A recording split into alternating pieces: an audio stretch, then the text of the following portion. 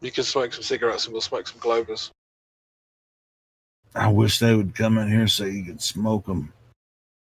It's like, you know what's weird is like when I hit start and I come back to my restream page, it's like there's always somebody on the Twitter. It's like I don't have immediately like one viewer on YouTube, but on Twitter there's always one person watching, but it's not me. Like somebody on Twitter likes it, but Is it me or is he roboting hard? I don't know. Overall, like after I end a video, I go back and look at the Twitter feed, and it's like 12 people watch the video. But on YouTube, it's usually like almost 1,000 for every video. It's anywhere between 700 to 1,000 people watch every 12-hour video. So we're doing pretty good.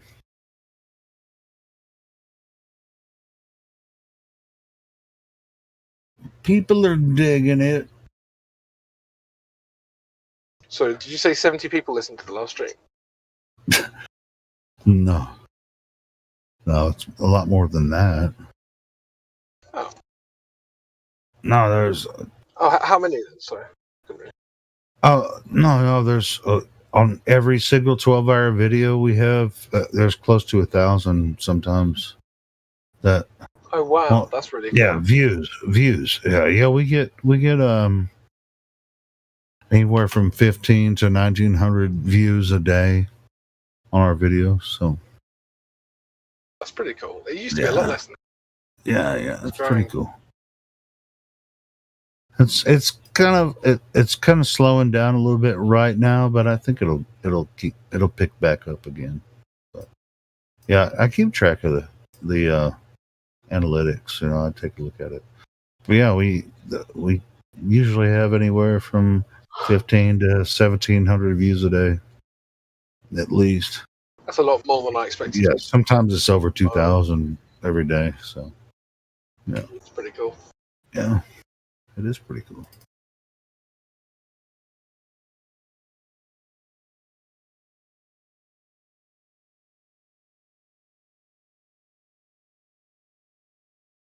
I'll send you a clip of my the analytics from the live stream.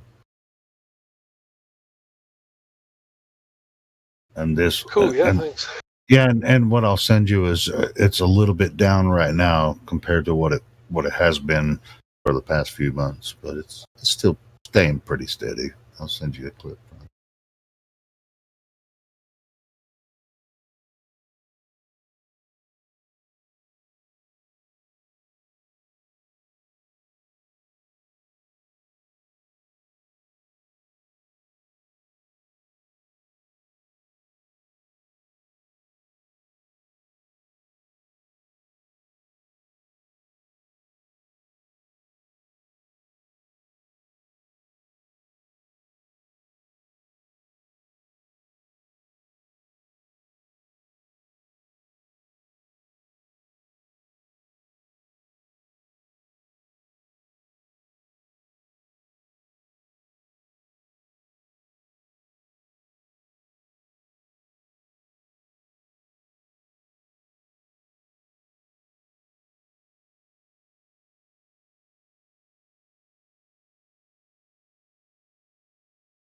Anyway, we're live again, 24/7 Flat Earth Discord.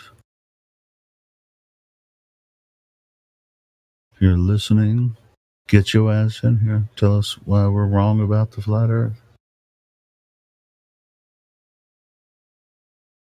Or right about the Flat Earth. If you're a Flat Earther, get your ass in here too. You found the right place.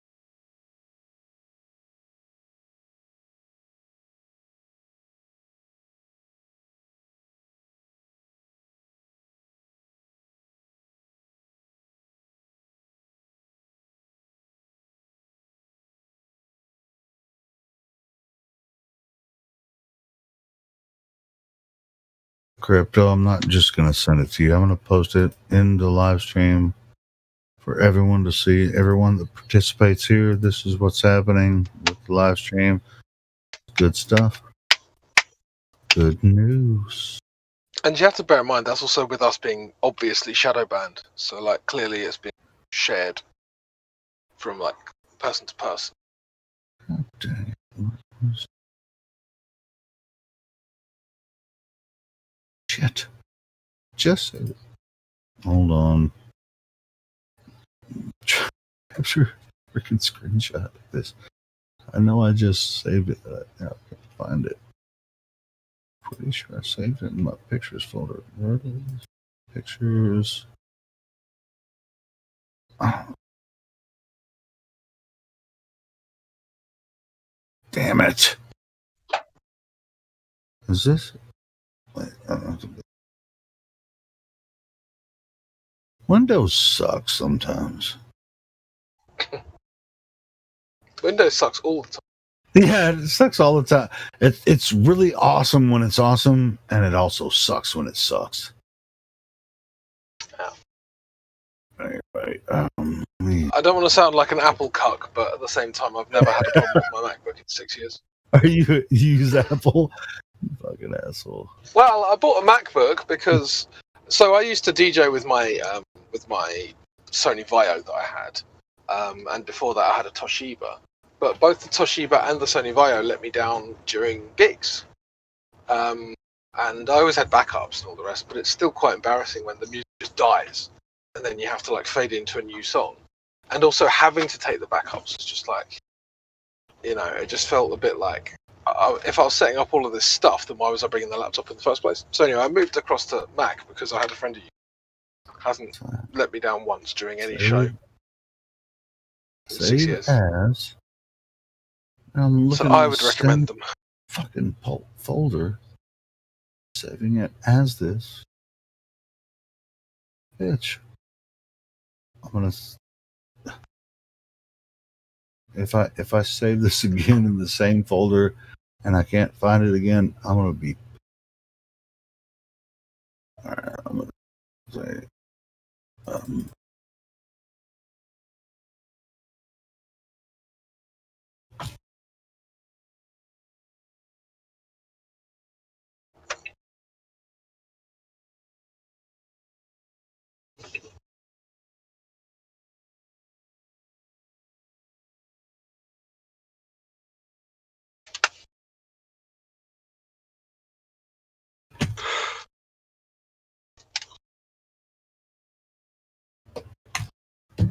Okay, I'm pissed. Yeah, I can tell. What's this fucking library shit? Fucking Windows 10 bullshit.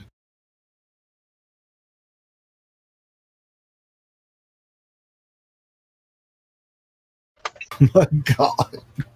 What is this bullshit? This PC. Alright, here it comes. Here it comes, niggas. Here it is. Look. This is what we do. This is what we do. It's us. It's us. Boom. Okay, me through. 28 days. I mean, we ain't the hottest shit on YouTube, but not too bad, right? I don't know, can you hear me? Wait, can you hear me? I can hear you. Did you see my post? I found it. No, I'm driving, but I'll check. Oh, yeah. Well, I mean, it's basically, it just says, in the past 28 days, we have 46,500 views on YouTube. 23 the last 30 days. Yeah, 28 days. Yeah. 46,000. That's pretty good, like. Yeah, over 46,000 views, 23,000 watch time hours, and 60 new subscribers. That goes up and down depending, but yeah.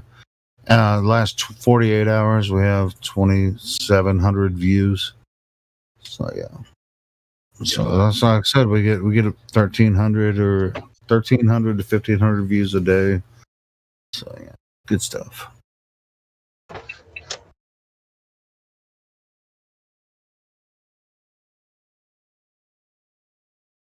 It's like people like, you flat earthers ain't doing shit. Well, no, look, I'm getting almost 50,000 views a month here. Or I mean, okay, we ain't doing shit. All right, cool. What are you doing?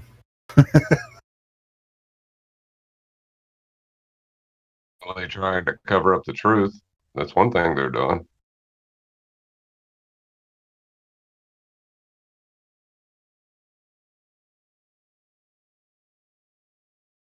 Well, they're actually trying to.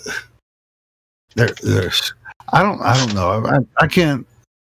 Someone that's like an active Globie that would come in here and just be like and try to obfuscate and just those people. I mean, this platform, it's rare for someone if they come in here with bad intentions. They don't really last long because we allow genuine people and everything. And genuine Globies are good. Like Matthew was on here earlier. Matthew Learns. I know a lot of people. Some people don't like him, but he's good. He's a valued member. It's like I want you to understand both sides of the argument, and then make your decision. And Matthew's done that, and I think a lot of other people. Yeah, a lot of other people have too. So the valued Globers here have done that. It was like, oh, I definitely understand what you're saying. I just disagree. It's fine. That's not what Matthew told me. He told me that it can't be. It can't be.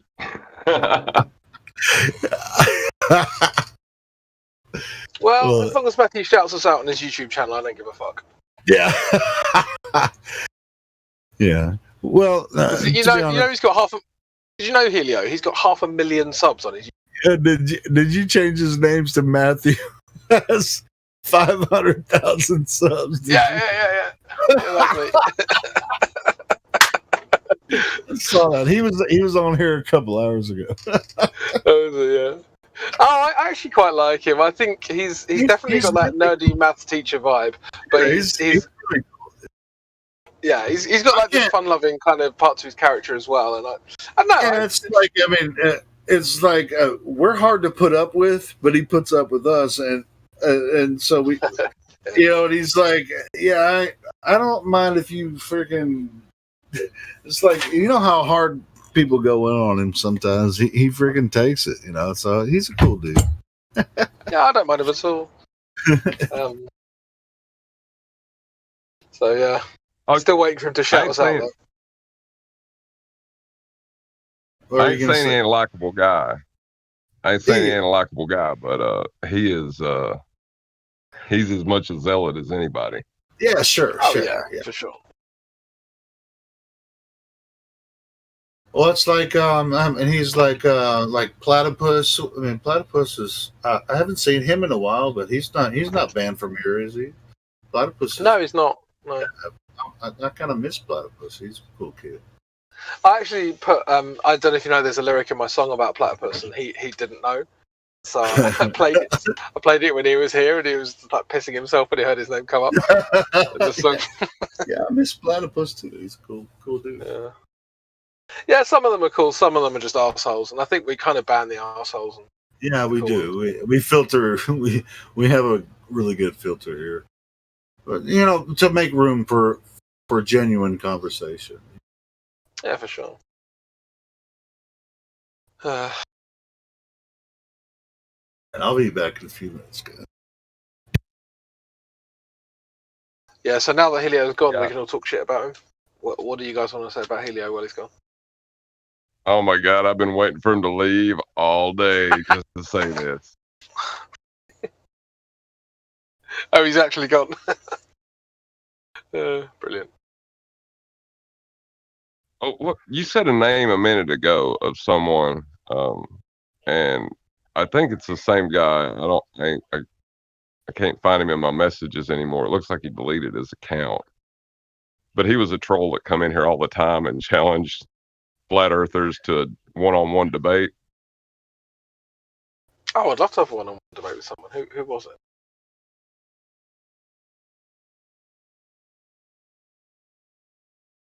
Oh, you're asking me who it was. So I don't know what you're. You said a name a minute ago, and it kind of clicked something in my head. But anyway, it doesn't matter. That guy, the one that so I took him up on the debate, right? I was like, fine, I'll debate you just to shut you up. I'll debate you. And I get in the room and he starts inviting like all sorts of friends. By the time it's over, there's like 5 people in there that he's brought. And they still couldn't, like, where do you go when you're making shit up? You know what I mean?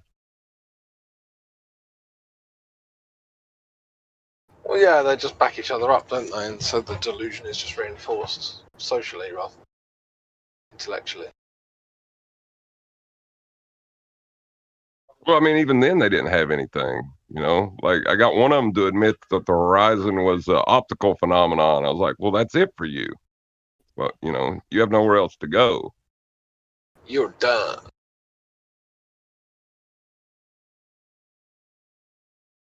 So, are you gonna give me a distance to the rainbow now and tell me how far away it is to the leprechaun's treasure? Yeah, literally. That's actually, yeah, that's a good way of putting it. I have mentioned rainbows before, like when people say about the optical phenomena. It's obvious. You say, well, where's the physical curve of the rainbow? And well, there isn't. But yeah, no. It's like because they've already decided that there's physical curve, that there must be physical curve, and anything you say it's just not gonna go in. I swear that dude whimpered when I said that. Like it was an unintentional whimper. He's like, huh? It's like a clown whimper. But I mean, that's what they're doing. It's like they're taking trig measurements to the rainbow so they can get the leprechaun's gold. Let's do this, boys. Literally.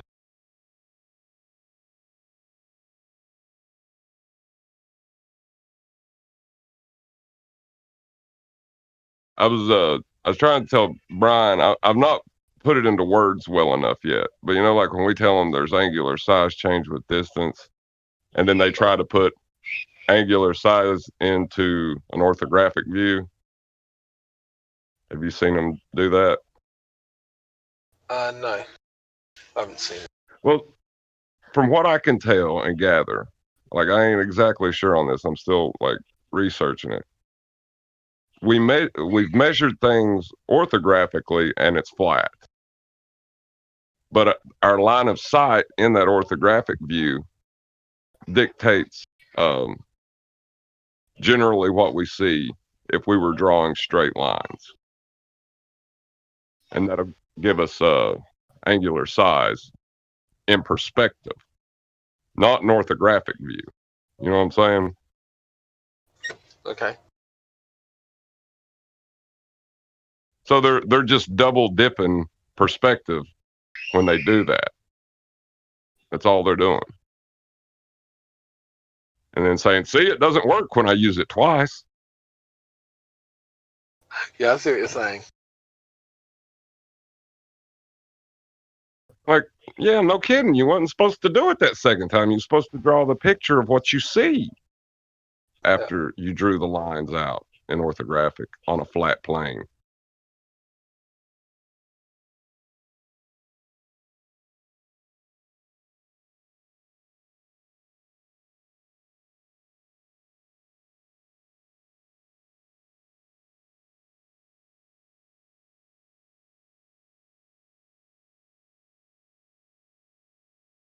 Did you watch that debate between Ranty and Brian? Ranty and Brian. What, Brian's Logic? Yeah, Brian's Logic and Ranty Flat Earth. It was on Cat's channel, I think, Conspiracy Cats. So Ranty is now supposedly a glober, right? Yeah, who measures the Earth flat? Go figure. No, I don't really care, to be honest, about Ranty. I don't think one of them affects me. Maybe other people have seen him. Well, I'll give him this. In that debate, he used every dirty tactic that you could do in a debate to keep from addressing any of Brian's points. It was a glorious example of politics.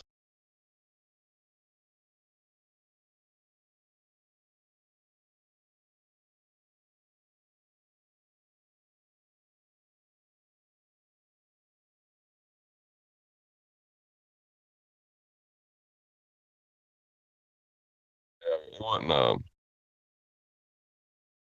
I don't guess you can have an honest debate with them. Or I wonder if they know that. If that's one of the reasons, like, it's like they're not even cognitively thinking about it when they go into fallacy mode. It's like they kind of know there's a problem. They just really don't want to address that problem. I think sometimes it's just easier to just feel comfortable than it is to actually have any kind of accuracy. And I wonder if that's sometimes what's going on. They're just, in their mind, they're just, oh, but wouldn't it be easier if the world elite aren't lying to me?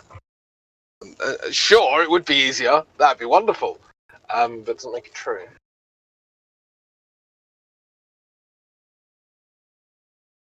It would be so easy if someone could just declare what is and it be that, Yeah. Well, that might be a horrible place to live, really.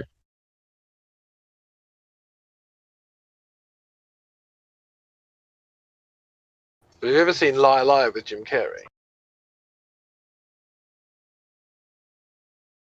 Yeah, I know what you're talking about. The pen is blue, or whatever. The elevator. Yeah, it goes up to, there's a woman in the elevator, and he's like, the first thing he says is nice tits or something. Gets a slap. I can't, to be honest, I haven't seen the film in years, but it just makes me think, like, I think the problem with honesty is not actually the people speaking honesty, it's that people can't hear honesty. They don't want to hear it.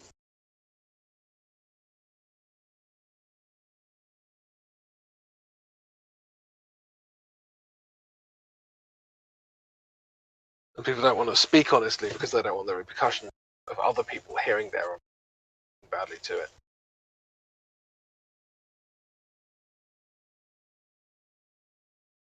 Yeah. Well, I seen this cool shirt. It said, in the empire of lies, the truth is a revolutionary act. Yeah.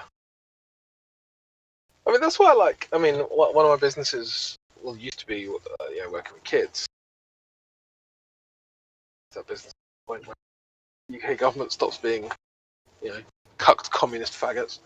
But one of the things I love about kids is how honest they are. Like, if you're, if they see someone who's fat or whatever, they'll just go up to them and they'll poke them in the belly and they go, "You're fat."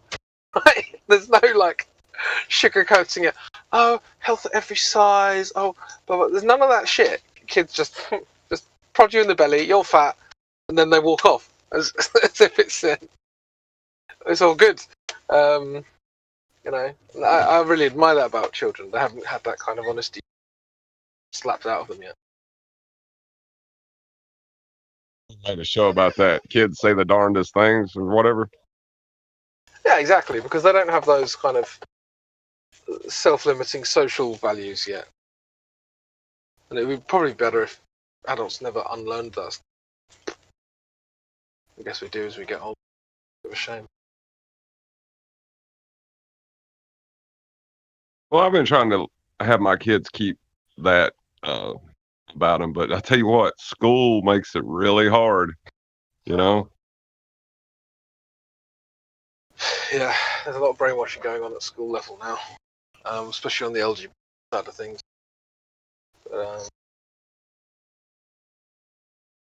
It seems to be way more prevalent in the West than in other countries as well. In this whole, let's just call it the diversity agenda, seems to be more important than actual facts and figures.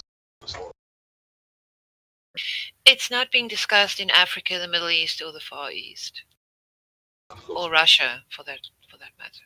No. Seems to be basically the Anglosphere and Europe.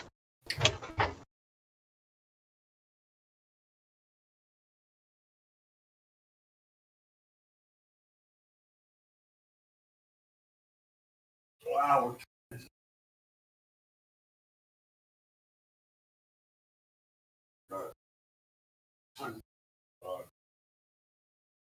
There's going to be a French Civil War very soon.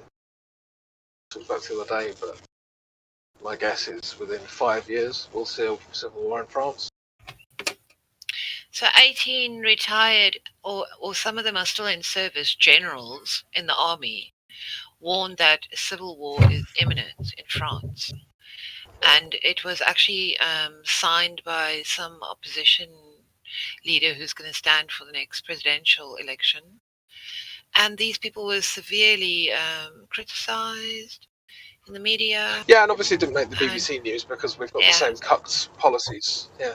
Because they are sounding the warning, saying that over 60% of people believe that there will be a civil war now, and that Macron has to do something. And so they are going to get probably court-martialed or something. Well, the thing is that there's nothing you can do about it because those demographics already exist within France. These groups that can't get along are there now. So unless you're going to either mass deport people or separate them, segregate them, or do something else along those lines, nothing you can do about it. So what that open letter underscored was that there are all these enclaves where the authorities just have no clout. They can't go in there. Not with ambulances, the police. There are no-go zones. Yeah, and they've got hundreds of trials, literally. Yeah, I mean, what are you going to do about it? Because anything that you could do about it that would be pragmatic and practical would be seen as, like racist or whatever. But so obviously, if you do nothing, then you'll just have fighting. So their police are always out with shields, helmets. They are tear gassing people. They bring out the water guns, the water trucks. I mean, they're being really brutal. I remember with the towards the end with the yellow vest, those police, wow, they brutalized people. I mean, Yeah, they you had people in wheelchairs. you should have seen it in the Netherlands, man. They went all in with water cannons and dogs and horses and crazy stuff. Yeah, the worst that we've seen in the UK is like people lashing out with their batons. But I think, yeah, and they've been chanting at the police, choose your side. So from how they stormed the police last weekend. Yeah, it's coming to a head in a lot of places, and I think France will be first. The UK won't be far behind, honestly. Maybe 10, 15 years, we'll have something like that here. Although I hope that if things get really bad in France, then it'll actually turn a few heads, and the rest of Europe won't go in the same direction. We'll see.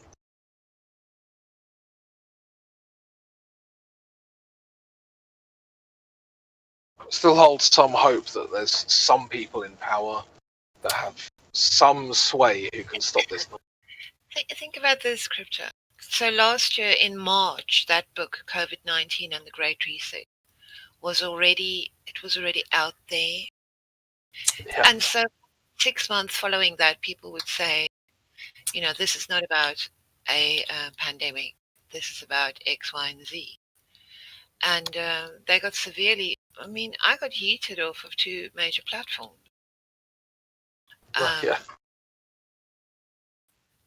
Conspiracy theories. So now, even now that it's obvious this was planned for a very long time, you still get people that are completely unconscious. They know nothing. Yeah. Even if you challenge them, will they even bother to play catch up? It's really, for me, it's dispiriting. I look at my colleagues that I used to get on with. There are just people that I've written off. I have seriously. I think if things are going to get worse. And by the way, April was the coldest month in 100 years in the UK. And I know for myself, my seedlings, I've had to move them here, move them there, bring some of them inside. There's been frost. This morning it was -4 degrees, not -4, but 4 degrees where I was. And so do you mean the coldest farmers, April in 100 years? yes. Oh, And farmers are saying I saw a shot of a farmer. He took a photograph last year yesterday and this year yesterday, and there's about a 8-inch difference in the growth of the field. He was planting the exact same crop. So okay. there's a huge problem with the crops. Welcome to chemtrails. People are just not. Well, it's due to the weather. Yeah, There was Exactly. That's the weather manipulation. Well, if somebody is trying to make everything worse by like degrees, they're definitely going to succeed. Inflation's already Only people with the certain seeds can grow in those conditions. So that's how that's going to be. I bought my seeds from the British Horticultural Society. I had more than a 85% yield because so seeds, some of them always fail. So I don't know. I had 0 seeds come up already, and I planted a whole bunch. So I got to figure out what's going on. Not only that, so this year I planted tobacco. And I forgot all about them. So these are for a friend of mine, and they're an American blend. I can't remember what they were called now. They are the tiniest little seeds you can imagine. They're so small. And as an afterthought, I thought when I found them, yeah, I'm going to just plant them. They came up so quickly. I'm going to plant some tobacco too. Probably not the same kind. I must check where I bought them, what exactly they are called. But when I labeled them, I just wrote unicorns because I thought it was funny. Yeah, but I've been taking my seeds in, bringing them outside, putting them in the sun, checking the temperatures all the time.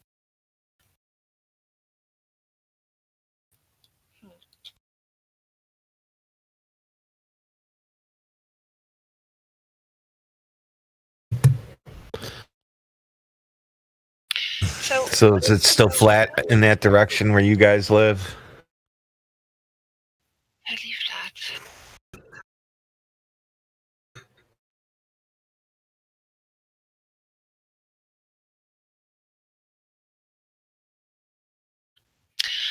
I've got one of these Garrett All-Terrain Pro metal detectors.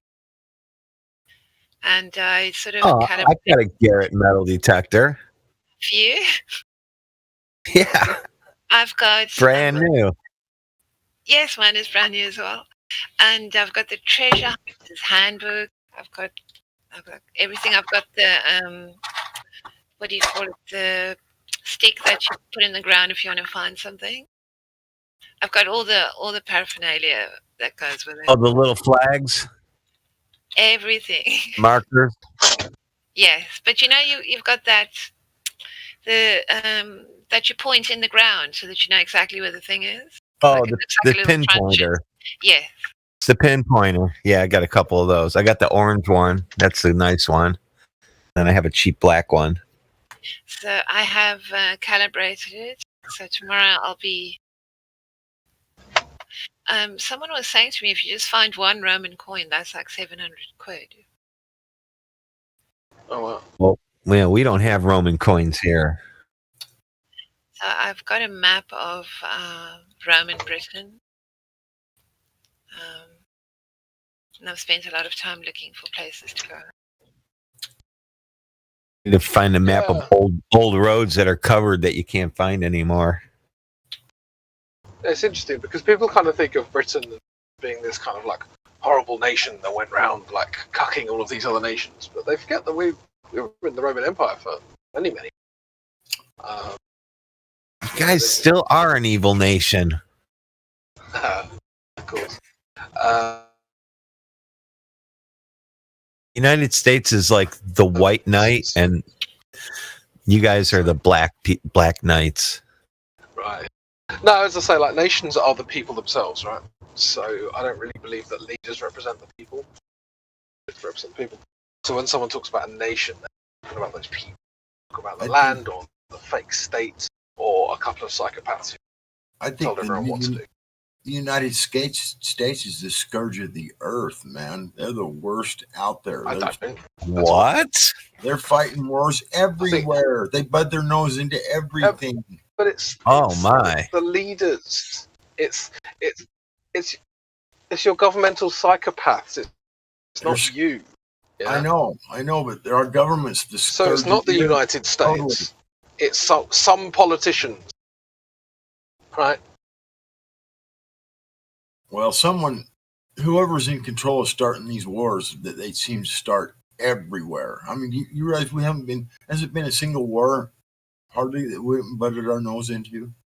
Maybe a few in Africa or whatever, but not many. We've got our nose in everything. It's ridiculous. Godrockin, this is the point I'm saying. Don't use we. You aren't involved. Yeah, you're right. I'm not involved. You're right. It's not you. You're right.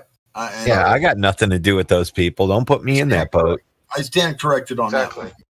I do stand corrected on that point. But whoever's running this country is, they got their mitts in every war out there. It seems like. Yeah, they're complete psychos. Those are different kinds of distractions. Those are distractions for the people who like conflict. I mean, we're like the biggest arms dealers in the world, I think. They sell them to everybody. And Those are probably just demos anyway. Look at your politicians. Look at their spouses. Look at their family members. They're all Same thing. employed. Yeah, they're all connected. They're all getting, they're making. They don't get regular jobs. If you're in a family like that, you stay getting those crazy jobs. That's how it goes. Yeah, of course. Theresa Yeah, of course. May's husband was a good case in point. He was on the board of a weapons manufacturer in Europe.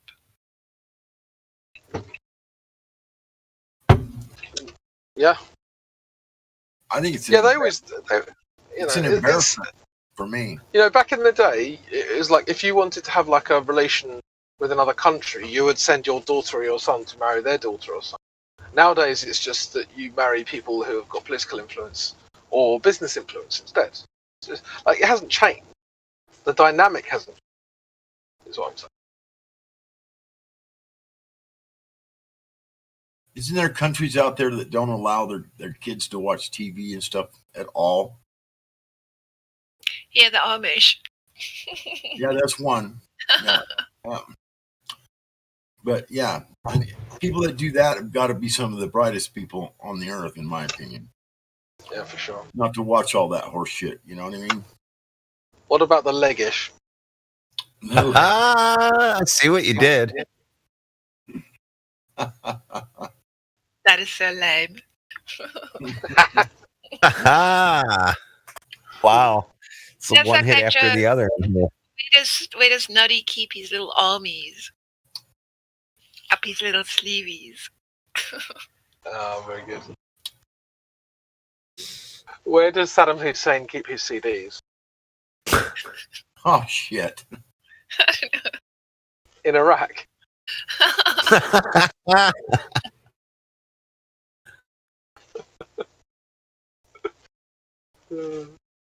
CDs were the worst thing and the worst invention. My good, they get scratched. They don't last worth shit. And that was a scam. Oh, it was just the first attempt at mass production of digital media. That's all. Yeah, we didn't really have the internet back then, so you had to do CDs. If you had that little machine that Japanese man invented, and that converts plastic back to its original, what it was originally, converts it back to oil. Well, how do they do that when they have to add things to it? Because plastic is just a derivative from oil, and you'd have to add a bunch of stuff back to it to get it back to oil. But the thing that he uses, that he invented, it's really compact. Like, you can pick it up and walk away with it. And I've actually seen some guy in Russia as well. So I don't know what kind of product he gets when he converts it back. But I've got so many CDs, and I was looking at them the other day thinking, I don't just want to chuck these. What can I do with them? Send them to me. Turn them back into a quart of oil? Like, that's going to be of great value. I won't get rid of my caddy, and it only takes CDs. It does have audio input, though, a different kind. But I can make it work.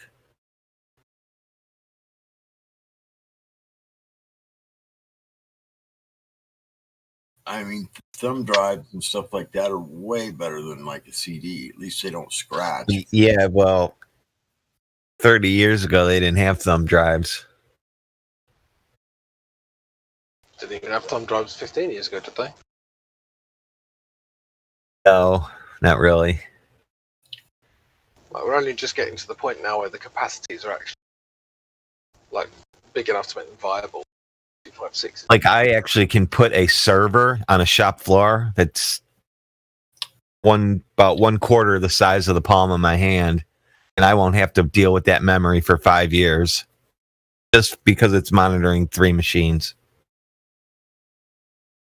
Yeah, that's pretty cool now. Like, technology has advanced to a stage. I think you can get 256 gig thumb drive for relatively cheap now. So, and eventually that'll be 512. That'll be a terabyte. That'll be 2.5, whatever. Technology. So that's kind of cool.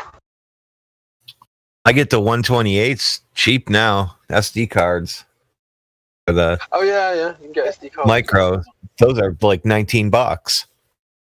Yeah, they're not quite that cheap here, but still pretty cheap. Well, they have $19 ones, I should say. I also buy the $30 ones, depending on what speed I want to use. The camera, I get the best ones. Then hard drives, or to use them in my servers, I just plug them in the USB port, and they're whatever. I don't care about the speed. It's only holding files.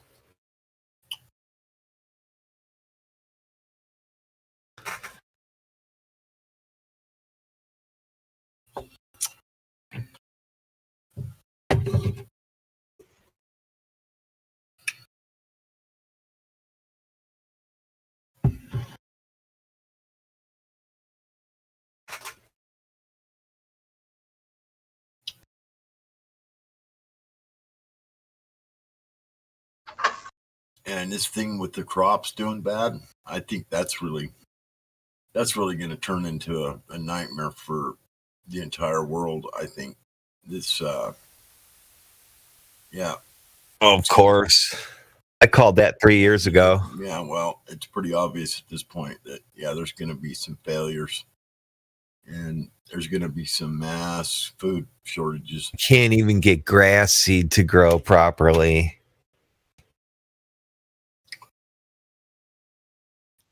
That's going to cause hyperinflation. Did somebody say famine?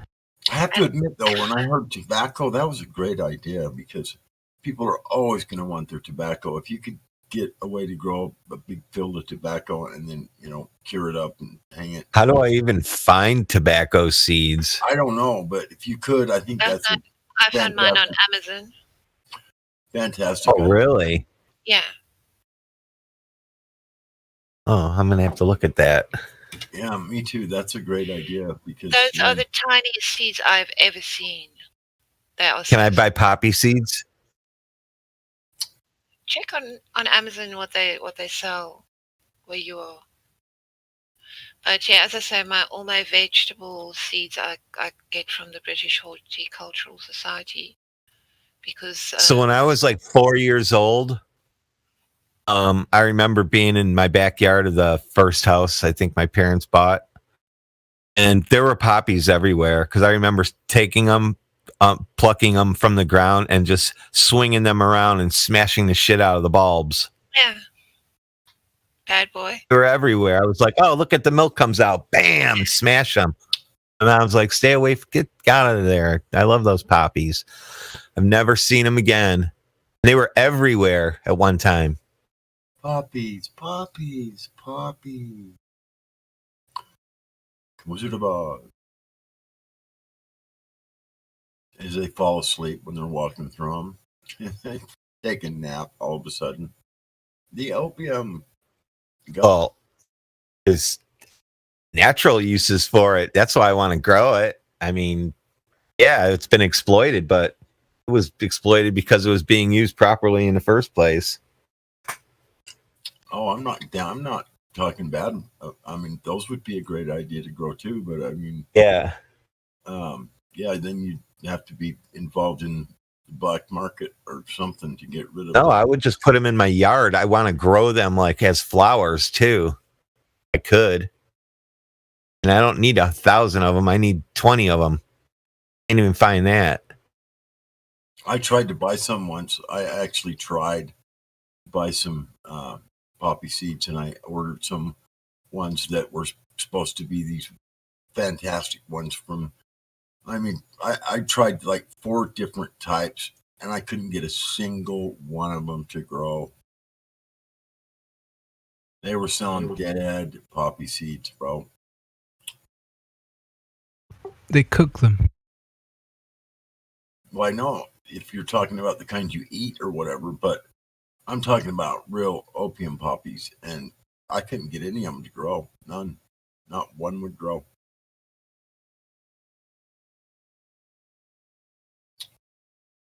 Planted hundreds of them. Not a single friggin' flower came up. I can't even get wildflowers. You know, you can get packets of wildflowers and just throw them and flowers will pop up. They literally will. And now it's year 3 and packet after packet being thrown in the wood line, like where the grass meets the trees right along the edge of our property. I haven't seen one yet. Looks like they're coming up this year, though. We'll see if they actually turn into flowers. Huh. Yeah. Wildflowers, the easiest thing to grow. They throw them on the side of highways to keep the weeds down. Yeah, I've seen them. And I've actually seen my mother grow some wildflowers. Yeah, and she had some success in the yard, but they weren't the prettiest things by any means. They were little tiny flowers. They almost yeah, but the thing is that just continuously always change. Like the group of these flowers are there, then all of a sudden these flowers are there. They only last a couple of weeks, but that's the thing about wildflowers. Oh, they were pretty much, they reminded me of just weeds pretty much. I mean, they had flowers on them, but it wasn't they weren't beautiful or by any means. No, they're not. It's just good ground cover to keep some shit from growing. So like from the wood line to the grass, there's probably 5 feet into the woods of cleared out that's not grass. You know, that turns from grass into the woods is all flower line just to have it, you know, the separation. So we're not running into the trees with the mower.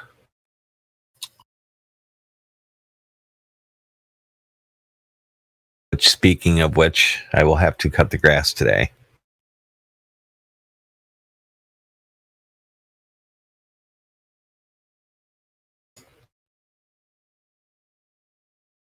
My sister lives with my parents. They're like in their like mid 80s, and obviously they can't do that anymore. So last summer I found my sister a really like a brand new tractor mower to ride, and yeah, it's really helped out her.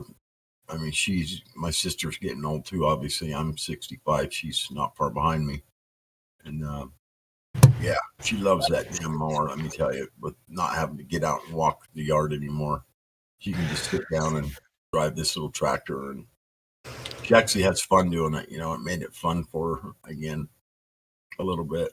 So Sure.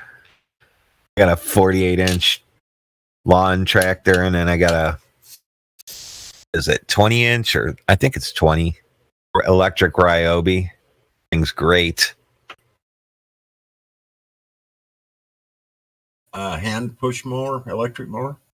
Yeah, rechargeable. Oh, rechargeable. Oh, that's nice. Yeah, it's a Ryobi. So I just stick with all the Ryobi products because for some reason, like 10 years ago, I bought Ryobi and I always had good luck with it. So I just stuck with them. I mean, I have other stuff like Milwaukee and DeWalt, but when it comes to like all the batteries being the same, I just have Ryobi products. I have like plug-in Milwaukee and DeWalt stuff. Yeah, Milwaukee makes the best drills out there. They have the best Sawzall too. Yep, they do. Oh, they're the inventors of it. I've had the same one for 20 some years. Still works great. Yep. I got the best one they make completely with the articulating head, so you can go 90 degrees. Yeah. Everything. It was left at my house. Okay, so here. I pay this crew. I give them like 10 grand in cash to start on, go buy, get the materials ordered and some shit for the addition I put on my house. And he goes and buys this brand new Sawzall. I forget how much he paid for it. It was something like $450, somewhere in that range. And after all was said and done, and a month goes by, we find the Sawzall just sitting in a closet. They were now getting ready to drywall. They had a door on it. It was closed the whole time. Open it up, and there it is. He never even knew he was missing it. So, whatever. I asked him to come back to work on something, and he didn't want to. So, I guess I kept it.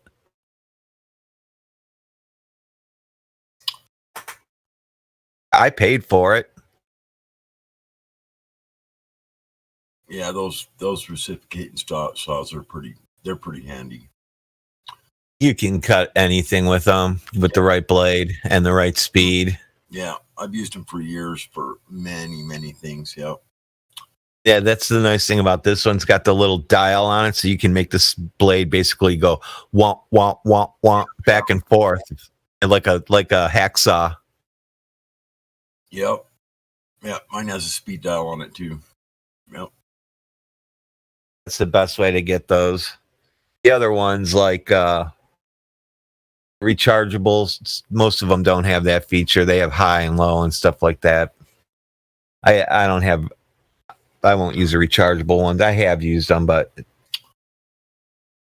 I just burn the battery out too quick when I'm trying to cut wood with them. It's just easier to use the electric. I mean, they come with 15-foot cords.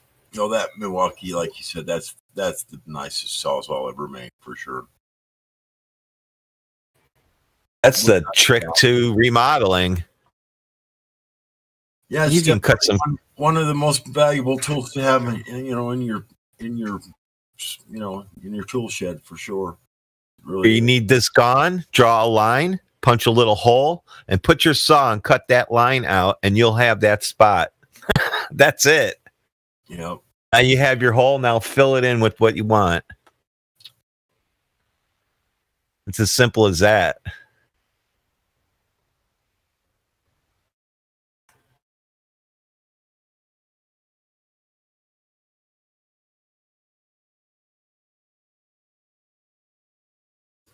A really nice wet saw is nice to have too for tile. I got a like MK1. I got a Harbor Freight plastic one. It still works great. I've done like 5 tile jobs, like big jobs, like kitchen floors, stuff like that. Wow. And still cuts. I've got an MK1. That thing's awesome. It's huge and it's heavy. You have to have tile saws if you're going to do stuff yourself. You never know when you need to cut tile. Yep. I mean, I wouldn't do anything really, really crazy. When I did my bathroom floor and I had marble and stuff, I went and rented a wet saw for that because I needed to make sure that my cuts were exactly on. I didn't want to waste anything. But when I'm just cutting regular ceramic Home Depot tile, the 99-cent tile, Yeah, I use my $39 wet saw. I don't like that cheap ceramic stuff. You need it someplace, especially if somebody wants to sell their house and they want to flip it really fast. I'll help them out and go do their floor for them. Yeah, I guess One of the kids or something.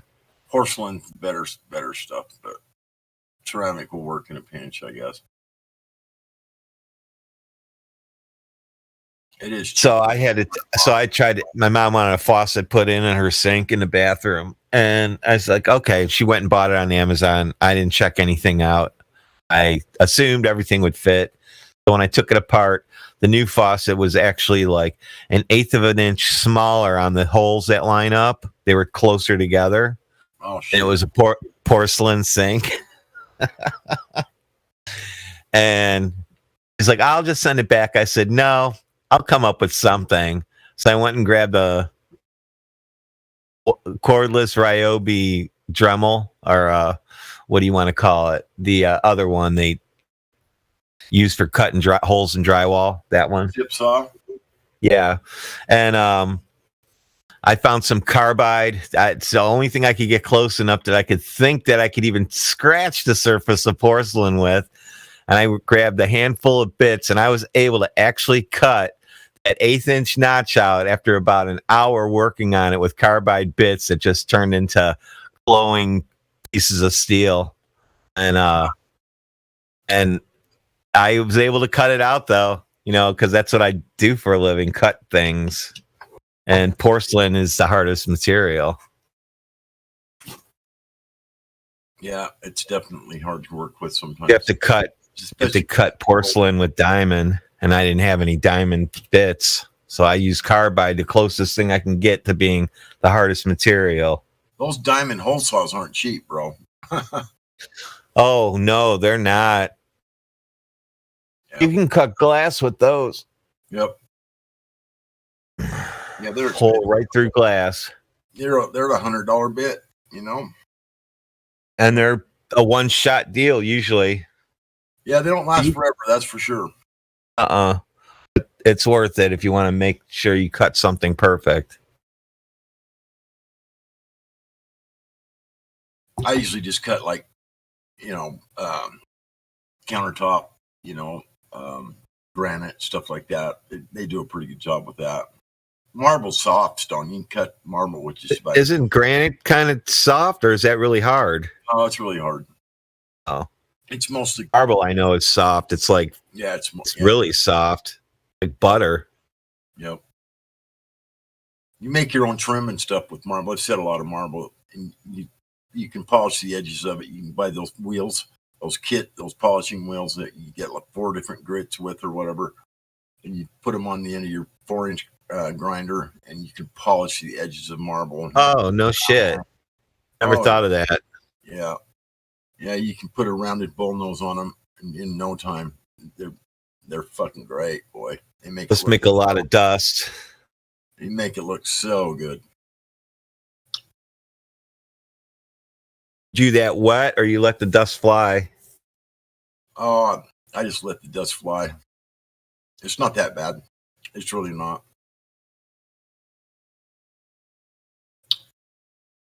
But no, you don't do that wet. I've never done it wet. Those wheels just go on the end of your grinder. They're like a sponge.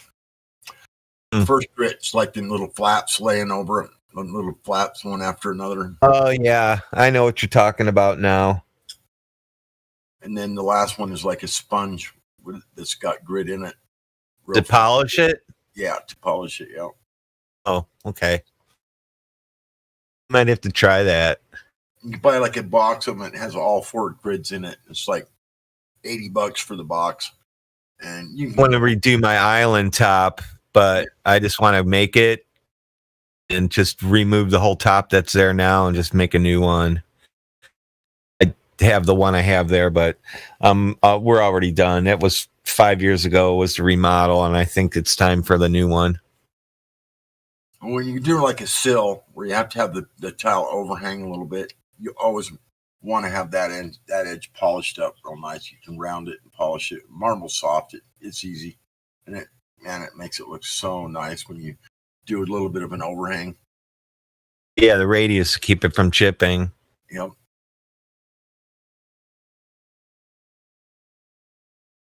It is our word again. Yep.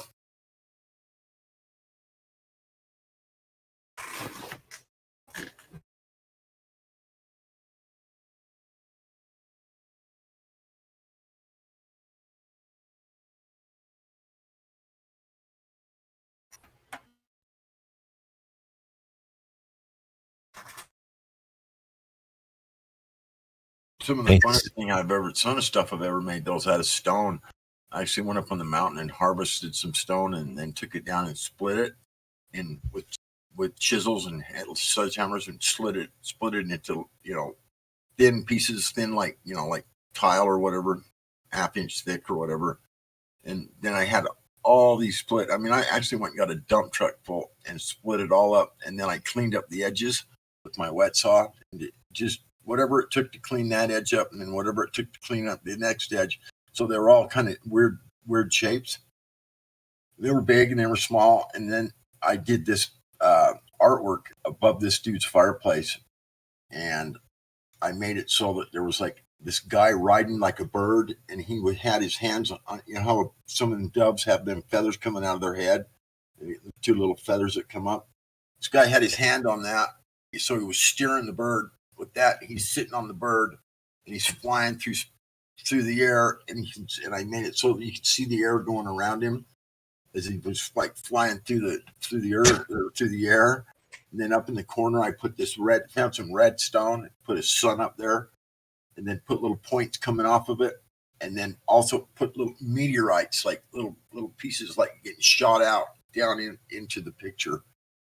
And then I added some clouds, and I Did you get a picture of it?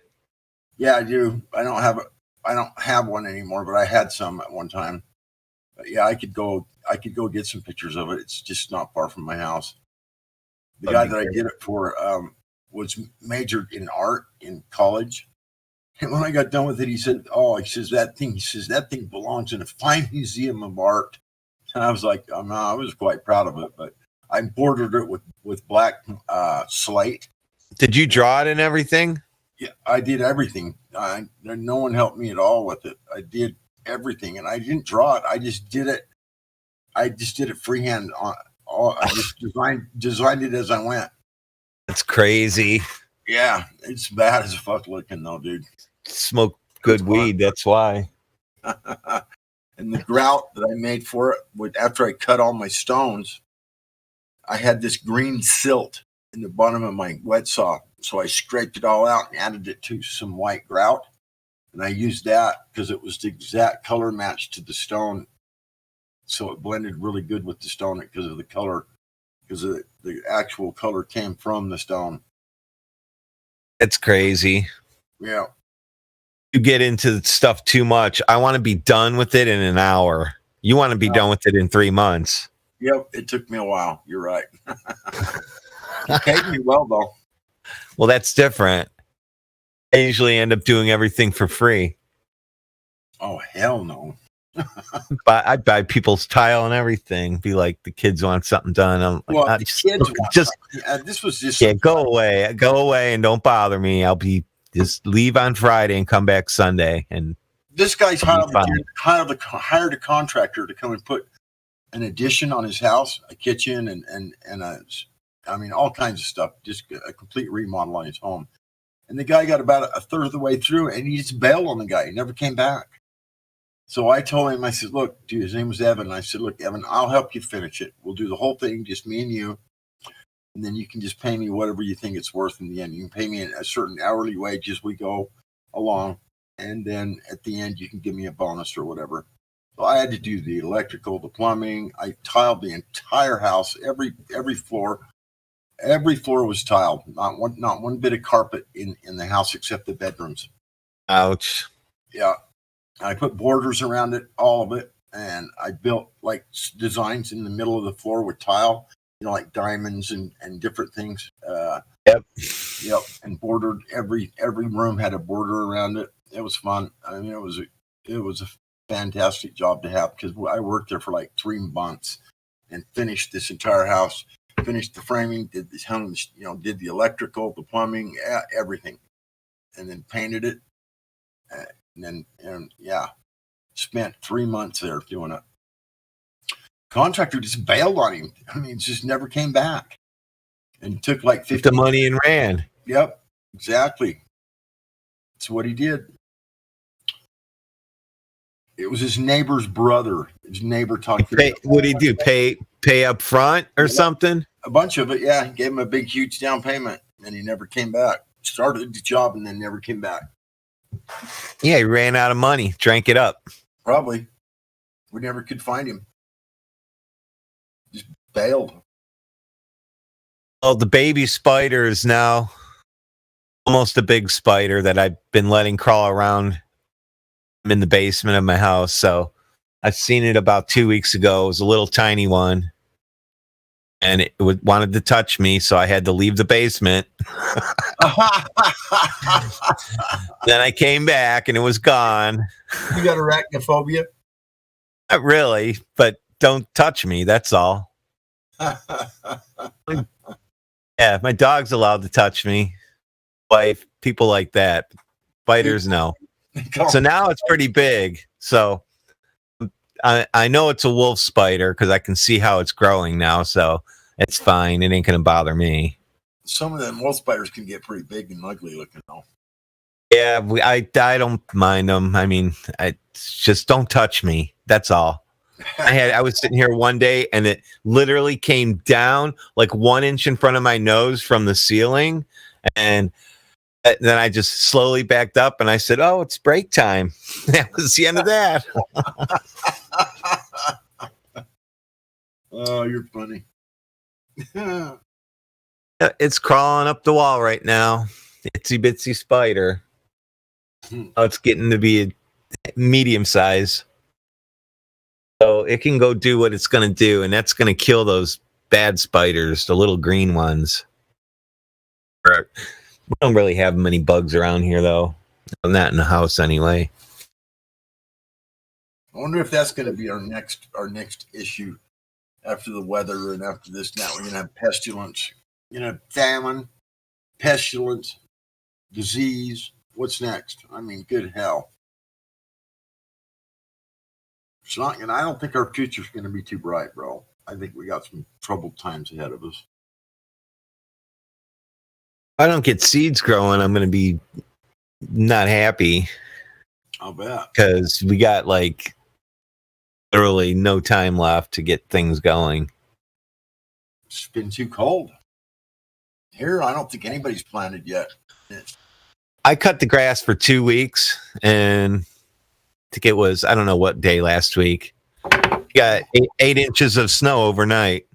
We got mountains here, right, that I live very close to. They're just 3 miles east of my house, and they're 9,000 foot tall at the top. Not the highest mountains in the world, but it's 4,200 feet elevation here in the valley.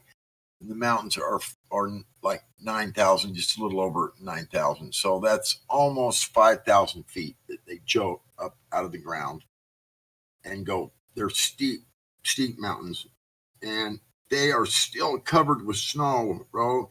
They have never been covered with snow this time of year. Ever since I can remember growing up, it's never been like this. I mean, it's weird to see these mountains this covered with snow. It is just, it's amazing, bro. It blows my mind. I'm going to post a picture and show you.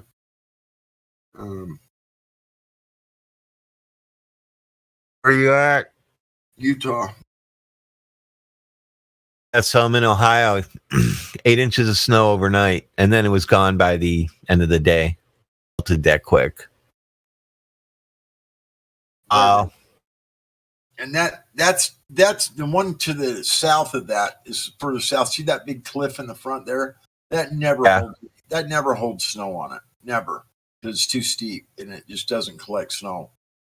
But the mountain to the south, there's a canyon just off to the right that you can't see that goes up into the valley above.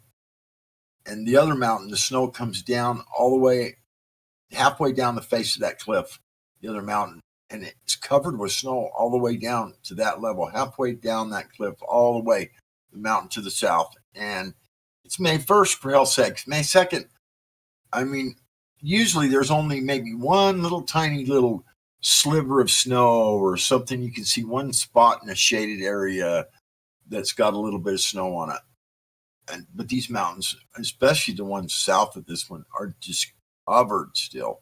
And on the backside, where all the ski resorts are and stuff, there's massive snow over there right now. It's like way out of the norm. Those mountains never have snow on them this time of year. I've lived here my whole life, and I have never seen this. Not May 1st. Oh, so how many wives do you have? 16 at the moment. Why? I was just wondering. I noticed that you've got a gigantic farm there with all those cars and propane tanks and that barn. I figure you got a bunch of wives and probably a whole shitload of kids. No. Don't do the wife thing, but thanks anyway. It is illegal in Utah, polygamy, by the way. The Mormons took it out of the only ones that do it are the fundamentalist groups that broke off from the LDS Church, formed their own little communes.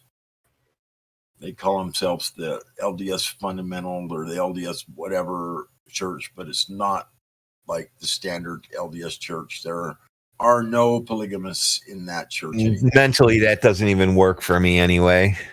Yeah. But anyway, yeah, so that's sort of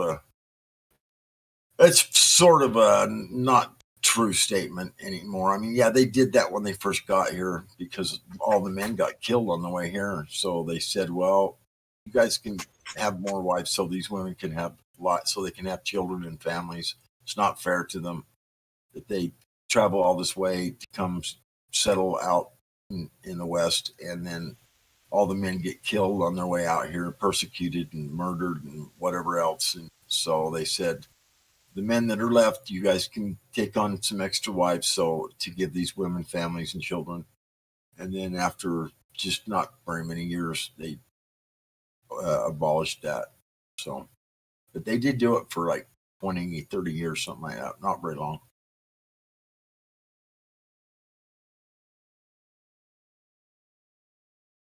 But there are still some groups like that weird Jeffries dude. So you walk outside, you're 4,200 feet above sea level? Yep. And that's an additional 5,000 feet there? Yep. Yep, that highest peak is just a little over 9,000 feet. Oh, so it gets high going that way in the United States. Yep. That's I'm on top of a mountain here, and I'm at 738. And these are steep mountains. You can't hardly climb the, wait. You got to pick your way up through this area. If you're going to try to climb this mountain, there's very few places you can do that to get up. I was wrong. I'm at 1,200 feet because Lake Erie is at like 700 feet above sea level. Isn't it? I think so. Yeah, I'm at 4,200.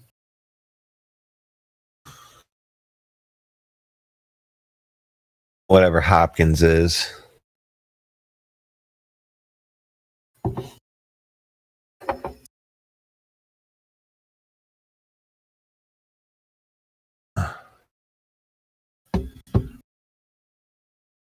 Yeah, as a matter of fact, it snowed here in the valley a little bit, like a week and a half ago. I mean, it was slurry. It's just snow and rain mixed. But I mean, it was still. It's been cold, man. I mean, yesterday was the warmest day of the year so far. I think it got up to, I can't remember what they said, almost 80, but that was only for a brief time. But it's still like really cold at night and shit. I just can't. I don't think anybody's planted anything here unless you got a nursery, like a big greenhouse or whatever. Those places are doing nice, doing good, but they're, like stay warm enough. But yeah, it's been too cold to plant, man.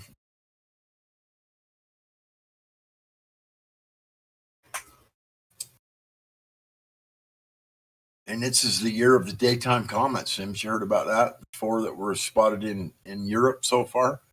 4 daytime comets. No. Yeah, Nope. 4 in Europe and 2 off the coast of Florida. And then you go back in history, and in 1812, I think it was, there was daytime comets spotted there. And that was the year. How am I going to see these things? That was the year without a summer. You just got to catch them. They've got video of them, at least a couple of them. I seen the ones off the coast of Florida. I've seen them posted online. You could see them in the sky. They looked just like a smoke ball, or whatever. Like you could tell it was a comet or something flying through the air because it had a big white smoke trail behind it. And there was like 2 of them right side by side at the same time off the coast of Florida. It was probably like 2 months ago.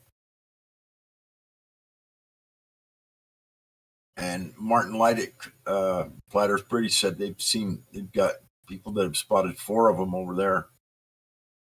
And the last time that those have been seen in the sky, that was the year without a summer. Okay, so you've seen that sun and moon tracker I made, right? No. Oh, anyway, it shows a sine wave that is generated over thousands of years of sun elevation changes every 30 years. It's like lower all the time, and then for like 30 years it's higher all the time. It changes. So where are we at now? The lower part, so it's colder. So we're at the lower solar minimum type deal. Is that what you're talking about? So this is just all normal shit. I know, but it's a solar minimum. Is that what you're saying? Yeah, I don't have it pulled up because I have my Flat Earth server plugged in right now. I'm waiting for my second Raspberry Pi to get here, and oh, that sounds good. Raspberry Pi. But I have one of those upstairs, as a matter of fact, a 4-inch one, mini ones. Place makes tiny ones. Huh. And it's raspberries come on kind of early, don't they? I mean, they do around here. I think they're one of they come in on the early part of the summer. I don't know how they're doing. The only thing that I have really hardy growing right now is it's about an 8-inch stalk vine, and it's poison ivy, and it goes. I was actually able to kill the big root that was in the ground right next to the grass in my yard, and I didn't know when we moved here. I'm like cutting all this shit out of there, and it was just a vine because it didn't even have leaves. It was like a piece of wood growing through the woods, through the treetops, and you can still see it in there. I could probably get pictures of it since the leaves are just coming back now. It's a dead piece of vine. Is that what you're saying? It wasn't dead. I just thought it was because it was so hard and old looking. So I started cutting it with the chainsaw. This is like 5 years ago, and everybody was out there helping me, and we're getting rid of this shit. And here, couple days later, we're all itching. That's when we figured out we were cutting through poison ivy the whole time. And sure enough, you follow it all the way along, and then you see where it starts branching out back into the ground and up trees and everywhere else. And this thing must have been there for a couple of 100 years. It was 8 inches thick. I still have it. I burned last of it last week, but I should still have a big piece of it somewhere. Wow, that's amazing, dude. To find a big vine of ivy that big, holy fuck! That big, poison ivy, and it was like tree bark. That's how old it was. So just handling the bark and stuff, you still got. You still bark has these like hair on them. So you got the allergic reaction from that, not even having to touch Got it from using a chainsaw and cutting through the live wood. Wow. And it was just flying all over the place. Because two of the kids had it in weird spots, if you know what I mean.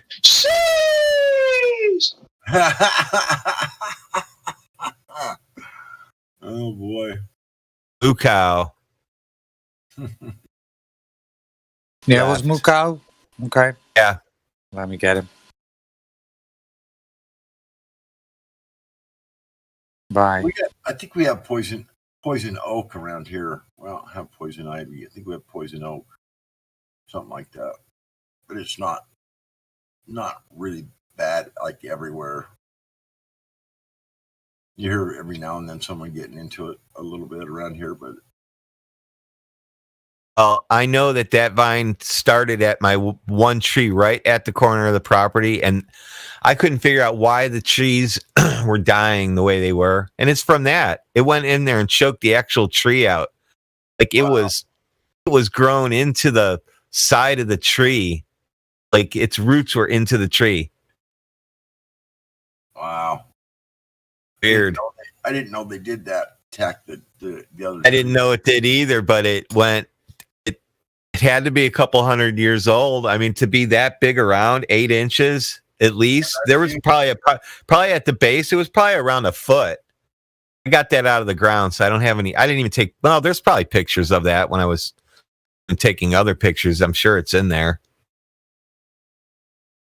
This nobody ever couldn't really ever see it until we started cutting shit out, and then I'm like, that's a vine. That's a vine going through there. What is that vine? And never put 2 and 2 together because there was nothing on it, but it was just a big, gigantic wooden vine. Yeah, probably would have put some foliage out off of it later on or whatever. Well, I found it. It's still growing in there. It's definitely a fun time going into the woods.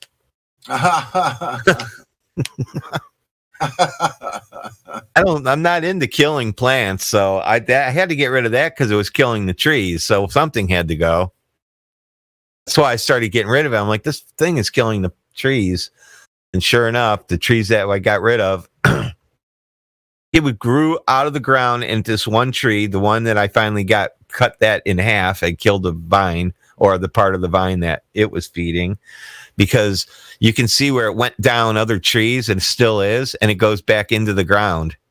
So it already rerooted itself.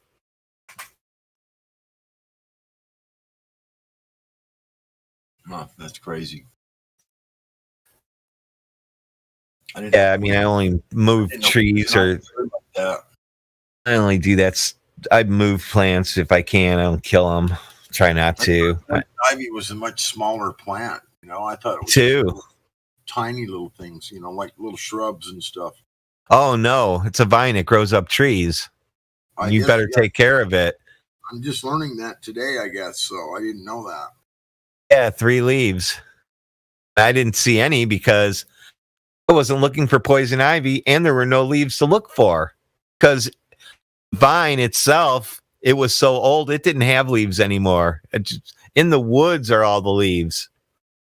Other side of it, which I didn't. It goes probably 500 feet down the wood line still. I know it's alive. I just got rid of what it never even have bothered me if it wasn't killing trees. Like I tried to cut a tree down and the tree didn't fall and the vine was holding it up, and I said, huh. That's how I found it, because it was all covered in leaves at the time I was cutting this tree down. I never saw it.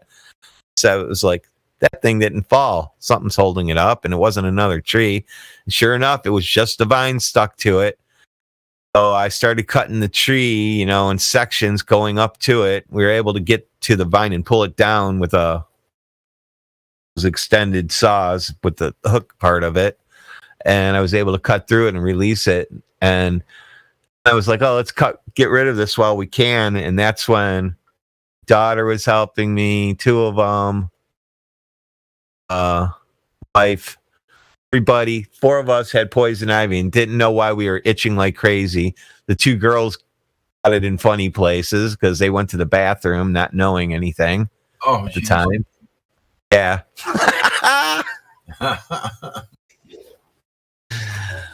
Bummer. One ran to the doctor thinking they're both nurses, so they're freaking out because they don't see that kind of stuff anymore. We do. We see it all the time. Like, I don't know, last year, again, somebody had poison ivy. I said, you were in the woods. Well, I thought you got rid of it. I said, I got rid of this just that one section. You guys are brave. I know what to look for. Yeah, I'm sure if it's natural growing in the forest right there, it's probably in many places. Yeah, you'd have to look for it. If you go in and start milling around in the bushes, yeah, you better be paying attention.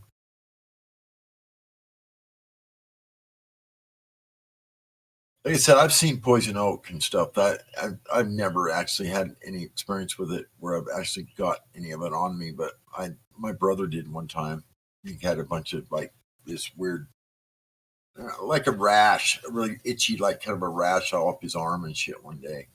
It lasted for like weeks. Wouldn't go away.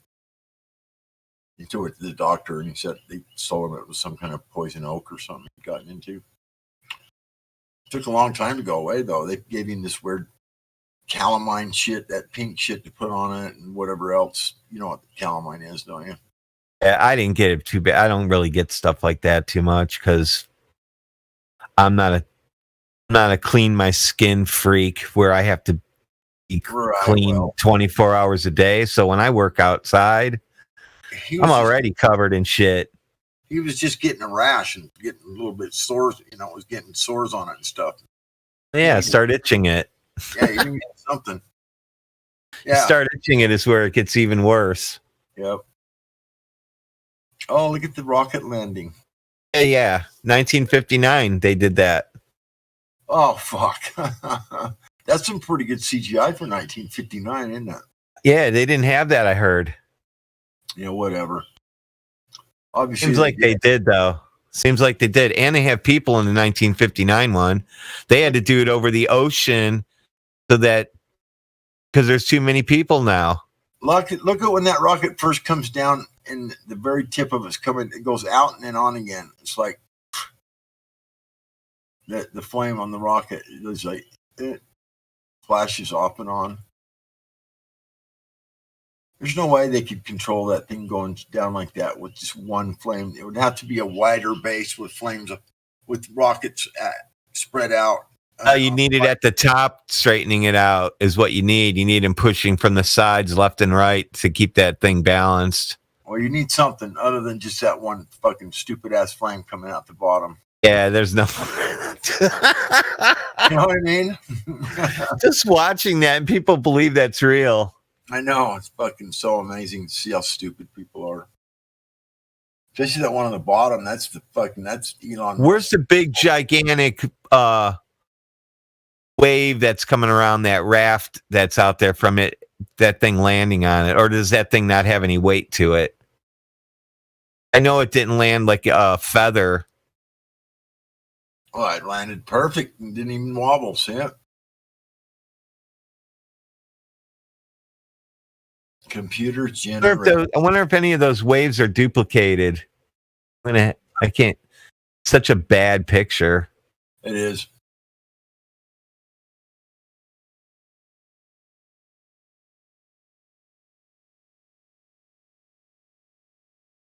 So if I do waves like that in Unity, I would not get any duplicated waves. So most likely not.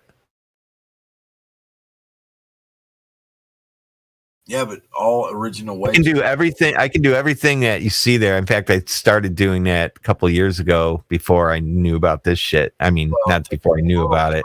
Photoshop all original waves in the picture. That costs extra money, and they can't. The money they got to save for their pocket. Well, Unity luckily has water built in. That's a C# programming language for video games. It's the engine that a lot of video games run. They have Unity. Oh God, what's the other one? Big gigantic one. Steam runs on it.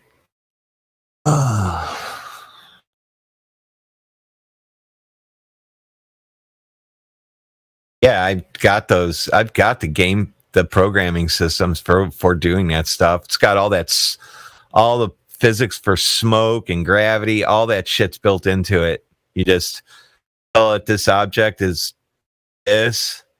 Balls will roll, they'll collide into each other and bounce off like pool balls. Simple to do in Unity. You just create them, put a little angle on the table, and the things will roll. Like it's good. It's a good way to demo physics. Definitely. That's why it works for video games like PUBG and stuff like that, because bullets have physics in the games.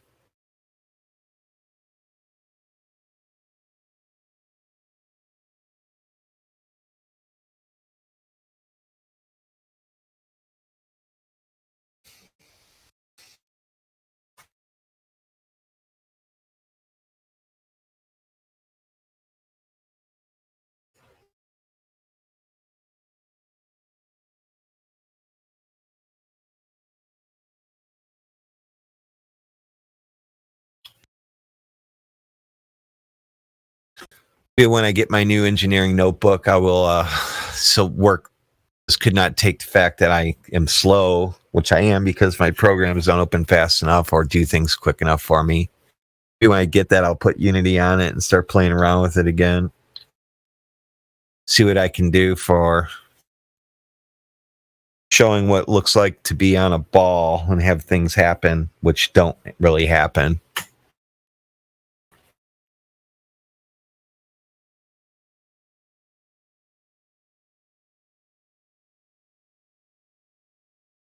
Or show simply how I landed a rocket in my backyard.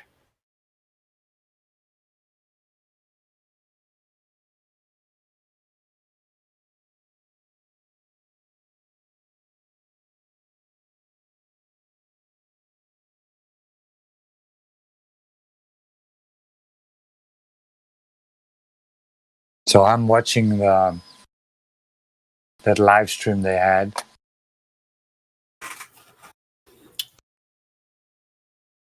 Just something that catches my eye. I'm watching when it goes down with the 4 parachute, and at 7 minutes, where am I? I don't know.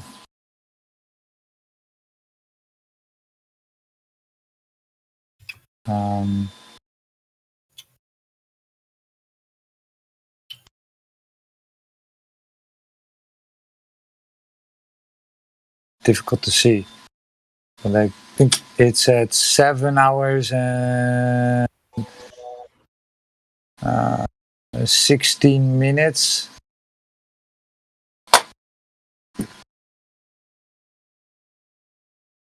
It is. Why can't I share it? It's some weird glitch.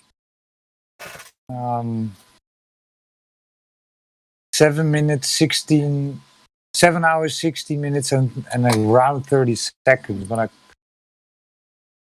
can't share it. Stupid thing. One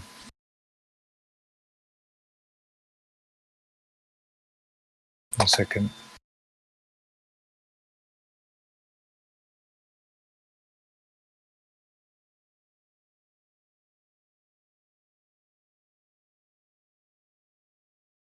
It looks so fake, man, this shit.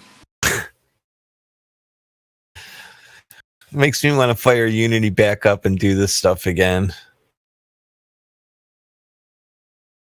I'm so busy with work shit though, but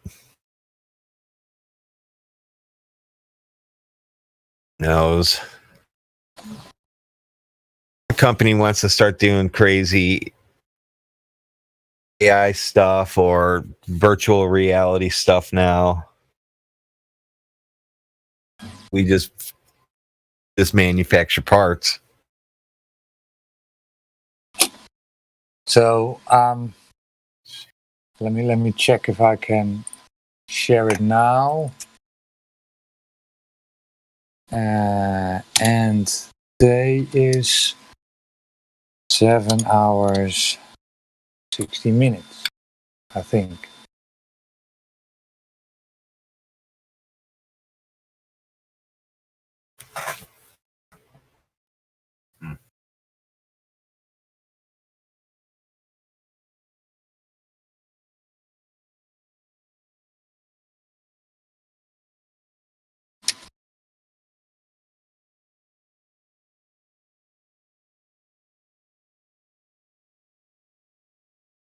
I'm trying to timestamp it, but YouTube isn't having it.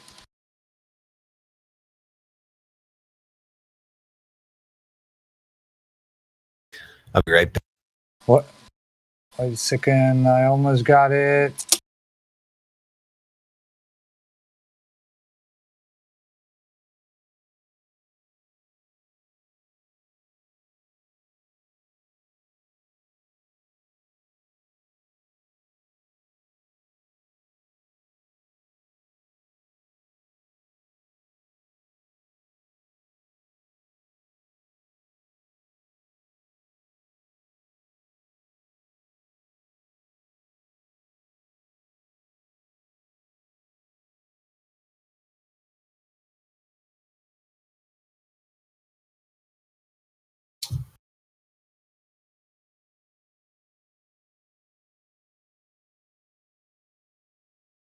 Oh my God. It just got done raining here. Wow. It just got done raining. I can't believe it.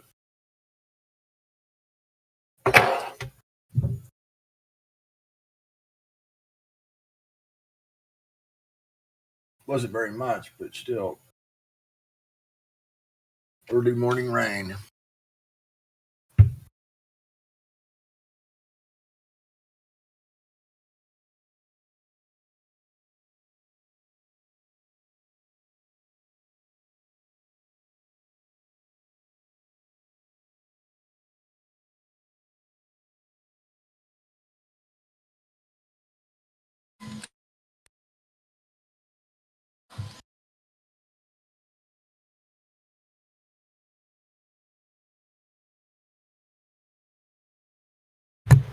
Get it? No, yeah, YouTube is Oh, that guy's slicing his really. brain. That is so fucked up. Oh my God. Oh, you just looked at text chat. Yeah, that's so messed up, dude. I'm just scrolled up and found that. The guy's slicing his head. Holy shit.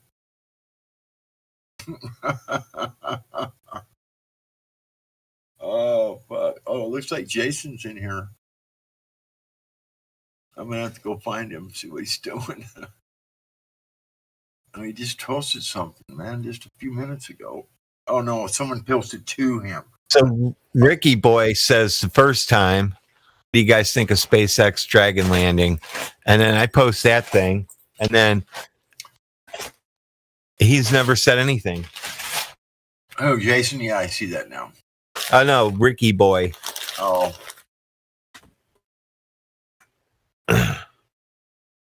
SpaceX. Happy now? I mean, that's nothing but fucking total bullshit. We all know they can't do that shit. You're going to send a cylindrical rocket down like that with one little tiny flame coming out of it. Slow it. It's not even increasing or decreasing the flame. I mean, you would think just before it hit on its way down, it would have to like set off a big, huge, and slow it down. You know, it's just this little tiny, looks like a candle. Don't give him any ideas. It's like a little hand torch that these people smoke crack with in their hand. That's what it looks like. It's a propane flame. Yeah, there you go. Crack torch. That's what it looks like to me. Fuck.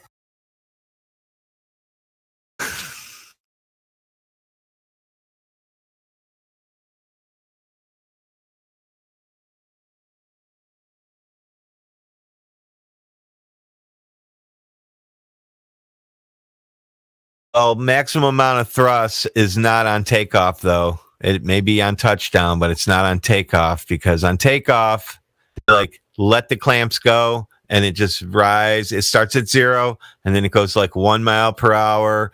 Then it goes to like 10 miles per hour. And at about 15 feet high, it's like 20 miles per hour. Goes up real slow, kind of like, almost looks like a balloon to me when they launch rockets. They are. They're filled with helium, dude. I believe that. I know. I'm just drawing the picture for the people listening. Right. Yeah, you watch them when they first fire the rocket engine up on like the shuttle and that, and you watch it bobble. It just bobbles up and down. It's like a balloon.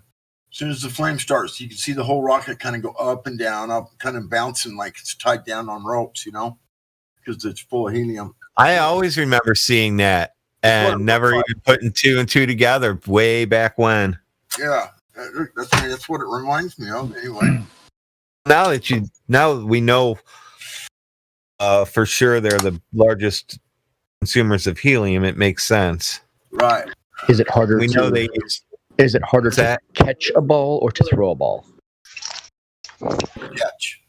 Catch, right. So when you're stopping something that already has momentum, you're expending more energy.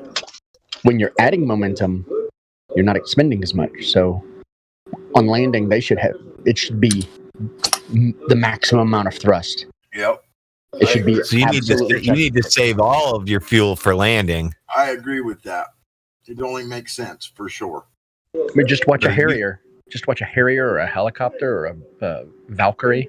And look how they land. When they're landing, their thrust is at full as they're coming down. Yep.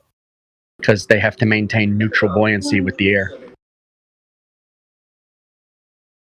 And those got some pretty big engines kicking out some serious fucking thrust on them. They look even bigger than Elon Musk's fucking rocket does, almost, or at least as big. Flame, Meme said buoyancy.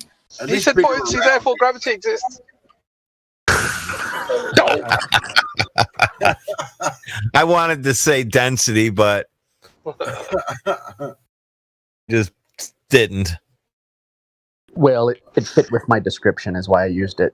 Because it's not maintaining density, it's maintaining what they would call buoyancy. Because it's at equilibrium with the air. I wanted to say the expenditure of power. I wanted to say, do you mean like anti-gravity? No, you'd have to have gravity to have anti-gravity. Yeah, exactly. That's true. Hey, Meme, I had a really crap joke that I messed up earlier, but I'd like to practice it on you if you don't mind. Go for it. So I wanted to get rid of my wife, so I hired a guy called Artie to kill my wife. So I asked Artie, how much do you want? And he said, I'll have £1. I was like, okay, fine. So you're going to kill my wife for £1. Very good. So she wears a yellow jacket, so you need to be in Walmart on a Friday night because she goes shopping on a Friday night in Walmart. So Artie goes to Walmart and he kills, and he finds 2 women who are wearing yellow jackets, and he panics and he strangles both of them. And that was, it was a little bit distressing because he killed 2 women and he was just trying to kill my wife. But the most distressing thing was the headline the next day, which said, "Artichokes 2 for £1 in Walmart." Beautiful. My next question to you is, do you want to get paid another £1 for the second woman? Puns within puns within puns. I know, it's great. It's not my joke. I can't claim any credit. I'm just repeating a joke, but I think it's really good. I know. I heard it earlier too, or last night. Yeah. I didn't mess it up this time, did I? No, it was pretty on spot. Yeah.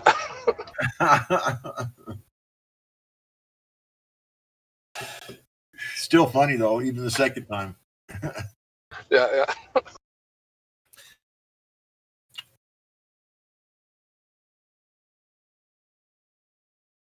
Sorry, should we go back to the flat Earth?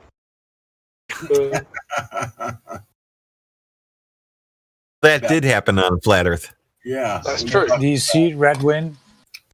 Something like When you go to the link, it should like not correct.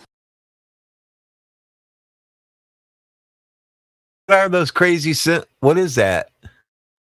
I don't know, but stupid YouTube isn't helping me. I'm gonna go to it. I'm trying to. You said -7 hours, or yeah, right? Sometimes it's at 5 hours to 41, and then expecting that to 5 happen. hours. Approximately 25.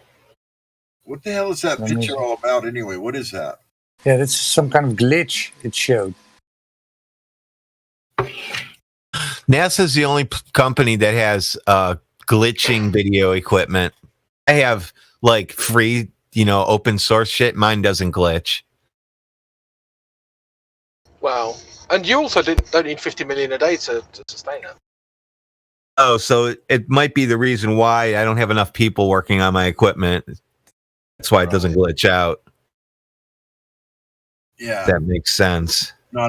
Mass communication doesn't work out sometimes, I guess. I heard on a spinning ball that creates gravity, if you spin it really, really fast, the gravity is even stronger.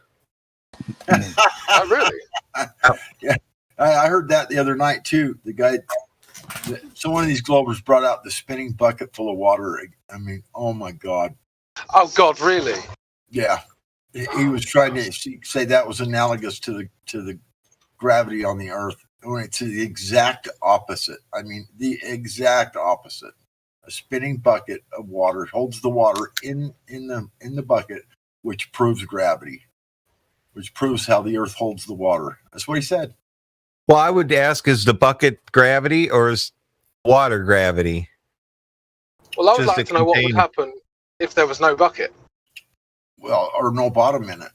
Yeah, Well, that's no still bottom a in the bucket. container. I just want to see him swinging around with no bucket at all. Yeah, because that's what the Earth is doing.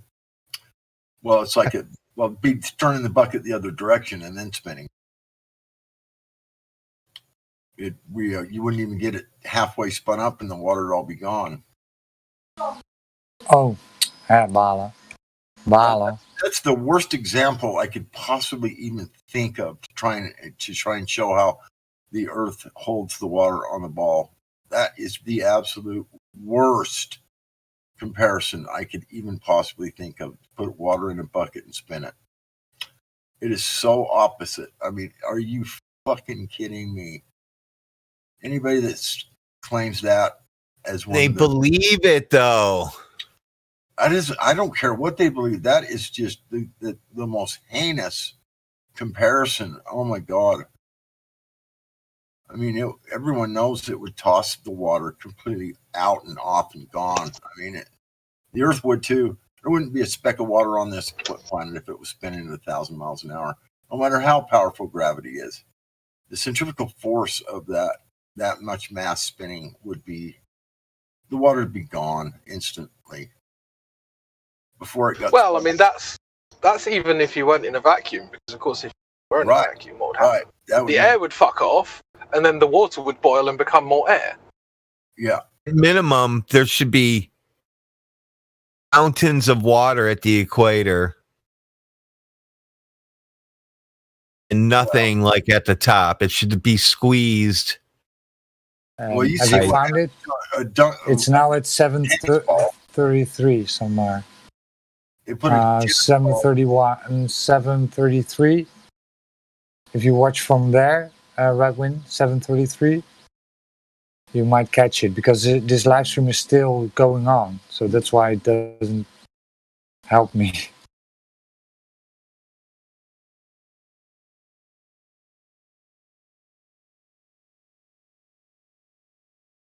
This is live now? No. Yeah, it's still going on. Okay, there's a parachute coming. 7:30 now.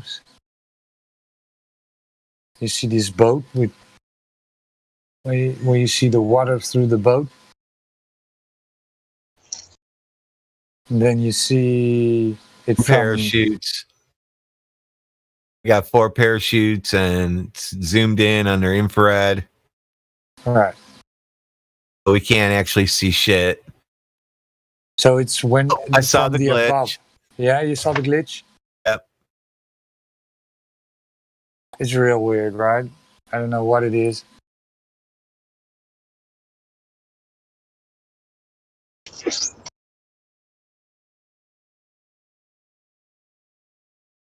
Not, NASA's not a photography company. Wow, those parachutes ended perfectly together. What are you guys looking at? This parachute thing at? Roger posted and go to minus 7:31 minutes. But the live stream is still going on, so you might. I've posted a screenshot from what it does. It's like a half a second. Real weird shit.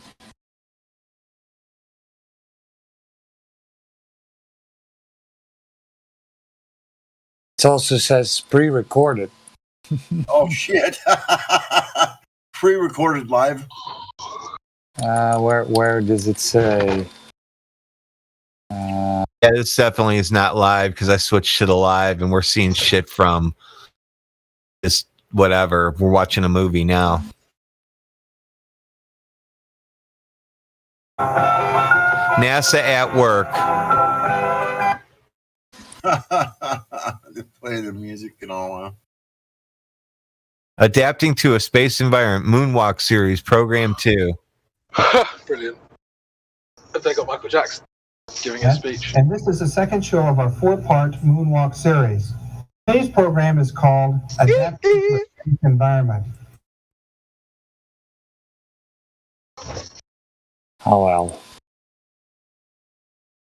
What a bunch of bullcrap. Do you know could you possibly think of anyone that lives in the world today that would be in a spacesuit that would climb any kind of a vacuum to see how well it fared? Anyone who would do that? I mean, we're pulling 798 or 700. What are we pulling right now? 740 to the minus 10 tour. At work right now, I'm watching, and I wouldn't put a bug in that thing. The helium leak test. So we pull a complete vacuum out of this valve. The valve's inside the vacuum chamber. Then the valve's filled with helium. Then it's detected if any helium leaks out over however long a period of time. What, to test the integrity of the valve? Is that what it's about?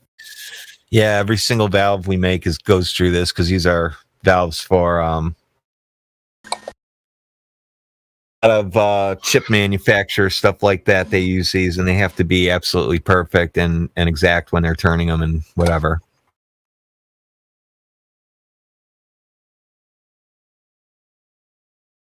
So I'm just officially hooked up to the equipment, so I'm looking at 2 helium leak testers right now. We have a bunch of them, but I'm looking at 2. We're going to be able to, we're counting parts. People have to put their hourly rate in manually. Well, they're not going to be doing that anymore because we can see what's going by now. I got to go lay down for an hour or 2. I got to get a couple hours of sleep. See ya. Yeah. Thanks, guys. You guys are fun. You're a blast. It's really, you are. Entertaining. See you later. All right. Have a good day.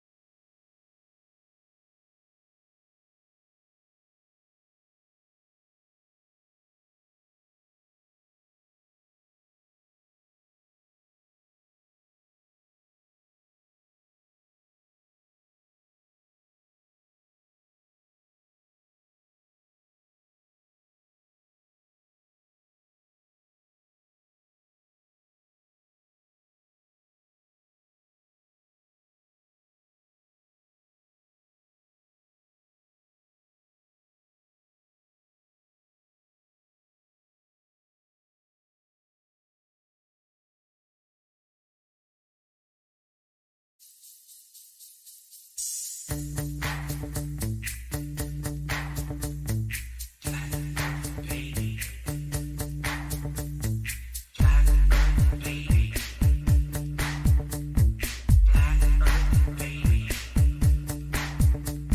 stop. Educate yourself and listen. Crow is back with the hip hop rendition. Truth grabs a hold of me tightly. Water throw level daily and nightly. When will it stop? Yo, I don't know. Check the moonlight and it'll glow.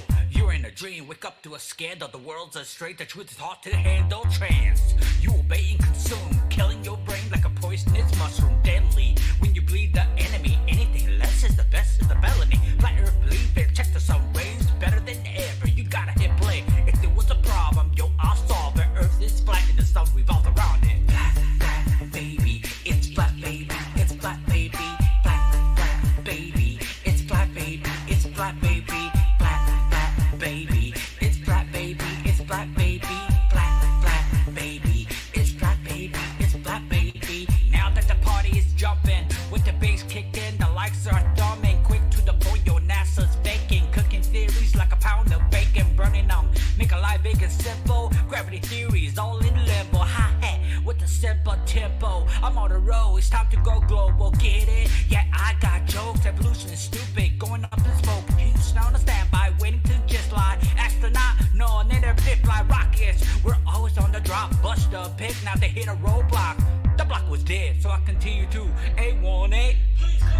Big Bang Theory, they now banning. Science lovers, please the beginning. Jealous, cause I'm out getting mine. Flat Earth's the truth, and I'm about to shine. Ready for the trip to the ice wall. Chunks are living, believe in the round ball. Gunshots rang out like a bell. I lost my mind, all I heard was tails falling for the light real fast. Wake up before you end up realize. Bumper, the lights were packed. I'm trying to get away, but my computer was jacked. NASA on the scene, you know what I mean. They floating wires, check the green screen. If there was a problem, yo, I'll solve it. Earth is flat and the sun revolves around it. Flat, flat, baby. It's flat, baby. It's flat, baby.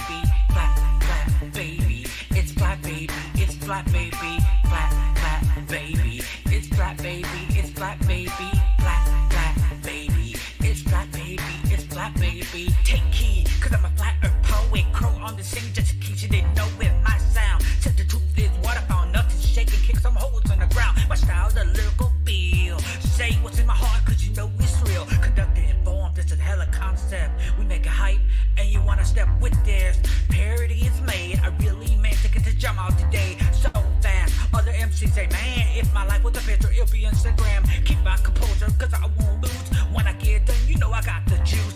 If there was a problem, yo, I solve it. Earth is flat and the sun revolves around it. Flat, flat, baby. It's flat, baby. It's flat, baby. Flat, flat, baby. It's flat, baby. It's flat, baby. Flat, flat, baby. It's flat, baby. It's flat, baby. Flat, flat, baby. It's flat, baby. It's flat, baby.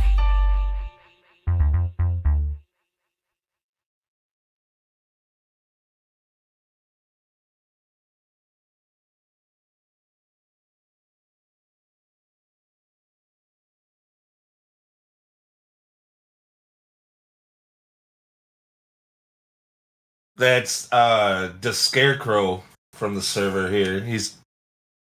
He had a bunch of music that I guess he's been working on for a while that I guess he wanted it to be played on the KTGL radio, but it had to get put on a YouTube or a SoundCloud, so he just made a SoundCloud last week. But he's got a whole bunch of stuff up there.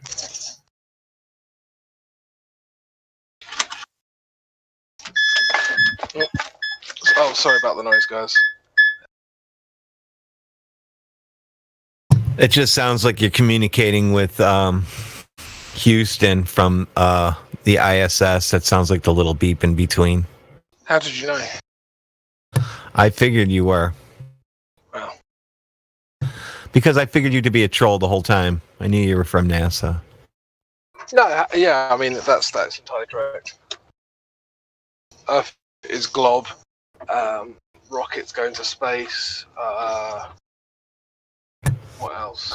Guys in leather suits walk in space.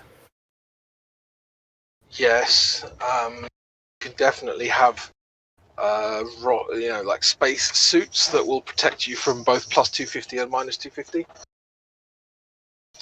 That's definitely a thing. Plus the vacuum. Yeah, they'll protect you from like a vacuum that they can't possibly recreate on. Go figure.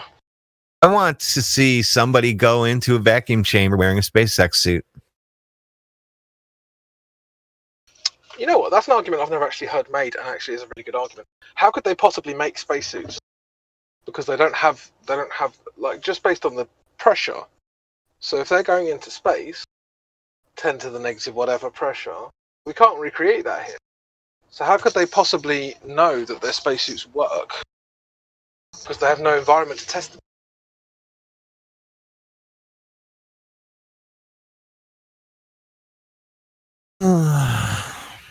So somebody has to test it, or you can't do it. You can't just. Where? Well, you have to go to Sandusky, NASA in Sandusky, Ohio, and to the world's biggest vacuum chamber, and you're going to have to stand in it and at least take that pressure. If you can deal with that, then maybe you'll be able to deal with the other. But I want to see somebody do that. I want to film it. But it won't be a very pleasant film to watch, but I would like to watch it. Well, maybe we can throw in a bunch of the world's psychopaths. People who think that going to war and killing people is a good idea. We can test it on them, and if they cool, then any Glober that comes in here should be willing. I'll give them the spacesuit. They can keep it. I'll pay for it. They can keep it. They go in the vacuum chamber and let me turn the switch on. I got a good story I can share with you guys. You want to be the one to turn the switch on, though? I mean, that's a little bit morbid, too. Like with. Well, yeah, because I want my spacesuit back. That I paid $12,000 for. Mic check. Yeah. I got one I can share with you guys on my journey. I got one I can share with you on my journey here. Doing my research early on, I saw this video clip, Flat Earthers Don't Vacuum. And so I was curious and I clicked on it. And that's what it was. It was a clip of an astronaut early on in the program inside a vacuum chamber in a suit. And when they hit the switch, after about 30 seconds, he fell backwards and passed out. And many months later, I was watching another clip. It might have been Funny Thing on the Way to the Moon or something. And it was that guy that was in the chamber talking. And he said the water on his tongue, the saliva on his tongue started to boil when he was in there. Really? Wow. Yeah, you're not pulling that trick off ever. That's not going to happen. Yeah, he would have died if they wouldn't like shut it down and went in there right away, like after he passed out. Yeah, so if he would have just like stood up or they had him held in place, you would never even have known. Probably. I wonder, were they even monitoring his heart rate or blood pressure or anything, or he was just in there in a suit and they hit the switch? Probably not, because of the complications to get shit in and out of a vacuum chamber. They probably were just watching him. Well, hold on. I mean, like that one that's supposed to be the really big one that gets to like the -6 torr or something like that, right? Doesn't it take? Yeah, it wasn't that chamber. It was that one takes like 3 days for them to get 3 days. At 10 it's to the the big one in Sandusky. Like ours at work, it's a 7.4 to the negative torr. Would that be the one like from like the 1 foot cubic plexiglass box one you're talking about? No, those can't reach that kind of negative pressure. Mine are bell jars. Okay. I just want to talk about those. So if the guy was in a vacuum though, and he passed out and they shut it down, they can't just like open the door immediately either, right? Like he would get the bends and die. I guess. I don't know what I just know he survived. He did survive. I saw him pass out too in the first clip. Like these were separate clips months apart. Be like the opposite of the bends though, wouldn't it? Or is it be- Yeah.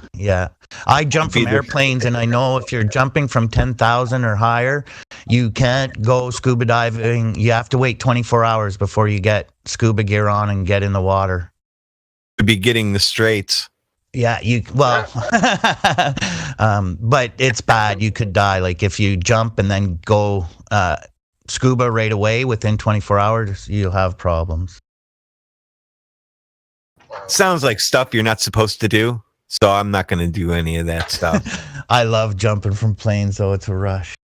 Sounds like stuff you're not supposed to do, though. With the chute on. I included the chute part, right? I know, but still, it sounds like something that really you're not supposed to just be able to do. Yeah. I know. I'm ready to advance to the wing. You can't go in the jungle and pull a parachute out of a tree and then go jump off a cliff. Imagine. I'm ready to advance to the wingsuits. Yeah. All right. Make sure you wear a GoPro. Wow. Oh, I think they come stock with the suit. Like, it's just. No. I mean, if you're going to do that, shouldn't GoPro come with anything you do jumping out of a plane these days? Yeah. Well, you have an option. Integrated into every helmet, right? Like, just automatically. Yeah. I mean, you have you pay $50 extra. You have options. You can have a secondary jumper filming your jump, and I had a stalker that followed me to the drop zone and got photos of my first couple jumps. Creepy but cool. Stalker. Yeah, this chick I was seeing at the time, she wanted to come over. I'm like, I gotta go. The conditions are good. We get to jump today. It was my first couple jumps, and I took off. And when they were done, I'm getting in the car in the parking lot, and she was there. I'm like, how did you even know where the drop zone was? Go home and start looking for bugs. But I got photos of it though because of her, so that was neat. I like whoever cut that picture out of Capricorn 1. So how was the bunny that you ate for dinner? Did that taste nice? If that's for me, I haven't eaten bunny. I've eaten caribou. No, what I mean is like when you got home, there was a bunny on the stove just boiling. No. Oh yeah. Oh, from the Fatal Attraction. Yeah. No. Thank goodness. No. She was a hard one to shake, though. And just for good measure, there's a horse's head on your pillow as well. You got to start doing crazy shit. Not that I date women for that reason, but her family had money and stuff. But she was just. I didn't see a future. That's why I didn't want to be with her. So. Yeah, money doesn't mean shit if they're crazy. Money is kind of the last fucking problem, you know? It's all the rest of it. You know you're attracted to one another, but can you wake up and look at each other every morning and have each other's backs when you need to? And, you know, that's the more important shit.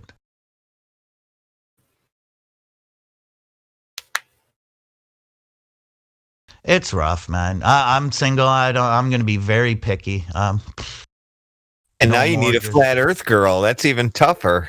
Most definitely. That's top. No, it's not. It's much more fun to red pill a girl than to find a girl who's already red pilled. At the very least, she has to know there's no fucking rover on Mars. That's a good starting point. You can tell her that. You got to start somewhere. Don't look for someone. Don't look for someone who's already there. Find someone who's not there at all. Yeah. Fresh, clean slate. Clean slate. Eat breadcrumbs. Let them figure it out. I'm watching that Flat Fellow. They're doing some street activism, and they got these really cool cards. They look like $100 bills folded up on the ground, and when you open it up, it's Research Flat Earth.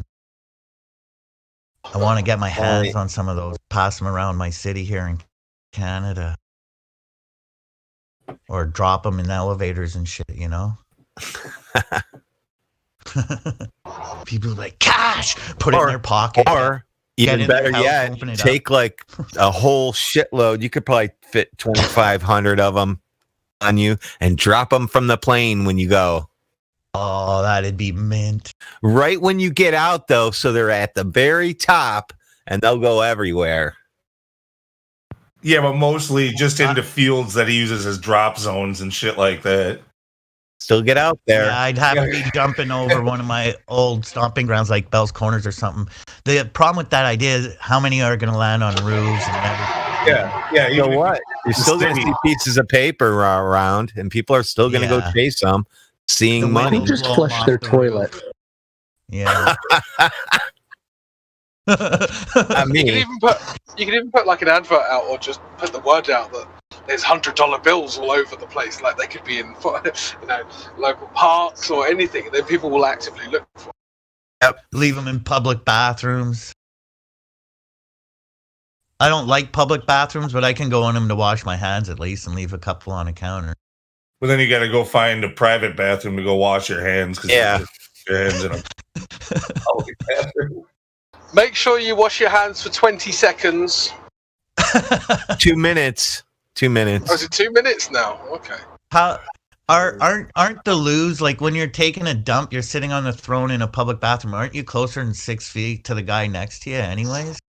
Probably. Like, but there's a barrier. Yeah. Like These guys makes it gay. wide open, like in the 20s. When you guys makes it walk in, everybody say, "Hey, buddy, how you doing?" I know, Shaking hands with the guy next to you. Back in Greece, that was just in a public forum, like right there out in the open. Well, you're really close if you're sitting on a toilet with no ass gasket. I mean, you're a lot closer than that, right? Did you guys know that taking a dump spreads coronavirus? Oh no! Oh no! Logic would dictate that if you're able to swab for it up the butthole. So you mean that everybody's pooping out coronavirus into our water and now we're drinking it? Yeah, exactly. No, you're mistaking. You're mistaking Europe. You're mistaking Europe with the United States. United States public restrooms in the 20s were private. They have door stalls and stuff. Oh, cool. But like, I saw a public urinal that was old in Europe, and it was a bunch of sit-down toilets facing each other. No barriers, nothing. Oh, really? So you can lock eyes with the guy Hey, across the Dave. way. Hey, Dave. Hi. Hey, Bill. Jim, how's things at home? Hey, in Europe nowadays, it'd be like, especially if it's like Holland, it'd be like, "Hey, Mohammed. Hey, Abdul." You used to, the old Cleveland Stadium, they just had pee troughs. You just all stood there in a long trough. Oh yeah, I've been in a dive bar or two that had those trough things going on. And they had circle sinks in the middle where you washed your hands, you pressed the foot thing and big stone ones at the stadium. Yeah. And people just stood around those and pissed right in those along with the urinals along the wall. That's how the Cleveland Stadium used to be. Dude, there's this outdoor concert venue that's actually somewhat famous in Wisconsin, where Stevie Ray Vaughan died, actually, where his helicopter crashed. Alpine Valley, man. I've been to a few shows at Alpine Valley, and I don't know, it's been a long time, so maybe they've added more facilities or whatever, but it used to be so bad. Like, I mean, the guy's line would move, but it would be so, you'd be in a line way out the door to take a piss. And most guys are just going in there to piss. The ladies' line, I don't know how they did it. They just there for in line the whole concert, like if they had to go take a piss. But you got into the men's room, and yeah, they're just pissing in every sink, like three guys pissing into one urinal at once, like just disgusting. Piss everywhere. Hand of grace, brothers and sisters. I had a premonition about Stevie Ray Vaughan. I was watching Much Music, and he had an interview, and I just had this feeling something was going to happen to him. And I wished I could have got a hold of him somehow and told him about the feeling I was having. And then I think it was 2 weeks later, the crash happened. Crazy. Yeah, by going to concerts at Alpine Valley and living in the area, kind of hanging around with, in the music scene. I've met 3 different people who said they were actually at the show when one of them, I don't think he saw the helicopter crash, but the other 2 said that they actually saw the crash too. Wow. Crazy. I wonder what it'd be like if certain people hadn't died, like if Kennedy hadn't been taken out, if Malcolm X, Martin Luther, you know what I mean? Kind of world how different it would be. Jimmy Bob Carter. Marley hadn't died so young of that gang. Jimmy Carter. Kennedy. Yeah. I swear I saw footage with Kennedy talking about, the moon shit and stuff. And it's like he got taken out and then Nixon took a call. Like got to be part of the reason they took him out, or the main reason. He wasn't so interested, you know? There's shit to do. Crazy. Yeah, Change the actors at all times. If you'd have called Stevie Ray Vaughan, he probably still would have got in the helicopter and still would have died. It's just now the CIA knows that you're psychic, so they're going to want to do all kinds of tests on you. So it's a good thing you didn't call. Fuck! Don't tell me that, brother. I'm getting a new lock for the door now. Another gun. What gun should I buy, guys? No, fuck. One that can take yourself out really quick, right? No mistakes. It's not like it doesn't happen a lot. It's just crazy. And you're right. He probably might have been cautious for a while, but eventually something would have happened, I guess.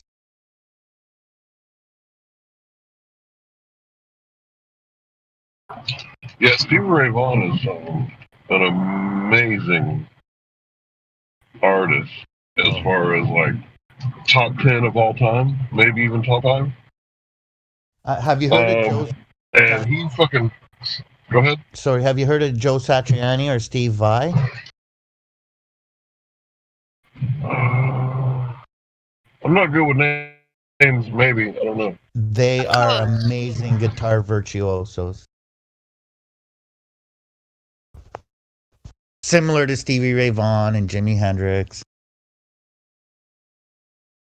Yeah, if you don't mind, send me a link or something. Oh, sure, I can probably do that. Is that Dave? Or Helio? No, it's Hank. I just woke up. Hank. Oh, sorry, Hank. No problem. All right.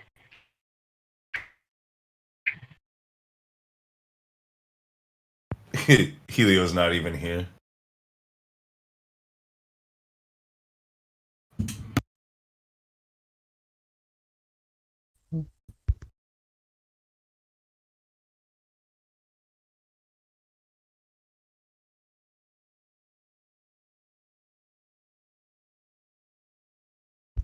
Yngwie Malmsteen is another crazy guitarist. All those guys are good, but I can't stand the music at all. Yeah. Surfing with the Alien.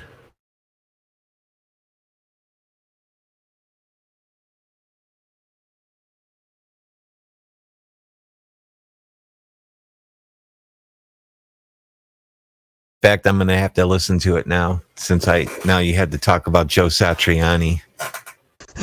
It's all like technically expert, but it feels soulless. I know it does. It does. It feels like a robot. What does? Satriani. Malmsteen, Satriani, a lot of those guys. Vai. Steve Vai has a little more. He has a really good blues thing that he does, but typically he's just like the rest of them too. Like Joe Satriani played on Roger Waters stuff, and it's totally feels the song. Yeah, it's almost like those guys are empty vessels that need to be filled. You give them something to do. If they do it themselves, it just comes up with shit, I think. I mean, the album's good. Technically, like you said, that's why I listen to it. Listening to electronic drums in there doesn't help me out. I'm a drummer.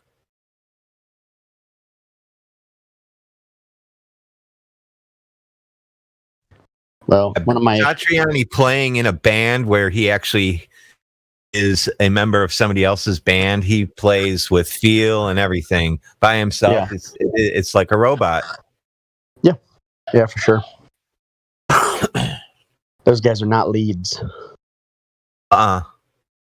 They might be a lead guitarist, but they are not. It's like J.J. Abrams is a horrible, horrible, horrible writer, but he's a very good producer. But he can't tell a story to save his life.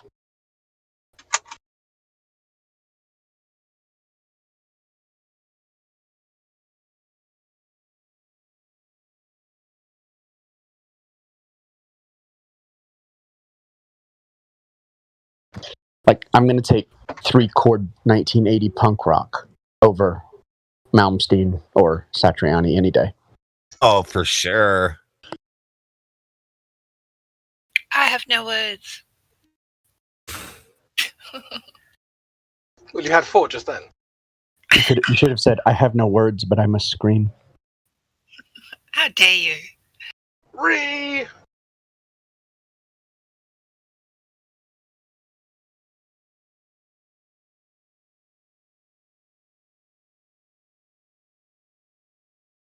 So, how's everyone's Sunday looking? Pleasant. Warm, finally. Work a split shift.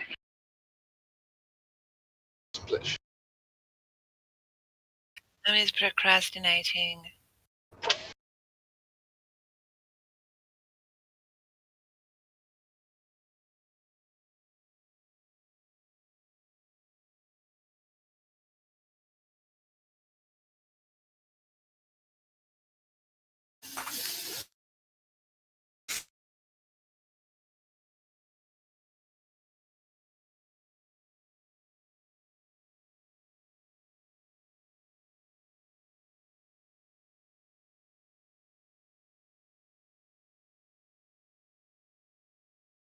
I guess other than that, it looks good though.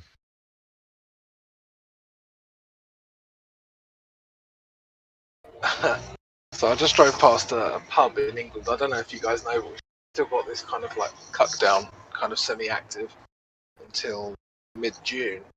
And loads of these pubs. So the government has said that no one's allowed inside a pub, right? But they've loosely defined it. They've defined it so loosely that pubs are literally just hiring marquees in their gardens and just having people in their gardens under a marquee. And it's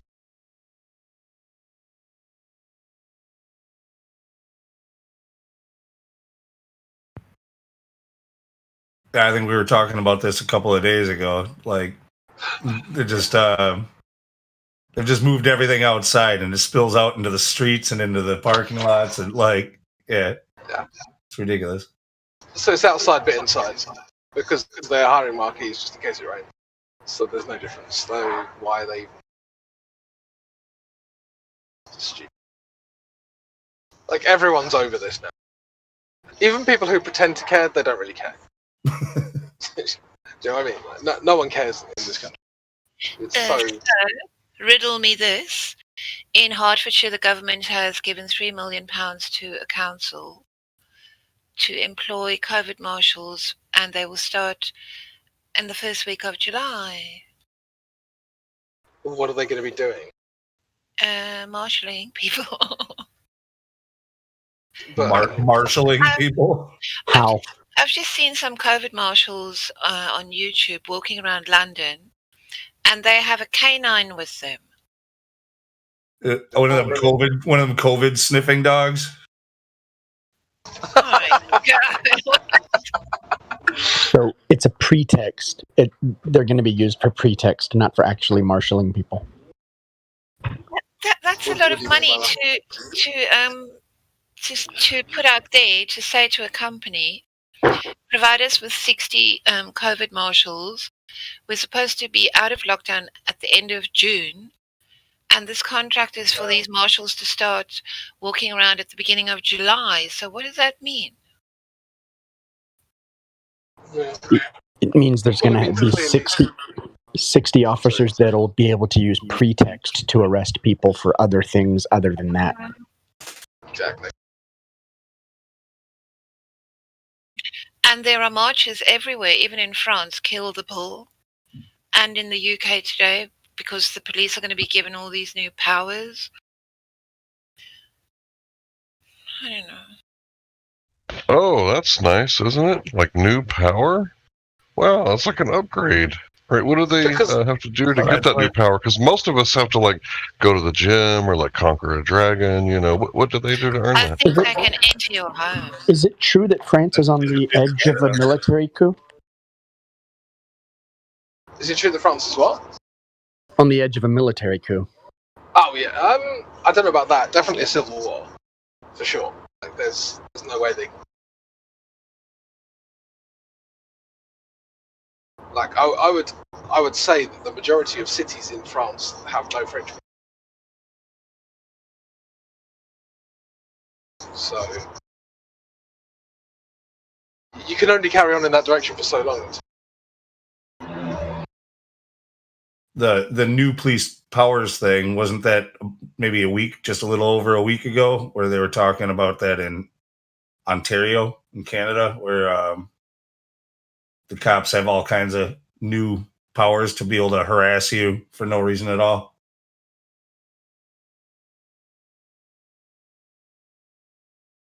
They're doing it all over the place. It's a police state. It's the takeover. Doing just a little at a time. There's going to be a massive ruckus in France between the so-called far right and the immigrant groups. We're gonna see what happens in the next.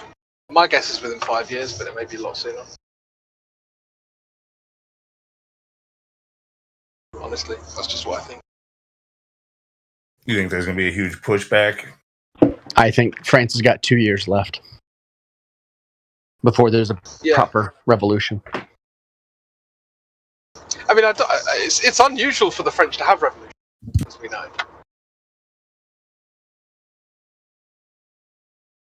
Yeah, usually they just use them as an excuse to kill white people. They didn't hate it. But anyway, I digress. Hopefully the French people actually survive this. But we'll see.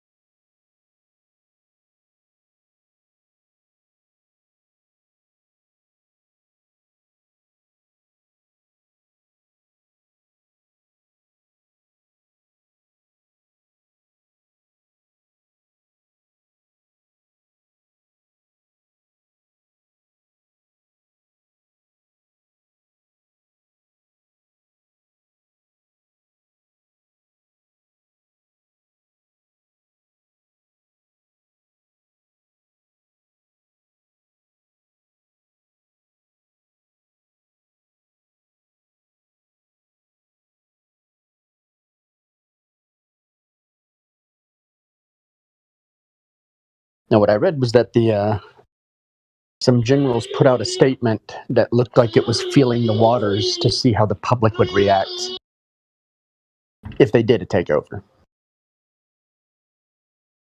Wow. Which, it's France, and I have no idea how. France is really confusing. And the French are very nationalistic in very weird ways.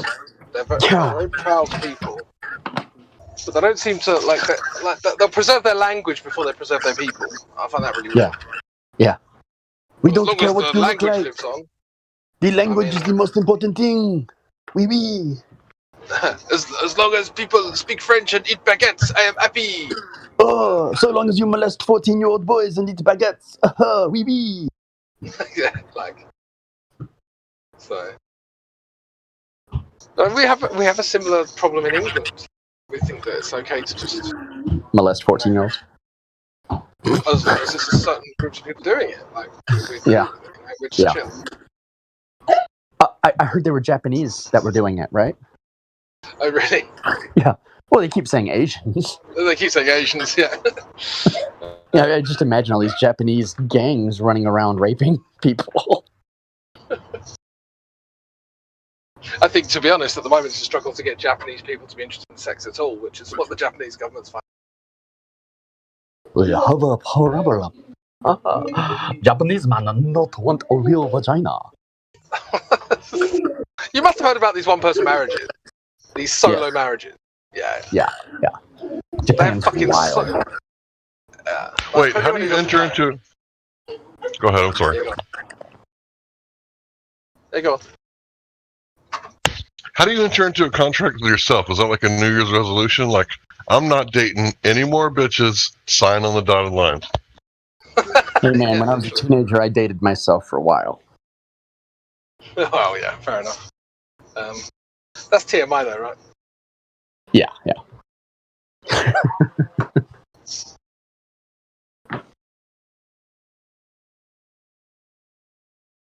But yeah, for sure. I mean, they do these one like what do they call them? They call them the dry fish ladies or something. And then there's the male equivalent, and they're like that. It's like MGTOW, but not dating.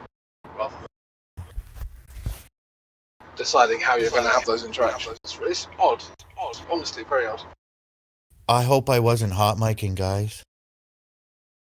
You're always hot micing. Shit, I'm sorry. No, we didn't hear nothing. Yeah, I mean, I already know your national security. Okay, cool. No, I was on a call with a buddy, and I was on deaf, and when I undeafened, it wasn't on mute. I'm like, shit. No, you're fine. We would have probably muted you anyway. And that's for being Canadian, not for hot micing.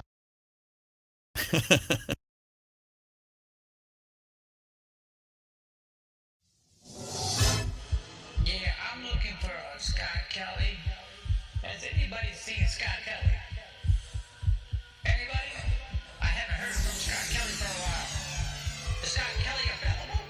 Where's your head at? What you trying to get at? Listen up, Scott Kelly. The world's flat. You already know that. Super accurate, baby. Fuck is this? What a disgrace. You have been lately. No millennium took place. Hate word race. That's fine and shady. Astronaut be blind. I ain't fine. These fake earth pennies. They keep trying. Airplanes flying with their zero gravity. CG9 can't be denied. With all their negativity. All seeing eye control my beat. This world is crazy. Kelly, are you okay? Are you okay? Are you okay, Kelly? Kelly, are you okay? Are you okay? Are you okay, Kelly? Kelly, are you okay? Are you okay? Are you okay, Kelly? Kelly, are you okay? Are you okay? Are you okay, Kelly? Kelly, are you okay? Would you tell us if you're okay? There's a sign in the window that you sit down in a crescendo, Kelly. How do you in a Anyway, That sounds like a Scarecrow version. it is. Yeah.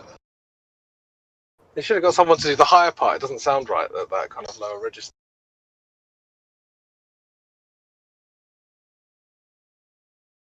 I liked that flat baby one though.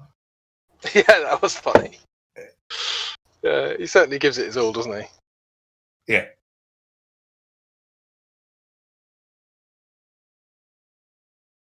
So, Meme, we're going to get any tunes out of you? Is Meme still in the chat?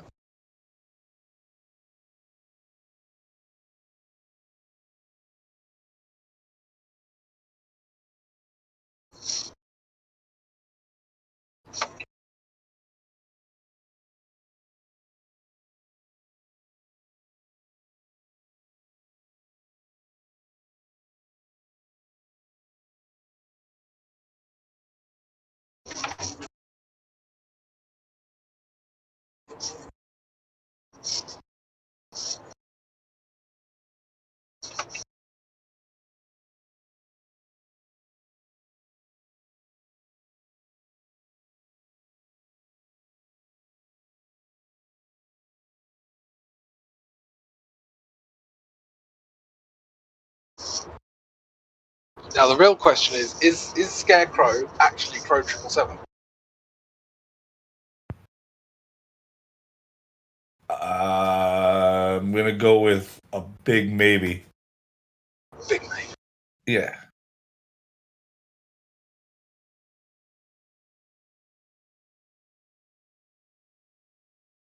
No.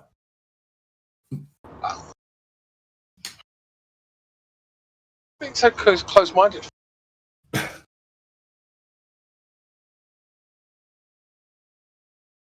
Okay, I'm back to maybe then.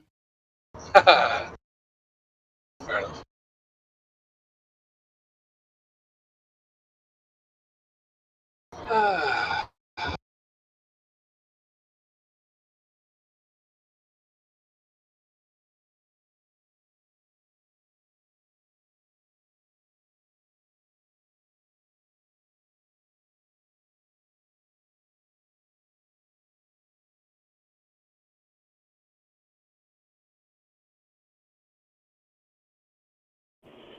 So they made oxygen on Mars. What did they? 5 whole grams. Did they recycle their farts the same way they recycle everything else for coffee? Chugga, chugga, chugga.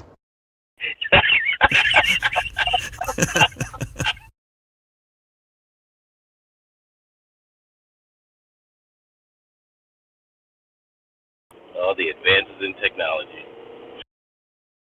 But then looking forward to, you get to go to like poop Starbucks. What will they think of next? He's leaking methane. Let's turn it into coffee grain. Brilliant. There must be like some really good puns that we can come up with. Like, I don't know what the coffee chains are in America. I know you got Starbucks, but I don't suppose you got. Do you have Costa Coffee? I just had the. Sorry, I had the craziest thought. How the hell are they like showering or bathing on that thing? They showed you how they poop and piss or whatever in this funnel thingy. Don't they tell you that they just like have to like wipe down? Like they take that. Like they like bathe in like bubbles of water. Basically, it just flies around. Yeah, they just use baby wipes. Shit like that. They have that you don't have to wash for 6-month underwear. It's a lot like the Mormon underwear, huh? It's so stupid as well because they look deliriously happy all the time, and I wouldn't be deliriously happy if I thought my life was in mortal danger constantly. Like bro, they're getting high off their own farts. Sorry, they're getting high on their own farts. Yeah, I hear what you're saying though. 250 miles above the surface of Earth, and you're like, I feel fine in khakis and runners. Yeah, exactly. It's like one stone or asteroid or anything could end all of your lives. Right. How is she dealing with the heavy flow? Oh. They have a certain part of the space station. She goes there for 5 days, and then she comes back to the rest. And then it looks like there was a horror movie when she opens the door, like filmed in there. Gotta keep it kosher. What movie? Some kind of space horror movie filmed in the room where she was kept for a week. A horror movie? Horror. Oh, horror movie. I was like... I was about to get LSJW on you. Yikes. No.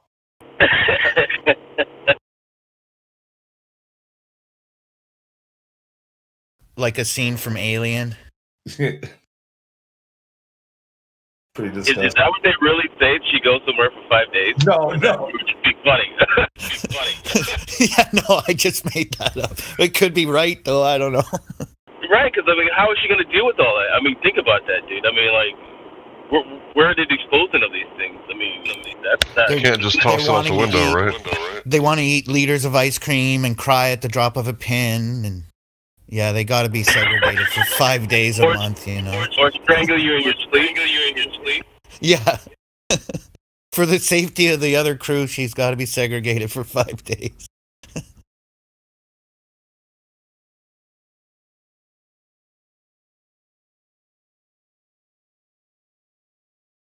Because I'm sure they're not all going through menopause. I mean, because they're not over 50, you know.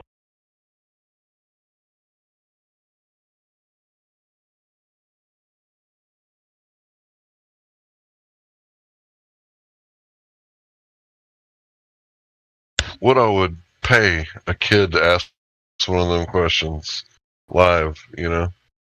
Like, hey, what do you do with your unmentionables?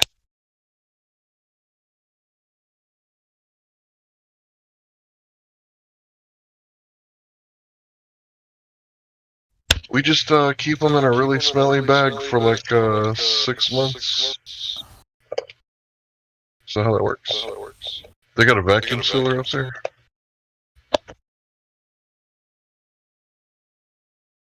Watching that recent bullshit about the dragon thingy attaching to it with some members and this and that. I'm just thinking, like, you have to bring extra food. Now you got 4 more people crapping up there. Like, and they're like, this is, I know it looks like it's barely moving, but it's going 17,500 miles per hour. And I'm just laughing my head off in my head. I'm like, there's no way that other little capsule is keeping up with it. Like, as it's approaching it, like, I don't know. So ridiculous.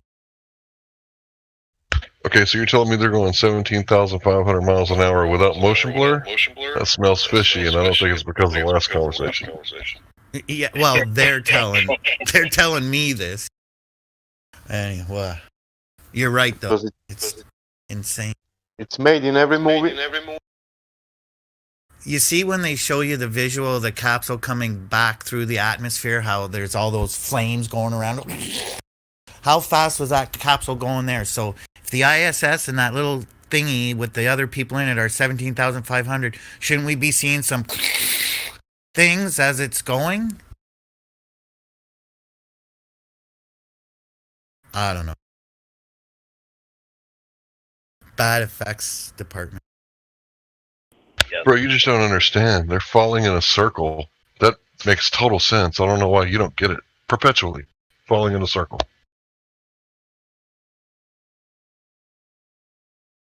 Falling and floating at the same time.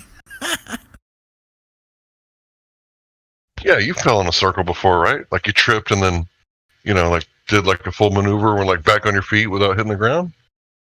Right?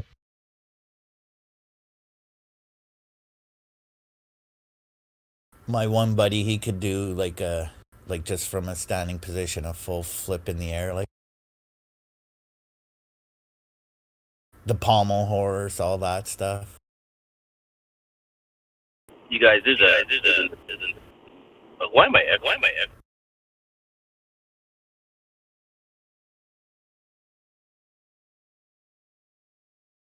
Oh, you didn't pay your echo tax? Yeah, there's a new tax.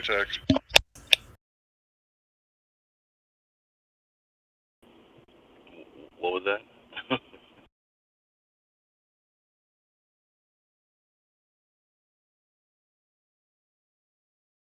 It's like bubblegum shrimp, right? You got like income taxes, you got sales taxes, you got retirement taxes, you got inheritance taxes.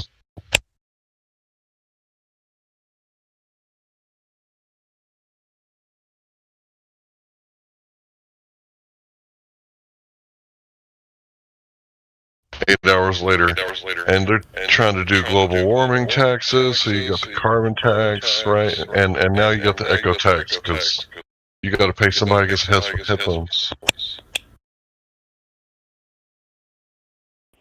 So it's me?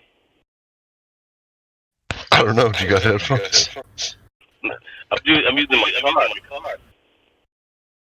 Oh, it might be you. Mute and see what happens. Test. No, you're still echoing.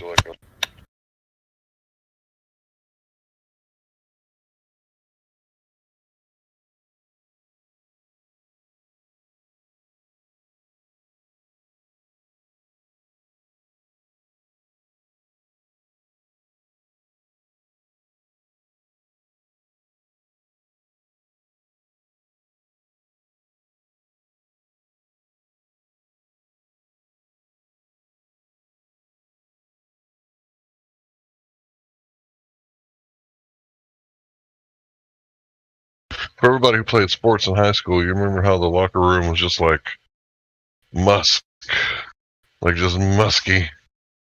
I bet that's what the ISS is like. Like, can you imagine like 6 months worth of like recycled fart air?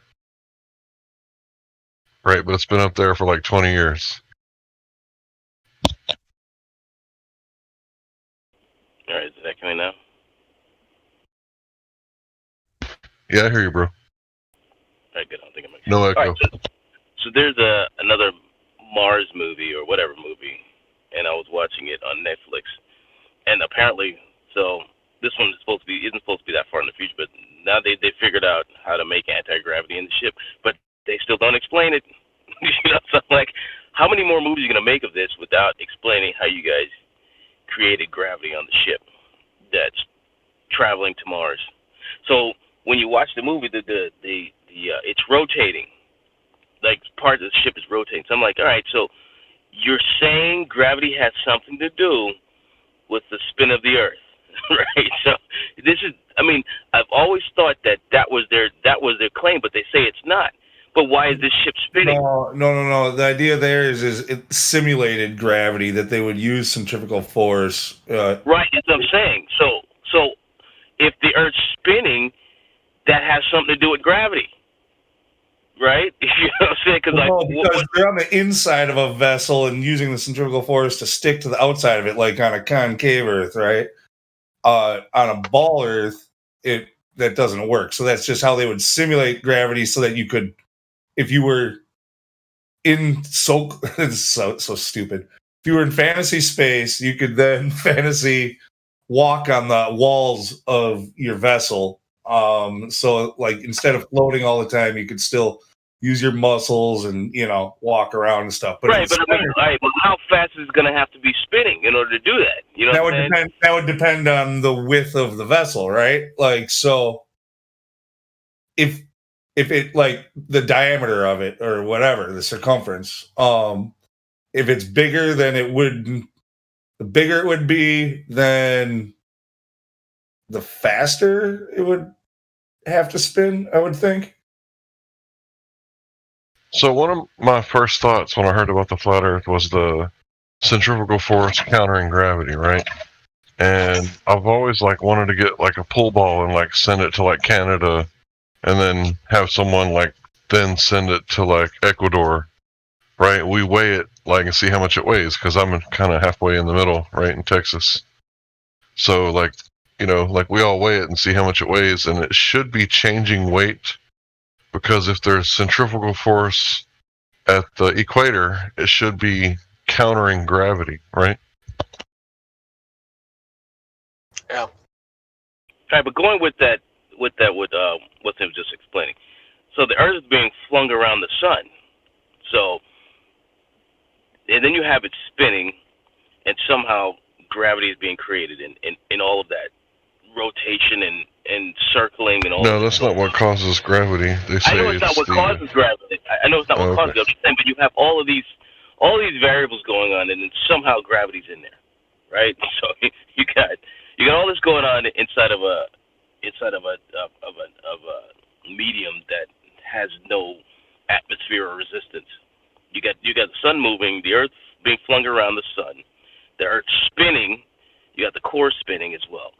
Right, so you got all of this spinning going on, and somehow gravity is keeping everything where it is, right? So gravity is what keep, you know, because they don't use attractive mass anymore, right? So gravity somehow keeping Earth in the orbit of the sun, and somehow keeping humans and trees and all that stuff on the Earth at the same time. All of this rotation and spinning is going on, and they still can't explain what the hell the gravity is.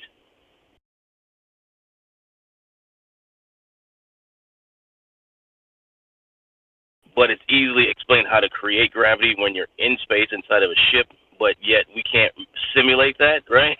So, I mean, I don't get it. Well, with that idea of the simulated gravity on a ship, it wouldn't be actual gravity. It would just be giving a directionality to things. So yeah. But the problem is, you know, they put this movie out and they don't address it. They just throw it in your face, accept it. They don't address it. You know, that's what's annoying. It's like, so we're just supposed to accept that these people can walk now?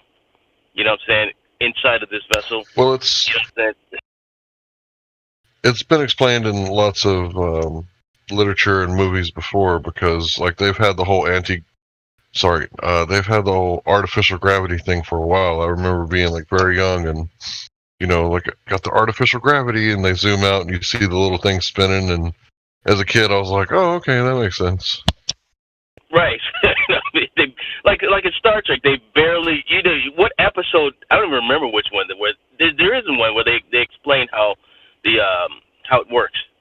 There isn't. You know what I'm saying? There isn't one at all for Next Generation, and there isn't one in the other Star Trek, and there isn't one in the movies. It's just accept it, and that's how it is. It's never addressed. You'd Because have to the ship isn't spinning. Nothing. That ship's not spinning nothing. So something's spinning, keeping them inside, right? This is what's going on. Sure, they could have like the outer shell of it not spinning, and then another like the inside of it spins from within it. But that seems stupid. You would just you would just spin the ship like that. If but we're so off into fantasy though. Because remember in some of the movies they would go outside the ship and they'd have the magnet boots and they would walk. You remember in Star Trek Next Generation, and they would walk on the outside of it. But once you get back inside, gravity's back.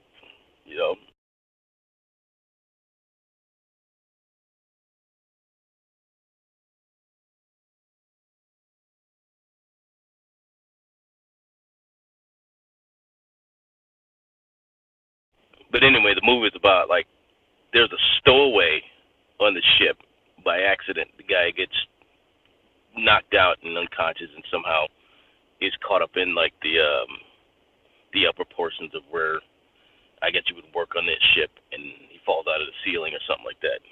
And they only have enough food and air for 3 people, so they have to figure out how to get 4 people to Mars safely without dying, And it was like, let's check this one out.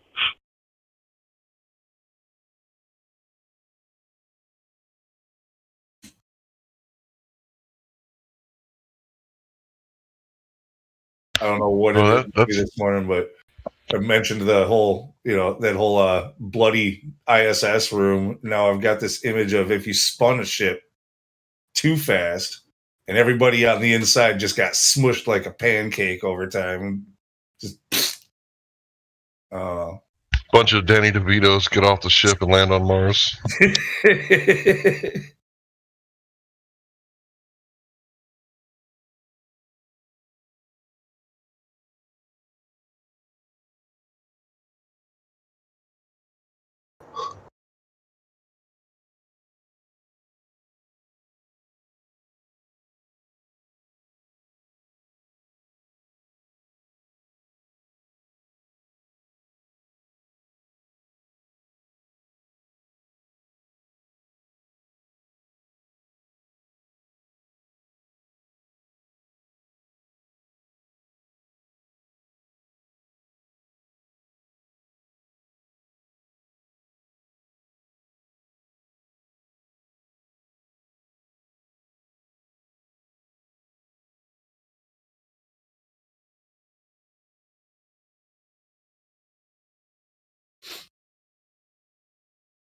Yeah. That whole idea about long distance space travel and terraforming Mars and stuff like that. Like I used to think about that shit like it would totally be possible, like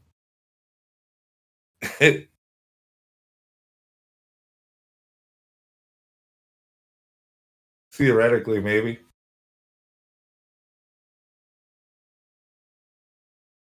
I heard you.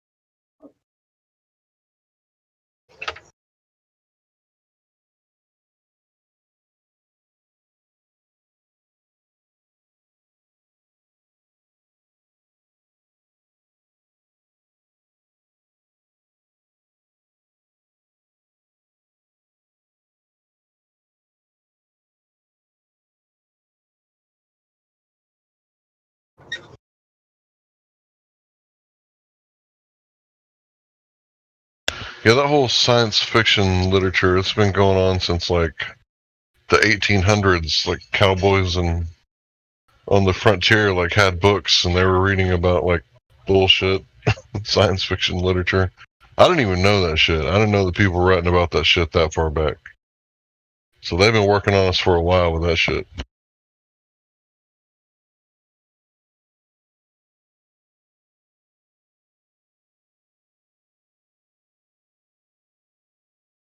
That War of the Worlds thing that happened, what, in the 30s? Like, yeah, people believed it because they heard it on the radio. Not much has changed.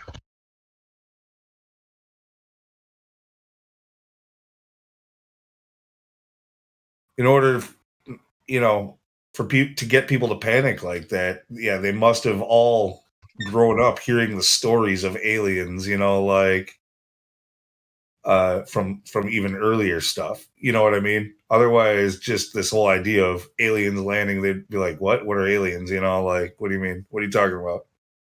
Like, yeah, they were all in fear because of the programming that they already had for a lifetime. Yep. I remember when I heard, the Martians as a kid, and I would be like, why the Martians? Why always Mars, And then, you get older, and it's like, oh, Mars will be, the most habitable planet out of, all the other planets in the solar system. And it's like, oh, no atmosphere. Just kidding. Just kidding. When I say no, I mean, If they're from Mars, almost why wouldn't no. they just call them Marsians instead of Martians?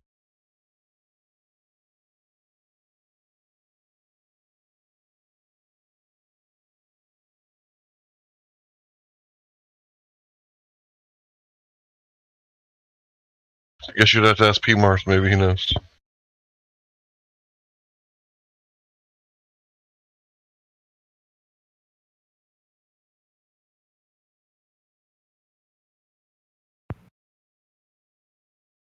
Yeah, fill me in. And I think some people probably did panic. I think the story of it is overblown. They probably exaggerated, the amount of panic that happened from that. I think 1956 Operation Big City was should have been way more of a panic and widespread news. What's that? It's where the U.S. Army released a airborne bacteria on the city. And they also did it in 1951 in San Francisco, where 11 people died. But they covertly released this bacterial agent on the public through subways and other means. But yeah, they've been testing on the public for a while. Bro, why would they die?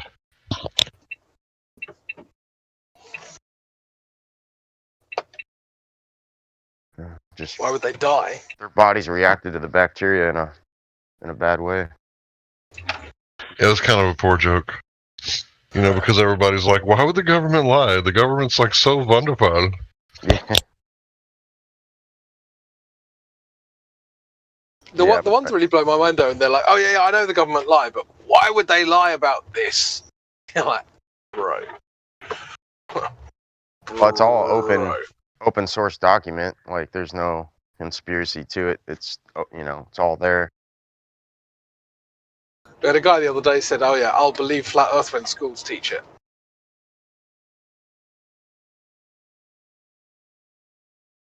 Yeah, those 500 tribes, people call Native Americans, they didn't exist because Columbus discovered this empty motherfucking continent, right? He discovered this shit. Oh, but he discovered it for the Europeans. Okay, then he didn't discover it. It's like, I discovered bananas today. I've never had one before. Yeah, but there were people before them as well. They were ancient people. Actually, there were there's speculation that they were Indo-Europeans here before anybody. That's not speculation. The mummies are often red-haired giants, so yeah. I mean, that's not speculation. There's so much evidence that the Indians weren't here first. Well, even the Native Americans talked about another race of people that coexisted that were a white, red hair race of giants. Oh, really?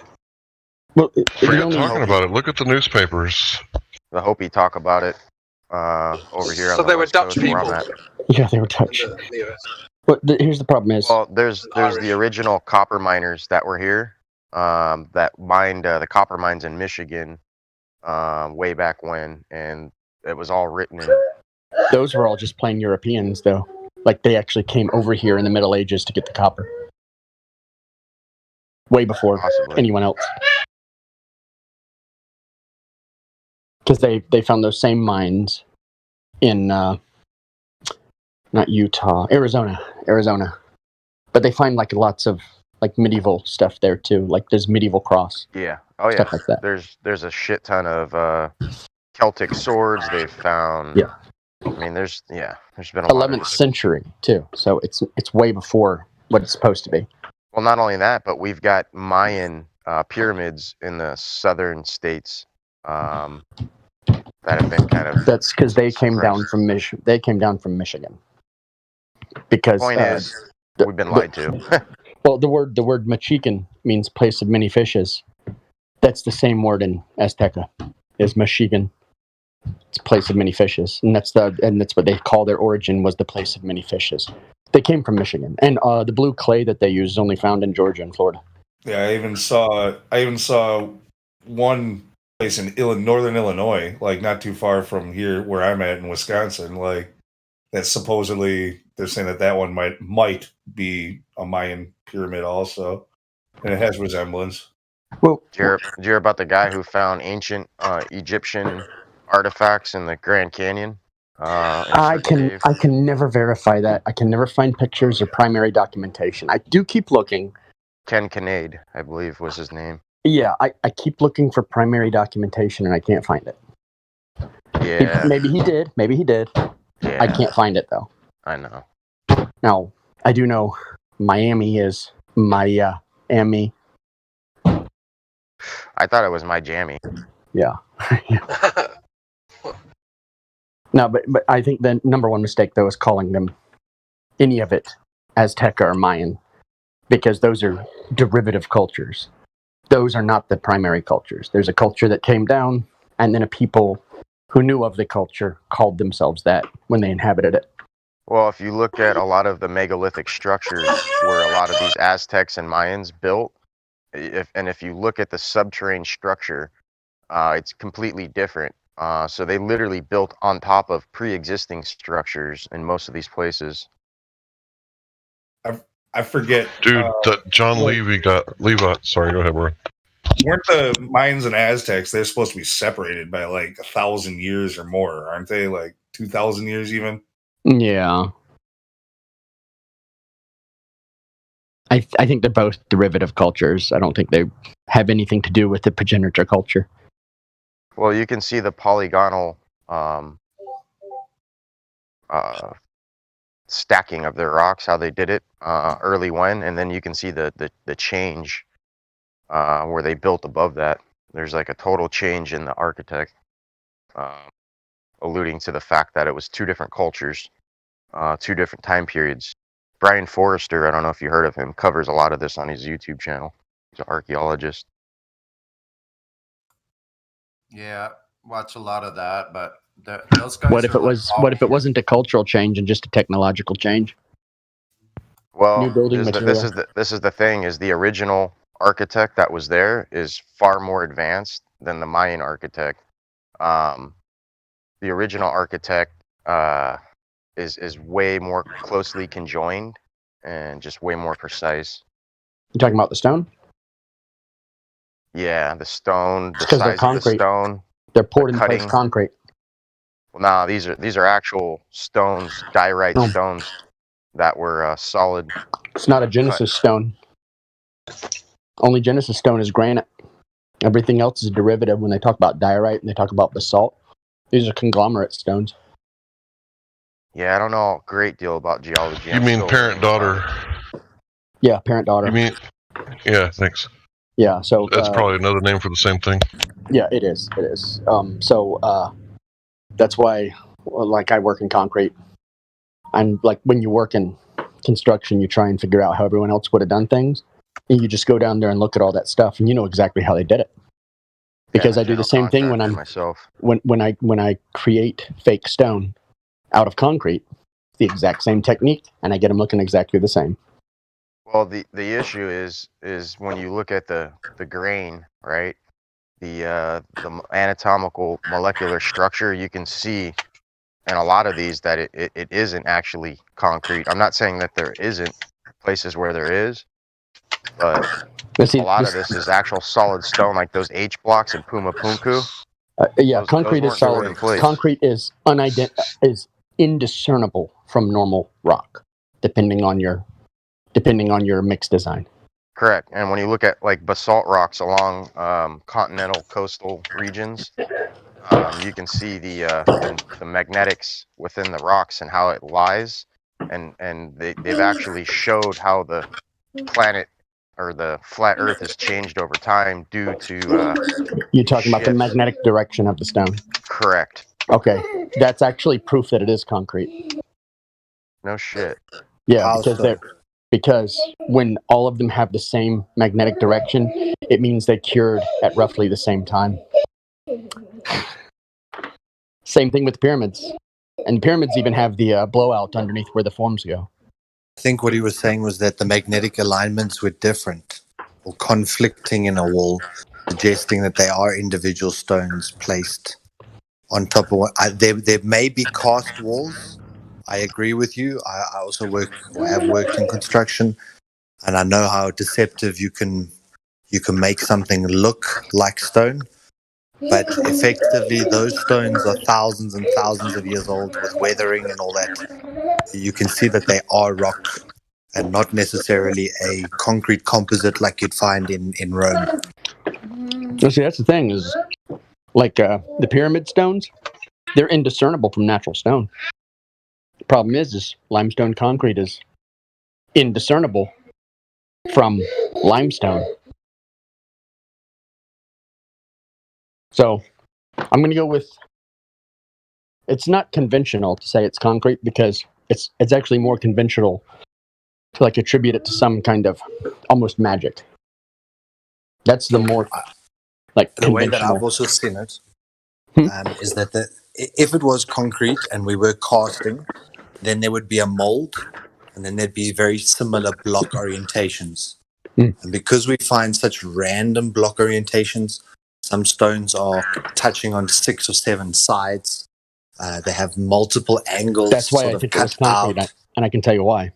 Because what you do is you take one giant form and you inlay it with burlap, and then put a bunch of ropes across it in whatever design or pattern you want. What happens when the concrete bulges out everywhere? You get extremely intricate random stones everywhere, and they're all bulging out like stones. But then you would see duplication when you did the next section. And there isn't duplication. That's Well, the point. you don't do duplication. What you do is you do different rope patterns. Every new section would be different ropes. You'd be tying them a little bit different. So you'd never get a repeating pattern ever.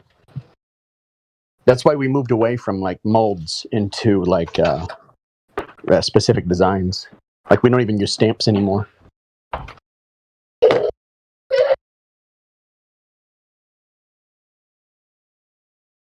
That's an interesting take on some of those. Yeah.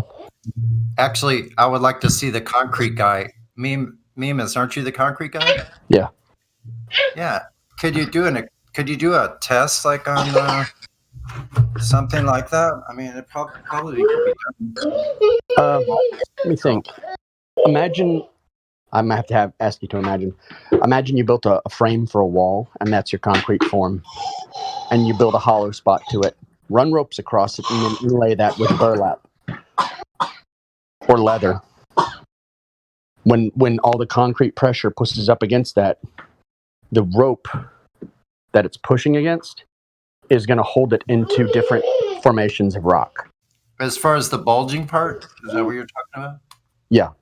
It'll bulge between bulge between the ropes, between the knots, or between where like they connect, or not even rope, like wire. Yeah, I'm having a little difficulty conceptualizing what area you're talking about. The part I have difficulty with is like the 6 or 7 or whatever they call it, 11 sides or something on some of these stones. Like, yeah, that's the easiest part to explain. So they just get the next one, and it just has burlap in between, right? Well, I'll have to draw it. Let me. I'm trying to think of a way to explain. Give me a few minutes. I'll be back. Oh, no problem. I don't want to. Yeah, it's a really very interesting topic. I've always been amazed by all of that myself. But I definitely don't. I don't really believe the mainstream idea of any of these things, though. So probably like most of the rest of us. Yeah, I don't know enough about geology to honestly say what I'm hearing, but I do know that metamorphic rock is comprised of various different rocks that's essentially fused together with heat. So, I mean, this is all verifiable too. So, heat and pressure, right? Yeah, heat and pressure. So I don't know the composition of some, a lot of these rocks that were used on some of these megalithic structures, if they are metamorphic or not. But he's saying that diorite isn't a natural stone. So I don't know, man. I'm kind of thrown off a little. Like, say, for example, in Rome, they found that their ability to cast concrete was quite exceptional. They cast certain concrete that could actually set or cure underwater, and it helped them build aqueducts over water spans. But when you go and look at it, you can definitely notice it's a concrete. It's like a porousy surface. It almost looks like a. Now, they added a lot of limestone to their concrete mix, but I wouldn't necessarily call it limestone when you see it. But it is very similar. But whenever you see man-made objects, they're very regular looking, and that, like what I also said there about the multi-sided stones, and that each stone is so unique. There isn't duplication, and normally if you're casting something, there's a mold or a template, and then the template causes duplication. There just isn't really a lot of that, which is why the guys are quite puzzled. You can slide pieces of paper between some of the bricks, so it shows that they were not necessarily that it's just an indentation surface level on a solid rock. It is separated, but so precisely that only a credit card or a piece of paper can fit there. Other objects can't. So there's a fascinating topic. There's some structures that didn't use any mortar between the bricks. Yeah, and they were that's so what I'm saying. well I got a put drawing together for you. that they hold water. I got a drawing for you of the form.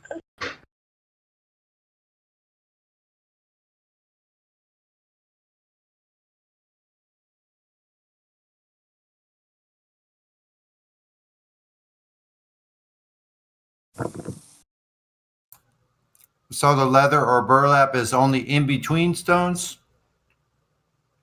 Hold on, give me a minute. The ropes and canvas are on the outside, where the part that we see bulging out, right? No, see, the burlap would go across that entire thing of forms. So you see all those wires that are held together? Right. You put the burlap or whatever thin membrane you have there across all of them. Yeah. And when you pour the wall, it bulges out in between every single one of those. So you'll never have the same stone ever. It's not a template. You take it completely apart, you move it, rewire it, it's a different pattern altogether.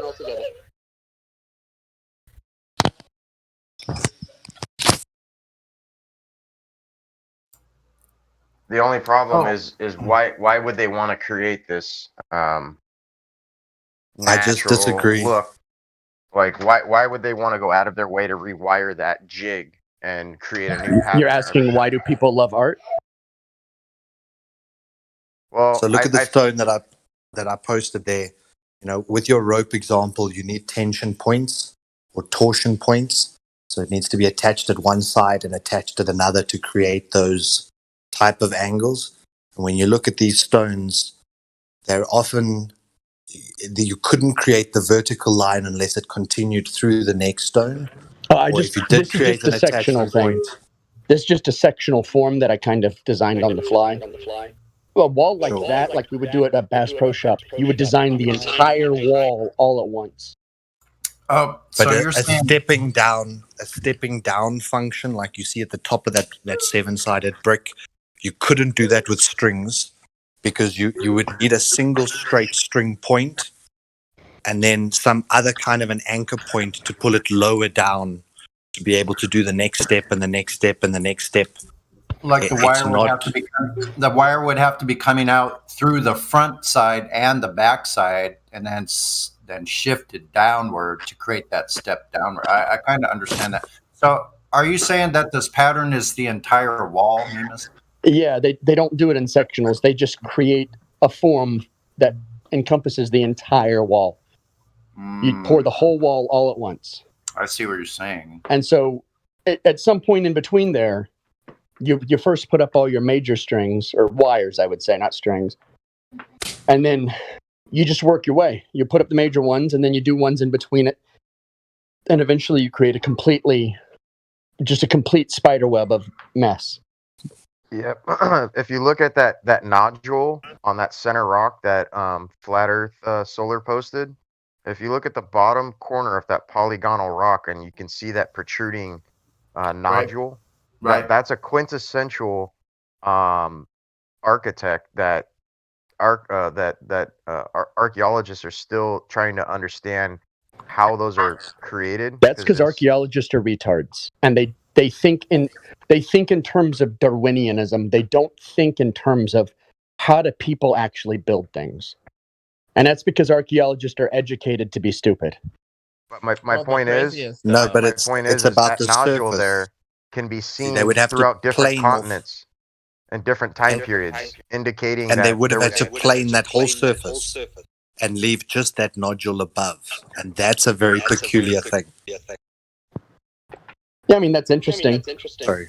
But I don't think I don't think it indicates the entire picture. Well, the thing is that that nodule there and those polygonal structures like is seen replicated like on different time periods on different continents. Like, how did this information transpire and travel that far? Like it I'm kind going to of be honest with you. The face of that does not look like a one group of quarried people. stone.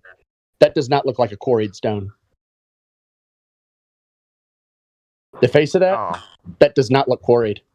Well, if you look at the edges there of all those rocks, you'll notice there's a bevel to each and every one of those. Yeah, that's why I say there was a form. Yeah, so that would indicate something along what you're saying, because the fact that each one of those bevels is so uniform. You got a point, man.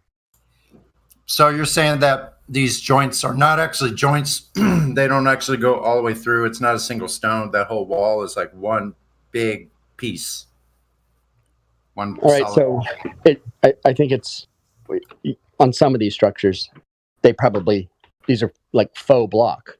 They poured them to a pattern and then put them together, prefabricated. Those look Yeah, like I've just prefabricated to me. posted another picture now where it shows like there's a lot of tremendous depth distances or depth changes between these rocks. These are definitely rocks placed in or on top of one another. But what Mimas is describing is a useful technique that I agree was probably used in a lot of these ones that people still are puzzled about. What that looks like to me is that looks like prefabricated. That looks prefabricated. But you wouldn't create that kind of depth change on the exterior of your mold. Oh no. It would I would create say flow issues and all kinds of stuff. how heavy are these block right here that you're looking at? How big are they? Tons. Like, But are they over? But they're not 500 tons. No, they're like 10 tons, maybe. 10 tons. So it's stuff that can be lifted. It is stuff that can be lifted. Yeah, it kind of looked like kind of a mix, like what Meme is saying, like almost like if you had them in a bag, like each one of those was in a separate bag, and if inside it was more like clay almost, and, you could kind of like mush it molded into there. Yeah. Hey, Memos. I want to ask you: Have you heard of the Coral Castle in Florida? Yeah. I also think one guy built that and didn't have any weird techniques. He's just really So, smart. Do you think he quarried and cut those stones? Yes. Okay.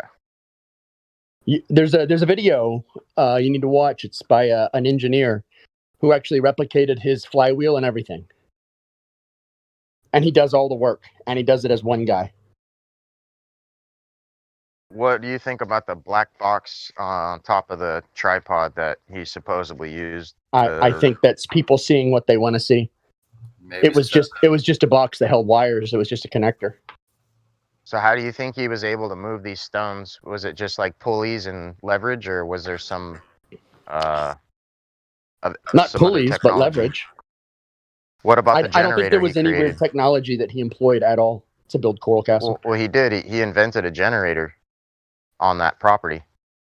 No, that the no U.S. weird technology government took. like anti-gravity. I don't think he Dude, it did was anything like that.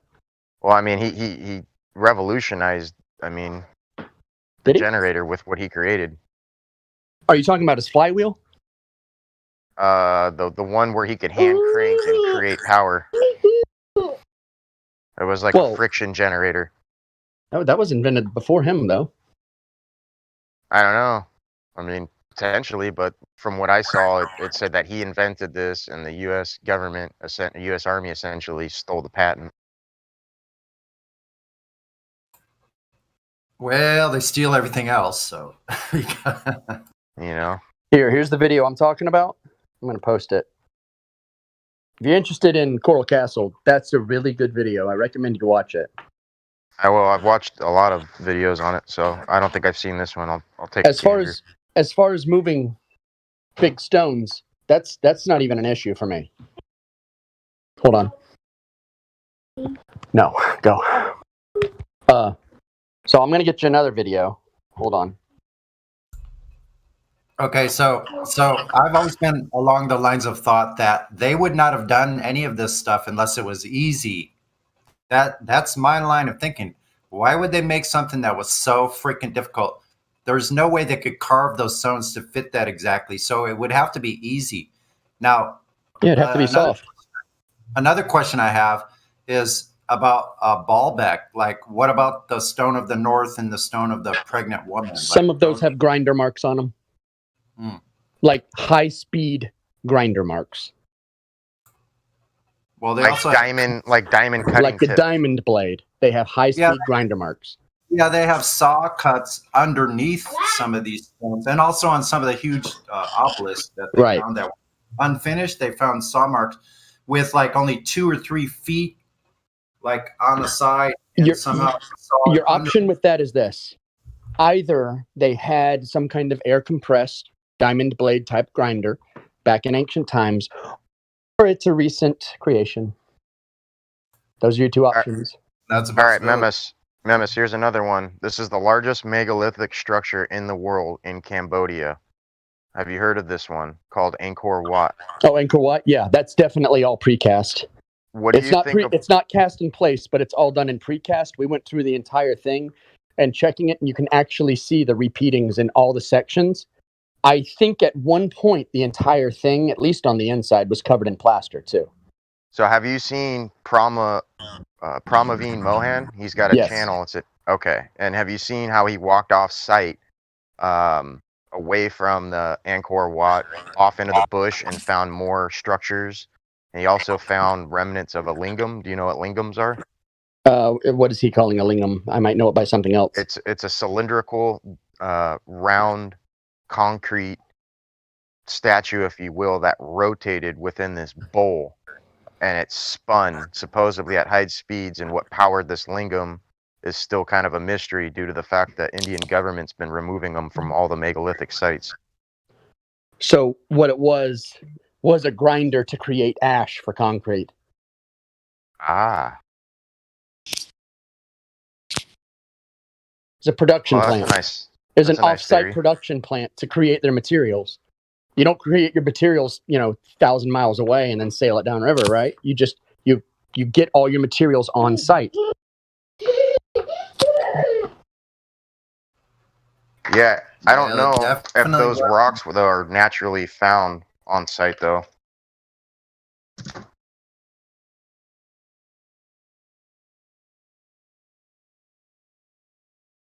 Well, you But might either you way. might you might bring in the equipment from somewhere else. And but here's the other thing. That entire place is covered in hand carved sculptures, and not one of those sculptures is identical. They're all different, which shows like a great deal of invested time into designing that place. Oh yeah. Well, I mean, humans love art. You should look at a cathedral. Yeah, but it's a lot easier to like slap some paint on something rather than physically like shape But it. why would you though? It's not like you're trying to save time. It's not like you have hobbies. Your entire life is your artisanship. Do you think you don't play do you video think- games? You don't sit around on the couch. Your life is your trade. Do you think it's just the paintings that make cathedrals a work of art? Have you No, looked it's at the design. architecture or like, yeah, I mean everything, every little detail about those cathedrals is another type of art. The sculptures, the architecture, the the way that they lay any tiles or do any woodwork or any of it, like the windows, every little piece is art.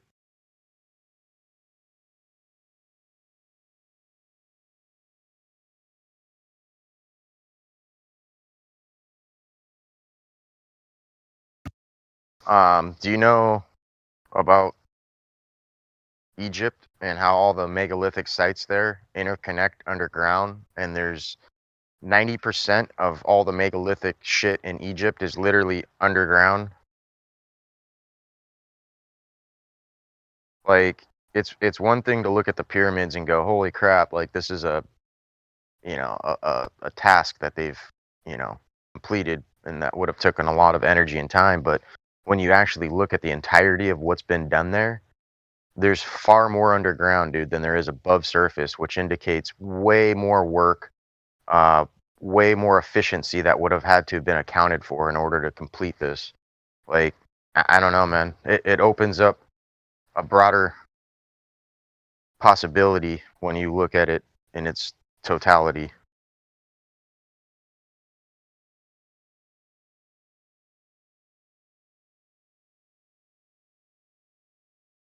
Did you know about that, Memus? Hold on. I got a crying baby, so I'm having to mute right now. Okay. No problem.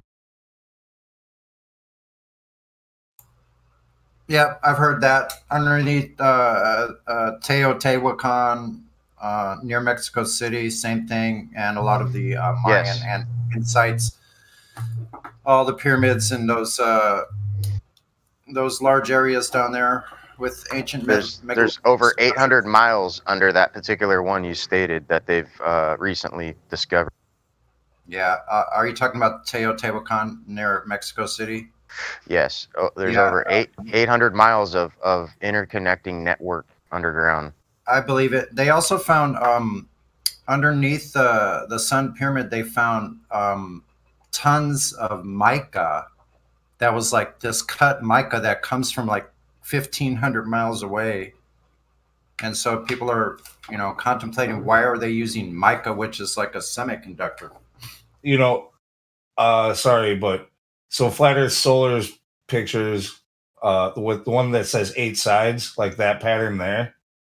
If you want to go off of what Meme was saying about like kind of using straight ropes across forms, that looks almost exactly like a dream catcher, like Native American dream catcher woven pattern. Similar, but the Dreamcatcher is way more symmetrical. Not really. I got one right here. I'm looking at it. Well, it'd be easier to make it non-symmetrical anyway. So, But it depends where you would tie those knots to the strings. So exactly what Mimas drew earlier, I would say, fits quite closely with that 8-sided. Well, if I there were think- attachment points, but yeah, it's quite an interesting idea to play with. I think it's astonishing though, because obviously we all know here that there was technology that we're not aware of. These are examples of that. So how is it that all this technology, like was none of that was passed down. Like the people, let's just say in Mexico City there, in Puebla, where Teotihuacan sits, the Aztecs said they don't know who built it. And most of those places are the same way. They said somebody else was here that built it. Like they don't claim it as their own. Well, that's why I said, like, if you look down further towards the ground and below it, you'll see a whole different size of rock, a whole different architect, like indicating two different civilizations and time periods. I'm actually thinking those large things that we cannot explain like that are pre-flood. That's what I'm beginning. Yeah, to... they're the polygonal architect, and there's one other are the oldest structures worldwide. Like if you type in Pumapunku, there I would definitely say there must be some sort of molding or some sort of concrete composite. You know, when you can see that this mold, when this mold is repetitive. 100%, I would put money on those being concrete molds poured in place. I built an entire hospital, a cancer unit that has a virology containment below it. Whole thing is one piece, nothing but repeating columns. Poured the whole thing in place.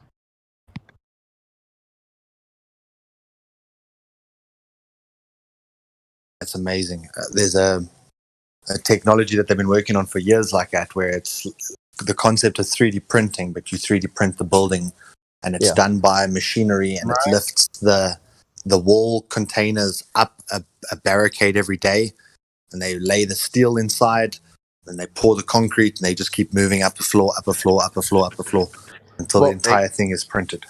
People tend to forget an entire house, wires, windows, plumbing, and all in less than, I think it's 8 hours. People tend to forget that concrete has a primary component that's water, and it will take the perfect shape of any form you put into it.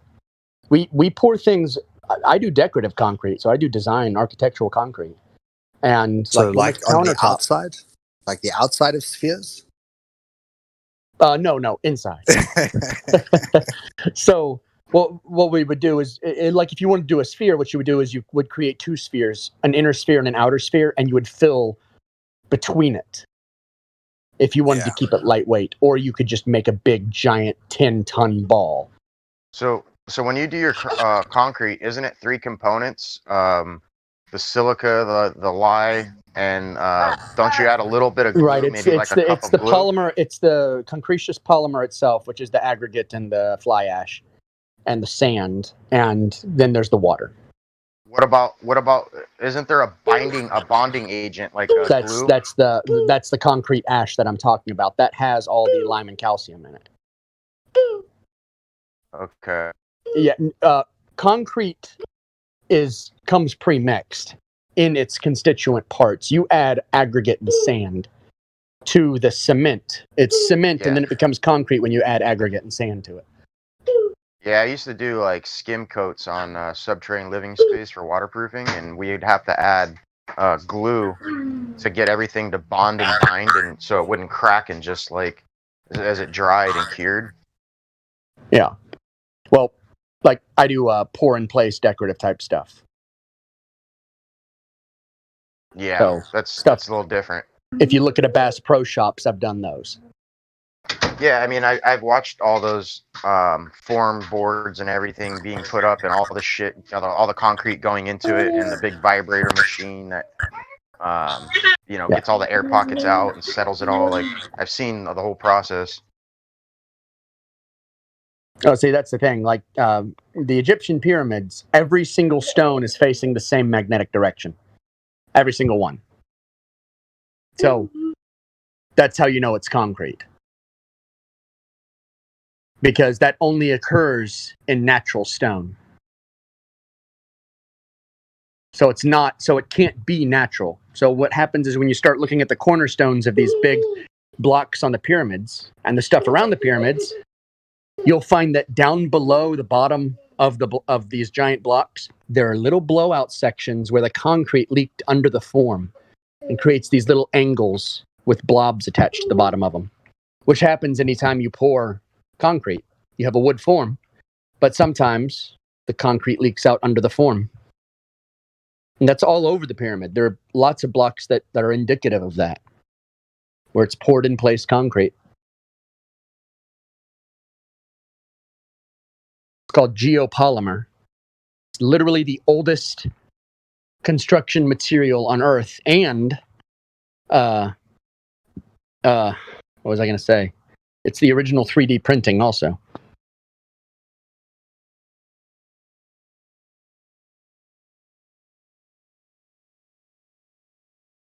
So you just think they poured it bucket by bucket, or do you think they had like a long? Well, they quarried it. They quarried it upriver, took it in buckets to the ships, took it downstream, and then built a giant concrete plant next to where they were going to build it. So the first thing you do is you gather all your materials, you put them on site, and you just have your own concrete plant on site with you. So every construction, it's not that's how we do it today.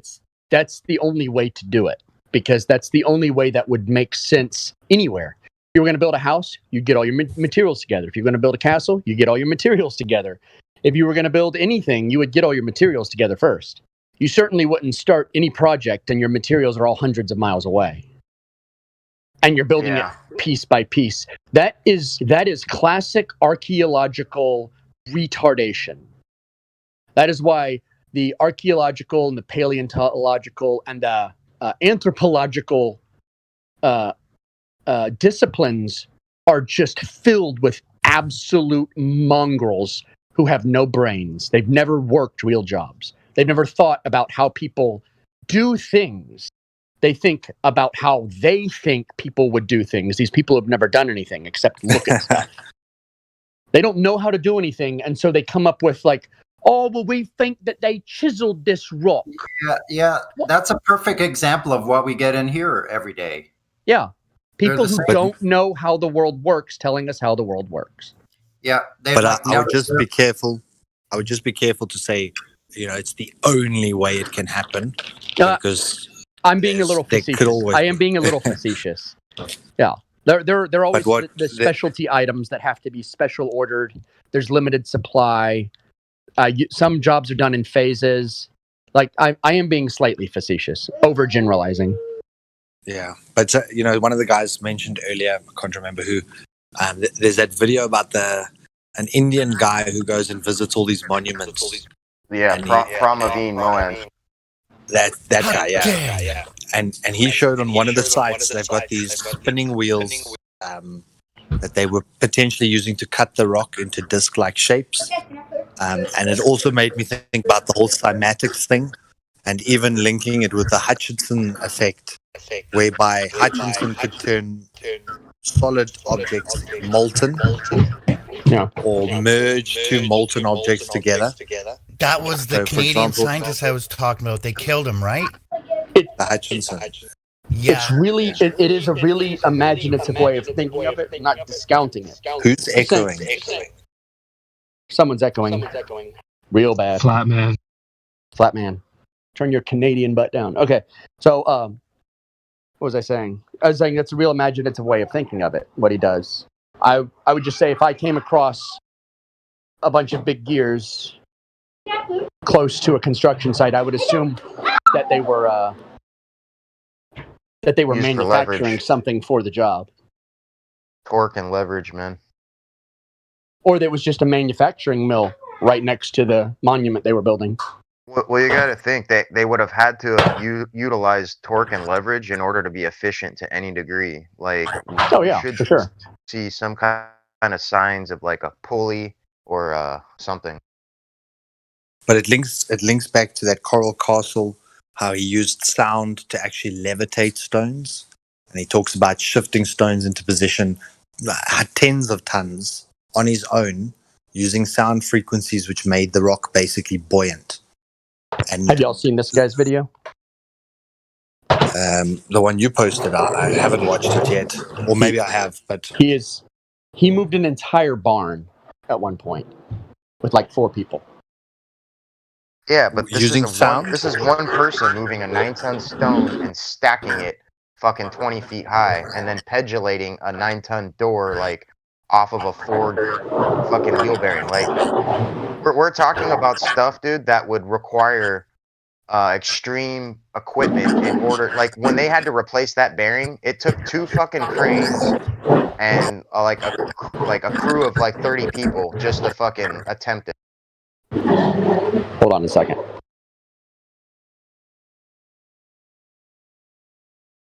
Yeah, exactly. That to shift this, but it's the sound aspect, the cymatic aspect. Hutchinson used sound frequencies to melt metals together, to cause objects to jump off tables. So there's something about sound which we're not being taught. Yeah, sound can sometimes hit you like a wave. Breaking the sound barrier is almost like a physical thing. Maybe sound does create like a buffering or a buoyant layer or something that they can. Did y'all see the video by the engineer I posted? It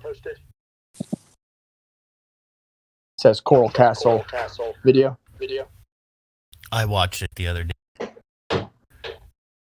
Because he posits really reasonable methods that I know of. Like for leverage and like just putting things together and heavy things. I'm echoing real bad with somebody. Who is that? Flatman. Thank you. I don't know why I'm echoing. I don't know either. Is it I just that? want to turn your audio down a little bit.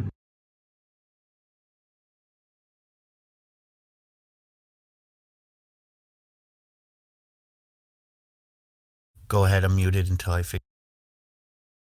Yeah, I was gonna say I have to go back and watch it.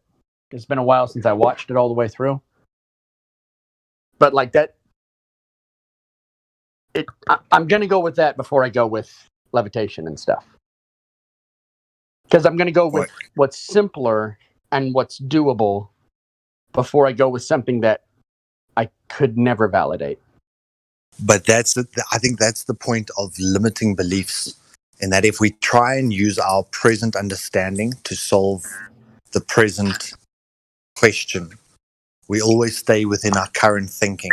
Now But when people start to postulate outside of what's considered mainstream ideas, we start to make discoveries in certain areas that it's only through the questioning or the allowing of the question.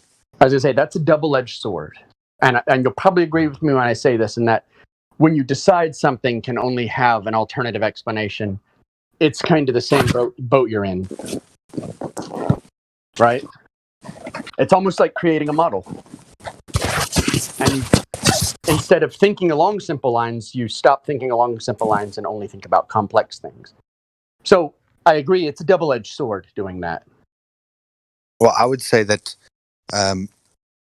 yes, I do agree with you in part that if you presume it has to be an alternative idea, then you kind of get stuck down the rabbit hole. But if you are presented with 2 ways to get, say, for example, the answer is 3, what was the rest of the equation? And there's 2 or more ways to get to 3, then anyone who asserts there's only one way, it kind of can be a little bit more limiting. There was actual spectators, or I think it was his daughter from, what's it, Ed Lenin Skulnin or whoever it was at Coral Castle. She actually came forward saying she witnessed him doing the levitation and he never went anywhere without this little box. And there's pictures of him using this little box for the maneuvering and positioning of said rocks. Now, nowhere on the entire site was there any flywheels or crane equipment or any sort of levering and arch using pulleys to mitigate weight through multiple pulleys or all the mainstream mechanical ways. Very wooden small tripod. And there's pictures of the tripod being used to hold the little box. Yeah, so whatever that little box structurally was, supported. Couldn't hold a rock, put it that way. So it's a very peculiar thing that when all these little breadcrumbs are dropped side by side, it does take speculation. I agree, but when you start to potentially think, could there have been ulterior explanations? We know that acoustic levitation is possible. So that's levitation purely with sound. We know that, they use that tethering, electromagnetic tethering to gain or lower altitude. So there's definitely links towards magnetism and sound frequency being linked to levitation or the weight of an object. So I think, like I say, these are all just breadcrumbs lying side by side, and it's about someone much smarter who can connect these dots. Another breadcrumb is the pie-shaped stone that was found underneath that 9-ton door that essentially propped up that bearing, that 1914 Ford wheel bearing. And when scientists tried to analyze this stone, they were baffled as to its origin and its makeup. Yeah, because a 60-year-old man could push that door with 2 fingers. No, a 2-year-old girl could push that door with 1 hand. Correct. Well, basically that there was almost zero resistance from, yes. I think it's an 8-ton or 9-ton stone that's Correct. acting as the doorway, the actual door. Correct. But the real mystery behind that was that stone, that pie-shaped stone that propped up everything, that was supported that whole thing on a tiny little stone that was maybe 3 inches by 3 inches or something. You think about that force, the engineering force that's being applied onto that little stone. How was it able to even? What I'm trying to say is whatever that stone was could have been consistent within that black box and potentially could have been a key component. But then you always get these people who approach the subject saying it can't be something else. It has to be solved within what we know. And then they'll say mystery solved. And then they'll show you, it's like those giant heads on Easter Island. There was a documentary done where they were trying to move a 16-ton giant rock head. And when you look, the bottom of those heads are flat. It's not a head. No, it's not a head, dude. This is a misconception. Some of them are submerged. Yeah, some of them are submerged. These so there's heads, more. these heads aren't just heads, dude. Every single one of those things have bodies to them. If you look at Brian Forrester's video, he was exclusively taken on that island, and he was showing the bodies of these heads. And there's actually underground. There's actually underground caves on that island. And there's artwork left behind by the creators. There's little known about these guys on Easter Island, but the fact that many people are unaware of the art left behind by these people, art says a lot, right?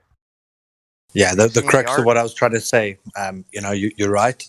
There are some that do have bodies and some that are just like over proportioned heads. But the point was that they tried to use a whole field study of people to move these objects, and they used rolling wooden logs, and there's apparently very little trees on the island, so that was not very likely. Then they tried to drag them using ropes, and they would dig into the soft soil because it's all volcanic and it's super fertile and all this stuff. So eventually they figured out it would have to have had a round bottom so that you could kind of roll it a bit forward, then roll it back, then roll it progressively a little bit further than it went the first time. And you would like a boat shape. And then they said, but all of these are flat bottomed. So they must have been round till they got to the location, and then they must have flat bottomed them and then placed them in location. But once again, it's a limiting idea. I really encourage you to watch the video I'm talking about, because if you think they're all just a bunch of heads, man, and there's no body, you're being given false information. Hold on. You see the picture I posted? It's a postcard from a quarry. He actually posted this in the video of the mystery solved for Coral Castle. How they would lift the same size granite stones is with wood tripods. And that's how they do it in a normal quarry back then, around the same time period.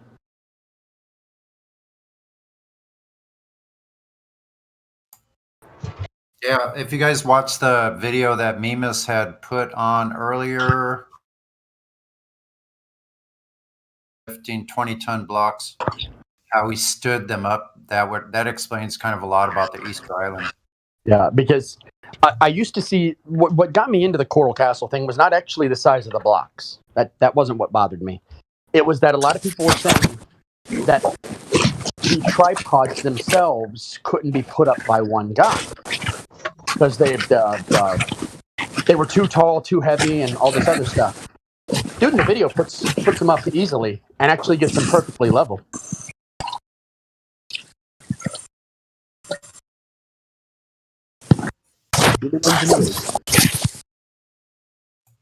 I like how he's moving the whole barn, 300 feet onto another piece of property.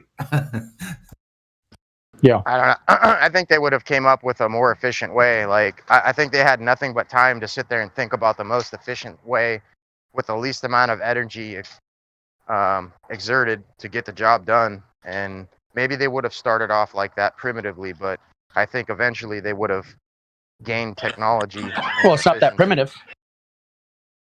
To physically move something of that weight? To physically move something is the single most efficient way to actually move it. Well, you got to remember, Ed Casey, or Ed Lee Scullivan, whatever, was a single man, an older man. So for him to try and use brute force for an old man, he did employ a small crew. A lot of people don't know that. He employed about 8 guys. He did. He employed about 8 guys locally. There's no evidence of that.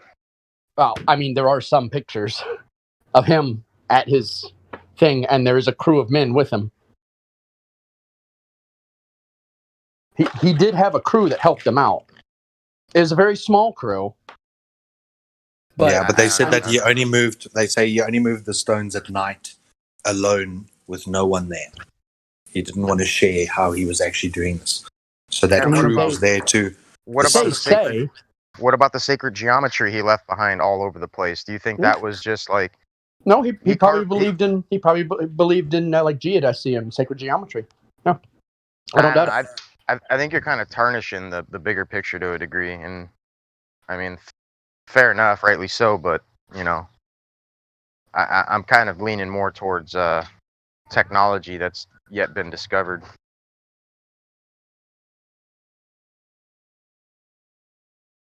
Oh. If he had it, that means the government has it now, and where have they utilized it at? You've never seen anything in the sky that doesn't make sense? Nope. I have. I mean, I haven't. Seen a lot of it. Mostly because I can't tell what something is or what it's doing. I've seen things take right turns or hard turns at such fast speeds that wouldn't make sense with the given technology we have. Yeah, how do you know it's technological and not organic? I've seen something like that too. Actually, if you watch the video I just put up at 37 minutes after, it shows that guy moving the blocks himself with block and tackle.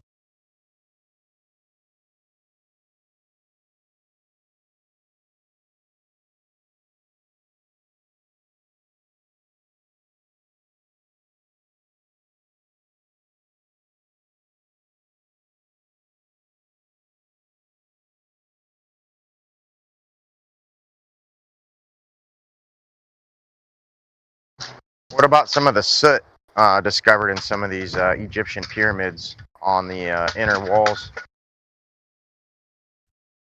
You mean like from torches?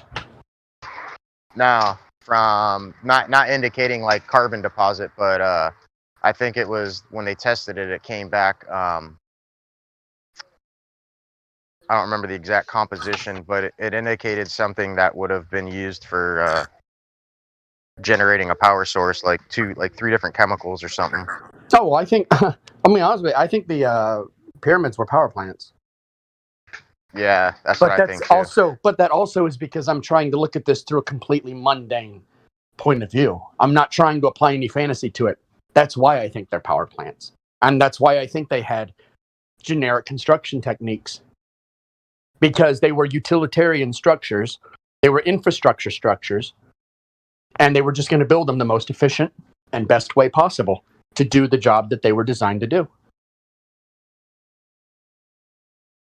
And the only thing that makes sense on building an infrastructure project, especially where they built it on all that limestone that has water passing through it, would be a power plant. Have you ever seen a cone-shaped magnet and the difference between a cone-shaped magnet or a triangular pyramid-shaped magnet versus like a block or a round magnet? I can't really comment on them because neither of them occur in nature. You don't think magnets occur in nature? No, those shapes like that don't occur in nature. Really? Yeah, cones and pyramids don't occur in nature.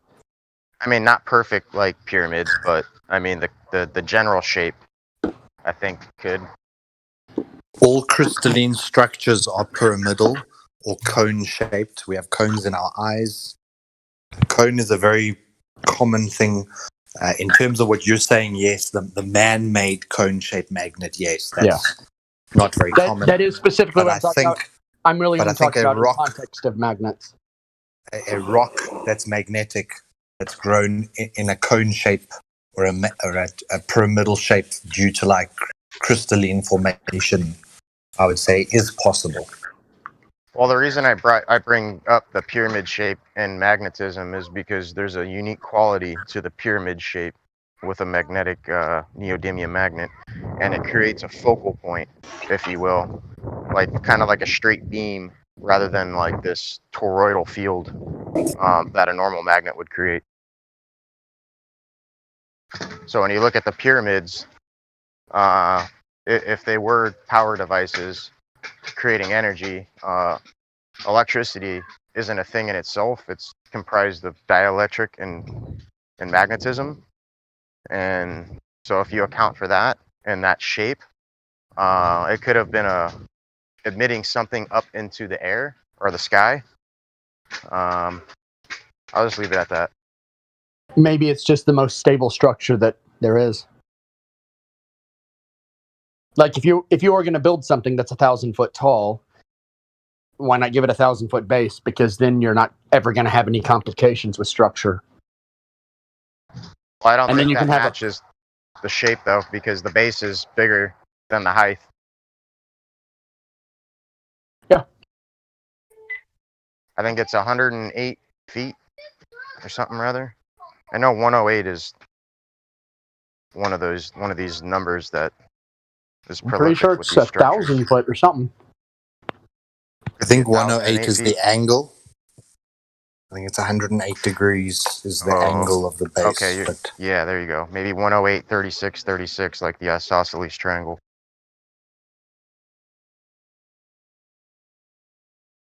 But there's also there's a lot of mystery around it. They call it pyramid power.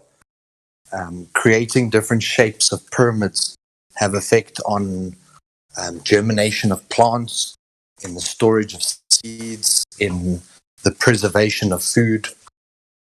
They found seeds in the pyramid. I think they found cannabis seeds even in the pyramids. But what they started to do now is that they create a little pyramid, even out of like conduit, like out of PVC piping. Create a little pyramid and put it over your plant, and you'll watch the one under the triangle grow better than the one that's exposed. Yeah, that has to do with magnetism, like you were saying, and Rawls and Davis was the first two people to discover this effect on biological entities. And you're absolutely right in the sense that it does affect all living sources. And the angle is imperative. So when you look at the Great Pyramid of Giza, I think it's built to a ratio of 5, the 1.618 or whatever that is. Yes. So you said there was cannabis seeds in the pyramid? Correct. Actually, Fucking if you look at the Bible, the KJV Bible, and you look at what the ingredients were for the holy anointing oil, it was actually cannabis oil. And it would be seeds. You'd crush the seeds to get oils Wait, let extracted, me and correct you'd you there. use oil from. It says calamus, right? But calamus is a poison, so it was likely cannabis, but it actually says calamus. Well, that could be a translation error. Yeah, that's what I'm suggesting. I don't think calamus was native to those regions.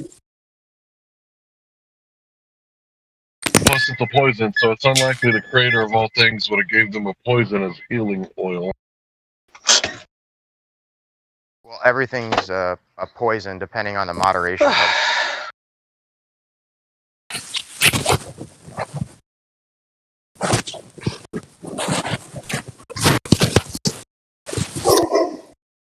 What? Who's hot micing?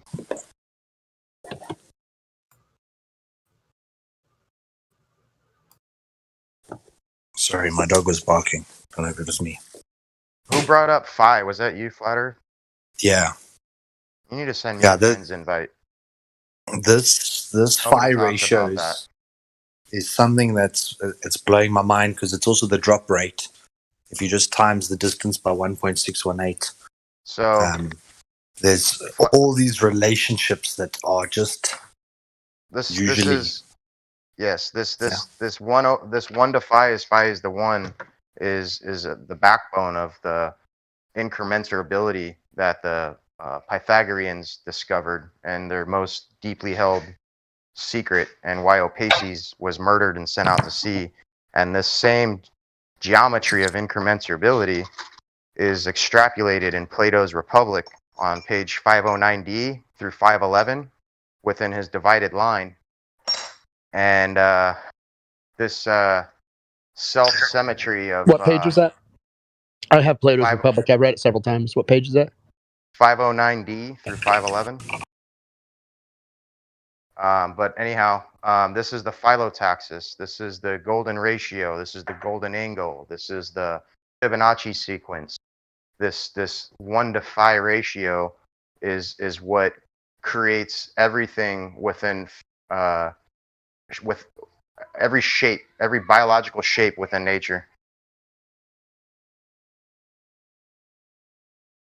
Yeah, this was discovered by Ken Wheeler like 8 years ago.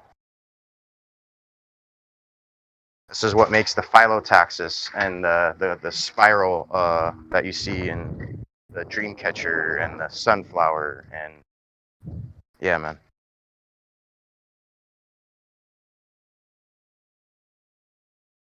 Yeah, I remember that part. He's actually using hyperbole and metaphor to describe how you view things in life. But I've thought about this a lot, and I'm trying to think, what is the fascination with the ratio? Back then, people would sit and they would say, well, how big is my finger in proportion to my forearm? How big is my foot in proportion to my ear? And it was always this ratio comparison. And with our maps, they would also put in a little key.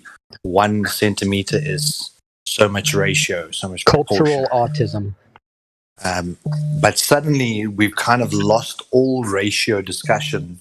Now everything is just declare and propose, and there's no rationality in terms of comparing the micro to the macro. You can show it works in a small scale, therefore it works in a large scale. With the phi ratio, it's like it works on these massive scales, and then even taking it to the human body, it works in a micro scale. So therefore, it's almost like a law in that works across all.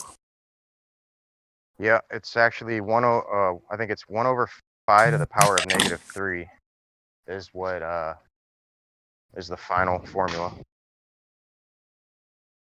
1 over pi. You see, once again. No. I said 1 over phi to the power of -3. So are you guys saying I could build a pyramid structure over my plant? It would grow better? Now, what you want to do, and yeah, actually, that is true. And the reason for that is because everything with mass has magnitude, and everything that has magnitude has magnetism. And when you create that triangular shape, it naturally creates this focal point that's being emitted You're going to have better results though with magnetic fields directly than you would that triangle shape. I've also heard you could actually put a magnet right in the soil also. Yeah, you want to, if you're going to do that, you want to wrap it in like cellophane, and you're going to bury it with the south side facing up. I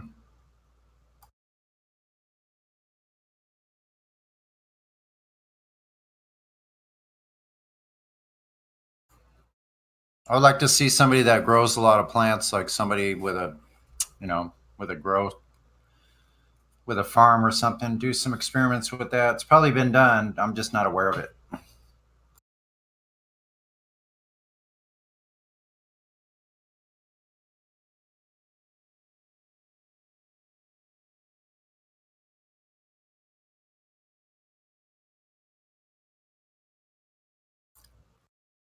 Yeah, what's mass? Mass is the volume between atoms, and they're conglomerates solely due to magnetism.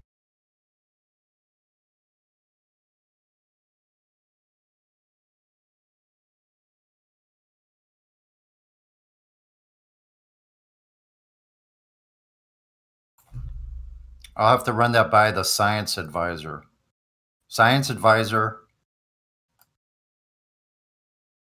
Yeah, I posted a pic there for you, buddy. Mass is inertia.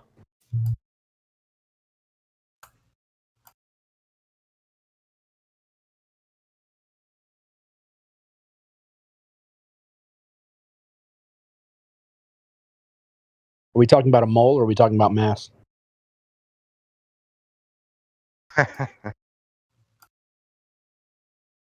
Because a mole is the stuff that it's made of. Mass is a measurement of inertia. When you say stuff, what's the smallest base of this stuff? I have no idea. Particles, stuff. No, particles is just a thing of fantasy. I'm just telling you how they define it. Yeah, well, they got it wrong. You know what particulate is, right? Yeah, I do. Just like the dust that you breathe in.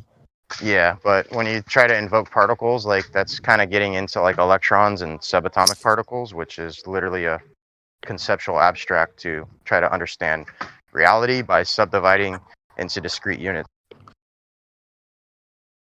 Well, nobody can say what's going on down there in any direction. Ether can. It can explain it. Ether can reconcile light and matter. I'm not looking for reconciliation, though. I like empirical reality. Well, in order to understand, you have to reconcile.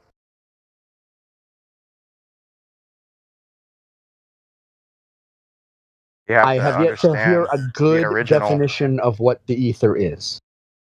Well, I can provide that if you'd like. Sure, go ahead. Okay, give me a second. I resign myself to it. So ether is pure potential. It's a non-Cartesian counterspatial inertia. It's the essence of all field modalities. The attribute of the ether is the Aristos dyad, so-called the infinite dyad or attribute of the absolute.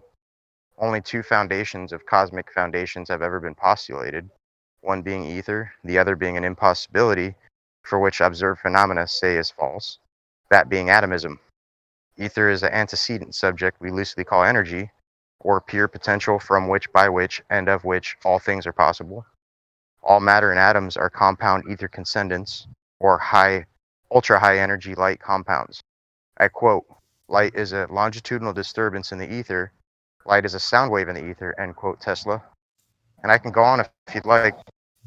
That's, that's a great topic, but you need to put consciousness in there. So consciousness is consubstantial. It's two things creating what you would call consciousness, similar to that of a light. And nobody can know what consciousness is. Well, I'm trying to help you understand better. Well, kind of conceptual. You literally cannot I'm like, everything that you provided for me was conceptual. It wasn't like what is. It was conceptual. Let me interrupt just for a second. Okay, so everything you said so far about the ether, I'm kind of on the same page with you, right? But you have to admit that this isn't science, right? This isn't something that we can like put in the lab and test and paint it yellow and put a jar and a name on it and label it and retest it, and the next guy pass it on and retest it and so on and so forth. The last thing, wouldn't jump to those assumptions quite yet.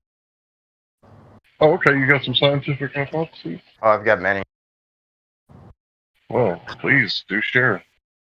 Where do we start? Yeah, I was going to agree with Meme. We've been waiting. You know that. Hold on, I'm not done. Hold on, please. Yeah, I was going to say that I have to agree with Meme. Anybody who claims that they understand consciousness, I kind of have to, question that, because anybody who claims that they understand consciousness, it's like worse than claiming they understand like quantum physics or like, God. How could you? Yeah, there you go. That's another one. Yeah, I was going to say, it's like claiming you can understand the mind of God, since that's where consciousness, that's who created it, and we don't understand it. Yeah, I mean, to try and define consciousness in its full totality is like utterly insane. It's like, well, so I don't mind trying to define it.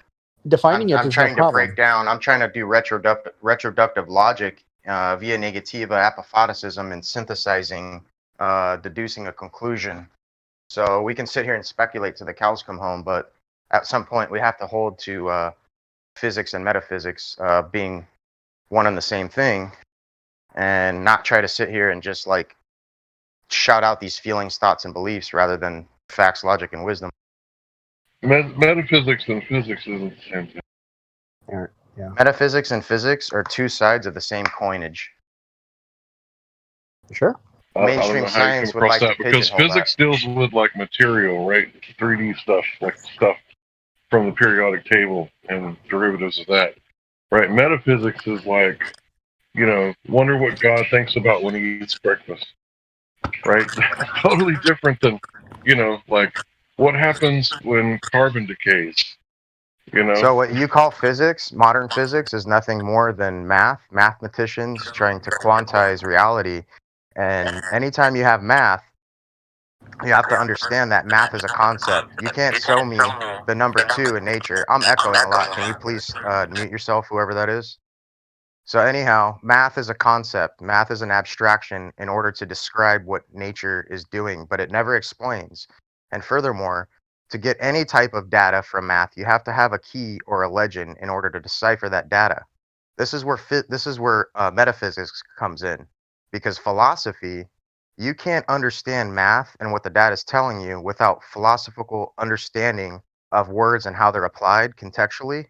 So to say that metaphysics and physics are two separate things is entirely untrue, being that numbers aren't words and words aren't numbers, right? We have to have a mediation in order to decipher what's taking place here.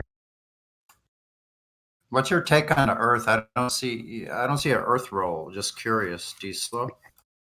So I don't have an ultimate answer for you, being that there's not one prove all experiment, but I'm on the side of flat Earth, being all evidence so far is pointed to no curvature for me. Mm-hmm. Makes sense to me.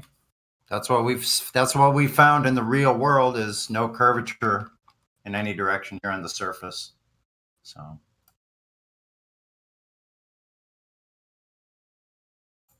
Bringing it back to the flat Earth, y'all. So I guess we're at an impasse. Yes. Definition. So let me see. Let's define physics real fast. All right. The science of matter and energy and the interaction between the two, grouped in traditional fields such as acoustic, optics, mechanics, thermodynamics, electromagnetism, as well as in modern extension including atomic and nuclear physics, right? So it names a couple more. All right, so let's go to metaphysics. The branch of philosophy that examines nature and reality, including the relationship between mind and matter, substance and attribute, fact and value. So would you agree with those definitions? Yeah, it Then they sounds can't be. sounds like what I just said. They can't be the same. It's not the same. Why don't you read Metaphysics over and tell me that it's not the same because it was right in front of your face. The branch of philosophy that examines the nature of reality, including the relationship between mind and matter. So Hold on. The nature of reality, mind and matter. Now, does that sound like our world that we're living in right now? That's metaphysics.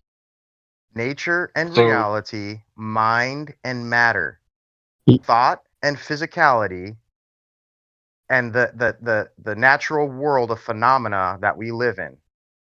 How do you not see the segue? Well, this one says physics is the science of matter and energy. Notice it said science, right? Meaning like the scientific method. And that's why, Hold on now. Go ahead. Because current science, the current connotative understanding of science is far different from the original denotative understanding of science. So you need to understand that modern science is completely different than what you think science is. Today, science is nothing more than mathematicians seeking a grand unified theory, all right, through mathematical formulas using conceptual abstraction to reify presuppositions as to what's taking place. That's not science. This is not science, but this is what they call science. Yeah, what we describe as science is what follows the scientific method. Well, which one precisely? And I just there's only one scientific method because this was born with Lord Bacon. But just on your point about the physics versus metaphysics, the physics is matter and its interaction with energy. The metaphysics is matter's interaction with the mind. So that can't be quantified, and that's the main crux of what Hank was trying to say is different. But because it says matter in both is where you're saying it applies to our physical reality in both. But the metaphysics is about the interaction between mind and matter. So can I make stuff levitate with my mind? Can I do extra, traveling out of my body and those kind of things? It's the mind's interaction with matter, not necessarily energy and matter, which is what we observe around us in the nature. Without the mind's interaction, you cannot formulate a hypothesis or theory. Okay, without philosophy and the understanding of words and holding to these words, you can't even begin to describe, let alone explain reality. So to invoke that math being, let's call math but physics, that's a non sequitur, though. And let's call words philosophy. But that's non sequitur. Both of these two in order to explain what's taking place. Utilizing language as a tool, though, is different than the language itself then what being I'm gonna real. What I'm going to do is I'm going to take philosophy from you. I'm going to give you physics.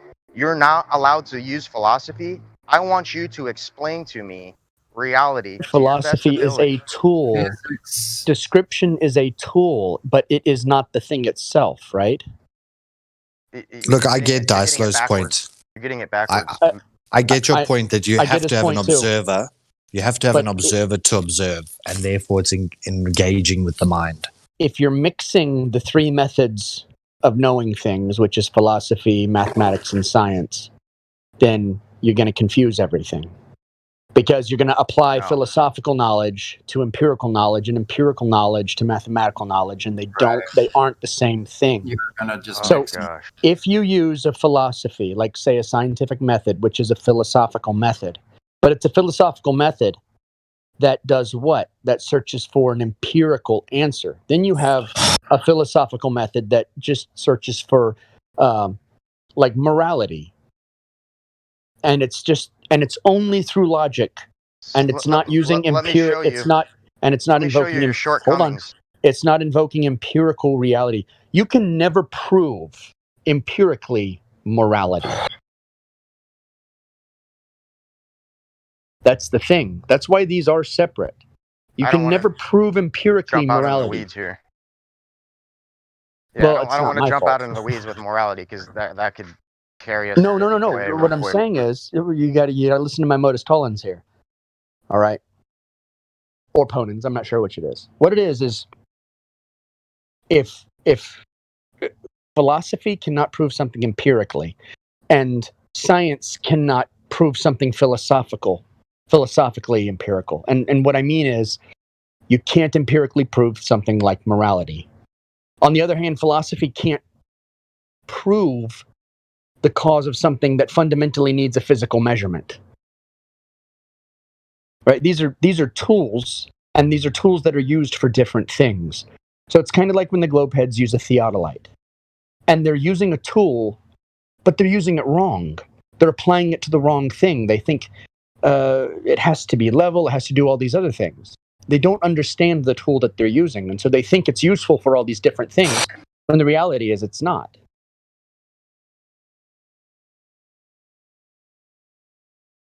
I mean, do you see what I'm saying? I mean, you kind of threw my mojo off a little, man. But I'm listening. Okay, so I'm just saying, like mathematical proofs, they're only true mathematically. They're never going to prove philosophical truth, and they're never going to prove something empirically true. Actually, that's not true. I already gave you a mathematical certainty that 1 is to phi is to 1, and this is That's showing. math. Yeah, but a mathematical certainty is not empirical math certainty. can prove itself. Math has absolute truths within It's itself. It's more of an expression than math actually to be. But it is a mathematical formula, is it not? That's not really a formula. No, it's an expression. What's the underlying philosophy of it then? 1 is to phi is phi.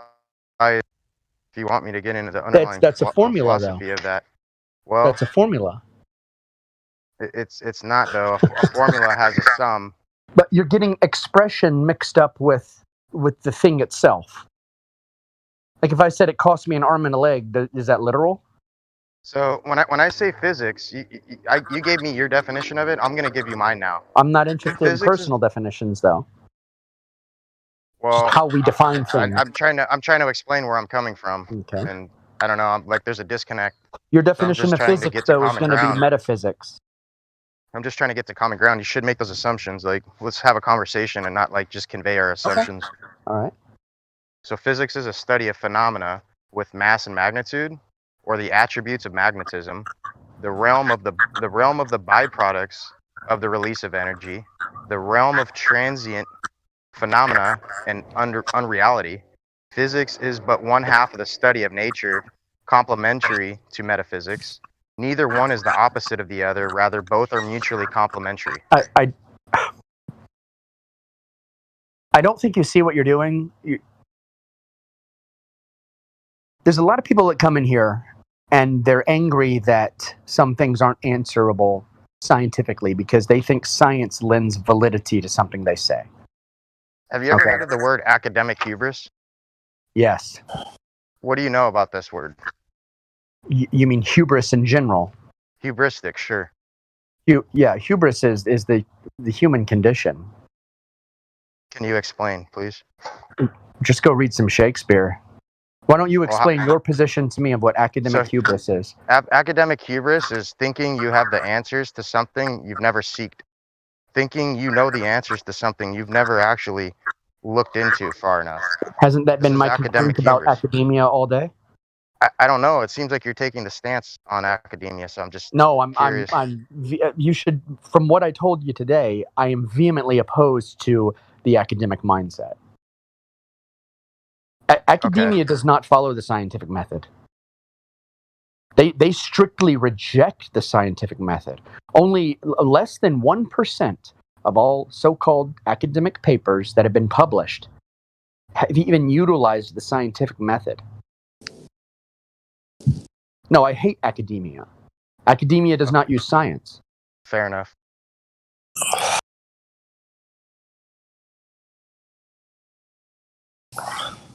I'm not sure how you're confusing what I'm saying being a defense of academia either. I apologize. Go ahead. I had you pegged a little differently than you're coming across now, so I apologize if maybe I was mistaken. Well, no, I maintain my consistency across everything I look at.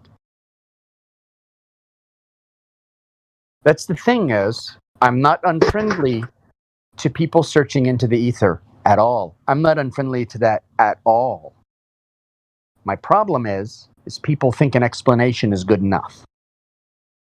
Well, I would rather an explanation than a description, because it feels like that's all we're really getting That's from what an academia. explanation is, though. No, no way. An When explanation. you're describing how something works, you're explaining it. A description is not even close to an explanation, dude. You need to Can I think just about that give my again. Can I just give my examples for the two? Okay, so metaphysics is like 99 bottles of beer on the wall. You take one down, you pass it around. There's 98 bottles of beer on the wall, right? But physics is like how many beer actually fits in my fridge, because beer doesn't hang on the wall. Right. It's pretty good, Hank. All right, so if you look at the definitions of description and explanation, they're pretty similar. They're similar, sure, but here's the thing: do you agree there's a difference between attribute and principle? I mean, principle of what? Like a foundation principle for like a logical argument or an axiom? No, for a thing. Principle for a thing. Principle and attribute. You don't know the difference between principle and attribute? Well, principle has multiple meanings. Well, we're talking in the realms of physics right now, aren't we? Well, let's look this up. So if I type in principle versus attribute, what will I find? Yeah, you're going to find an explanation, hopefully.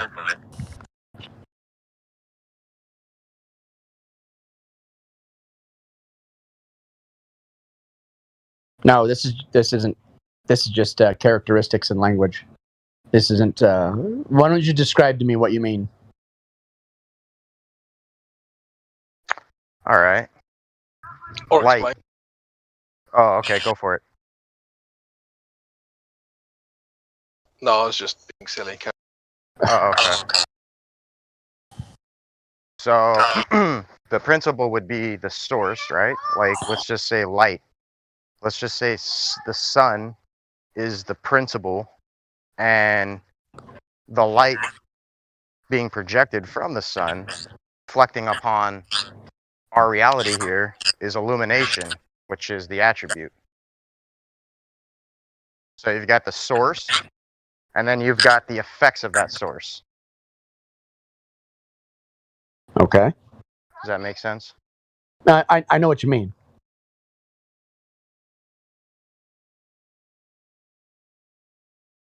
Kind of like the attribute of magnetism is this so-called pulsing and attraction phenomena, right?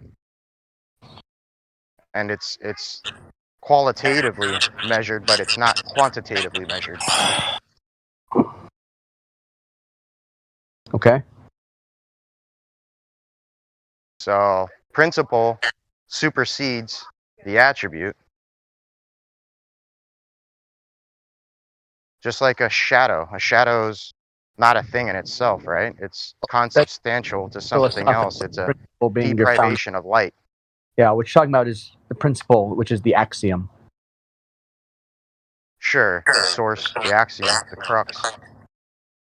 Okay, see, that's why I didn't understand, because I would have just said axiom, because what you're making is a logical argument, right? Can I just add one thing here? Just in terms of the breakdown of this, you're using the concept of using the mind to understand the physics, saying that it's the mind's ability to understand the physics, but you would still use the mind's ability to understand metaphysics. So the mind, or the analysis of the data through a human mind, doesn't make it metaphysical. It's just the point of analysis of either metaphysics or physics. It's done through the mind of a human. Thank you. Well said. Yeah, they complement each other, man. Modern science would love for you to believe that these are two wholly separate entities. But in fact, again, they're just two sides of the same coinage. Maths and science? Metaphysics and physics. Or the metaphysical analysis of physics, or the metaphysical analysis of metaphysics. The fact that you're using a human mind to analyze Is a and make key or a inference. legend to decipher. It's kind of like a map. You can't read a map without the key or the legend, correct? And that's why I said earlier, I do kind of agree with what you're saying in that if it's a human mind doing the analysis, or at any point it touches a human mind, it's then linked to the metaphysical, because of the definition of metaphysical is the interaction between the mind and matter. A non-perceived phenomena would be the only thing, well, specific to metaphysics, but in reality, The problem with that kind of the thinking, substrate, if you will, of phenomena, which is noumena. the problem with that is that nothing you thinking about something is not what's going to prove it empirically. How are you going to get empirical truth? If you're not thinking about it, how are you going to get any truth at all? I said just thinking about it is not going to get you anywhere. How do you get Well, this is why I said empirical? physics and metaphysics are complementary. I don't think complementary is the word I would use. I Fair think they're enough. both aspects of reality. But just like, eating and taking a crap are not complementary to each other. They're just two functions. But I think that this is the definitional change, is that the word metaphysics is how the mind affects matter. It doesn't. It's not the observation of the matter that's affecting the mind. It's how the mind affects the matter. So if I can cause an object to instantly combust or levitate or do something, then that's metaphysical because I'm using my mind to apply it to matter. Whereas I think what you're describing is how the mind understands the interaction of matter around us. Right. Thinking about something does not change the physical nature of anything else. Observing something doesn't change anything physical. To a degree, not.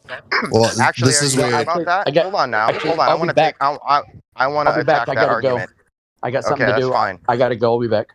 I'm going to attack you behind your back. That's fine. That's fine. Yeah. So quantum mechanics would tell you the observation of this photon will affect its interaction within reality. So that right there debunks his whole entire notion. Not that I subscribe to that, but I'm just saying this is the type of bullshit they'll feed Fair point. you and have you believe. Fair point. The observer, it's what I wanted to say to Mimas there as well, was that there's this thing called the law of attraction, or how you can manifest your reality through the words you select. Now, if you're constantly reinforcing negativity into yourself, telling yourself you're not good enough, you're going to behave not good enough. And therefore, you're going to experience life in a very shallow way. Defeatist, the nihilistic way. Correct, yeah. But if you say, not to be arrogant, but you're confident in your own abilities and you go forward with confidence, then you're going to be able to confidently overcome things far more easily through the way that the mind thinks. But then even on a more mechanical level, when the mind sends an impulse, it is sending electricity. The body is then releasing hormones based on that thought. So when you're depressed or in a state of fear, your body's releasing adrenaline and different levels of serotonin and dopamine and all these different things. So your brain reacts to the thought and then generates a chemical response from it. So thought can very much affect reality. But like I was saying, if it's the study of how the thought affected something, then it's metaphysics. But if it's just looking at something and observing something, I don't think it's quite metaphysical per se. But the fact that you're using your mind, it's metaphysical. The second you use your mind to decipher reality, it becomes metaphysics. So if you were to blindly, thoughtlessly But but not decipher, manipulate. When you use your mind to manipulate matter, that's when it's now metaphysical. Yes, when Or you put in the strict metaphysics, definition. when you put the thought into action, this is the interaction between metaphysics and physics. Yes, thought to action. Correct.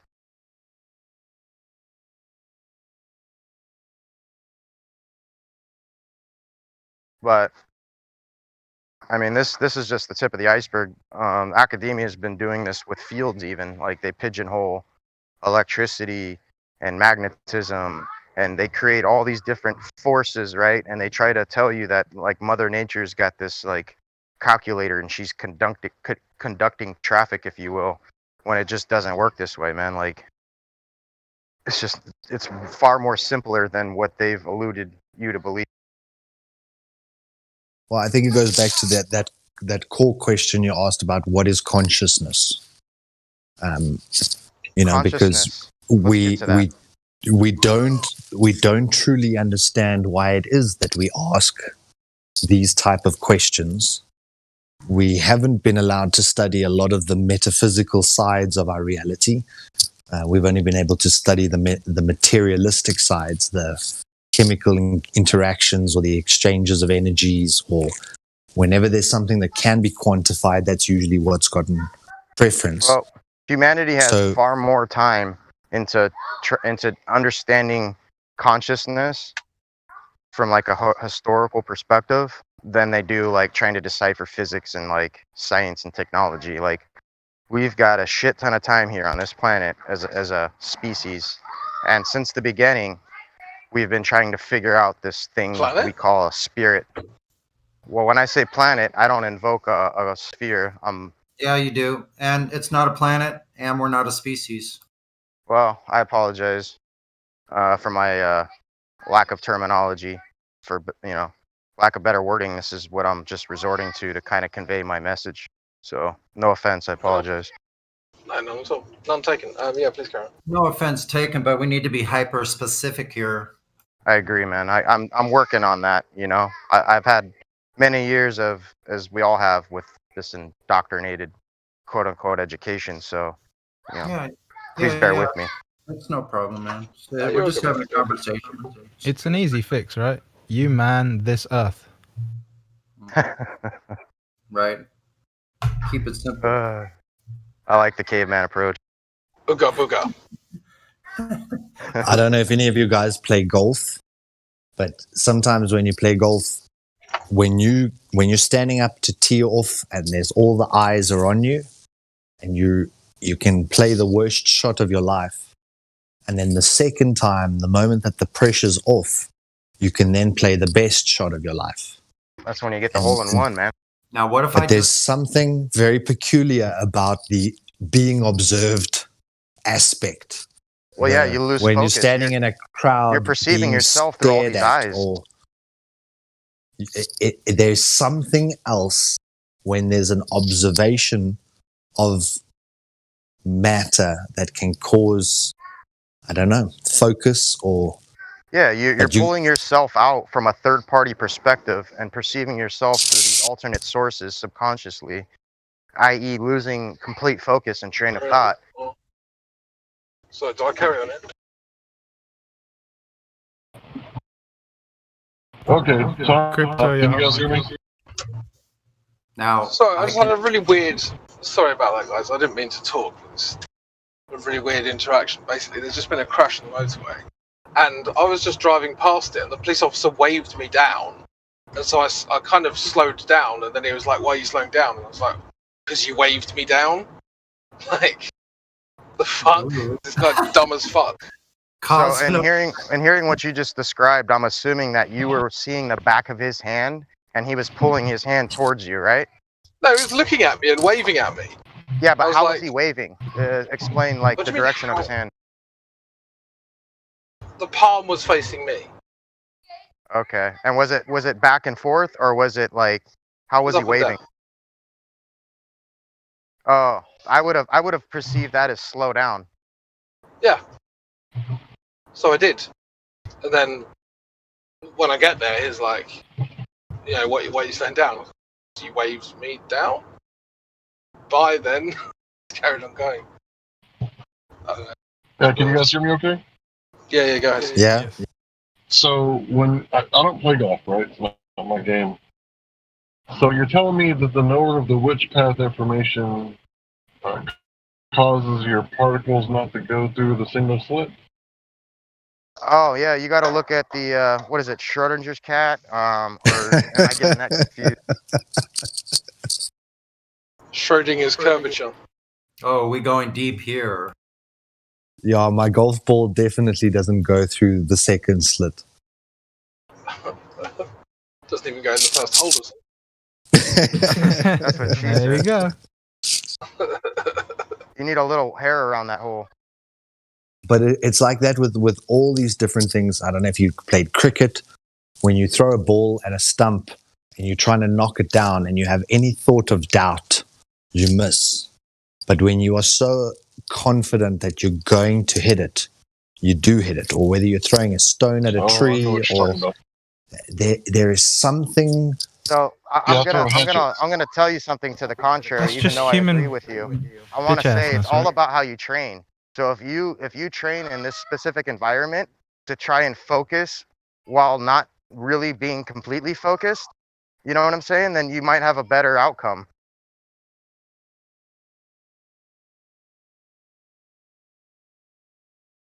Yeah, I know what you're talking about. I got a friend, my son does Taekwondo, or he used to, right? And I got a friend that could do a backflip. And I asked him one day, I said, hey, before you could do a backflip, you knew that you could do a backflip, didn't you? He said, I sure did. How did you know that? I said, that's how we work. You know, we know that we can do it. We just have to program our muscle memory in our body to be able to pull that maneuver off. And then once we have that maneuver, all we do is release that command, and it's kind of like throwing a punch. You release that punch, and before it even lands, like, you can't stop it from landing. It's already thrown, right? So it's kind of like the same way with the backflip. You have to visualize it. You have to visualize it. But the moment you visualize doubt it, it's not going to happen, dude. But the moment you have any thought of doubt that creeps into there, you land halfway between a backflip and a spinal cord injury. Yeah. Yeah, I call that the toe jam. Like George St. Pierre. But it's the same thing with everything we do in life. Broke his neck and he died. Left 2 kids behind. I don't suggest backflip. Oh, shit. Yeah. Sorry to hear that, bro. Yeah, it was fucked up, dude. He was on life support for like the last few weeks of his life. His brain was fully coherent, but his body obviously wasn't very responsive. So they didn't have the money to keep him on life support, even though like we did a lot of fundraiser events for him. And it was really sad, man. Like to see somebody completely conscious just have to like watch that plug get pulled, dude, and the kids and everything, man. Fuck backflips.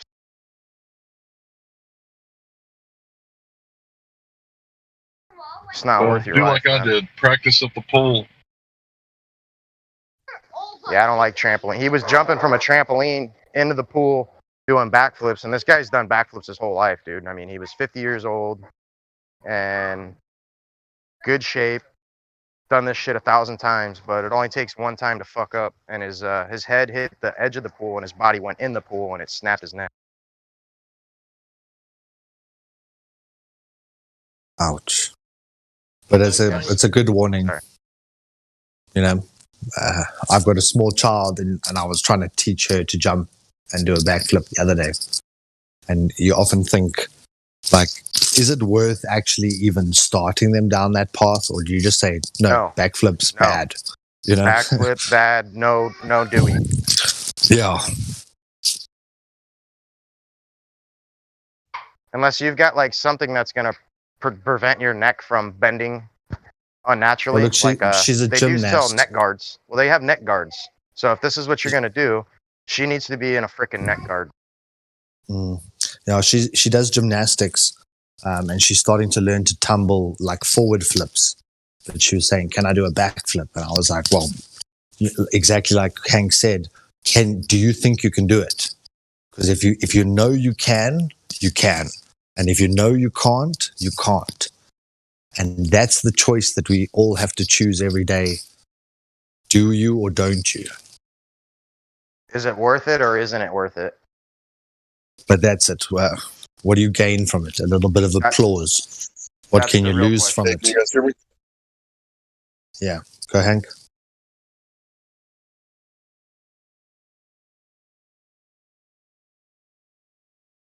Go ahead, man. I think you dropped out. So, Dicelo, you say that you're convinced that it's not a spinning globe. No, I say I have no concrete there's not like a single experiment I can give you that you're gonna go, oh shit, you know what I'm saying? But all of them together point to no curvature. So I don't have like one definitive experiment at the moment. However, I am working on one, but I'm like theoretically putting it together at the moment. You okay? What is that? What You want to in know what my genre? experiment idea? Don't answer that. Honestly, Let him work on it. if I wanted to be like the one to take credit for it solely, then yeah, I wouldn't share it. But I'm not really that kind of guy, man. I'm all about sharing. And That's not if what you I can do mean. it, If it's not complete, right?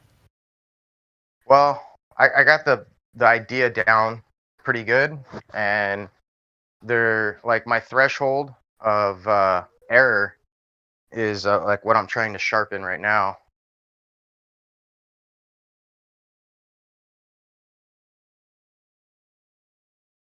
I mean, I'd be willing to explain it if you want to listen. Yeah, that's why I was asking. Is it a long distance observation? Is it a laser test? Actually, Photography? that's what it is precisely.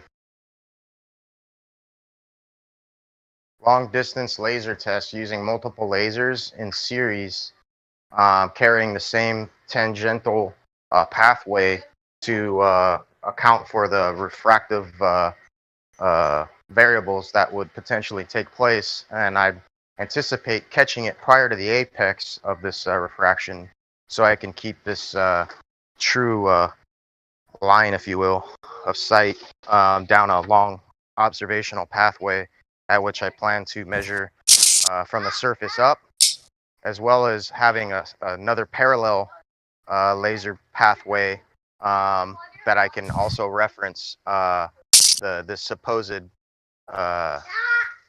Earth curvature that they would tell you that this laser is supposedly following.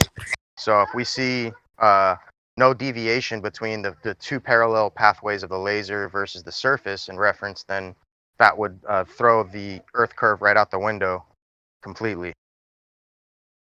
But due to light attenuation or beam divergence, it's going to be very difficult for you to place that second laser in a much larger footprint of light to be able to, like you say, keep the same tangential orientation. How are you going to get around that?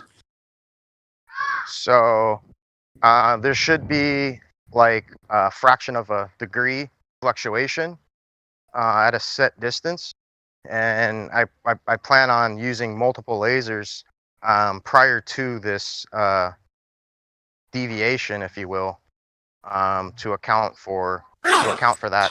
So basically, what's going to happen is the first laser is going to hit the back of the second laser, right, and then the second laser is going to the line to the third laser, and so on. So we've tried to do experiments similar, or not continuing the next laser per se, but when the guys have gone out and done these experiments over, say, I think 6 miles, 4 to 6 miles. Whiteboard. They only showed it pointed at a whiteboard, and they only looked at the end point of that target, and they didn't follow the entire pathway of that beam, and also they shined it at such far distances to the point where they maxed out their threshold of error, and I plan on shortening that to eliminate this. But what I'm trying to say is that the footprint on the other end can sometimes be several square meters, so you can have an area that's being illuminated from your laser that's maybe 3 meters by 3 meters, 3 meters wide by 3 meters high. and it's causing this 9 square meters of light, but it goes all the way back to the original pinpoint source. But just through how light attenuates and diverges, it's going to just keep getting bigger and bigger as it gets further and further away. So when you've got those 9 square meters of light coming from your laser at your target end, where in that 9 square meters do you place the next laser that the ballers are not going to claim that you've just chosen the topmost section to make the light constantly bend around this fictitious curve? So, at what distances should I expect this 9 meters versus the reference of what you implied? It depends on the laser, and you get these things called collimators, which then try to collimate the light beam to reduce the amount of attenuation. Jeranism tried with I think it was a 10-watt laser, a blue or a green laser. Well, it definitely wasn't 10 watts, because he would have like fucking burned a hole through whatever he put in front of that. So maybe milliwatts? No, it was 10 watt, because he burnt the attenuator, or the thing that was supposed to collimate it, by turning the thing on and leaving it on for, I think it was 10 or 15 minutes. He burnt it onto the actual thing. So they did a funding thing for months, bought this really high-powered laser. Then Jeranism tried to find the collimator, and he found one that was apparently going to give him a very tight end result. But even in his one, he was getting several square meters of light. So it's a very challenging thing, and it depends on the conditions that you're doing it along. So FE Core found that as well. So then they went to a frozen lake where a lot of the heat could be removed and the distortion in the light, so they could keep the beam more collimated. But so it's a fascinating thing, and it's one of the greatest experiments. When you shine that laser and you can see that you're seeing 10 kilometers, 20 kilometers, and it's flat, it's the best proof. Yeah, I agree, man. It's a beautiful thing, man, and I think we need more of it. I think we need to have more of this going on in different conditions, different areas, because ultimately, let's just say hypothetically, we verify that it is flat over a long distance. What do you think their answer is going to be to us? Oh, okay, sure, that area is flat. We never said the Earth was perfectly round, did we? You know what I'm saying? So we've got to do multiple areas, right? And try and like grid this out to a degree. And when we can eliminate. Well, guys, though, I don't know how new you are. I don't know how new you are, like, to the actual flat Earth debate I've been side in flat Earth. I've been studying flat Earth for over 10 years. No, I know, but everything you're saying is like, that's like 5 years ago. Those arguments were done. We've got hundreds of these observations. Are you kidding me? Yeah. Nobody's done what I've said. Yeah, what you just said. They've only used a single laser, and they've only looked at the target point at a whiteboard. We've literally got hundreds of them. Hundreds of them. We got them on our Wikipedia. We have a wiki, our own wiki for the server. We have hundreds of these tests. Okay, well, I guess I'm unaware of it. Yeah, all the stuff you just said we should do. That was done. All that was done by 3 years ago. It was done. I also have another experiment that I want to do. I call it Operation Broken Compass. I want to leave a coastline, let's say Long Beach of California, head due west, and use that same tangential pathway, traveling straight, not using a compass that's going to create a circular pathway, but a straight pathway is like a crow would fly. It's called dead reckoning. I want to head straight as a crow would fly off the coastline and see if I can circumnavigate or if I'm well. You're just gonna hit another. I've already brought this to the Glober, and no, this is what the Globers told me, is that I would end up in the southern hemisphere. They openly admitted that no matter what direction I headed, as long as it wasn't north, I would always end up in the southern hemisphere. Now, how is this possible on a globe Earth?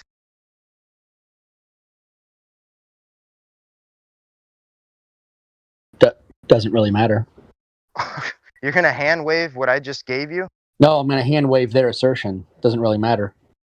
Yeah. No, that does matter. No, it would assume Think about that. Think about it would the assume some implications kind of what model, though. what I just stated. No, I mean, yeah, I understand, but like that's just it doesn't matter For them. Yeah. Not for us, bro. It proves everything in that. That wouldn't prove anything. I'll be honest with you. That wouldn't. I understand navigation, and it wouldn't prove anything to me. Really? Yeah. So what you're describing me, is that you're talking telling about me traveling a strap. Grab your basketball and draw a straight line, heading one direction. All right, and I'm not talking north. I'm talking any direction other than north. And are you going to circumnavigate eventually? No, because you've stopped going. You've stopped going west, and it immediately turns into southwest. This is what I'm trying to tell you, dude. Is this compass creates your globe? You guys need to ditch that compass, break that fucking thing. No, and there's start already an doing explanation exploration for it. without that. There's already an explanation for it. You know what it is? The compass only points north on a globe as well. The exact same thing will end up happening. You would literally have to be. I already know that. On the absolute, if you were on a ball, you'd have to be in a perfectly straight line on the equator to not deviate. If you were traveling one direction in a straight line. Take a flat piece of paper and draw two circles within each other, one within the other. The inner one being North Pole, the outer one being South Pole. Draw a straight line from the north to any other direction, and you're not going to end up in the same spot if it's flat. So you're telling me that I'm going to end up in the same spot? No, I'm saying it does that on both of them. You a flat earther, bro? Yeah. It ends up doing that on both models. It really does. That's how navigation. Navigation is literally explained the same way on a globe. It's explained the same way on a globe. When you take general navigation. It's not possible to circumnavigate traveling straight on a flat Earth. Nobody circumnavigates traveling in straight lines on a globe. That's why I want to do this experiment. Or a flat Earth. I want to Earth. do this experiment. The problem is you can't do it because land masses will always be in your way. And there's also something called tacking, where you have to tack, and turn back. You are never in west from California, either on a globe or a. It's only a hypothetical what if. You can't actually do it. No one can actually do it. That's the thing. You can't fly in straight lines. You can't sail in a straight line. You can't operate a boat in a straight line. I mean, you can't even walk in a straight line. I mean, there are literally no straight lines, and so it is all hypothetical. It's if we could do this, all things being equal, sure, but we just don't have that kind of ability. So ultimately, it just becomes a hypothetical versus a hypothetical. It'll never prove anything. That's all I'm saying.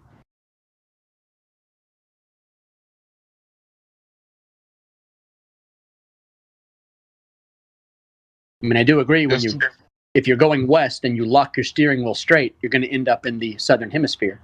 But on the globe, if you're going west and you lock it straight and you don't use tacking, you're going to end up in the southern hemisphere.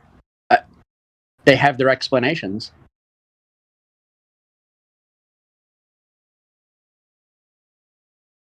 I think a lot of people don't realize that it's all relative to north, right? Like my own family members, like they don't understand north and south, right? If they tell me to take a left, I'm like, a left? No, I need to know like cardinal direction, right? Because those are real directions. So a lot of times when I'm delivering pizza, if I call someone to get directions to their house, well, if they say like take a left on Main Street, well, which way am I coming from, right? So they should say go south on Main Street, right? And I think a lot of people don't understand that. So if you're on a flat Earth, right, you're not going to be going in a straight line, right? It's going to be keeping the North Pole right to your left, right? If you're going east. And as you go around the Earth, you're going to have to make corrections, what we call micro corrections, right? So think about it as you're going down the interstate, a gust of wind hits you, and then you got to grab the steering wheel with your thumb and your pointer finger, and you just make a little micro correction to stay between the lines. I don't know if that made sense. And I also wanted to say earlier, my friend that could do a backflip, he was a teenager when he could do it. He has about 5% body fat and works out like crazy. And he's 5'6", which is the perfect height for. So he's a powerful manlet. He's a powerful man.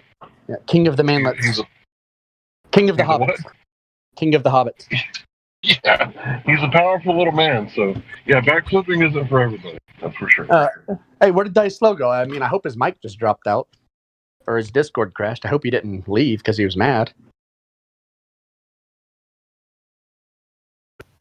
Yeah, it's probably a disconnection. He didn't say anything. But Yeah, I think Fraud is getting feedback, by the way. Fraud's green, but I don't hear anything coming out of Fraud. I do every now and then. So maybe he's just a big fraud. Yeah, maybe mute him for a second till he gets actually on his phone. Yeah, Fraud might surprise us with a bunch of racial slurs for no reason. Out of the blue. I played the long game.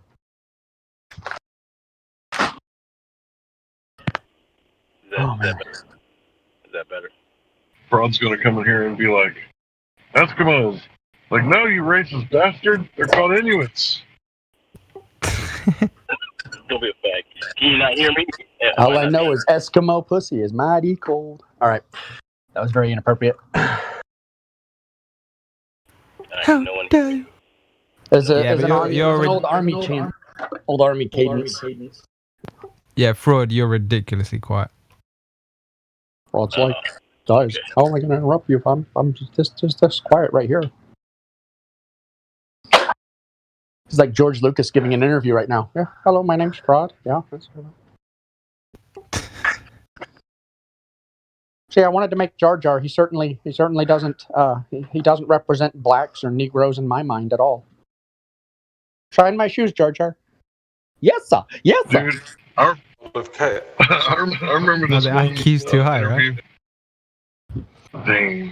One interview I saw, it was George Lucas was slavery was the racist white man. It was Lucas, bro. What the fuck? It's not like we were the only slavers. Everybody done dipped their hand in that cookie jar, motherfucker. You went. Your mic just totally crapped out, Hank. Sounds like you drove through a tunnel or something. Just. Yeah, he was just saying that slavery was done by everyone. Oh, I thought he was saying that slavery was okay. I was like, I'm not surprised. You want to see a funny interview about George Lucas? Go look up David Lynch interview about meeting George Lucas, because he almost directed, I think, Empire Strikes Back. David Lynch, which would have been really cool, probably. Midgets in fiery rooms with black and white floors. Jazz during a lightsaber fight. But it's hilarious because George Lynch or David Lynch is a real tall guy and George Lucas really short, and they take his Ferrari into town. George can barely see over the steering wheel. George was describing to me what a Wookiee was, and I got a really bad headache. A Wookiee? Good stuff.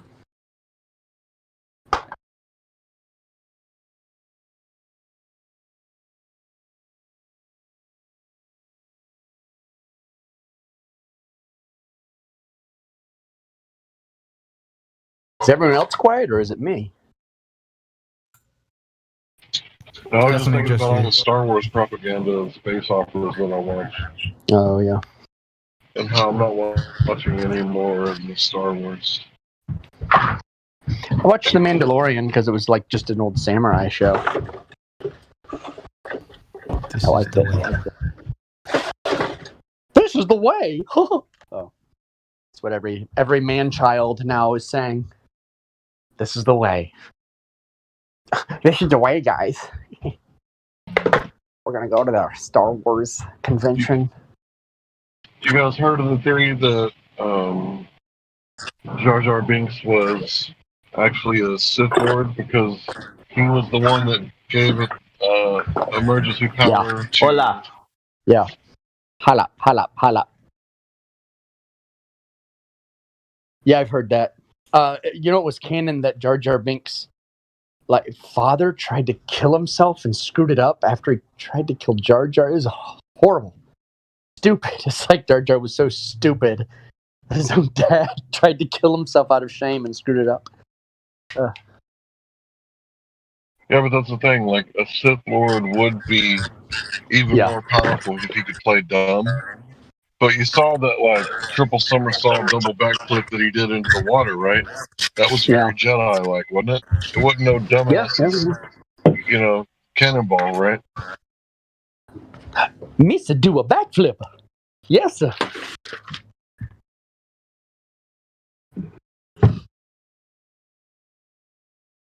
His clone army was a bunch of Mexicans.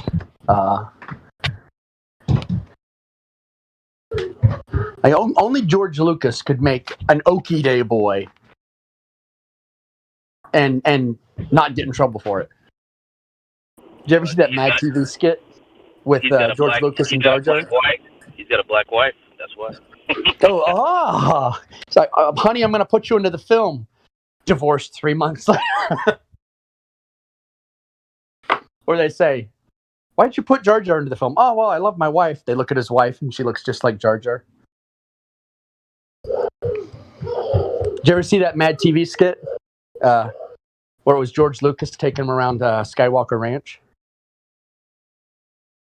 I'm not even going to tell you about it. You just got to go watch it. It's pretty funny. I'll have to go check it out.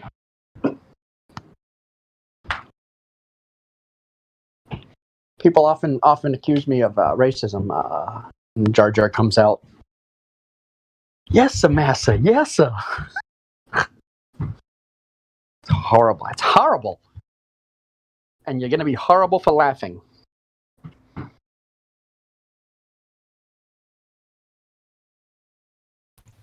Anyway, racism can only actually work in their nonsense worldview, right?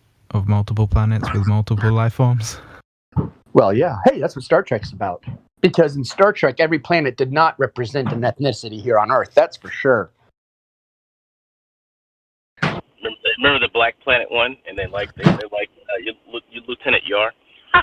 That episode is one of my favorites. It's so bad because I love bad stuff. That is one of my favorites for being so bad. It is literally one of the worst, I think, pieces of cinema, or not cinema, but pieces of film on screen. Just it is this. Yeah, first season of The Next Generation was so bad. It was so bad. It was so bad that I go back and I watch it for entertainment. Yep, it's so bad.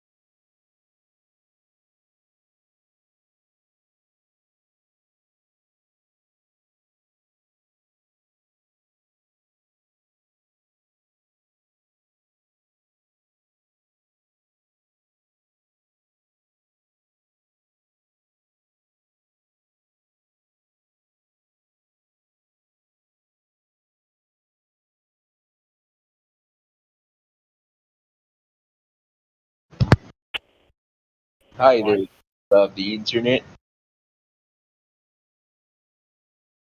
Hello. Who's speaking? Stas, the boss.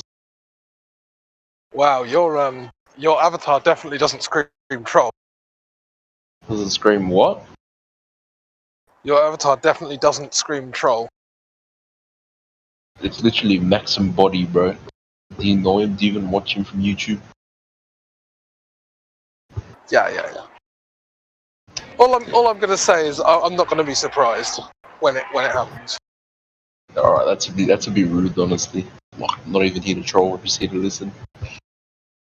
Yeah, we'll see about that. Yeah, your assumptions are very clear, bro. Good one. So is it common for people in your area to listen with their mouth? Don't know. No, I just came in here and I'm literally already getting attacked. I haven't even said a word, I just said hi. Hello, do you think the Earth's a ball then? No, I actually think it's a globe. I'm Okay, you think it's a globe? I'm literally just here to listen. Can you listen louder, please? See, she starts to listen louder. Hey boys, what's up? Oh, looks like we've got an Australian troll brigade. Hello guys, how you doing? What? Bro, literally the same thing, bro. Did you really think this is our first time on the merry-go-round? But I've literally been here multiple times. There's a few people that know me here. Gospel. Yeah, I forgot the rest, but... Yeah, Gospel Bearer hasn't been on for over a year, bro. Let's try. That's not true. Well, I haven't seen him in a very long time. That's actually not true, but... Well, that is true, because... I mean, anyways, have a good day. Anyways, have a good day. I'm literally just here to listen. You can keep your assumption clear, bro.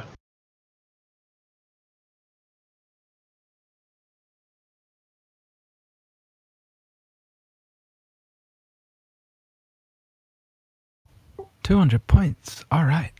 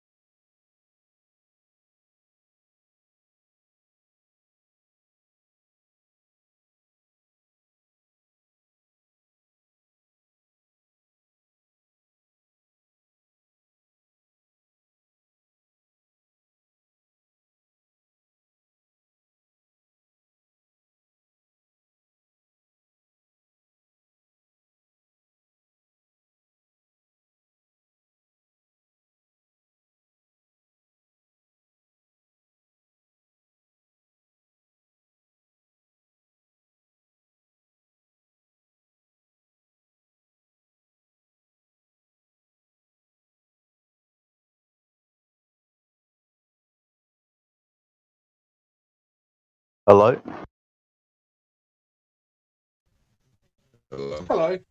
Hey, this might be off topic, but does anyone want to play Among Us?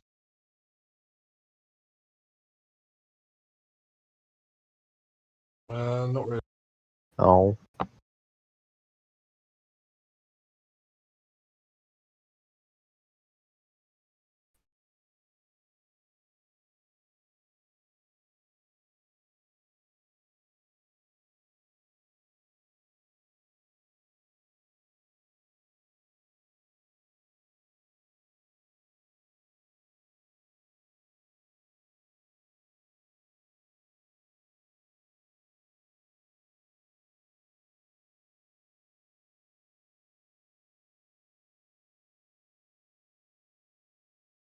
Hello, fellas.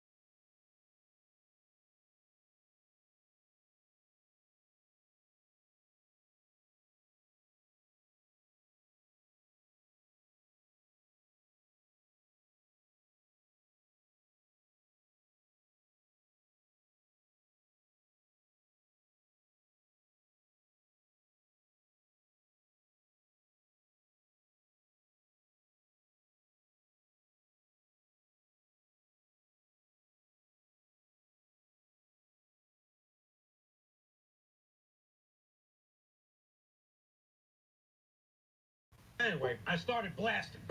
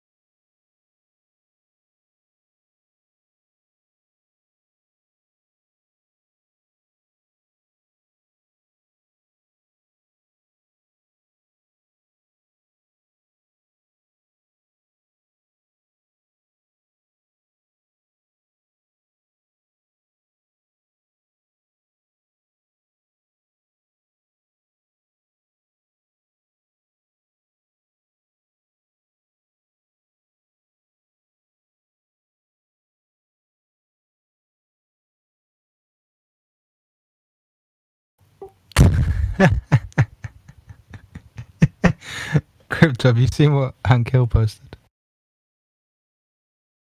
No, have a look. Just the first 20 seconds is silly enough.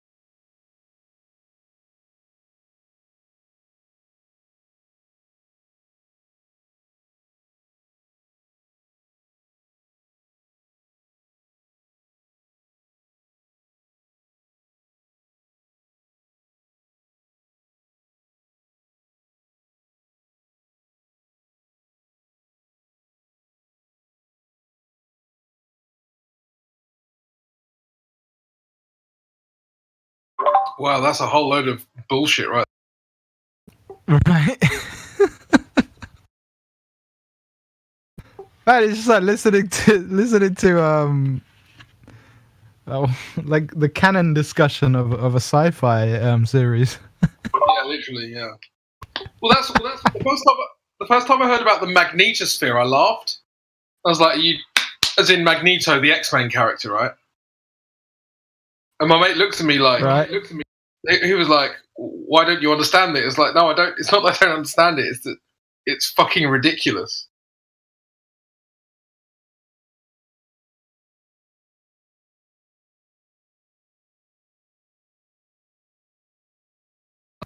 Yeah, man. I don't understand how people can be this retarded. And that they pay for it. Wait, with money that they don't have as well. Imagine getting into debt to indoctrinate yourself.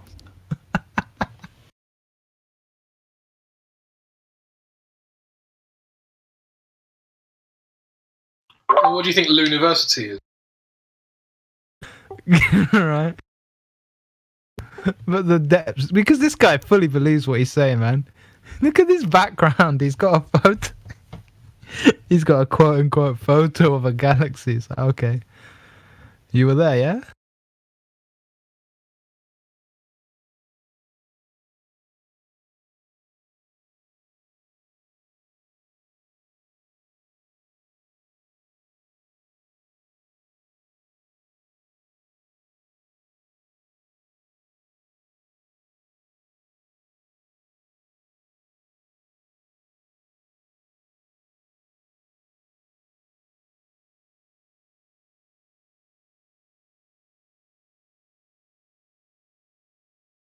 And they try to play like creation's absurd. Is that, dude?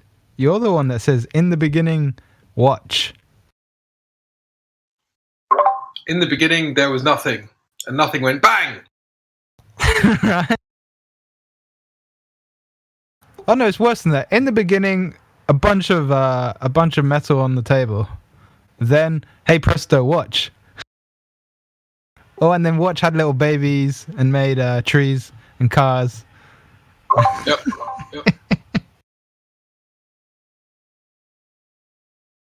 Oh dear.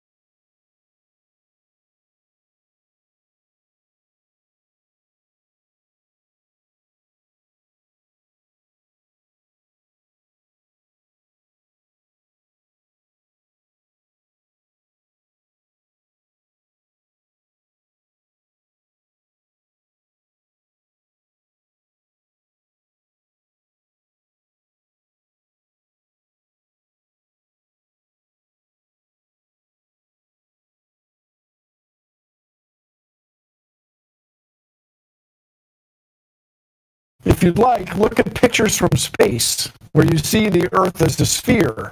Those pictures are not fake. It is Photoshop, but it's has to be.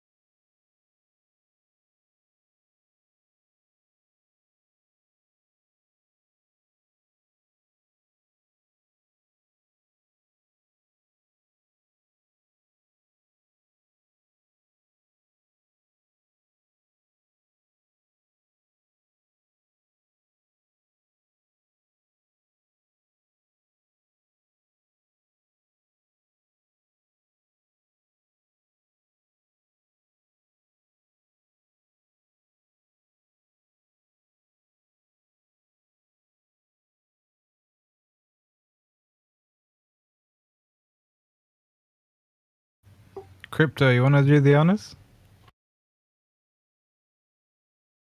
Nice, definitely.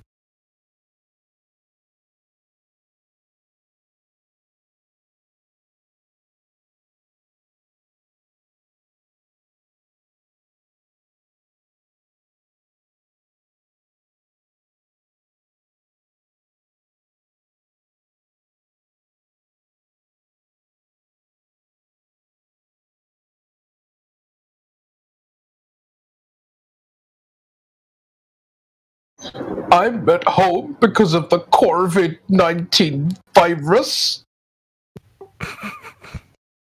Yeah, Crypto, you want to do the honors? Left hand path is asking for it. What am I doing? Just some Read the text. Oh, so left lane is Glober, is he? He's not in live stream. Yeah, exactly right. He's asking for it, so give him the hammer. He's not in here though, so.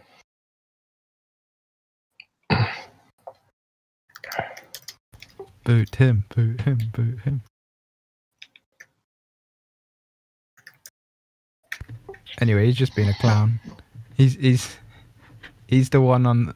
I mean, the way he phrased it, denying reality won't change it. You're perpetuating ignorance? ? That's evil.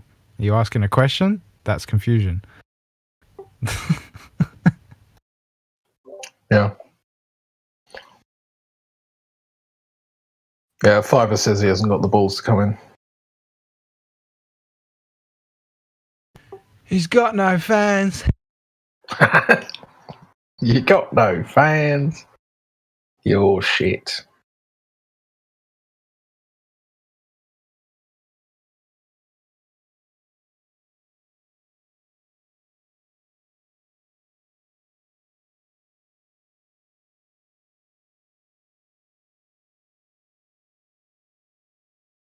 Oh, what a surprise. He isn't coming in.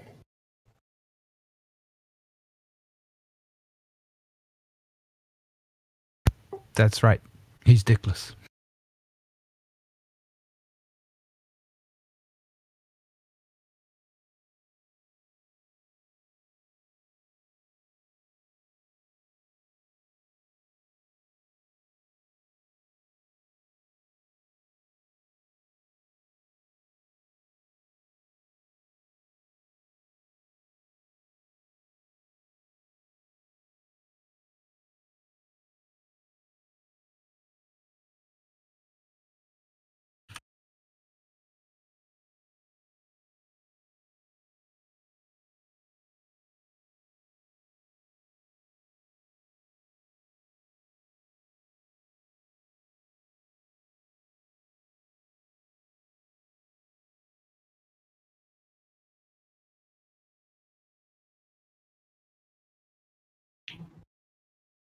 Right, well, I'll just be lurking, waiting for an argument.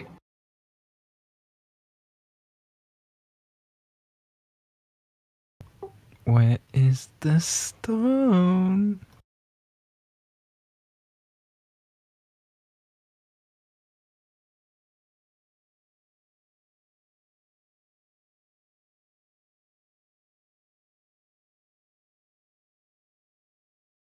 You actually think you're the Buzz Lightyear? Oh, all this time I thought it was an act. Hey, guys, look! It's the real Buzz Lightyear! You're mocking me, aren't you? Oh, no. Buzz, look, an alien! Where? Ah!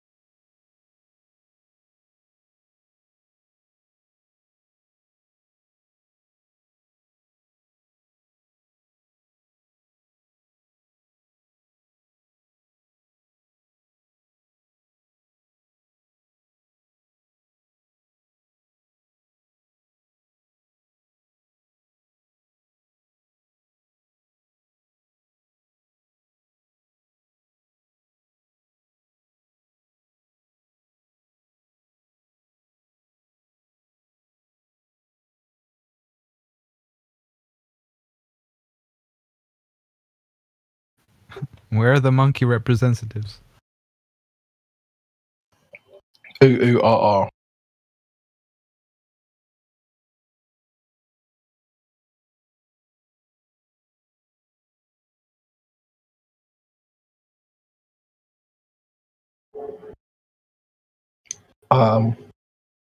Are you a man? Is that what you wanted me to say? No, he's not! Very good.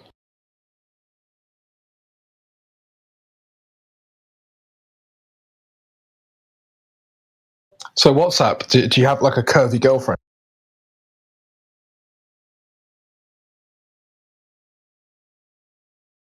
That stuff is flat! That was perfection.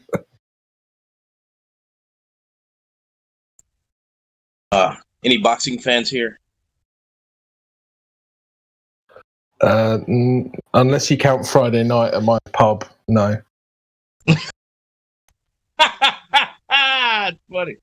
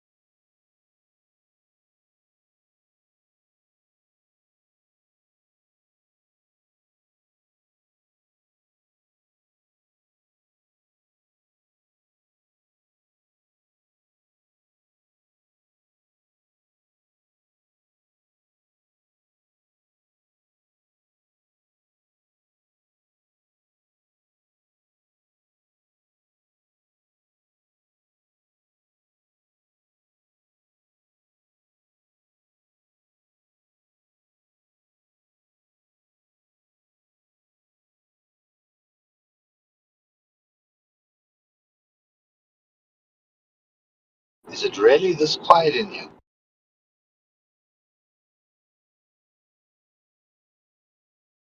I'm afraid so.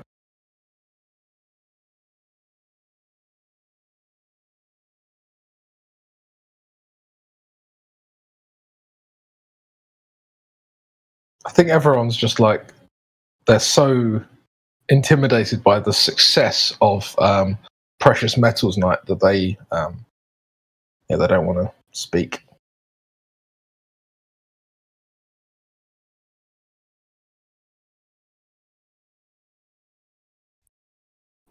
Can you maybe remind me again who instigated that whole thing again? Why? This is a setup. It sounds like it.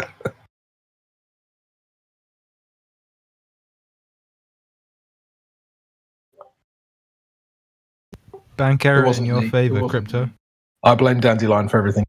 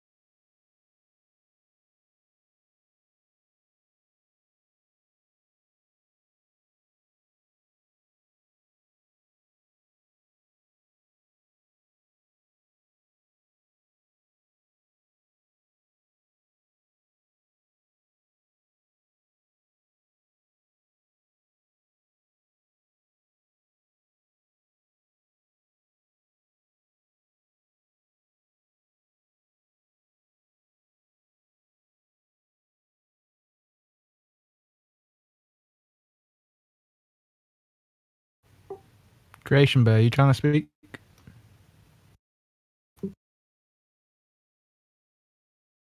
No, he's not.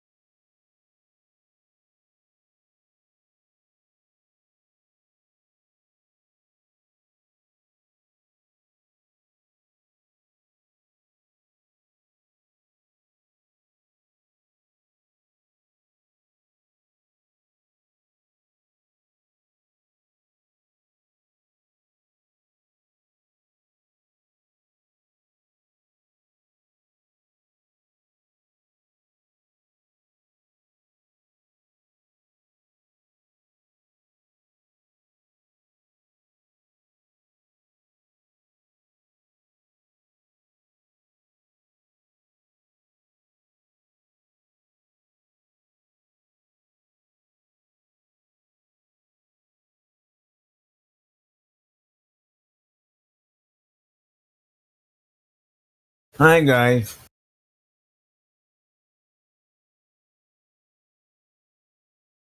Sup, Earl? How's it going? I'm having a jolly old good time. It's always a good thing. Nice and sunny here in Canada. Windows open, fresh air coming in. Happy days.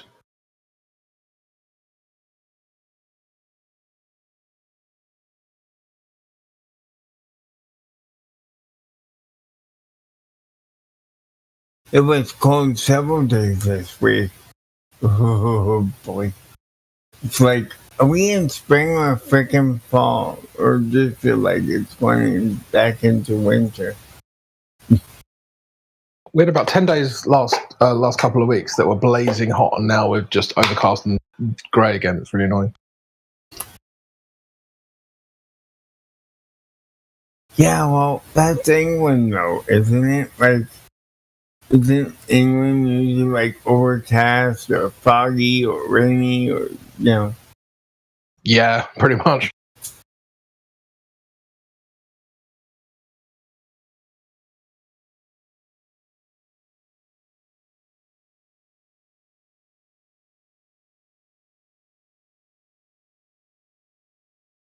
What do you mean the Earth is flat? I can't see a freaking horizon with this dang fog.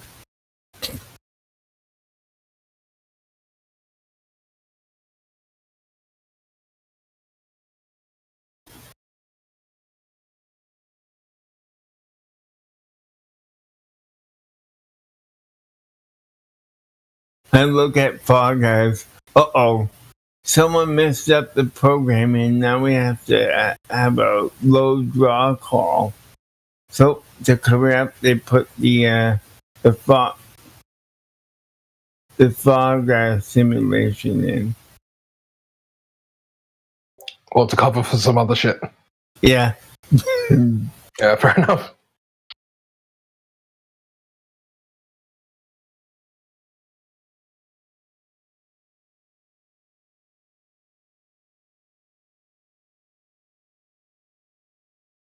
it's weird. Like, okay, one time I was with my sister and her husband at the time.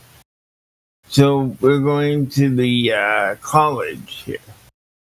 And we're driving on the expressway.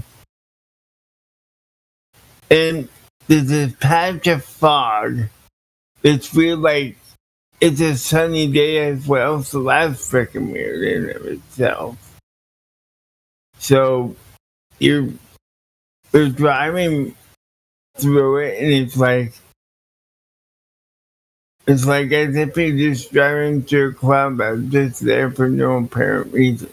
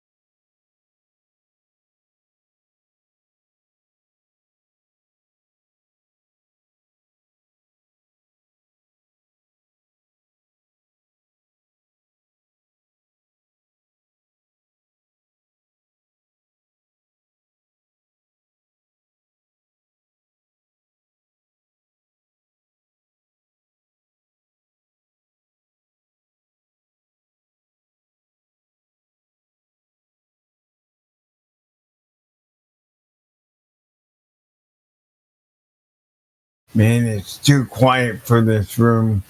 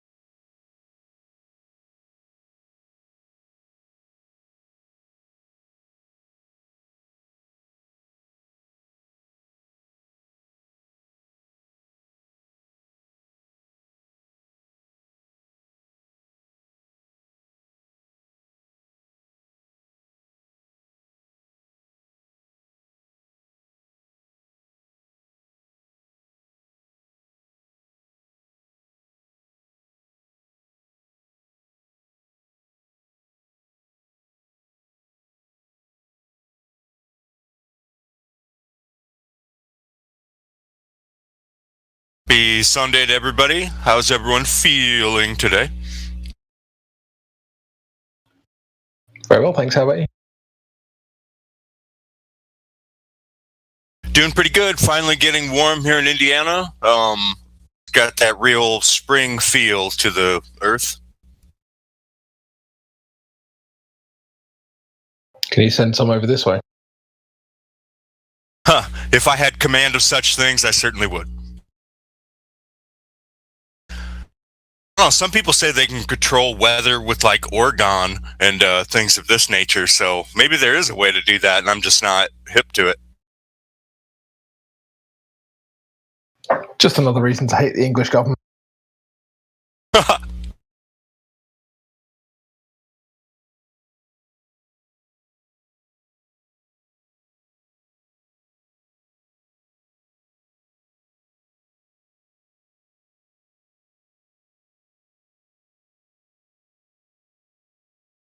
Last night and earlier today, I'm re-listening to an audio book read by my friend Cathexis, Kings Dethroned by Gerard Hickson, and the blunders of astronomy. And I guess the crux of it, from my estimation, I'd like to talk to people about more elements of the book, but the crux of it is that it was determined long ago that stars are infinitely distant, and so that's led to all sorts of assumptions based on a thing that isn't necessarily true. Yeah, Kings Dethroned is on various message boards and forums when people ask for audiobook suggestions or conspiracies or whatever, I often tend to send them Kings Dethroned. I find it's like an all right middle ground to where they won't necessarily like deject it immediately because it says flat earth in it. It's something they have to kind of scratch their noodle a little bit more upon.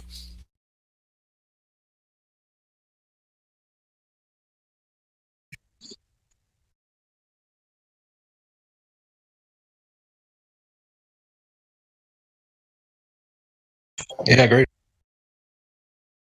No one cares about stars.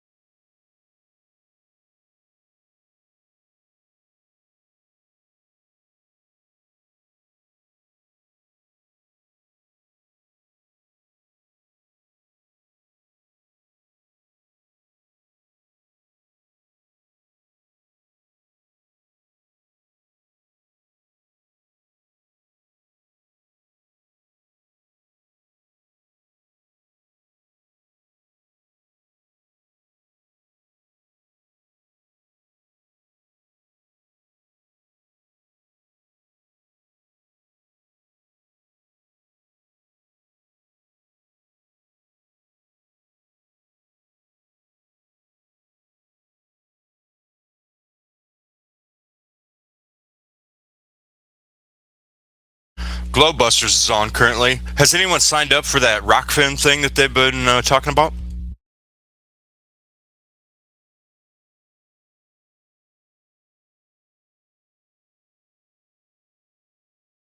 I don't even know what that is. I don't watch it. Okay, Globebusters has their show on Sunday afternoons, or I guess it's evening across the pond there. But the last couple of weeks they've been doing I guess like the first part of their show on YouTube for a little bit, but then you can.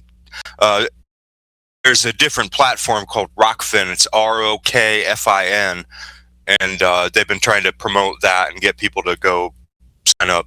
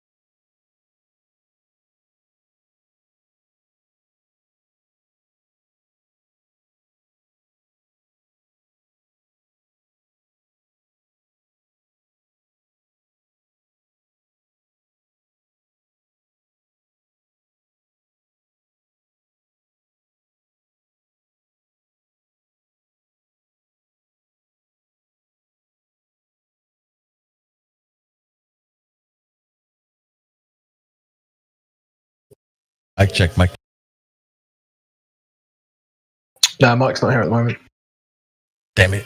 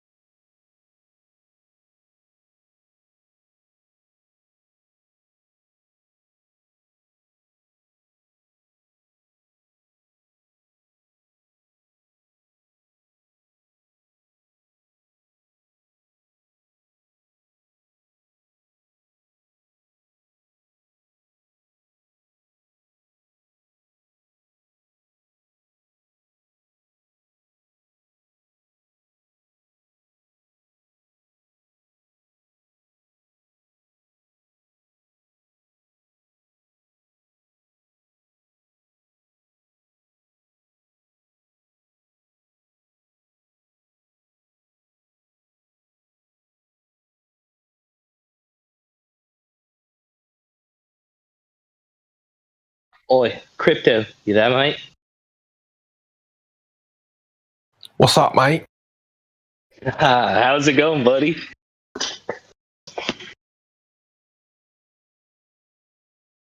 Yeah, I'm good, thanks. How are you? Oh, not doing too bad. Just working my life away, you know.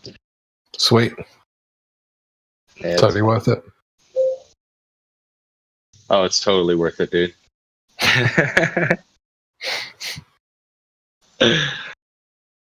Shit, bro.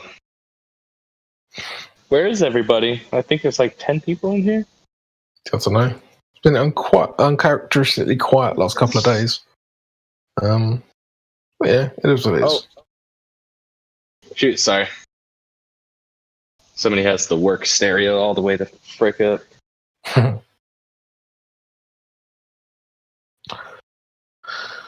It's funny, you caught me just on the way out. I've got to prepare for the podcast now. Like Instagram for a few Oh, minutes. Shoot, yeah. All right. Well, maybe I'll catch up with you later then. Yeah, no worries, man. Are you in the other server, by the way? If you are, just Which one? send you a DM, so hopefully you get that.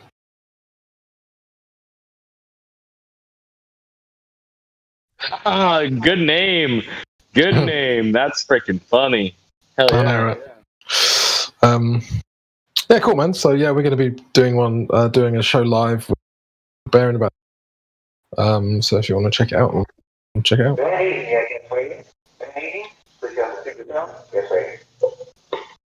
All right, Cool. sweet. All right, man. Well, I'll be in there in just a sec then. Oh no, it won't be for a while yet. But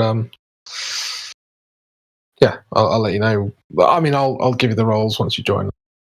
Ping the role. So. Yeah, you better give me some good ones too. Swear to God, bro. We only have listener at the moment, so let's just. Yeah, you're in. Okay, I'll do that. All right, man. Well, I better shoot off, but I'll ping the role when let's get started. All right, bro. Sounds good. Bye, mate. Later.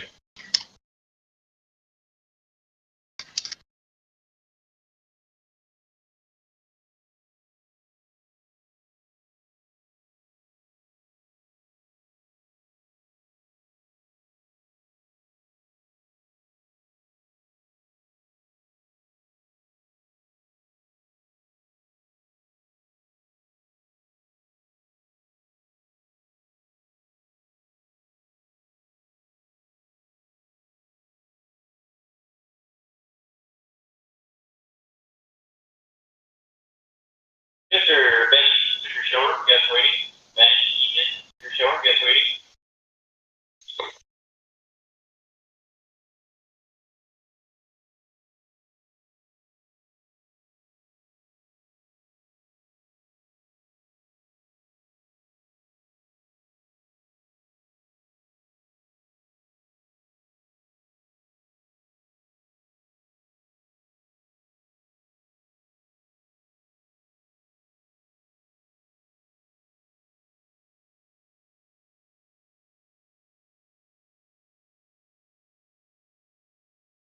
Wow.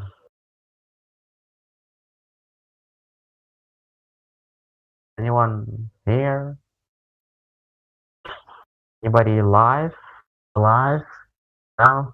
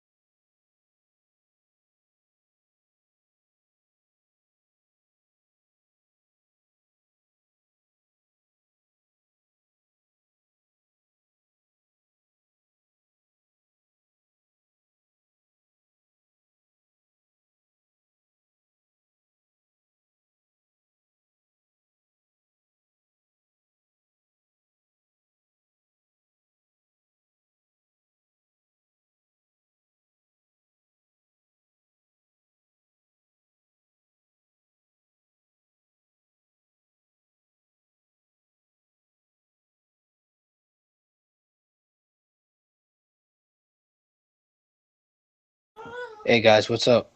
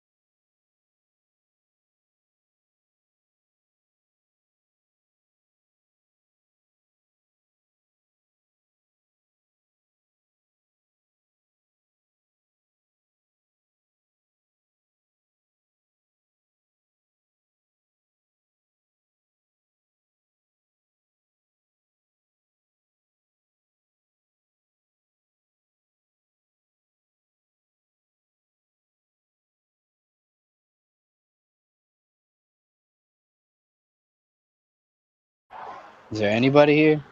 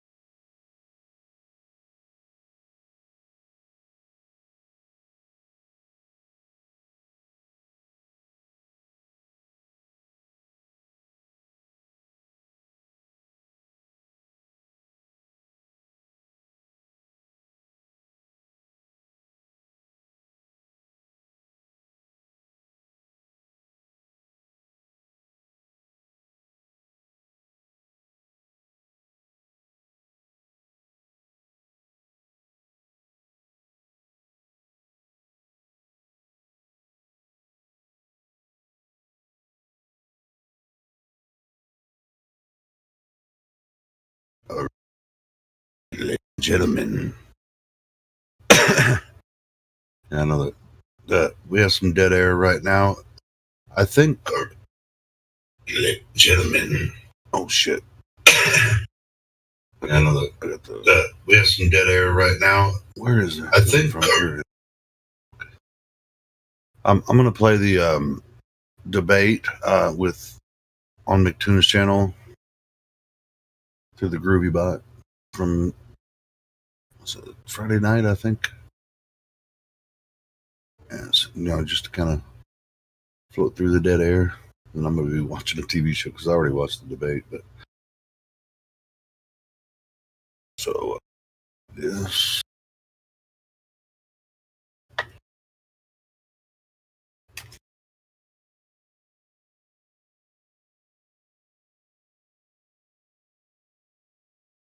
And by the way, if anyone needs to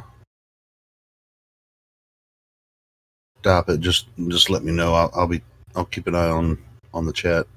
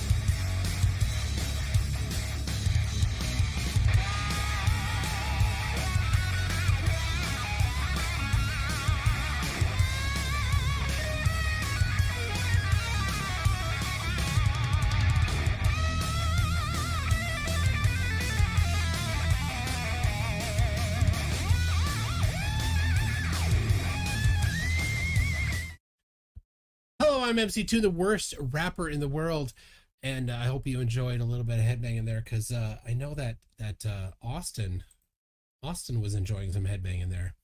And give me a second, I gotta get them on the screen just right so that they look as glorious as they can. And there we go. Good evening, gentlemen. How are you? Doing all right. All right. So, this is a debate between Skeptic Dank and Witsit Gets It. The format is simple. Everybody gets an opening, 5 minutes, and then an open discussion. And we will save all super chats till afterwards. I'm not going to interrupt with any. I ask that you all be polite in the chat, and mods, I'm able to spend a little more time looking at the chat, so don't be getting too anxious on stuff. I can handle stuff a little more than usual. So, who is going to go first? Since the Globe Earth has the burden of proof, we'll let him take it away. Oh, you already made a claim. Ooh, there we go. All right. Well, what do you say, Skeptic Dank? All right. Well, let's see how much of this we can get through in 5 minutes. But I think you want to start out strong with Mage 2. If you want to pull up that one picture. Okay. So one of the first claims. Be just a second here. Just keep talking. I'll get it prepped. So one of the first claims that a lot of flat earthers make is that there's never been observed curvature, which is very much untrue. There are probably thousands of pictures of curvature. They just dismiss them all as either CGI or a fisheye lens. So this is why Mr. Sensible sent up a balloon up to about, I believe it was 38 kilometers. And if I have that right. But using a narrow angle lens, so not a wide angle lens, and he has these two taut strings across the screen to show that there is not any distortion going on. And from up there, he got there is definitely curvature in that picture. Now, see, I have heard some people say, oh, maybe that was just the edge of the disc, and which also doesn't work because in the video, it actually swings around. You get a good 360 degrees of view, and the entire area is lit up. If that was all the way to the edge of the disc, you should expect to see some part of that in nighttime. Let's see, we got and it's definitely not CGI because he has the entire balloon trip in a video on his channel. One of them is completely uncut and it's like 3 hours long. All right, now we also have, if you can pull up the Black Swan. A lot of flat earthers use this as evidence because, oh, we see too far. Now, sure, we see too far if you don't factor in refraction, which they often just hand wave away. But as you can see, we have on the top is the one that they like to use first, and that was under conditions that had high refraction. And then on the bottom is another one from the same spot that has conditions with lower refraction. You can see from the poles and stuff that are coming off of there, they're not as distorted. Like in the top, they look all wavy. So that is more representative of the drop from curvature we'd expect to see. But refraction is always at play. If it is in atmosphere, there is refraction happening. Now, let's see. A lot of times they also say for the bottom up, how things disappear from the bottom up, their argument they like to use is the angular resolution. But the problem with that is, while yes, we have an angular resolution limit in our eyes, first of all, for things to disappear from the bottom up, they seem to think that that field of angular resolution would be like a wedge shape when it would actually be more of a cone shape. Things don't disappear, converging together across a line. They disappear converging into a point. Now, also another thing, if things were disappearing due to angular resolution, they should be able to come back if you use a lens with a higher angular resolution.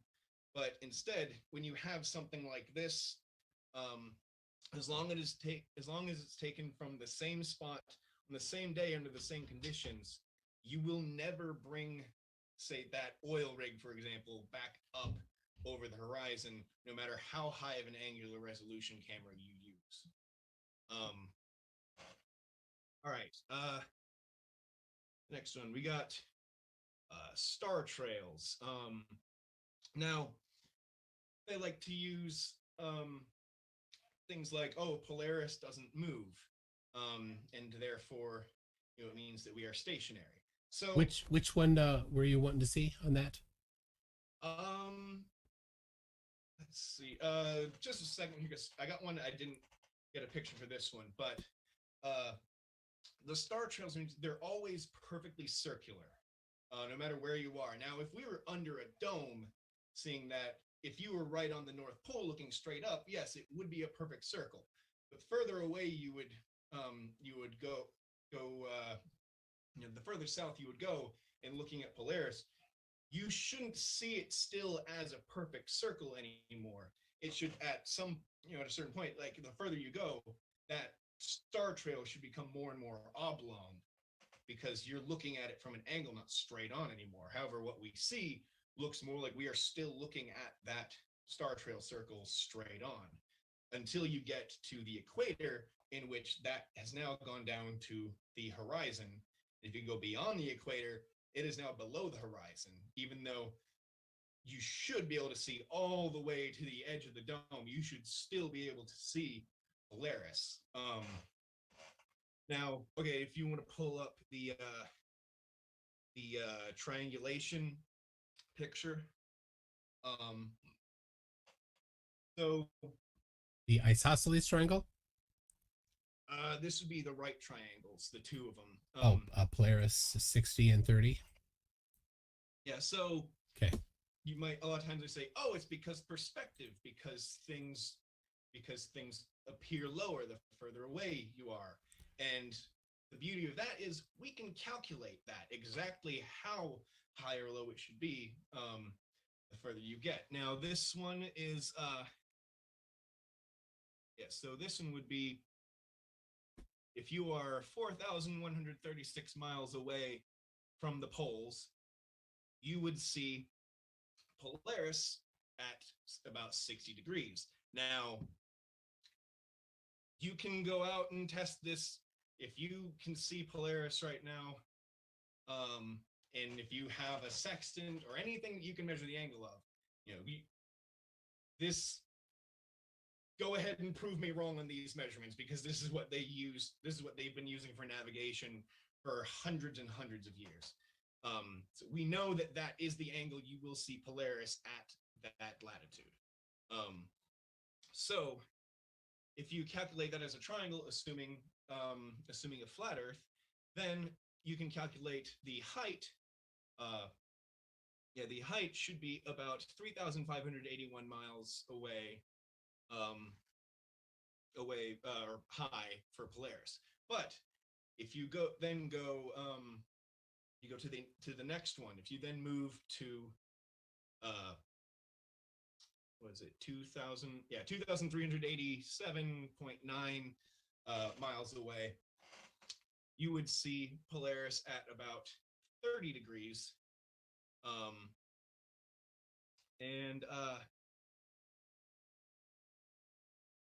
Now that should end up that ends up making an entirely different calculation for the height, putting it at more like 2,387.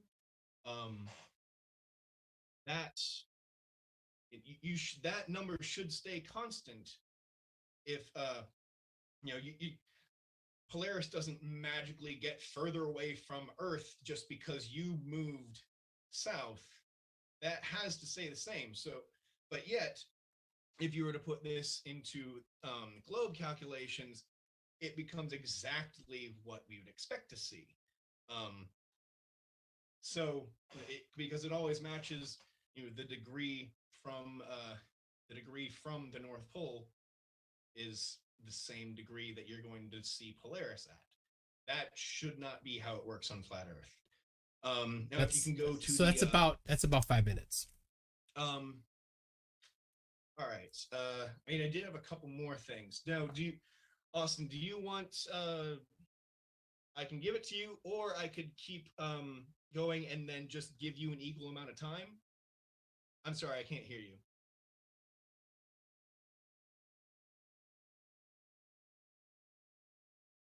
We didn't hear you, Austin. Yeah. I still didn't hear anything. Yeah. Yeah, you're muting and unmuting yourself, but still nothing. Can you hear me now? There we go. Yeah, now I hear you. We're just gonna use the MacBook Pro, whatever. All right. No, you've done enough, bro. You've done enough. Okay. I might still try to bring up some of the other stuff I got later, but I'll put it in the chamber, bro. All right. Go ahead, Austin. See, talk over me because I'm using the MacBook Pro. All right. Anyway, just put your other pseudoscience in the chamber. So what you started off with was talking about some picture of an apparent location. From what altitude was that? I want to say it was. Don't even worry. I want to say it was 38 kilometers. That is considerably higher than any commercial airliner ever flies. Okay. Sorry, I didn't mean to ask you a question. This is my opener. All right, so all the Globe Earth does is reify their belief system, and we're going to prove this with everything that he just said. So for starters, he says that looking at Polaris, and then it just matches the perfect angle assumed on the globe. Well, what happened, bro, and you said it in your own opener, was that they've been using this for thousands of years to navigate, right? So they've taken what's been known, the consistent location of Polaris and the cyclical nature of the sky, right, which is how we navigate, and then they've reverse engineered it based on an assumption of the Earth being a ball hundreds and hundreds of years after they've already been using that for a ton of time. So somehow you presupposing the Earth's a ball, presupposing the dimensions, then taking the presupposed dimensions, then looking at the sky and reverse engineering those dimensions based on the sky that never moves, somehow proves the Earth's a ball because the numbers match with the sky. Dude, they came from the sky, bro. Okay, then you went to the black swan and you said that we see too far. That isn't even the black swan argument. So you brought up a flat Earth argument yet to even comprehend it. The black swan argument is the fact that we have decapitated the assumption that there's a physical sphere edge that obstructs your view, right? So what we are seeing in the black swan is not a physical location, is not a geometric horizon that is a physical, tangible obstruction. It is actually an apparent location. This is why it constantly fluctuates based on atmospheric conditions and observer height. So the actual black swan argument is that from 1 foot off the surface of the Earth, we would have to see the curvature of the Earth at 1.225 times the square root of the observer's height in feet. So 1 foot would be 1.2 miles away. But yet 1 foot off the surface of the Earth, we actually saw the horizon further than 10 miles away, requiring the radius value be over 264,000 miles, as opposed to your presupposed fairy tale that claims that it's 3,959 miles. So you're going to have to establish that we have a physical geometric horizon, which goes back to your first postulation, your little image where you said that you saw the Earth's curvature, but you just took a picture of an apparent location. And if you went to that same distance and that at the same altitude the next day, it wouldn't be exactly the same. And in fact, of course, all lenses do impose curvature. It doesn't matter if it's a wide angle lens or not. You should have researched that. So the actual problem here is you have to offer empirical, verifiable evidence that there is a consistent Earth curvature location as a physical obstruction. That's what it comes down to. So all you did was take a picture of an apparent location, then you pulled up in a black swan image and then a picture on another day where the apparent location has fluctuated. Welcome to flat Earth. That's our argument. It's just an apparent location that constantly fluctuates. You, out of necessity, must claim there is a physical, literal, tangible location called the geometric horizon, which there is not. Every single time it moves, we win. Welcome to flat Earth. Shirts in the back, bro. Snacks on the way. You know, so you didn't do anything for the Globe Earth in that entire opener. So you should have prepared for this more. Dude, Black Swan has been around for over a year, and the Globers have yet to even fully understand it. It still eludes the grasp of the Globe Earthers. So it's very simple. If the Earth's a ball with a radius value of 3,959 miles and a circumference of 24,901 miles at the equator, we will see the curvature of the Earth at 1.225 times the square root of the observer's height in feet. There will be a physical, literal location that the Earth curves away from you, blocking your view. But we do not see this, my man. 1 foot off the surface of the Earth, we see the horizon over 10 miles. As soon as you invoke refraction, which is a term void of any specificity, you have to specify what type of refraction. First of all, refraction is a phenomenon that we do know about, right? We use Snell's law, but when we apply it to the atmosphere, which is a single medium, because Snell's law is about one medium to another medium, we have to use a differential of Snell's law. Yeah.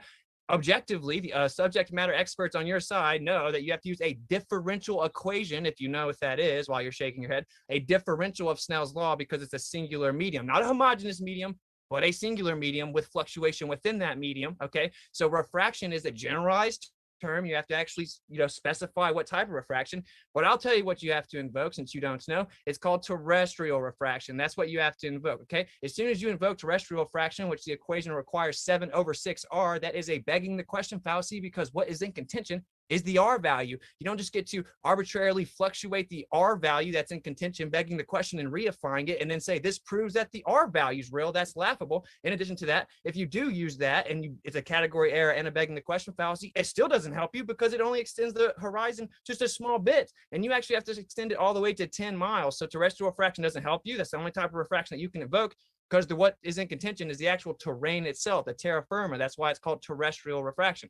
So very simply, we've falsified the radius value. You're going to have to make the claim that we see a consistent geometric horizon that's necessitated based on your geometric claim of the radius value, which we never see. So every time it fluctuates, Welcome to flat Earth. That means it's an apparent location, not a physical, actual location. So where did we even get the geometric horizon? Do we never see the geometric horizon? Then how did we get it in the first place? How do we know the Earth's curving? Where did we get the R value? You're going to have to answer these questions. Yeah, you had to go first because the burden of proof is on you, and you obviously have not substantiated your claim in any way. So we've falsified the notion that the Earth is curving convexly in all directions at the rate that you claim that it is. There's no proof for axial rotation. You claim there's a pressurized system adjacent to a near perfect vacuum of 10 to the negative 17 torr. This is in direct contradiction to the second law of thermodynamics. That's a natural law. So if you know what natural laws are, they just happen all the time. Humans didn't come up with them. We just observed them. They're reoccurring. They're inevitable. You cannot postulate theoretical conceptual abstractions like general relativity, which is a reification fallacy, and it be antithetical to natural law, because natural law is proven.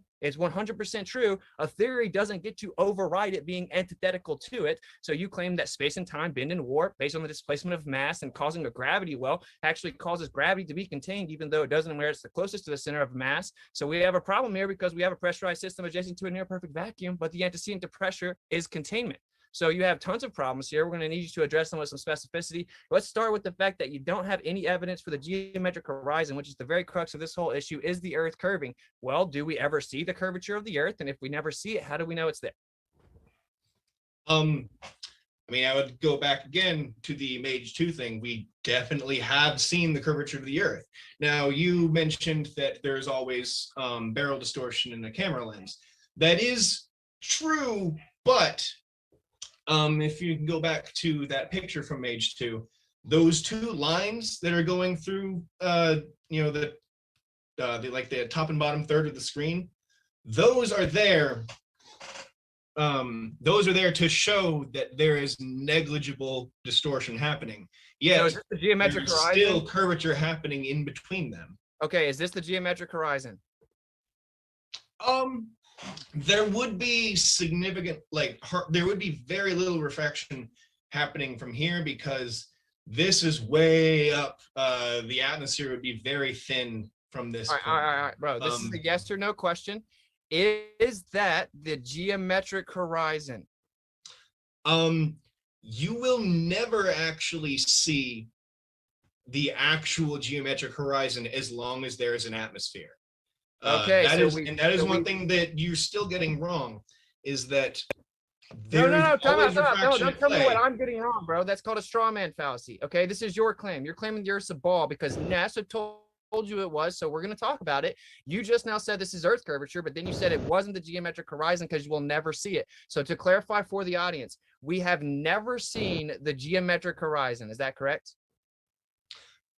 Technically, yes, but as I said, from the altitude where this was taken, the refraction would be so negligible that this would basically be indistinguishable. I don't from need your the geometric subjective anecdotes about what's negligible or what we can count or not. Just you admitting that we never have actually seen the literal location of the Earth curvature, right? So how do you know it's curving? From that height, the geometric horizon and what we see from the negligible amount of refraction that would have been happening, the geometric and apparent horizons would be so close you would not be able to distinguish them. So That's you called a you reification effectively fallacy. are seeing the geometric horizon there. No, you're effectively begging the question there. So where is the geometric horizon in that picture? Since we don't see it, where is it at?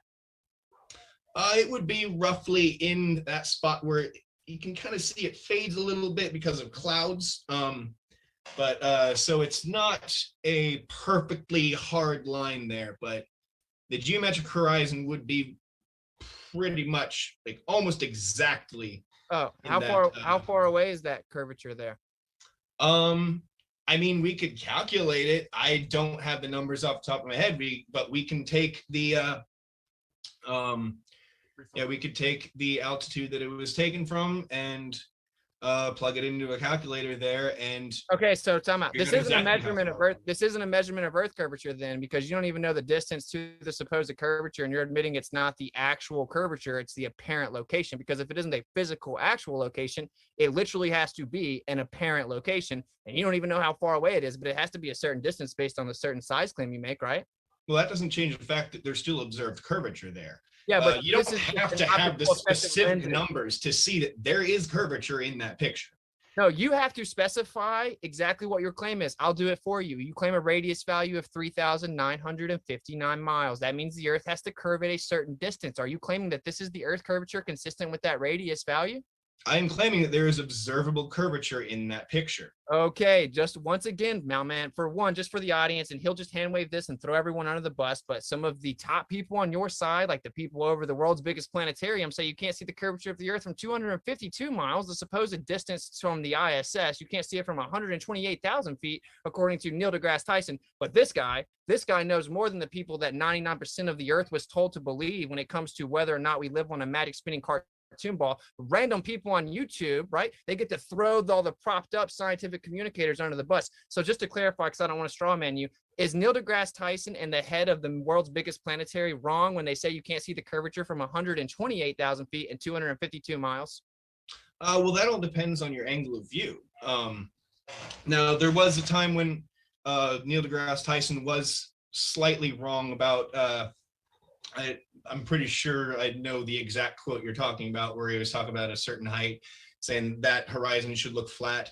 He was also comparing it to the wide angle lens it was used in that picture, and he was saying, like, you know, that is not the amount of curvature we would see. Don't lie. Don't lie, bro. This is what he actually said. They were talking about the Felix Baumgartner jump, which was actually sponsored by GoPro, which is of course a fisheye lens, and they showed us this immense curvature and said this dude jumped from the edge of space, because they lied to the world constantly saying the Earth's a ball. I don't know if you caught up to that, but I don't know why they would have to drastically alter the image and claim that it was what it really looked like until we busted them with high altitude footage. But I digress. He gets on stage after that as a way to try to walk it back, and he says from 128,000 feet, not just subjectively, based on the actual dimensions of the Earth according to your model, you wouldn't see the curvature from 128,000 feet, much higher than this little picture you took. So are you saying that he's wrong when he says you would never see the curvature from 128,000 feet? He uses a beach ball as an illustration, saying we'd be 2 millimeters off the edge of this beach ball. So just to clarify, the guy that's propped up to the whole world to tell us how space works, and he's supposedly a main scientific communicator, you're smarter than him, McToon's smarter than him, all the Globers on the internet, just on random YouTube channels, are smarter than him, but they still prop it up and tell the rest of the world that this guy is their leader. So just to clarify, specifically, answer yes or no, is Neil deGrasse Tyson wrong when he says you will never see curvature from 128,000 feet? Yes. Okay. Is the head of the planetarium, that the world's biggest planetarium, that says you would never see curvature from the ISS at 252 miles, is he wrong? I would like to see that, because and again, what I'm trying to get through to you here is I'm not trying to get yes or no questions. It's not just about altitude, it's also about your angle of view. If you only have a small window, it's a lot harder to see curvature through that window. You agree that your window increases with altitude? No, the amount of window that you would need to see curvature decreases with altitude. So you're saying you can't see more when you get higher? No, I'm saying you can. I'm saying, in fact, that is exactly what. So your field of view increases proportionate to altitude. I'm talking about like your field of view through, say, if you're looking through a window or a camera lens. You need a wider field of view if you are lower, but you don't need as wide of a field the higher you go. Okay, so can we see curvature from the ISS, or is the head of the world's biggest planetarium right or wrong? Is he wrong, or are you wrong? I would want to see the exact quote on there, because well, it's simple, man. You can absolutely see curvature from the ISS. Okay. It is not as So pronounced as what you seem to think that. No, I'm gonna ask here. So far, you've provided absolutely nothing, Austin. So if you think that Neil deGrasse Tyson claimed, shut up, bro. Shut up, bro. If you're claiming that Neil deGrasse Tyson said something about seeing the curve from the ISS, You're moderating, not debating. You're not debating. I'm asking you. I'm holding your feet to the fire here. All right. So you're making a claim. I will share screen and show your messages right now if you don't stop. I agree to this debate based on the parameters that McToon You're does making not clear. interrupt. You're making a clear claim here, Austin. You're interrupting, McToon. Hey, I'm talking. Okay. I agreed to this based on the parameters that McToon would not interrupt and try to debate for this guy and try to moderate. Only moderating, no muting, no interrupting, and no debating for him. You helped him out in his opener because he couldn't get the words out. Then you've interrupted a second time. You're not debating me. I've dismantled you thoroughly numerous times. I'm debating. Fine. Go ahead. Continue your no evidence string. All right. So, hey, go on mute. Go on mute, Mr. Moderator. Go ahead. Hey, okay, back to the Seth guy that I'm debating, okay? Seth, you are saying that Neil deGrasse Tyson's wrong and that the head of the world's biggest planetarium is wrong. So then we'll just throw them under the bus, and you on YouTube, you know more than them, even though this is what the whole world was shown to believe, that we live on a magic spinning cartoon ball. So we'll just go with you as the new authority because we'll throw them out the window. So when we see this supposed curvature, you agree it's just the apparent location, right?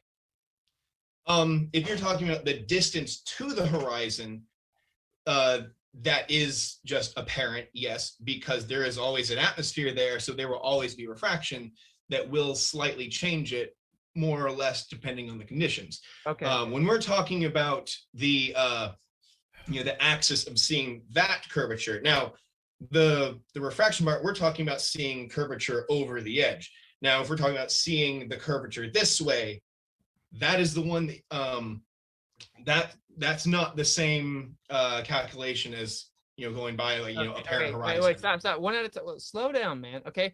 Do we ever see the geometric horizon? You said no. So if we have never seen the geometric horizon, how do we know it's there?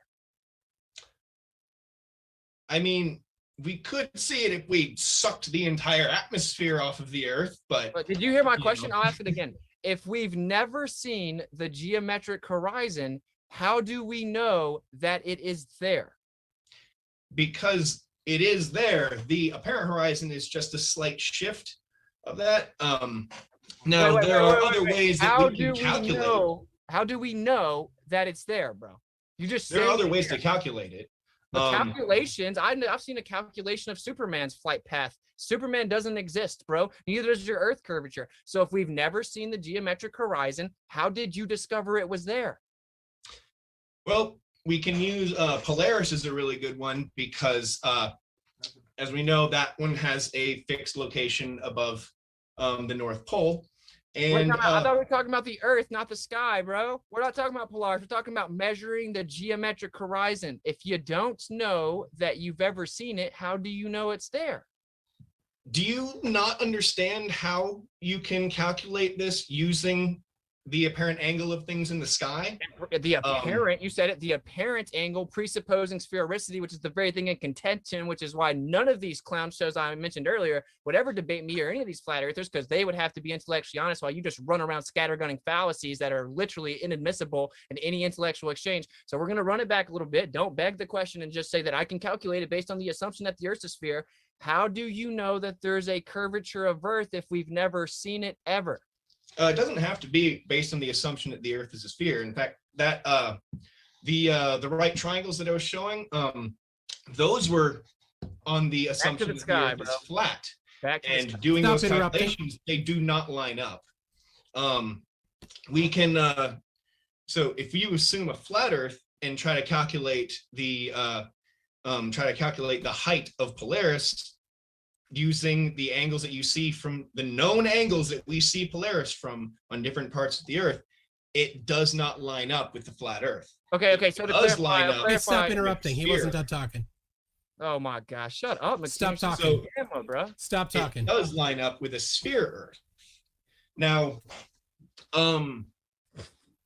he just gets to Okay. So anyway, Seth, we're talking about the Earth's curvature, not the sky. Can we stay on point, or would you like to admit you don't know how you've ever noticed that there's actually Earth curvature? Have we ever seen it? How do you not understand how you can calculate this? If I look at the sky, I'm not seeing the geometric horizon. I'm not asking you about calculations. We'll move on to your calculation once you're honest for we once. can calculate R using the sky. No, you have to we presuppose know sphericity, the bro. angle from which Polaris will always be seen.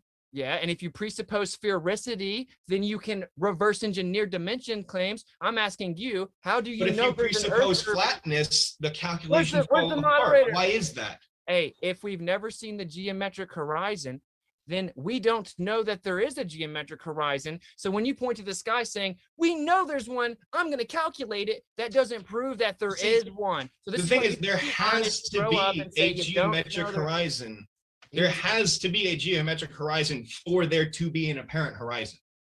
Well, okay, so the horizon being apparent is redundant. Okay, it's painfully redundant. The horizon is where the sky appears to meet the ground. Appears, that means apparent. Apparent horizon is redundant. The horizon is always apparent. You're making an additional claim to this. I as the mean, if you're going to global- go there, and you literally interrupted me everything 4 you will straight ever times, see is McToon. apparent. 4 straight times. You're a gamma, McToon. We all know that you're clearly spiraling for the globe right now. Seth, stop interrupting me. I'm trying to get the point out, okay?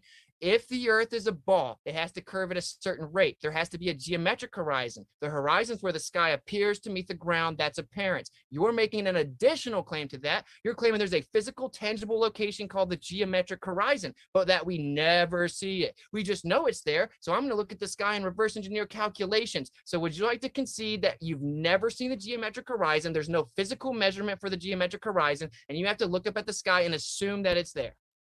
I don't think you know what reverse engineering means. So you can't answer any of the questions. You're getting dismantled, See, bro.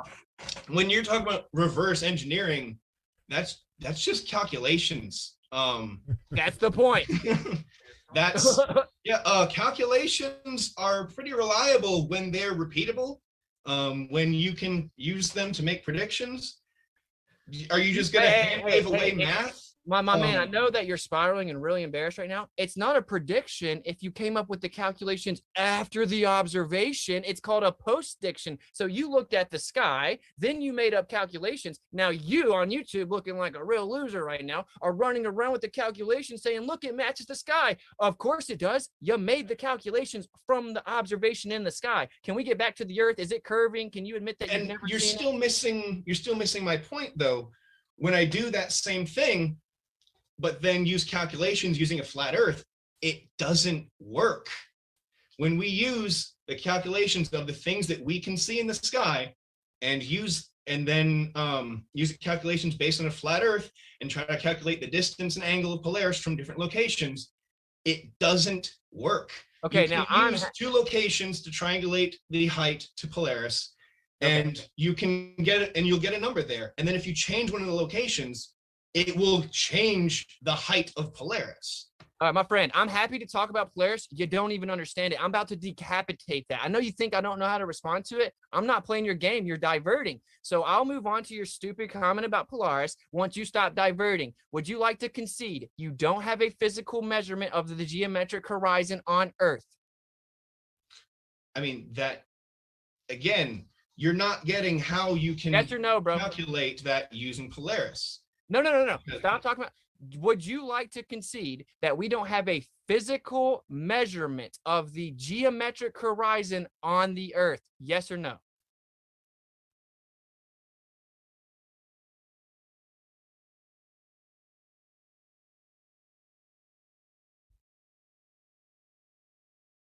I think he froze. Convenient timing, bro. Well, I'll say it right now. We don't have a physical. I'm sorry, you cut off for It's okay. You cut off for a minute there. I think I'm back now, though. Yeah, you're back. Okay. You froze. You froze to us. Okay. Yeah. You froze on your yes or no part. You're supposed to yes or no this. I'll repeat the question just in case some of the Globers forget it. I know that sometimes they forget things. So would you like to concede that we don't have a physical measurement of the geometric horizon on the Earth? Yes or no? I mean, we do. There's ways you can do it. What I'm saying is you can use things in the sky to do it, and you don't seem to understand So you don't why seem to that understand what works. physical measurement means. Do you know what physical measurement means?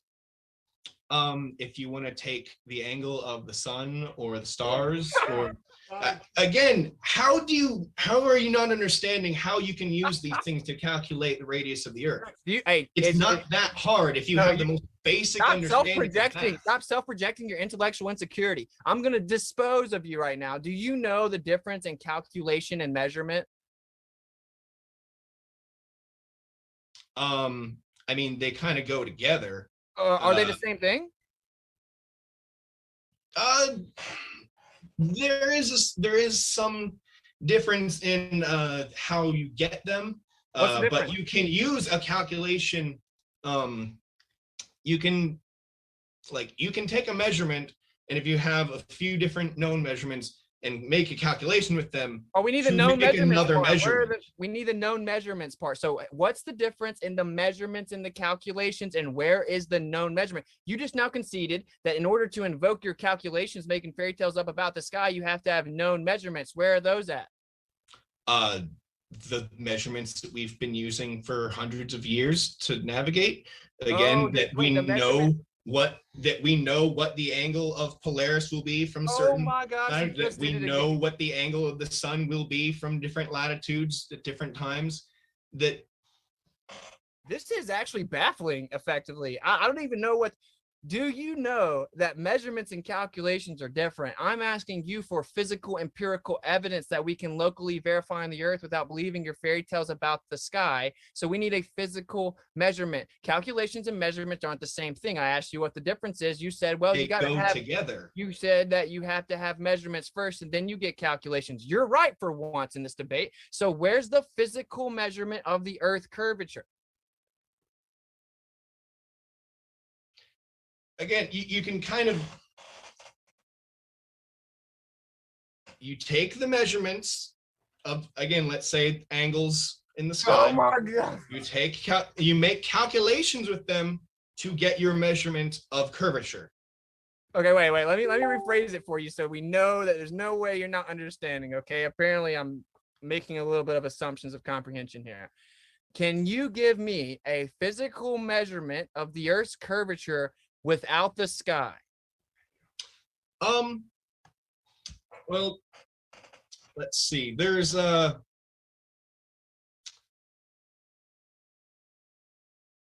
there's ways you can do it, but you're still just gonna get you're still gonna have to factor in refraction. Now you could do it, say, if you had something really tall that was very far away, and you could take the amount of obstruction that was there, but you're still going to have. That's not a measurement. That's not a measurement. But if you also know that definitely would be a measurement. No. Let me explain it to you. Hold on. No, shut up a second. This would be a measurement. If you can take, let's say, a very, very, very tall building off in the distance, and let's say the bottom half of it is obscured. You can calculate that amount that's missing, but you're also going to have to use the refractive index of that specific time. So that's an apparent location. obstruction that fluctuates day to day based on atmospheric conditions, which is also, once again, a flat Earth proof, because we say the horizon is just apparent. You claim that there's an additional claim to that. There's a physical location. Let's go back to your diversion attempts. You need to have a geometric horizon for there to be an apparent horizon. Dude, you're not wiggling out of this. Okay, so the way that you physically measure things is you physically measure them, dude. You don't look over distances and make assumptions about what the obstruction is, and then you take a window of average, a weighted mean, based on the obstruction that it appears to be fluctuating through atmospheric conditions. Okay, that is nothing to do with physical measurements. Do you have a physical measurement of the Earth's curvature, yes or no? I mean, do you want me to take a several miles long tape measure and just do it that way? Because apparently that's the only way that you know how to take measurements. Okay, so do you know what plane survey data is? Are you talking about like surveyors? Okay, go on with what Yeah, plane survey data, like actually measuring the Earth, right? That's what they do. They measure the Earth. Okay. Now you're claiming the Earth's curving, but whenever we actually measure the Earth, we have to assume that it's not curving, and then you have to compile a bunch of plane survey data together, then make observations, take a window of error, throw out all the other observations that don't match your presupposition, right? And you take a little weighted mean window, and then you take a fluctuation of this atmospheric conditions resulting in an apparent location that fluctuates, and assume the Earth's a ball. So the answer is objectively, there is literally not one single physical measurement of Earth curvature. So why can't you just be honest and say that? So when you say that they assume flatness in the plane survey data calculations, what do you mean by that? What kinds of things are they surveying? Because the land, I know bro. that there are, when surveyors do certain things, if they don't need, if it's a short enough distance that they don't really need to factor in curvature, then yeah, that's an approximation. That's a cool It'll be assumption very, and very baseless close. assertion, dude. You're But just making they baseless do use calculations of curvature over long distances. No, they don't. That's wrong. I know many of them in real life. No, they definitely do. No, they literally do not. I know many. I know numerous engineers, one sitting right here. So the truth of the matter is that they assume the Earth's flat. You know why? Because it's flat, and you can't measure it assuming that it's a ball. So then they take plane survey data, they compile the data, then they make observations over long distances, and they take a fluctuation of the apparent location. They throw out anything without being inside the window of the assumed dimensions of the ball Earth, and then they assume the Earth's a ball. They reify the Earth being a ball, and that's not a physical measurement. That's a calculation based on observations of apparent locations. So objectively, the answer is there is no physical measurement of Earth curvature, bro. And yet we have observations of it.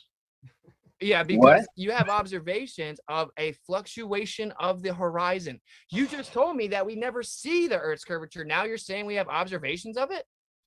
I never said that we don't see Earth's curvature. I said we don't see where the actual geometric horizon is, That's because called the- that's what the refraction Earth's will curvature always is. slightly change it. That's You what the can Earth's still curvature see is. that it's curved. No. The Earth's curvature is the geometric horizon, bro. And it has to Anybody be- in Europe? Quite. No.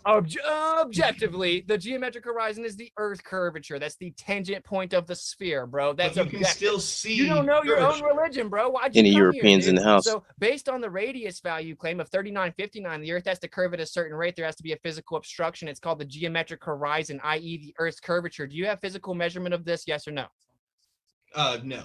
Okay, so you don't have actual empirical evidence of the Earth curving. You just presuppose dimensions, and then you go tell me. No, I do. You just have to factor in refraction, and there will always be refraction, so we will not see the geometric horizon. So you agree that it's an unfalsifiable claim then?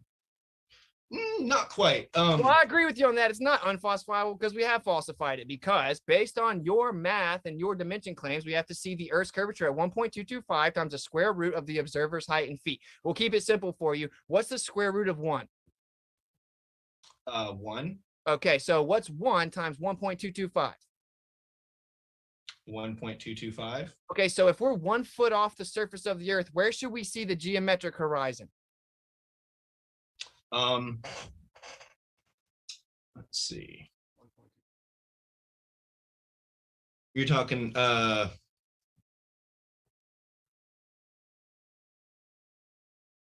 Let's and try. again, we won't see the geometric horizon. We will see the geometric horizon after it has gone through a refractive index. Okay, so we see the horizon constantly fluctuate. It's just an apparent location. Okay, that's what the horizon is. It's where the sky appears to meet the ground. It fluctuates based on atmospheric conditions. You claim a physical location, bro. So every time it moves around, welcome to flat Earth. That's our argument. When you come and cherry pick one of the observations out and you say, look, it looks a little closer, we don't actually know our elevation. We don't know the atmospheric conditions, and we don't know the distance to it, right? It doesn't actually verify. I mean, you can. I'm still get talking. that I'm still talking. information. I'm actually saying substantive things. Okay. So whenever you just take an observation and you say, it looks like it's a little closer, you don't even know the supposed distance to it.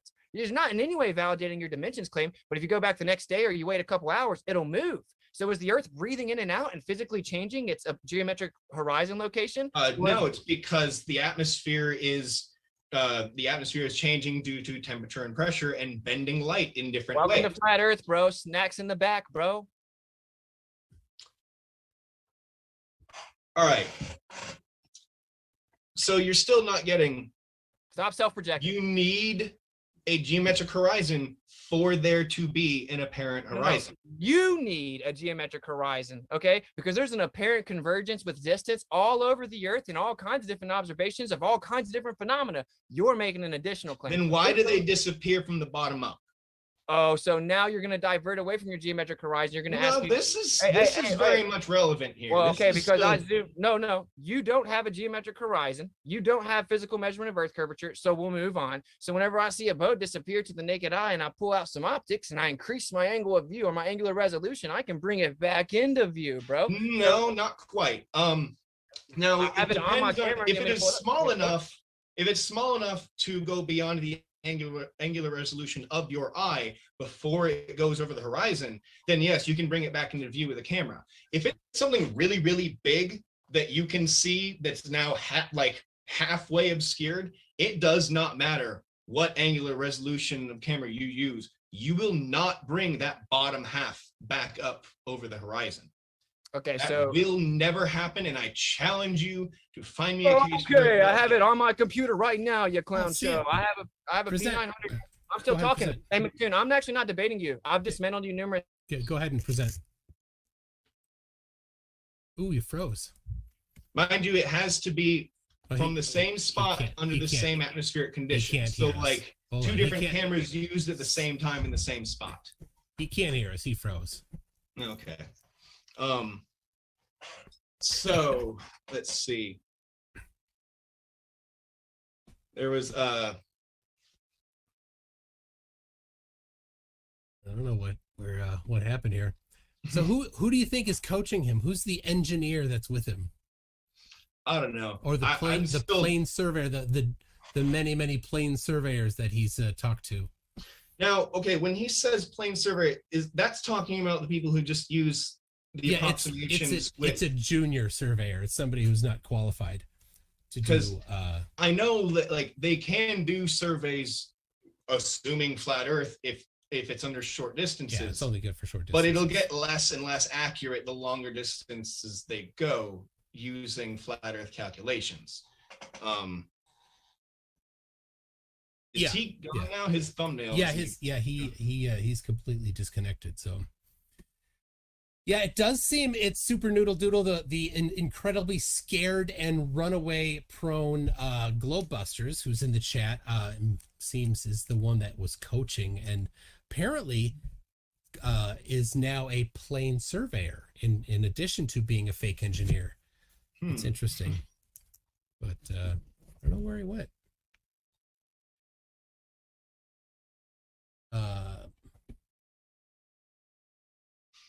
because I know surveyors absolutely use Earth curvature in yes. certain cases. Is he? Because it seems like he was taking a type of surveying that by definition does not use curvature. Yeah, it's a subset. It's And like saying it's because like, they don't, then none of them do. Yeah, exactly. It's like bicycles exist, therefore motorcycles don't.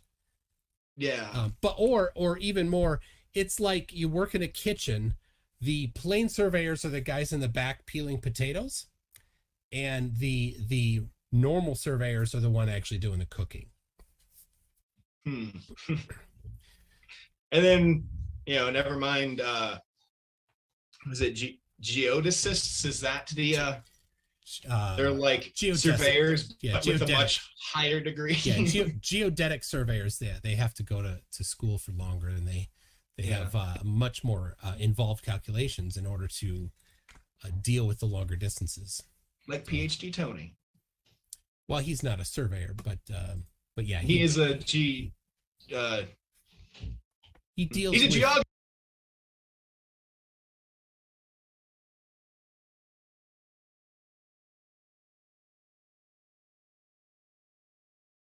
Yeah, for everyone listening, I'm noticing the room is filling up. Lou was asking, "Is this this is a debate that I'm replaying because there was dead air. It's from Friday night. It's brand new from McToon's channel or MC Toon or whatever he wants. So what happened? What happened to Witsit? Why'd he cut out? I just paused it. This is Yeah, but he had cut out. He had cut out in that debate. Yeah, he had some issues like with his internet during the stream. But I mean, you can go watch it on McToon's channel. But I was feeling dead air with the audio from that. So when people jump in, I just wanted to let you know that I was just feeling. I figured it was coming. The bot was looping something. I didn't know if it was coming from a live stream that's happening right now, or if it. No. It was Friday night. I was just playing a video from Friday on MC Toon's channel. On last Friday, on this previous couple. Yeah. So it's a brand new debate with Witsit and this other guy that didn't know shit, and MC Toon is supposedly moderating. And so I was just playing that to fill dead air. But did he eventually come back to finish the debate? I don't know. Do you want to hear it, or I was just? How much longer is left? Put it that way. Love probably. They always say. I just want to say, real fast. I love how in every debate with it they say, "What script are you reading from? Who's coaching him? How is he getting all this extra power?" Extra. That's true. Yeah, I mean, it's like that's inside his head. We know that because we know him. It's like, who's coaching? And then Bob was in the chat. Glowbusters. He was in the chat. Well, I watched it live, and I was in the chat too. And they're like, it was like, who's your coach? Definitely ain't Bob. So I don't know what are they talking about. Because he's so damn, when you're in that state, right, that flow state, he just fucking floods them out, right? Because his flow is so strong. They assume that he's reading from a script, or maybe he has some sort of extra power or something, and they mention it all the time, and I hear it in all his debates. Well, yeah. But I know for a fact that he doesn't. I mean, that shit is in his head. He knows it. It'd be nice to know how much more is left on the actual debate, please. There's probably about I think there's about an hour left on that. Well, at a certain point, Austin leaves, and then of course the guy that didn't know shit and MC Toon talks shit for about a half hour after Austin leaves. But yeah, we can listen to the rest of it. But just when he comes back, because apparently he dips out for a second. So if you can get up to the point where he comes back? I mean, using the Groovy Bot, I can't necessarily. I can skip to certain parts, but it'd be easier if I was actually using a video. But I can just start it again. I just wanted to let you guys know. No, don't start it again. I don't want to go through. Okay, just go watch the video. I posted it. You can go back and watch it and skip around. Oh yeah, well yeah. If I could watch it, if you post it, then that's fine. I can do that. Then. Yeah, I'll post it. You can't continue from where you were at. I can. I was just saying, but Fraud doesn't want me to. Those two douchebags. Oh no, he just didn't want you to go to the beginning. No, I can continue from where we were at. That's all I'm saying. Well, yeah, but if they're gonna be sitting there talking and dissing him for like half an hour, I don't want to hear that shit. No, that's at the end. That's after he leaves. Yeah, you can fast forward with it too, but yeah, you kind of need to know a timestamp for when. Yeah, right. Back. I mean, I was just pausing it now just to let you guys know what was going on. But if you want to continue listening to it, then I can do that. Yeah, that's cool. Right. I mean, does he come back like in a few minutes, or does he stay there for like? Does he stay talk? I think there's at least 30 minutes now left. Where Austin is in there, maybe 30, 45 minutes left. Where Austin's, Okay. So who the hell is Austin? Is Austin Witsit? Is that Witsit? Yeah, Witsit. So he's gone for half an hour. We got to listen to that faggot. No, that's not what I'm saying, Fraud. I didn't say that. I just paused the video because I saw a lot of people jumping in here, and but you paused when Witsit apparently must have lagged out or something because they're trying to talk. There are periods during the thing where he does lag out from internet connection, but he comes right back. Within a couple minutes. Well, that's what I'm saying. But they were talking for at least 5 minutes before you jumped in. That's what I was curious to know. How long was he going to be gone? No. I don't want to He listen comes to these back. guys for like 15 minutes. Rag. No. No. Yeah, I know. Yeah. Anyway, let's see if this works. Free teacher. That's No, PG Tony deals with gravity to get data for mineral exploration companies. Mm-hmm. So, well, and also doesn't he geophysicist? Don't they also basically use like earthquakes as an ultrasound for the Earth too? All right, y'all have fun. Y'all have fun making up stories about the cartoon ball Earth while I was gone with no one to defend the real truth. Oh, we were talking about plane data surveyors. Yeah, we're joking about plane surveyors. Yeah, it's called Geodesy, right? So plane surveyors don't use that. So no, but Yeah, y'all were that's trying to figure out the word not the geodesy. same You didn't thing. know the word. You didn't know the word. The word's geodesy. The fatherhead of geodesy says that you have to assume axial rotation, the centrifugal mass particle attraction at the little fairy tale middle of this ball Earth is what causes the bending and warping of the observations over vast distances. And then we use a geoid model to explain the mean sea level, but then we actually use an oblate flattened version of it to explain the terra firma. So you don't even have a working model. Then you actually take plane survey data. This is all objective. So maybe McToon, before you start just touting victory, write down some notes, okay? This is all objective. We take plane survey data. Then geodetic surveyors take that data, they compile it together, they make long distance observations, and then they take a window of error. Anything that doesn't fit within the window of error in the observations is thrown out. They take a weighted mean, and then they reverse engineer their claim. That's exactly what they do. That's called a calculation, not a measurement. You're frozen again. Wow. I mean, I could hear you, but yeah, the lots of claims of reverse engineering, but none forthcoming, I guess. yeah.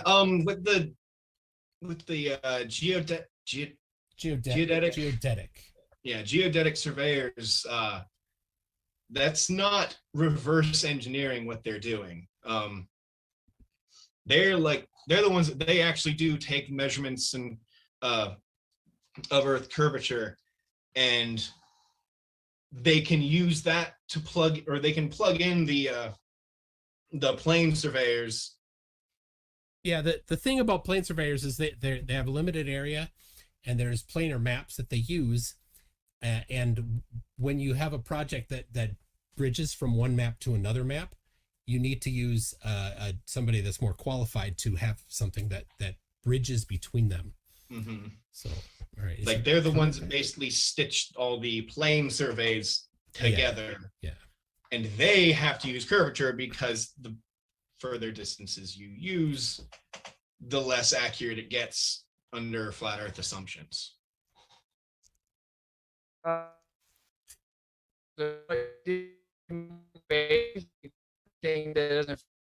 error. Well, he sounds like that now. I can't really hear. That sounds weird and echoey and robotic. I didn't get what he said.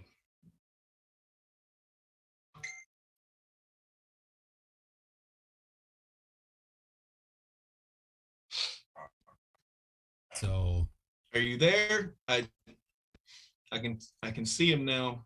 Looks like he's frozen still. Can you hear me now? Yeah. Maybe. Yeah. Okay, so what happened? The place I'm staying, there was a transformer that blew down the street, and the internet went out. Apparently, per usual, the Globers went crazy, shouting victory about how I ran away, even though you've just been getting dismantled since we the didn't beginning. say anything about that, but I said the chat, McToon. Oh, you don't listen very well.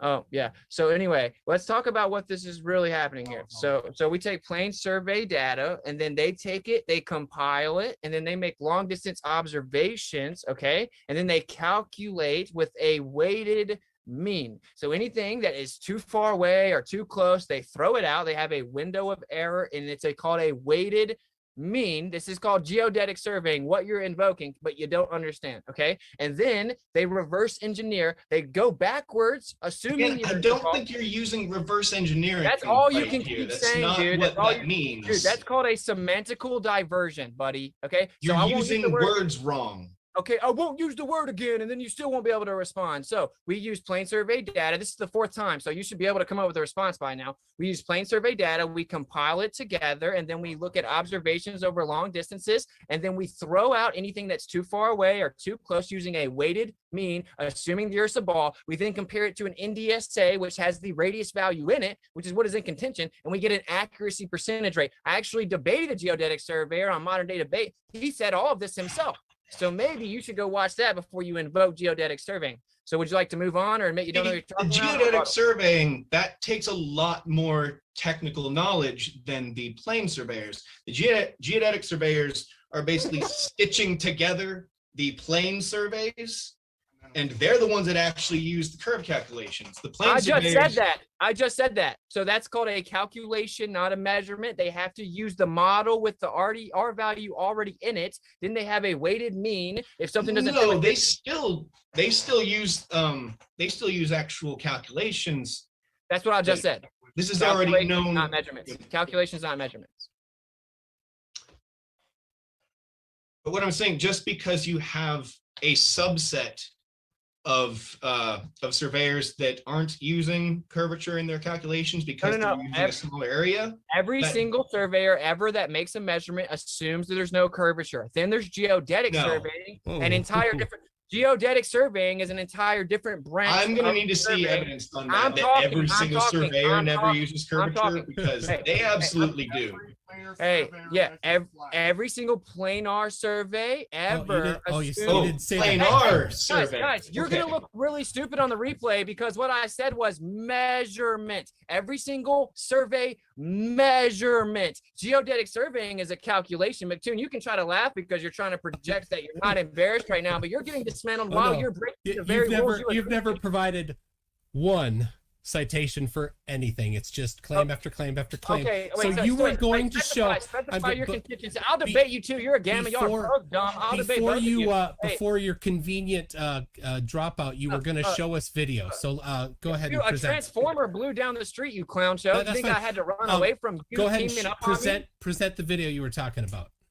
Okay, no, real fast. When we're going to talk about geodetic surveying, okay? So I said that geodetic surveying is calculations and that all survey measurements assume the Earth to be flat, and then geodetic surveying, a different branch of surveying, which is calculation, not measurement. They use measurements too. Okay, what measurement do they use? As I said, you can use things in the sky, but apparently you don't think that counts That's a because you don't know how calculation. geometry works. That's not how they use anything. They don't use anything in the sky anyway. You can't use math to do measurements, according to Austin. So Wait, McToon, is calculation and measurement the same thing? Yes or no? It's called a secondary measurement if you use a calculation. Okay, so it's not the same thing then. No, a direct measurement is like use a tape measure. Yeah. But Right. So yeah. secondary means it requires the primary measurement, right? Yeah. The So, actual- so, yeah. So there's calculations there aren't is the same no thing, are they, planar McToon? surveying that's direct measurement either. They're all yes, there secondary is. measurements. Oh, they're all secondary measurements. Yes. Yes, because they're using geometry. You have to take a lot of it's using angles and stuff, and to calculate. You don't know what you're talking different about. things. You have no idea what you're talking about. You have no idea. They use angles and stuff. Okay, they measured the surface of the Earth in small increments over different angles of view. Okay, so that they And can then make did sure math, that so it's calculations. And then yeah, to secondary make sure measurements. that it's accurate. Okay, Yeah, And secondary so- measurements. Dude, I'm talking to I'm gonna expose you on the internet. You're laughing. You agreed to not interrupt, and you've literally interrupted. expose you on the internet. I mean, he's moderating. Yeah, Dude, but dude, I mean, you're just not interrupting. moderating. He's Gidge debating. galloping Moderator doesn't constantly. just like. You have I'm not going to give you. I'm not going to give you free reign to just yap there, Austin. You need to give a you're gonna chance to interrupt. talk. Yes, You're I'm not going to moderating. interrupt so that you can stop talking and give a chance for the other person to talk. That's my job as moderator, to interrupt No, you you're not doing to that, tell you McToon. to stop talking. But you're So- not doing that. You're debating. Yeah. All right. Yeah, you're a gamma. You're a gamma. I'm So a stop gamma. interrupting. I'm gonna Stop expose interrupting. you. Doesn't All right. mean All anything. right. Yeah. Dude, All right, stop so- interrupting, McToon. Continue you with promised your, that you wouldn't your do this, and you couldn't non-secondary resist. measurements. Go ahead. Okay, so back to the point here. He admitted that we don't have any physical measurements of the geometric horizon. He didn't invoke geodetic surveying, which I actually debated the I geodetic mean, we don't have any surveyor. primary I'm measurements. talking. Where's the moderator at? Nah, I'm gonna let Okay. him. Oh yeah, you're gonna let him. I know, of course, Yeah. because you're a gamma, and you're You're literally doing gamma. everything you You're promised that you gamma. wouldn't do. You're gamma. You're gamma. You're gamma. Doesn't mean anything. Yeah. Could you stop with the attempted insults Some there? made up insults here. It means nothing to me. Yeah. So actually, could you provide Could you something? shut the hell That's up? it. Because no one's Just talking to you. provide some You're not evidence. debating. You're one not debating. time. Just one time. Platoon, I'm Platoon, asking you to I'm provide not evidence. debating Just you, one dude. time. Come on, Gamma. All we've heard so far is just definition games. Yeah, fix your little hair while you have the moderator debating with you, interrupting me, and then when I start to talk, you interrupt me, and the moderator lets you, then debates with you because he has to save you because you don't know what you're talking And about. to be fair, So you've here's- gotten at least 70% of the talking time at this Seth, my point. man, you've been getting thoroughly dismantled. You were not ready for this, okay? I just quoted a geodetic surveyor saying how he did his job, and you Quoted said it was nobody. wrong. Oh, But dude, God. stop interrupting because you're trying to save him. Um, You're trying to save him. Seth, a geodetic surveyor said everything that I just said, and you told me that wasn't how he does his job. He says he has to have the NDSA, he has to have a weighted mean. He then applies it to get an approximation of a percentage of accuracy. So are you, You saying see, that he's you're wrong? assuming that they just made up that weighted mean.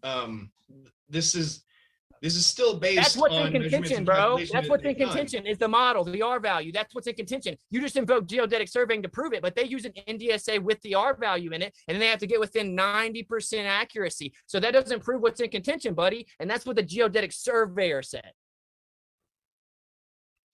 Oh, I wonder why you'll They have to can interrupt still- me. Oh, I you can't can still imagine. calculate the R value. No. You're just assuming that the R value is just made up and that they're plugging it into. Yeah, I'm asking you how did they when it prove is the R not. value? How they prove the R value if it's not made up? Again, there's several ways you can do it, but apparently you don't understand. I how know you every use single part of geometry your and stuff in religion. the sky. No, my friend Seth, I know your whole religion. Your religion doesn't claim they looked at the sky to find the R value. You don't even know your own religion. That's not how they claim they found the R value, Seth. It's not a religion. Yes, it is. Now, the way that they usually talk about the R value is the Eratosthenes. Nope, experiment. wrong, wrong, Well, wrong. I'm sorry, you interrupted again. You're wrong, The, Seth. That's not how. Stop And they interrupting. use the angle of shadows with they use the angle of shadows with the sun under known distances. And this kind of goes back to one of the other points I was making, where they can use you can use those measurements and try to plug it into a flat Earth model, and it doesn't work because you end up coming up with multiple different distances to the sun or Polaris or whatever you're using. All right, I'll let him talk now, since he was too interrupty. Go ahead, you can unmute now. What a gamma. We don't have a flat Earth model. Oops, I'm sorry. That's part of your problem. We know you don't have a flat Earth model, but I will now stop allowing you to insult. Okay, got it there, big boy. Put your big boy pants on and stop insulting. I mean, I don't really care if he calls me a gamma. I wasn't talking to you. I was talking to McToon. Yeah. And this is the only place in the whole entire world McToon gets to pretend he has juice is on the internet where you got a mute button. So anyway, Seth, the only reason I agreed to this is because you bashed my homie Trevor. I did not agree to be on this clown show. Actually, don't I'm bash still him. talking. I'm still talking. I'm still talking. Seth, stop interrupting me. Stop interrupting me. Okay. So I agreed to be on a debate show on a different channel. You then changed it and you then brought McToon into it. I said, okay, I agree, but here are the parameters. We will not be debating 2v1. He will not be jumping in. He will not be muting me. He will not be debating for you. And I will not be answering all of his super chats because he does this for money. He has then not told them about the super chat parameter. He has then interrupted me, muted me, and debated for you five or six times. He didn't really Seth- debate for me. Seth, He Seth, asked you Seth, to Seth, substantiate some of the claims you Seth. made. That's pretty much all he did. No, that's not his job as a moderator, Seth. His job as a moderator is to make sure that people don't interrupt. And I've only been having to interrupt because he started debating with you, dude. So, Seth, here's the deal. The geodetic surveyor I debated, okay? He said they have to take the plane survey data that already exists, okay? The actual measurements. They then compile them together over vast distances. They make observations. The observations fluctuate. If they go too high or too low, they throw them out.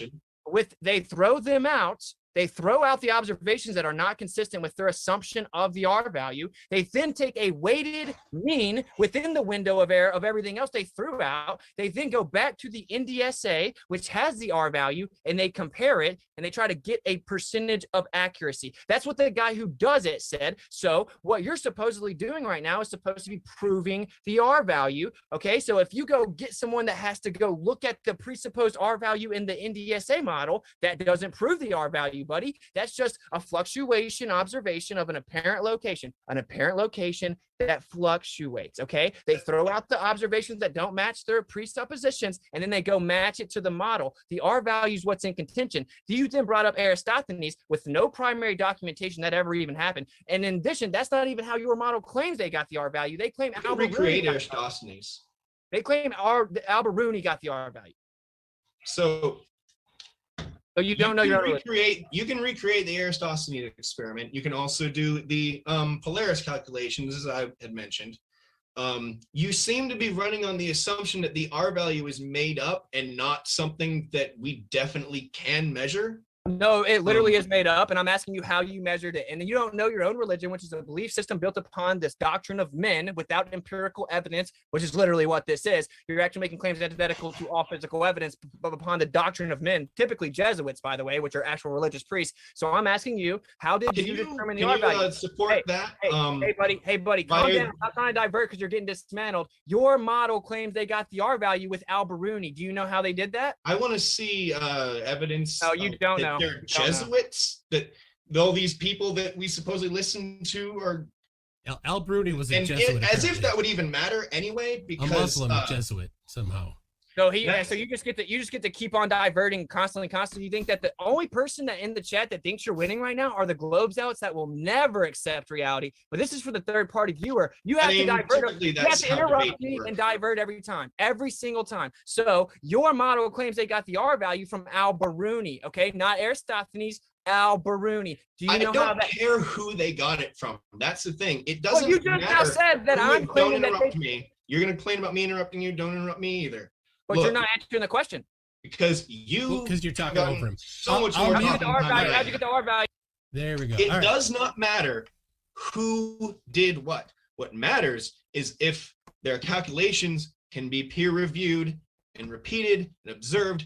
I don't care who said what. I don't care if Neil deGrasse Tyson said it. I don't care if Al-Biruni said it. I don't care if, it doesn't matter who said it. We do not recognize a priesthood of people who, because they said it, then it must be true. Hey, how did you get the R value? Stop diverting. And you can do it by calculating the angles of things that we see in the sky. Okay, so by Okay, so go ahead and explain that. I'll keep him muted while you explain that. All right, so we know that we know that when you look at Polaris from the North Pole, it will be straight up. If you look at it from the equator, it will be 90 degrees different right on the horizon. We know the distance from the pole to the equator. We can use those put together. Now, I don't have the exact number off the top of my head. If he really wants to push it, we can pull up a calculator and I can make this calculation right now.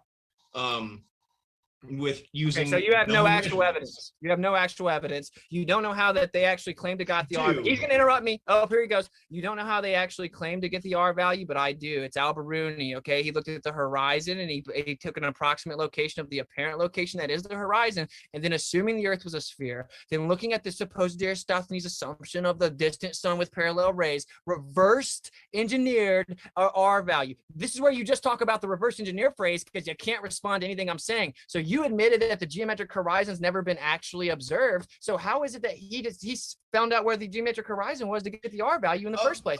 He probably factored in refraction.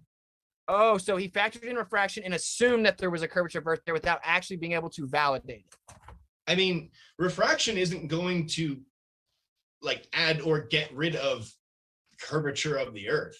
Okay, so you had to assume it. So it might make it appear slightly more or less curved, but It will never be. Yeah. Appear means apparent, bro. You're claiming an actual location. We beat this into the ground because you just don't understand it. See, apparent location and actual location are different things. You're claiming an actual location that we never see. We have no physical measurements of, but we're just supposed to believe it because you reverse engineer calculations, assuming that it was there and that the Earth's a sphere by looking at the sky. Exactly. So we can move on. Let's move on. Let's move on. Well, You don't have hold any on. measurements. We know exactly how refraction works. We can measure refraction. Yeah, so that's cool. if we can get the apparent horizon and then factor in the refractive index, we can then calculate exactly where the geometric horizon will be. By assuming that it's there. By assuming that it's there. How do By you prove definition, it's there? it has to be there. No, by definition, it has to be there if the Earth's a sphere. You're begging the question, but this is way over your head. We're going to move on. The necessary antecedent to pressure is containment. The second law of thermodynamics necessitates entropy will increase. You claim a pressurized system is adjacent to a near perfect vacuum of 10 to the negative 17 torr. How does that work? What is acting as the containment? It's gradient, first of all. Gradient is delta X. I asked you about X. Try again. All right.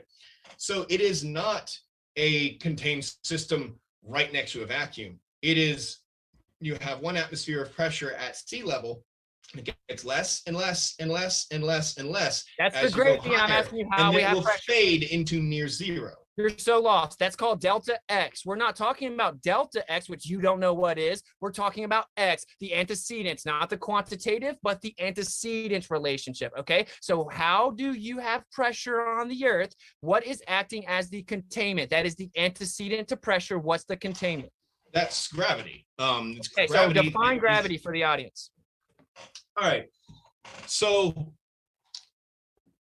whether or not you believe that, objects of mass attract each other, we can most definitely prove that there is a downward force. Now, do you deny that? Stop asking me questions. I asked you to define gravity, but you don't know. You said mass attracting mass. That was superseded in 1915. Your model doesn't claim that mass attracts mass anymore. It claims something different. That's the Newtonian model.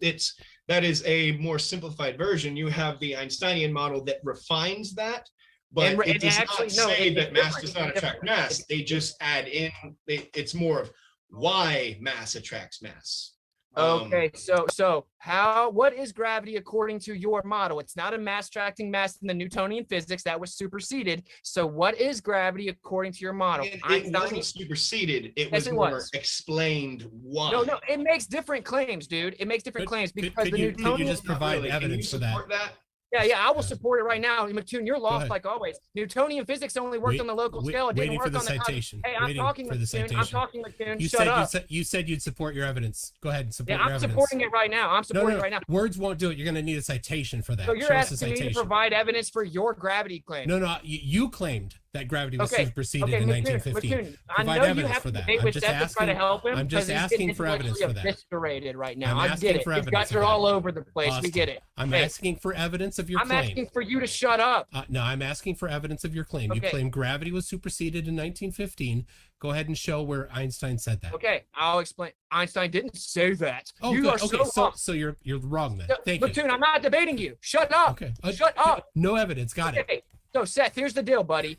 Newtonian physics didn't work on anything but the local scale. It did not work on the cosmological scale. So they had to then update the idea of gravity to the general theory of relativity. First, it was special relativity in 1905. Then added on to that was general relativity in 1915, which says that due to the displacement of mass, that gravity there's a gravity rail around all the mass and the displacement within this ever-expanding infinite nothingness, and that gravity is the effect of the bending and warping of space-time. How is it that those are antithetical? Well, mass attracting mass actually claims a causal agent, and then general relativity claims it is the effect of the bending and warping of space-time. Those are two different things if you didn't know that, McToon. But this is because they actually did the Michelson-Morley and the Michelson-Gell experiments. So my question for you is, we're not going to talk about all that because you get it. You don't get it. Hey, Steph, is general relativity accurate? Yes or no? Is what? Is general relativity accurate? Yes or no? It has been used to make accurate predictions, but it is incomplete. Do we have empirical evidence of it? Yes. Okay, what is that? For example, you have the relation of velocity and time, where they have used atomic clocks in I believe they used them in jets. I don't know, something very fast. How do atomic clocks work?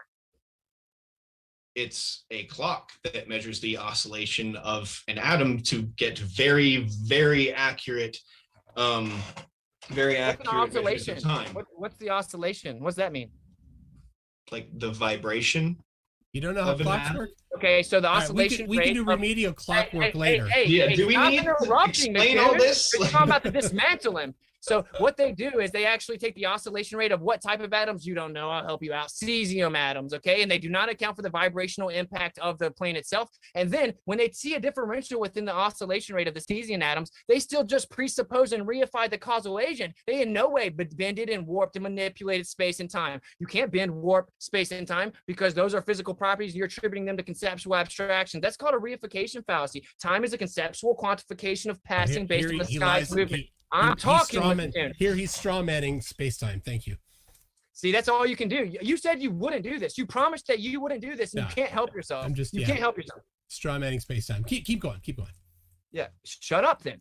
Okay, so space is the conceptual quantification, or space is actually the idea of the area void of material, and then we have descriptors of it based on certain dimensions. See, length, width, and height, those are also just abstractions, bro. Those are descriptions, okay? So you're taking length and width and height of an area assumed to be void of matter, which is space. A privation, right? That is an assumption, and that is conceptual. You cannot attribute physical properties to conceptual abstractions. You then say that there's also physical properties within time, which is just a human construct we've came up with to quantify passing based on the cycle of the sky and the sun when it comes to day and nighttime. So how can you attribute physical properties to conceptual abstractions? You can't. But don't worry, I don't even need you to argue that. I'll give you gravity times a quadrillion, okay? You got gravity, which is a reification fallacy, has no empirical evidence, and is literally just a fairy tale. I'll give it to you times 1 million. We can show okay? you.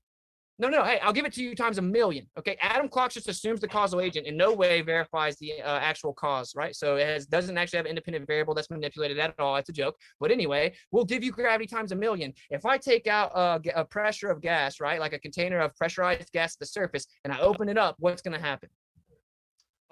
Depends. How dense is the gas? What kind of gas is it? Oxygen. That would typically disperse. Now, if you'd use carbon dioxide, that would. I didn't ask mostly you about stay carbon in the dioxide. I asked you container. about oxygen. That would mostly disperse because that is closer to the same density as our atmosphere. Okay, what about helium? What would happen with helium? That would go up into the air because buoyancy. Okay, what about hydrogen? That would go up even more than helium. Okay, so if I have hydrogen, helium, or oxygen in a pressurized container on the surface of the earth and I open it up, it will instantaneously disperse in all directions, seeking equilibrium, correct? Not quite. Not completely all directions. It will have a tendency to go, again, helium or hydrogen will go up more than they go just out. Versus if you were to use carbon dioxide or butane, that will go down. Wow. Gas So go down, we're go talking boom, about, boom. hey, I'm sorry that you're really remedial and you have to try to make jokes to save yourself right here, but try to stay on subject, okay, buddy? So we have oxygen, helium, and hydrogen, okay? They have omnidirectional dispersal. That means that they go directly quite. up also. No, there's no not quite. Does oxygen go straight up? No. So you're saying not one part of that oxygen goes up? Oh, some of them will. Okay, so some of them will go directly up. Is that correct? Yes, but they will also have. No, there's no but. Yes or no? They can man? only go up so high. That's a cool fairy tale. Hey, that's this a cool depends story. on their temperature and the. Dude, you're making this painful, man. So oxygen, hydrogen, helium, right? The gases will disperse omnidirectional, instantaneously seeking equilibrium. This is the second law of thermodynamics. It's a natural law. Entropy will always increase, okay? Period, bro. It doesn't matter what you say. High pressure migrates to low pressure. Heat migrates to cold, seeking equilibrium instantaneously until it's equalized. That is a natural law. What you say is, Then why doesn't is there a matter, gradient? Doesn't matter. So no, stop talking about a gradient. That we're talking about the antecedent of pressure. So where is gravity the strongest? That would be right at the center of the Earth. Okay, so if If we're talking about Earth gravity, because if you want to Of talk course. about where gravity That's is what we're strongest, it would talking be whatever the biggest mass is. Well, I know you may be late to the debate, but it's about the Earth. Okay, so if the surface of the Earth is the closest we can get to the core of the Earth, and that means that is the strongest gravity that's accessible, correct? I mean, unless you dig really, really far Okay, down. but okay, Let's just okay. assume we're using the surface. You can't dig really, really far down. The furthest they've ever gone is 7.8 miles, and they were wrong about every single one of their predictions. But anyway, at the Can you surface, support that? Support what? Yeah, I don't. Yeah, look up the borehole, dude. Have you never researched anything? I know I have cursory knowledge of that, but Okay, that's not my problem. I'm not here to just give you things that you should have already looked up before you come to a debate. They predicted all kinds of things about what would go on at the borehole, and they were wrong about like 7 or 8 predictions. And they know exactly what's 3,959 miles away, but they don't know what's all the way to 7.8 miles away. But anyway, what year was this done? Stop trying to divert. You're scared right now. So where is gravity the strongest? You agree it's at the center, right? So the core has the strongest gravity. So if we go to the surface, the closest to the core that we're going to get for our little experiment here, and it's supposedly the strongest, closest to the center of mass, then it doesn't stop the gas from dispersing in all directions. So how does it stop the gas from dispersing in all directions when I get way further away from the core where it's much weaker?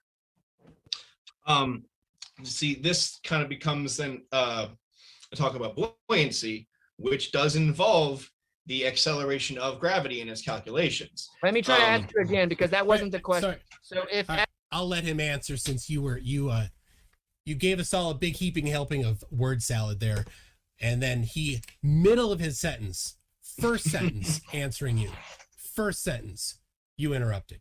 So go ahead, take as much time as he took to answer. All right.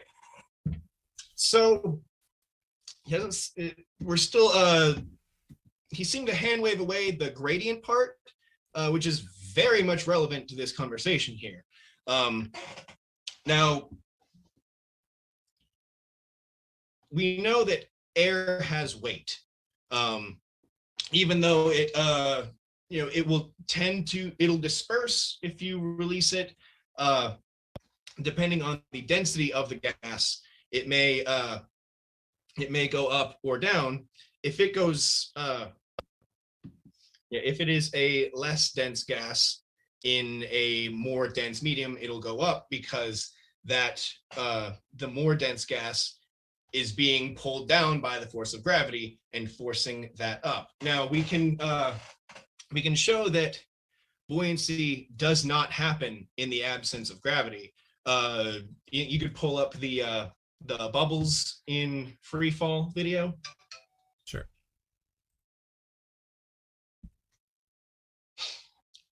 All right, so when things are in free fall, then that force of gravity is equalized. So buoyancy does not work in free fall, because it is experiencing 0 G, because that force of gravity has been equalized.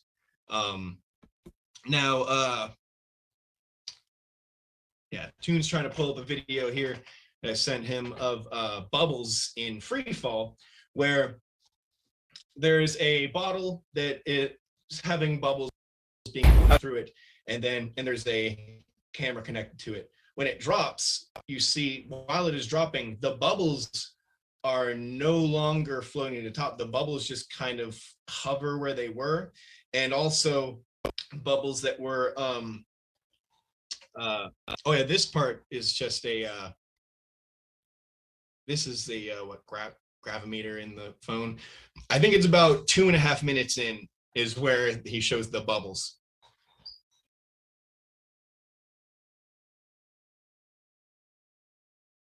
All right, so you see the bubbles are they're floating to the top, but then when the bottle drops, the bubbles stop moving up,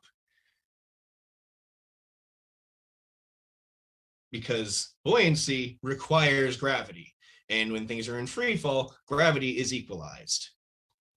So, and he also points out, you see when they're floating up, they're kind of compressed, but then they expand into closer to a sphere when they remove that force of gravity in free fall. So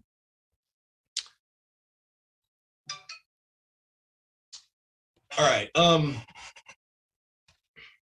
trying to remember the what specific thing he was trying to ask, because he kind of went all over place with his word salad. Yeah, he had a lot of things he wanted to hear. All right, so we know. Oh yeah. Also, here's another point to make with.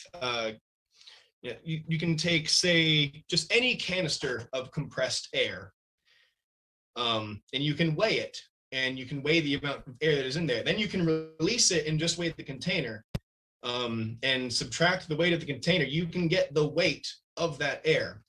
Now, if air has weight, that means it has a downward acceleration. If air has weight, again, like if you were to take a more dense gas and put it in like a cup or a bucket or something, it will stay in there. It only disperse if it is roughly equal or less than the density of the atmosphere. So this means that you don't need a physical barrier to hold in the atmosphere. It's not like we have regular atmospheric pressure and then suddenly a vacuum. You have a gradient because you have all that gas that is being pulled down towards Earth, and the closer to Earth it is, the more squished into Earth it is getting by the other air on top of it. All right. Well, we'll let him back in. Okay, so anyway, I already explained to you that delta X is not in any way what we're discussing. That's called a non sequitur fallacy. That is a quantitative relationship. We are talking about the antecedent relationship. X, not delta X. Okay, how do you have the gas? So when you bring up the gradient, it literally has nothing to do with the antecedent issue that we're discussing. In addition, you just said if I pour gas in a container that it will just sit there but kind of disperse. No, it will disperse. Gas disperses in all directions seeking equilibrium. Depends on the density of the gas. Oh my gosh. And everyone in the chat wants to know, why is it that I have to raise my voice and talk really fast? Because I literally won't be allowed to get the full point out, because I'll be allowed to be interrupted, and then the moderator will debate against me also. So that's why I'm getting worked up. But then I get muted for 3 straight minutes while this guy stumbles along words, having no idea what he's talking about. So back to the point here. My first question that you didn't answer at all: if gravity is the strongest closest to the center of mass, and the closest to the center of mass, the surface of the Earth, and I pull out a pressurized container of gas, I open it up. It seeks equilibrium instantaneous in all directions. How is it that much higher above the center of mass, where gravity is way weaker, that it would be able to contain it and prevent it from doing that? That's the thing, is it doesn't completely. We actually do lose a little bit of the atmosphere all the time. It just has, because gas has weight, you can measure the weight of any gas, any given amount of gas. That means that it is being pulled towards Earth. No. For one, bro, it's instantaneous. It's the second law of it's the second law of thermodynamics. Just because you say nuh-uh doesn't mean anything. It's a natural law, okay? Entropy will increase and there will be instantaneous equilibrium sought, because entropy will increase. So it doesn't just gradually go out there, it would instantaneously fill the available space seeking equilibrium. So I'm asking you, if you have to invoke a container, but your container doesn't work because at the surface closest to the center of mass, it's the strongest, yet it doesn't prevent this from happening. So where it's way weaker, it's not going to prevent it from happening. It would instantaneously fill the available space. In addition to that, you said we could weigh gas. How do we weigh gas? You can put it in a canister. Oh, a container. Okay, Yep. So can we get back to the point? The necessary antecedent to pressure is a container at the surface level closest to the center of mass. It does not prevent it seeking equilibrium instantaneously. So how would it do that miles and miles up where it's way weaker? Way weaker? How much weaker? It's not really that much weaker at that point. It does get weaker and weaker the further away you go, but it's still pretty, it's slightly less, but it's still pretty close to where it was when you get to the top of the atmosphere.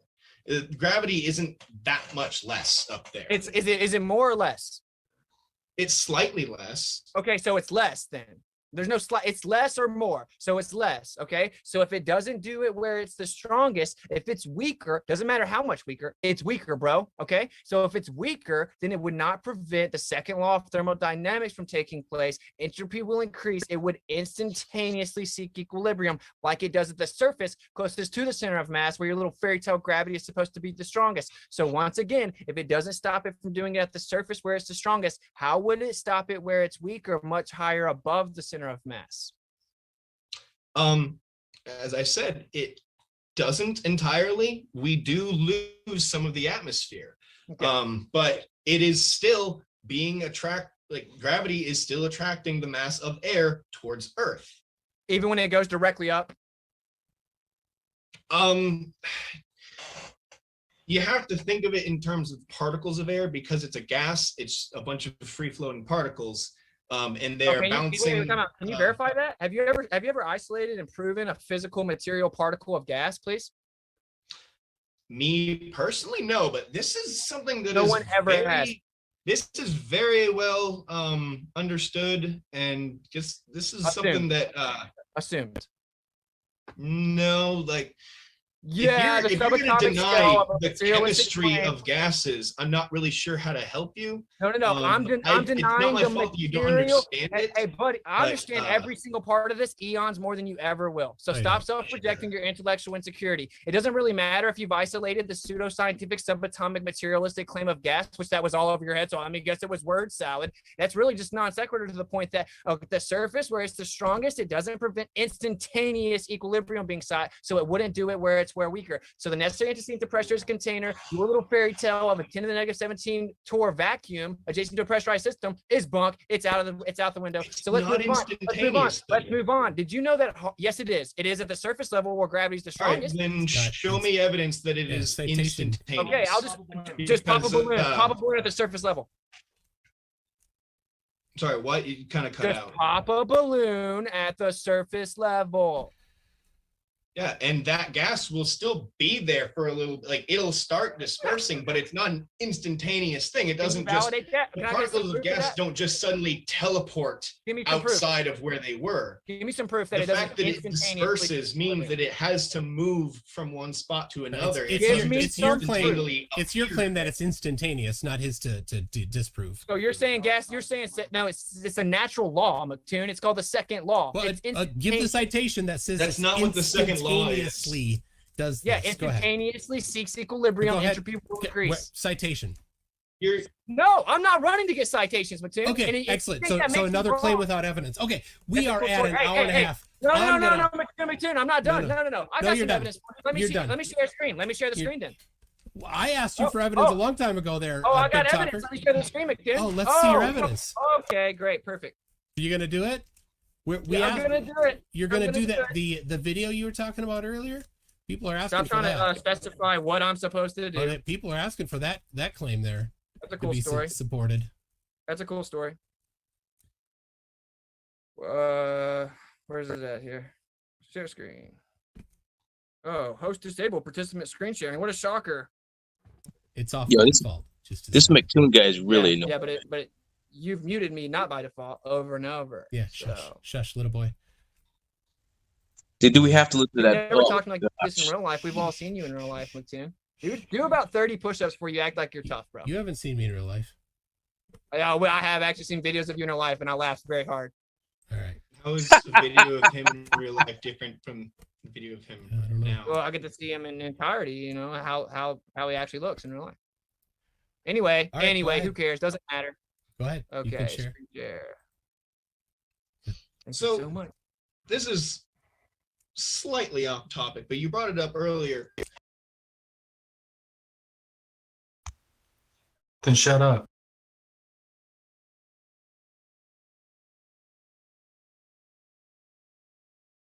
What just happened?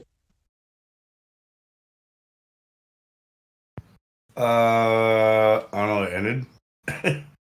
Dude, that McToon guy, what a fucking piece of shit, dude. Oh, dude, no, is it just me? Helio just stopped it. I stopped it because it's like we heard enough. You're Yeah, I can't take that McToon guy anymore, man. I really can't, bro. The guy's a genuine piece of shit.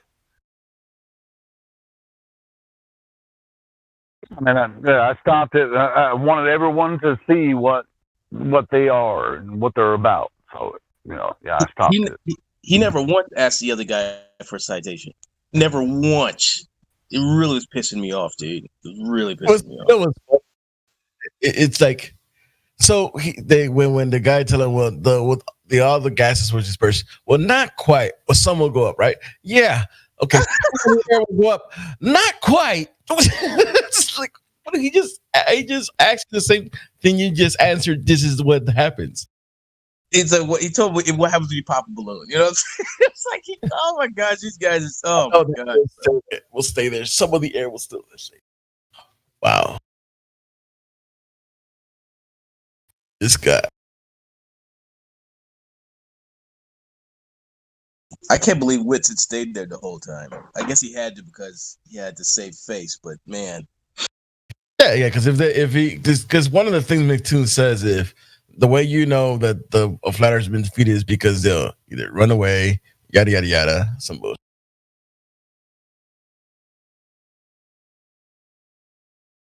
At this point, the debate's over. It's just the new people who are coming in need to hear it. And after hearing something like that, if I was like, sober like a judge and open-minded, I would be like, oh my God, why are these dudes struggling like that? I got to look into this further. Yeah, exactly. Flat Earthers actually back down from Globers? I can't remember the last time I've seen that. No, they pretty much like, you know what, the debate is going nowhere. Fuck y'all. I'm out. You know what I Well, realized? the thing is, when you're higher caliber debater, excuse me, Elijah, kind of like QE, right? You're not going to debate every freaking pretender found that comes along, right? So yeah, we turn down people, right, if they're not capable of debating at our level. Like when we had the Coliseum in here, not every Glober was allowed to debate. And they turned that into a win. Yeah, that's true, Hank. Another thing I realized, something that I've gotten. Why you being so quiet? I don't know. It's my more Zen self. But the thing is that I realize I've put too much effort and time into caring what degenerates think. Right? Now you get to that point. Yep. The main thing is to utilize them, to expose them to the larger public. But Amen. ultimately, what we need to be doing is educating the public. And these people, arguing with them as if we're going to save them, they're degenerates. I don't really care for them in that way. And I do, but I mean, you can only care for someone, but you can't make them care for themselves. And that's where I've fallen back. Well, there needs to be actual live footage, not just just a voice chat debate thing. There has to be people there present, so you can see the faces of these people. You know what I'm saying? That's what you need to start seeing on YouTube. Not just these debates, but the actual setting. These people in front of each other, providing information. Backing their stuff up. That's what needs to happen. That's what Wizard did. Wizard did one with modern day debate with who was it? Wizard, not Wizard. It was Nathan Thompson and that crazy freaking crack dude. The dude looked like he was on crack and ready to throw down some hands. That's pretty much what it looked like. So that tattoo what bottle. if we went to the? Just trying to figure out what was the name of that guy. Do you remember? Anybody remember the name of the guy? Team Septic. Yes, that guy. It almost went. It almost went south. That guy's a piece of work, man. Go ahead. I was done. Yeah, what if we did like a the Earth is flat, prove me wrong thing, and we had like two cameras facing like both people who sit down at the table like across from each other. Like I think the micro expression would be just like priceless. You know, once they realize that they fucking don't got anything, and then like everybody can see it, like how fucking panicky they look. Because when you're looking at someone face to face, there's a whole lot of pre-verbal communication going on, right? And certain people can see it really good, and some people can slightly detect it. But for those people that can see it really good, you know, like people that are like trained interrogators on cops, or you know, someone who runs the lie detector machine, I think that would be a huge tell. Don't they say like 80 or 90% of all of the? If I hadn't stopped, I'm sorry. Go. My bad. Go ahead, bro. Don't they say that 80 to 90% of all like you know, conversation or communication with one another is done with nonverbal? Sure. Yeah. If I hadn't stopped it where I did, you're going to find out that the guy that Witsit was debating didn't even know the radius of Earth. Oh, that's nothing. Why'd you stop it? Well, just because, I mean, it's just like, I mean, it's that's, I mean, it had to be stopped. But actually, I only started it to get people back in here so we could have some real talk. You know? Say that again. How much more? How much? You want me to start again? Say that again, Fraud. No, I'm saying what? that. I mean, Go that's ahead. normal. They always come in here with that. They never. Yeah, I was just like, flat earthers are dumb. They don't know shit. I was like, well, how would you expect to see something over a certain distance based on the radius of Earth? And if you think flat earthers are dumb, check out our arguments. And if you come in here and you don't even know the freaking radius of the Earth and what you think you should see over a certain distance, then you're just not even welcome to the argument. To be honest, I understand because it's definitely nothing new. That's But- the shameful part of it all. It's like, that just lets me know that you've never actually looked into whether or not it's a globe, because the one thing you want to know is how we've measured it to be a globe. Like, I don't understand how people skip right past that. I mean, but he was actually mentioning Black Swan and it was which made it sound like he at least somewhat looked into it, because he said we've never seen the the curvature of the Earth. You know, he wanted to make sure that was in there. well, sure, but he didn't understand the Black Swan argument, and Witsit went through. I mean, as fast as he's a fast talker, right? So, like, he went through all that shit, but he's like talking above their head. You know, it's like if he doesn't even know what the radius of Earth is, then he's not going to understand the Black Swan. So, like, Well, I would. I just when they were doing that whole geodetic survey thing, I went and looked up how they're doing it now. So supposedly they're using satellites 12,500 miles up in the so-called space doing the survey, but it just shows you an animation, right? So I'm like, you have the satellites doing it at this that's 1/20th, what 1/20th I think distance to the moon, right? So you mean they're doing the survey, but you don't actually have footage of them doing the survey, but you have an animation of the satellite? It's like, well, I it's don't like I was watching that live, and I was in the chat, and I was saying there is no instrument that surveyors use to measure the curvature of the Earth. Surveyors don't measure the curve. And what Witsit was trying to put across was like, hey, yes, of course, planar surveying they do, and they stitch together the same way that what's the guy's name that made the image of the globe? It's like we take images. Robert Simon, yeah, and stitch it together to kind of make it, you know, what people would think the globe looks like, right? And this is what plane surveyors, they're just, when they build like freaking vast, I mean, I've worked at companies and been warehouses are freaking, you know, sometimes a quarter mile long, you know, just huge freaking warehouses and shit. and it's flat. I mean, it's just like, how many flat spots on Earth make a globe? What the fuck are they talking about? Where's this freaking geodetic survey of the globe Earth? Of the disco ball? Yeah, the disco ball. Yeah, little mirrors. It's insane, man. I mean, this is why we do this, and it's a good thing.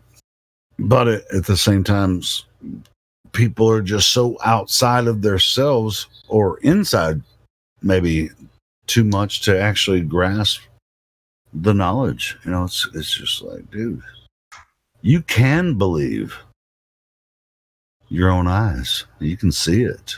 It's right there in front of your face. And they were talking, like at the beginning of the debate, they were talking about angles to Polaris and stuff like that. It's not proof that the Earth is a globe. None of that is proof. None of it.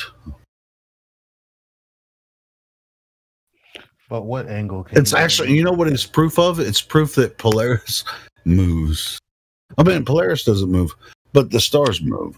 But what's the when you baseline move for south or north, you know, go ahead. I'm sorry, bro. What's the baseline for your angle? Sure. Curved surface or theoretical quote unquote flat plane? Well, you're going to have to assume curve if you're going to use that. But from where I am, Polaris is always in the same place. So I'm going to have to move. I'm going to have to move somewhere for Polaris. What do you mean you assume curve? Where's that? To get these angles, when do they actually assume curve? That's what I'm saying. The baseline is the theoretical flat plane. Exactly. So here's the problem. They always come up with this weak sauce arguments, right? Thinking that it proves something, not realizing that it's, you know, loaded with begging the question fallacies, burden of proof fallacies, and all sorts of other things. Because that's all they got, right? So when they come to make the argument and we point out, like, hey, you know, this is a fallacious argument, right? Like, where's the actual measurements? Can we get some, you know, legitimate measurements? And they're like, you mean calculation? What's a measurement? You know, like, they're kind of the same, right? Like, earlier there was a guy arguing that metaphysics and physics were the same thing. Like, why is there two different words then? Yeah. What's the difference? But it's like people at this point, you know, in this argument, people that don't understand the difference between a calculation and a measurement. And so it's like, no, when you measure something, you're physically measuring it. When you calculate something, you're doing a calculation. It's that simple. Sorry to be slightly off topic, but I just opened up my YouTube and I'm looking at The Hill, and the title is Jeremy Corbell Inside Latest UFO Video Confirmed by Pentagon. They're going crazy with this UFO stuff lately. I told you, I posted that shit earlier. Yeah, they're pushing it. It's they're rolling out. Something's coming soon. What is this, Project Bluebeam coming soon? Probably accompanied with the voice of God.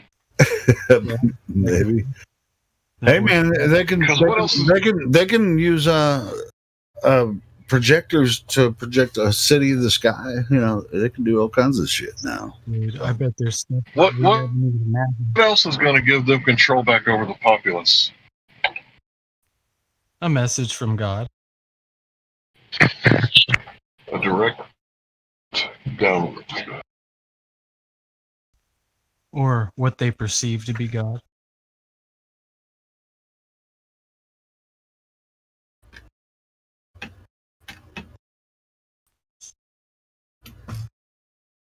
I don't know. This is a weird situation for all of us.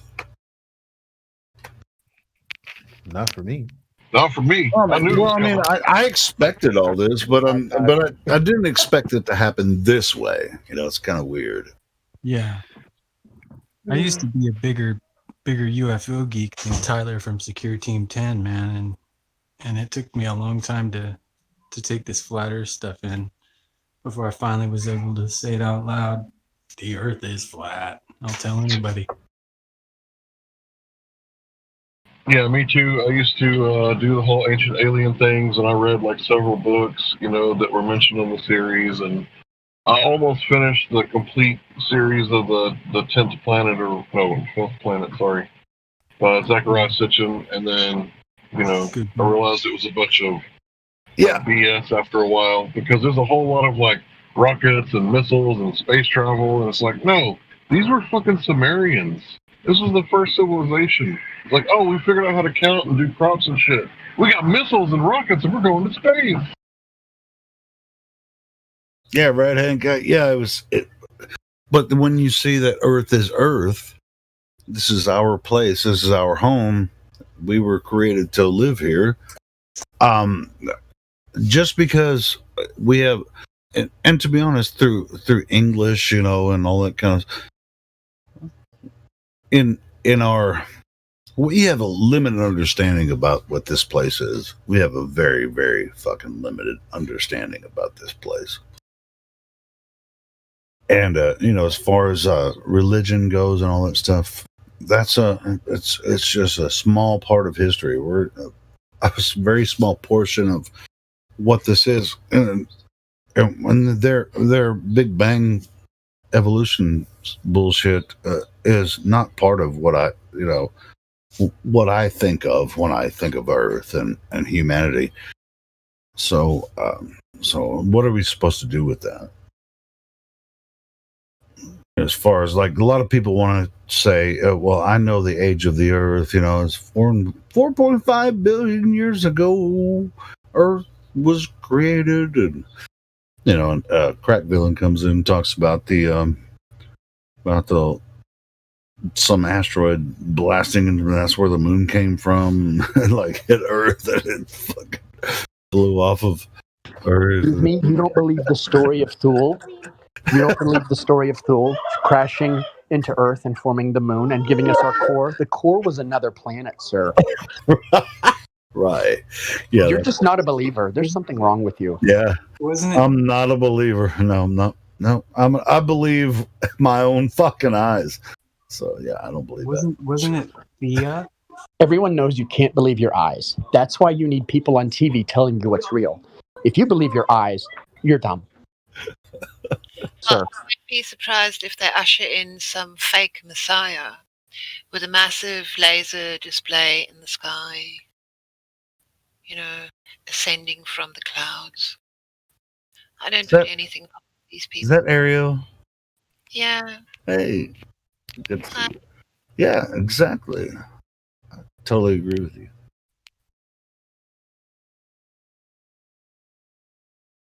All I know is I'm at a point where me and Prince Philip are like this, man. We want to become a virus to wipe out humanity. Yes, all these people have said stuff like that. Boris Johnson's father, Stanley, he wrote... But now I get it. After this whole viral thing, now I get it. Like 99% of humanity really is. I detest them now. I just absolutely detest them. More like 90%, but still. They deserve their jabs. They deserve their science juice. They deserve it. Yeah, that's what I'm saying. I mean, it's like when I see people on Facebook just like, I got my jab. Don't stop them. Please don't try and stop them. Don't try and convince them otherwise. Encourage them to get it. I don't know about the test. I mean, not me. I can't say I don't know. That's how you feel. But I guess my feeling on the larger public is, I mean, it's truly sad for me. But I mean, if Jesus couldn't do nothing about it, I can't do nothing about it, right? So. Yeah, that's the thing. I like that a lot. Hey, wide and spacious is the road to destruction. Narrow is the road to life, and few are the ones finding it. And I'm going to tell you what. Amen. I just look at the world today, man. They deserve it. I think they deserve everything they're getting. Yeah, I think that too. It kind of makes me feel bad, but I mean, what the fuck are you gonna do? On a personal level, when this, like, I can't say this enough, but if you think of everyone as individuals, we are all each responsible for what we plant in our mind. And if that's the case, then it just is what it is. They've all had their own part to play in this deception. It's on them. It was Well, on me. they've accepted their own reality. You know, I got the opportunity. That's to okay. see. As far Hey, speaking of individuals, you guys want to know a funny story? As I was leaving Trader Joe's today, I noticed a guy. Hold on, Orion. I think Elijah was making a point. If you weren't done with your point, Elijah, I'm not. I think he's done. Okay, cool. Orion, go ahead. Yeah. So it was like this 17-year-old kid. He was wearing a NASA shirt. Fuck up. And so I sometimes print these little homemade flyers that have like search engines that don't track you, like startpage.com and duckduckgo.com. And I also put a 24/7 Flat Earth Discord 2.0 at the bottom. And so he's wearing a NASA shirt, and so I say to him, hey, buddy, just because you're wearing that shirt, I think I should let you know that, they may have lied to you, and here, you should take one of these things. And he takes it from me. But he was like helping his grandma or something. I didn't want to like talk to him so much or get in his way. But what was funny is that I was pulling out an electric longboard from my grocery cart to ride home. And I realized later the wheels on the longboard look kind of like the wheels on Mars rover or something, alleged Mars rover.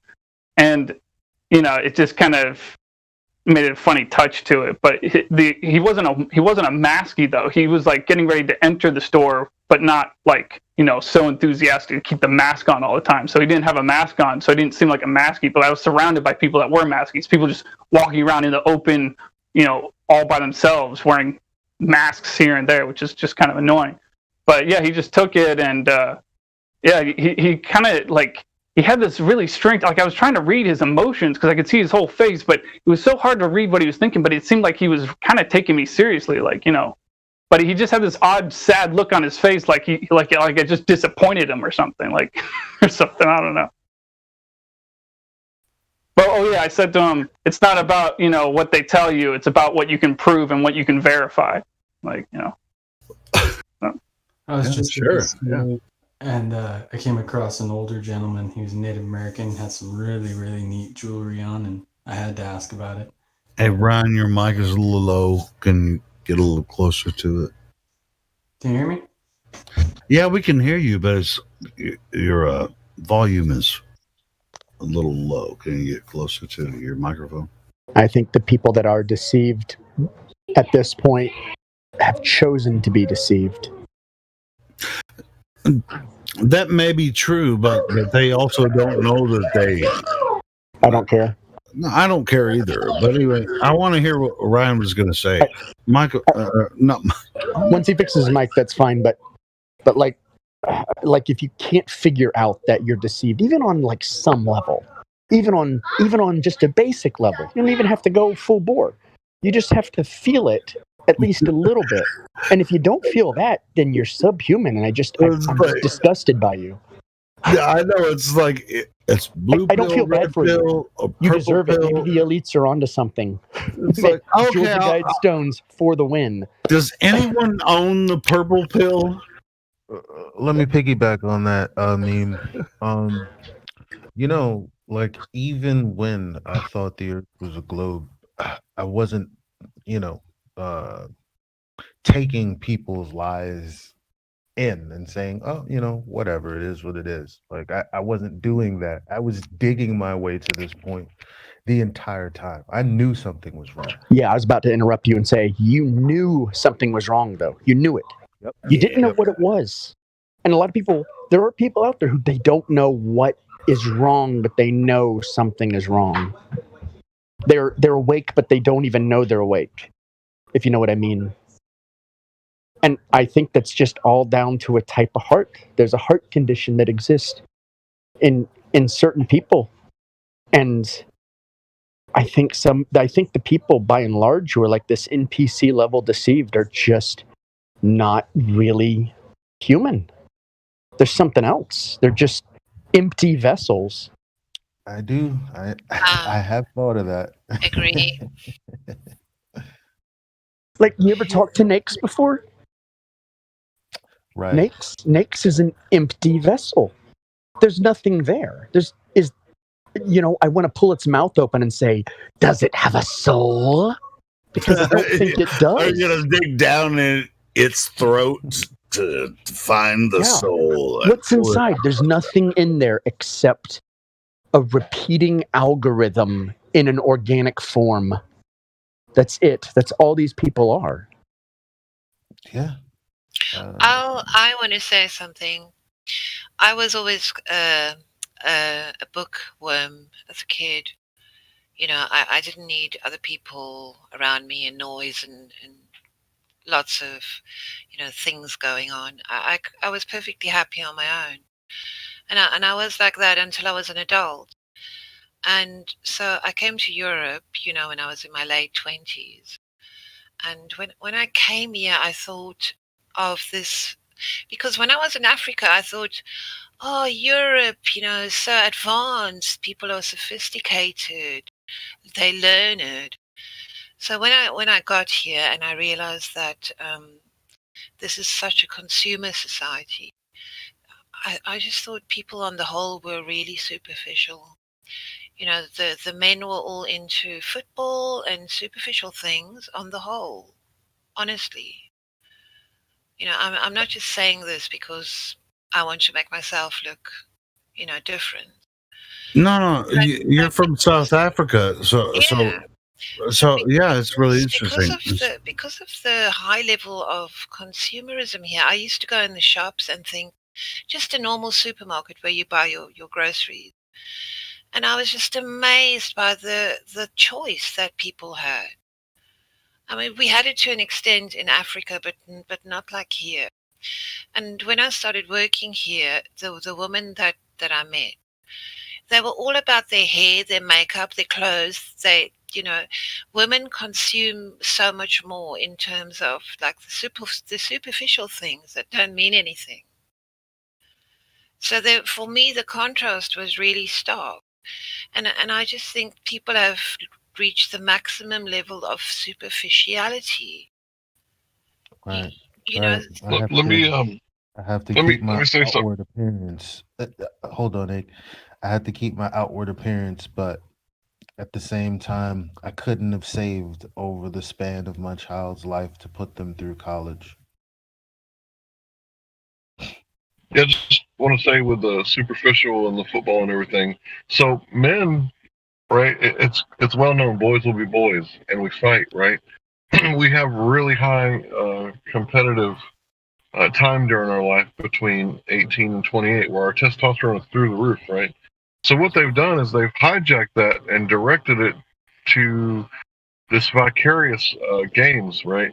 To where they have this organized tribal warfare, right? Because you can either join the military and do it for real, or you can stay behind and get involved in the games. And then the women are even more competitive between that age, right? Because they're competing for the males, right? And the really based males have joined the military, so they got like the other males that didn't, which might be considered like the lesser males, right? So this is a natural thing. The thing that's not natural is the way that we consume, right? And I'm so blessed that my wife doesn't wear makeup. She does wear deodorant, right? So she's not nasty. She's just more natural, right? Nobody who said your wife was nasty. I love that fucking egg. No, but Funny. You know what I mean. I know what you mean, but yeah, she just. I tell you, the average working woman in the UK spends X amount of money per month going to get her nails manicured, and then it's X amount per, say, 1.5 to 2 months on her hair, and it's the amount of the superficiality of it all. I felt different because I come from a city that is right next to the coast, and they used to say we had the wind-swept look. It was too hot. It was always too humid. You know, you just didn't make that much of an effort because you know you lived in a hot, sweaty place next to the ocean. So I and the girls that I knew, you know, we were more natural because you couldn't stick all that foundation on your skin, and you know that was just yucky. Hey, I mean, you'd be surprised how many men find that sexy. So it's not. But You know. the men here, they have man bags. They wear cosmetics on their face. Yeah, Yeah, I know. what's happened here with It's people? like women want. Well, there's no way Where? to describe it. Women want. It's like women Wait, want. men wear makeup that aren't on TV? Where's this at? Yeah, that's in Europe. She said. Men in the UK. They're freaking putting makeup on and shit and trying to make themselves presentable, but the women actually want a freaking natural You man. gotta be kidding me, bro. Man. I do not have a lot of Dudes wearing time. makeup? Sorry to say. No. Yeah, is that what's happening? You're in Europe and men put makeup on there? I just don't have a lot of time for these superficial, there I'm going to use that word again, for Sure. these superficial men who stick like gels and stuff in their hair, and you know, Well, that's okay. I don't have any hair. I shave all that shit off every couple of days. So. Well, I have hair on my face, of course. I don't have any on my head. I read about this experiment where they took 25 I'm men. just still getting a haircut like once every 2 months. I read about an experiment where they took 25 men, they gave them all a white t-shirt and told them to spend a day in it and sleep in it. Then they brought these women in and they said, by the smell, go smell these t-shirts, and the one that you feel that attracts you somehow, we will show you the man who is wearing it. And so they said, this is the way that male-female attraction really should work. It's pheromones, isn't it? Yeah, to a certain hormonal extent. I mean, what was the result of the test? That's really interesting. I've never heard. So that is what it was about. That men and women who wear perfumes and colognes, then they meet, and they can like each other, you know, outward appearances, personality, and everything. But you're more likely to want to mate and live your life with the partner that passes that t-shirt smell test. And it was all very scientific. I should look for it and link it. You know what's really I interesting? think I know about some that? of the key words. Well, what's really I think I've seen interesting? the study. Sorry, go ahead. No. Finish the talk, and then I'll tell you what I was going to say. Go ahead. Okay, yeah, I think what the study, the results were, if this is the same one that she's talking about, is that the men that had the asymmetrical face was the ones that the females chose their shirts, and they were healthy. And then the ones that they said, oh no, I don't like it, it smells like my brother. Like those, I'm sorry, I meant Right. symmetrical. Yeah. Symmetrical face is the one they chose, and then the people that didn't look the same on both sides is the one that they rejected. I should look at that again. Well, it's interesting. I mean, but what I was going to say is I watched a TV show on Netflix, which I watch a lot of TV shows, and everybody knows that. There's a show called The One, and there's spoiler alert. I'm not going to spoil it. I'm not going to spoil it too much. If you want to watch it later. But what it is there's a computer programmer that had figured out how to use DNA to find the person that you're supposed to be with, right? And so you pay them money, and they'll find the perfect person for you. And so that's an interesting show, but I don't know. I mean, of course, it's Hollywood, so it doesn't necessarily work out that way. But Well, I've been listening. I was listening to a guy last year, and he was the one who said something one day about satellites, which I found like very puzzling. And it took me down this road to where I am today on this Discord. But he had this angle, and he said, humanity is being served what they deserve at this point in time. Oh, I totally agree with that. Yeah, because we have opted out. We've not taken responsibility.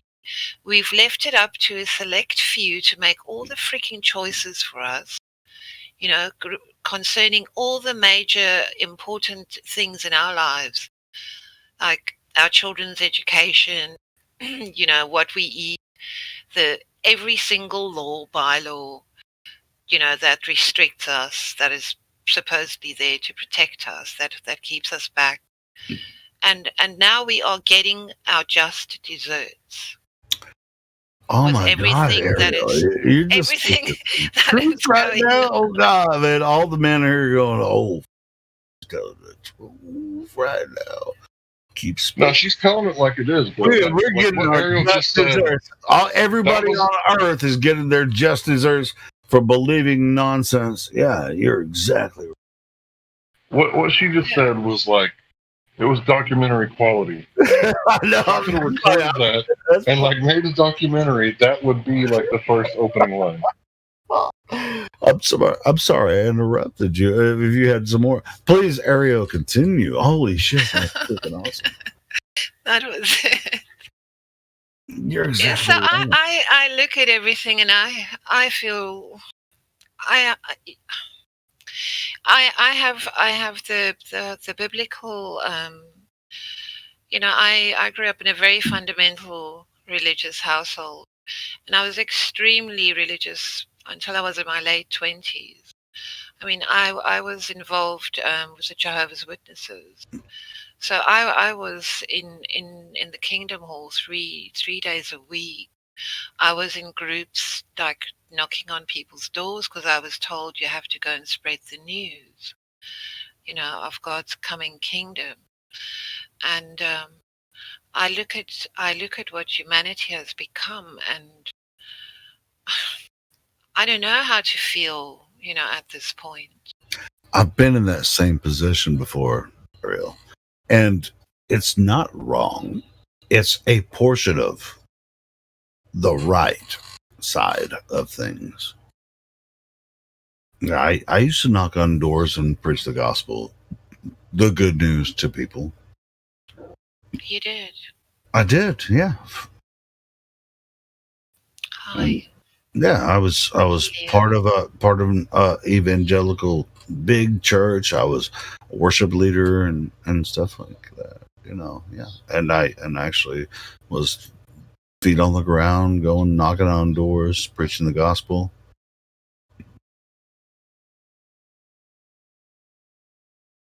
I dropped out of my church. Well, I don't go to church anymore, but I have a different aspect now, and so I'm not necessarily doing that now, but I actually am. I'm doing it right now. My younger sibling, my brother, died in an accident. Oh, you had a brother. Was it your brother? Yeah. Oh. And it tore our family apart because we all had different views about death, about the afterlife, you know, about, you know, are things ordained? Do they happen by chance? This is really strange. Just I think like less than 24 hours ago, I was talking about to some people. I've been listening to an audiobook by Piers Anthony. Have you ever heard of him? No. And he was a writer in like early 80s, 90s. Been listening to an audiobook, and he has a series called The Incarnations of Immortality. And the first book is about death, the incarnation of death. So I'll send you a link and see if you want to. Yes, please. Yeah, that'd be cool. But anyway, So my mother's best friend. I went to see my mom, and my mom's best friend was telling her that my brother's in heaven and he's looking at her and he doesn't want her to be sad.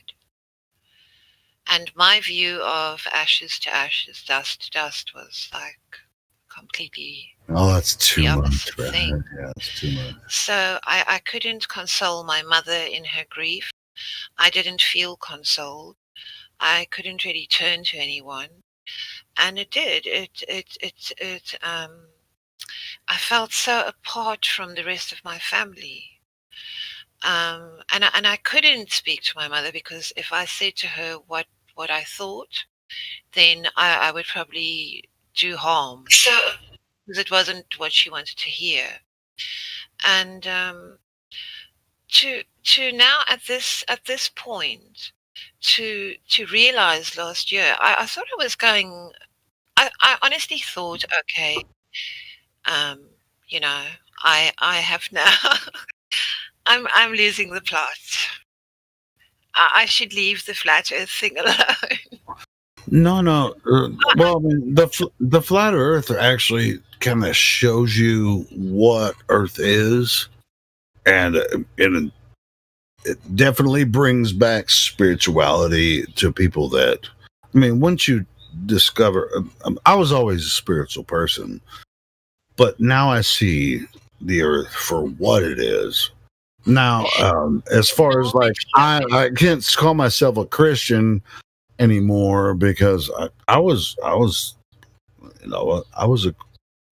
Christian, but I totally understand the Bible. I wouldn't call myself a Christian anymore necessarily, but I just see it a different way now, sort of like I used to see the Earth as a globe when it's not. So, yeah, go ahead. I'm sorry. If I had any inkling when I heard about satellites are not what you think they are, that was what was said. If I had any inkling of how enormous this is going to snowball, and all the other realizations that come, you would just leave it alone. Just like, I don't want to know.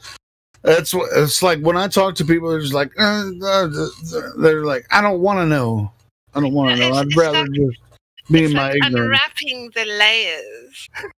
Yeah, that's what it is. Yeah, it's okay if you don't want to know.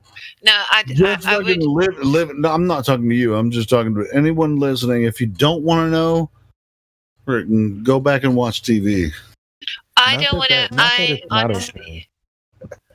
I don't want to go back to not knowing. I know. Not that it's not okay. Well, maybe I don't know if that's what I wanted to say. But the bottom line is, for me, it's more of a lie. You're a damn liar if you don't want to know. You're telling me you'd want to know if your family member or your significant other is lying to you, but you don't want to know if you're living a lie. Well, but Elijah, ignorance is bliss, right? You can believe a story and your whole life. You just believe it. Don't want to know is a liar.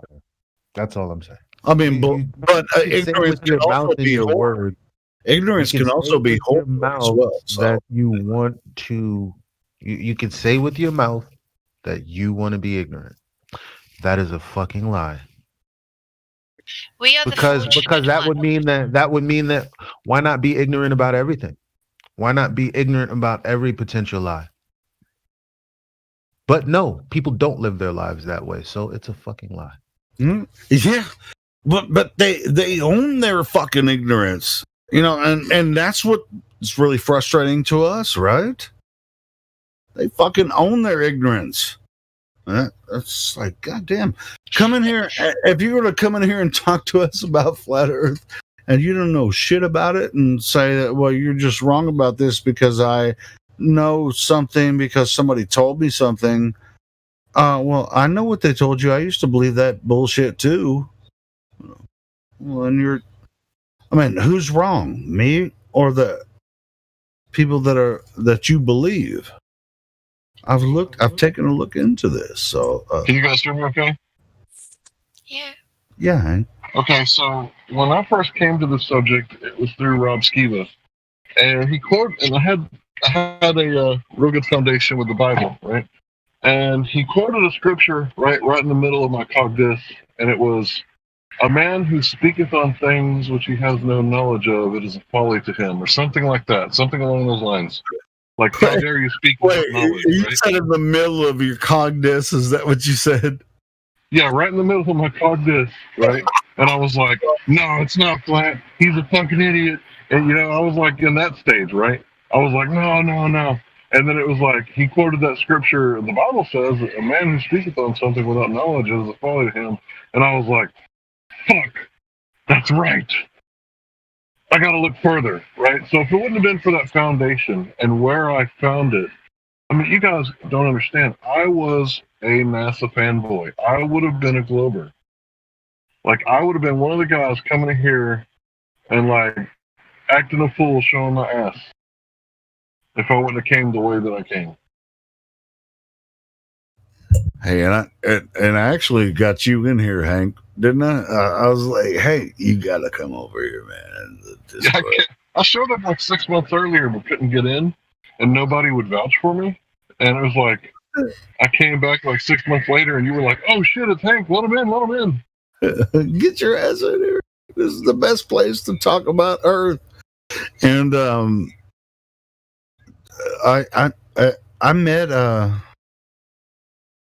Rob Skiba, and actually had dinner with him. It was me and Blaze and Rob Skiba and his wife. It was freaking awesome, man. Really cool dude. We had this flat Earth meetup. He had a convention. Like he was the host or like the main speaker in the convention in the town where I live, and it's me and Rob Skiba and Blaze. Well, I mean, I thought I was just like, hey, Rob Skiba's gonna be in town. See if we can get him to a flat Earth meetup, and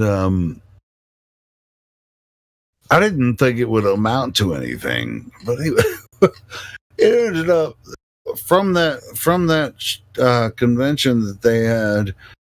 Blaze, who's one of the moderators on here, she came to. I live in Fayetteville, Arkansas. Came to this meetup, and I'd already had some meetup, some flat Earth meetups with some friends before, and. That afternoon, it was Sunday afternoon. The guy that I had met before said, "Hey, man, I think it's going to be bigger than you think it's going to be." We took over this whole fucking restaurant. There was like 70 flat earthers in this freaking restaurant. I've never been to a meetup. Dude, we took over the whole restaurant. Everybody was just freaked out, and so I met Rob Skiba there. He just happened to have a meeting in this town, and I was talking to my friend, and we had a meetup. It was freaking awesome. It was like freaking 70, 80 flat earthers. Took over the whole freaking joint. It was awesome.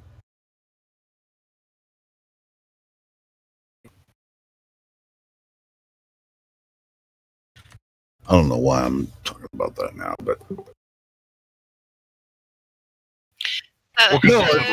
I'm talking about it because you brought up Rob Skiba. That's what I'm saying. Yeah, Rob Skiba's he's a cool dude. That's all I'm saying. Anyway, Ariel, I didn't mean to interrupt you. Even as I sit here now, I try to think the series of weird coincidences that, I mean, that guy that I was watching, he was a prolific, he was a hard worker. He made a video every day on YouTube. And I didn't watch all of them. I still go back now and watch some of them. If I missed that one episode and I never went back and watched it, then I would have never started on this path. And I didn't go on Google or on Brave on DuckDuckGo and put in the words flat Earth, I started off looking at things that to me didn't seem like it was related. But the thing that then really shook me was when I read, and I'm trying to find that page, I can't find it. Two guys having a huge argument about the distance of the sun. And I didn't even know how relevant that was. Like, where does it fit into the whole narrative of helioskepticism? I was so uninformed. I was honestly, I just had this suspicion that there was something really big here, and I wish I could be a time traveler and go back and sit beside myself. Well, sure, and at this point, I really think that the only people that can see it are the ones that can see it. You know, because it's like people will say, "Well, how are you going to put me in a position where I can believe the flat Earth or all this kind of stuff?" Well, I'm not looking to convince you. We're only looking for not that it's a religion or anything, because it's across people that know the Earth is flat. We have, as far as religion goes, there's all kinds of different things involved, but it just seems like there's people that can see it and people that can't, and I don't know why that happens. I have no clue. It's not like I'm gonna spend 6 hours with you and I'm gonna convince you the Earth is. I know. I'm not gonna spend 6 hours with a potato to convince him that he's a green bean. I'm not fucking gonna do that. I've understood this for a while. It's a biblical principle. Those who have eyes to see but cannot perceive, I think is how it should be worded. And those who have ears to hear, yeah, but Jesus said that. Just like Ariel was saying earlier. Yeah. Right, so it's like it should be really simple to get, but we have such bias that we can't see certain things. Okay, think about it like this. When you drink too much beer and you look at a female and she looks like a 10, but you sober up the next morning and realize that she was a 3, right? It's the same thing that goes on when we were indoctrinated in programming and we have ideological possession, right? And when I say possession, I'm using that word in reference to like demonic possession, but not exactly the same thing. So this ideological possession possesses us in such a way that if we don't know that we're possessed, it's as if someone has taken over our mind and we no longer have control of it.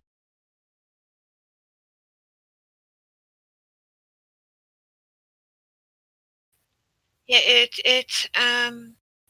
it strikes me that there are people that I've taken this, I don't know, what do you call it, a message, this truth, this astounding,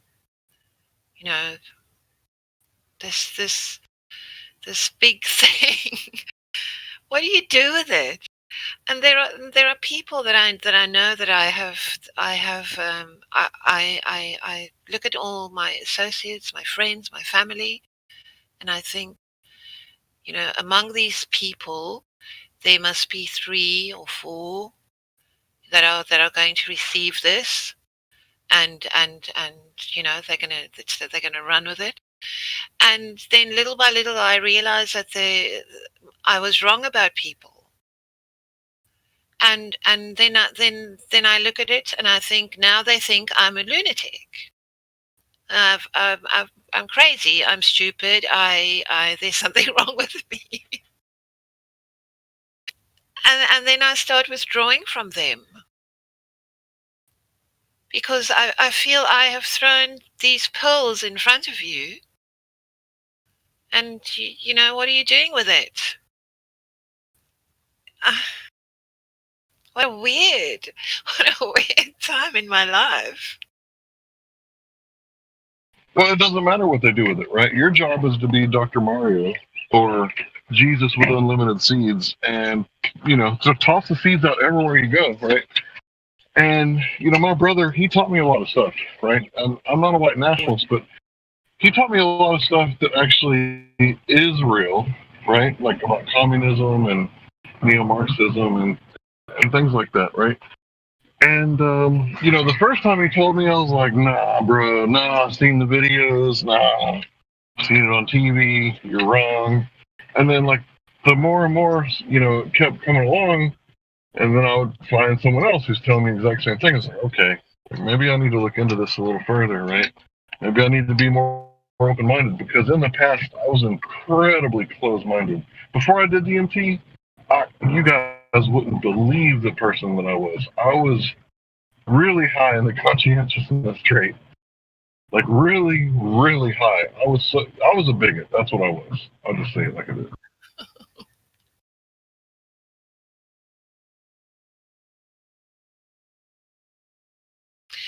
I mean, define bigotry. We call it in the South pig-headedness. Pig-headedness. But it's really stubbornness, inability to change.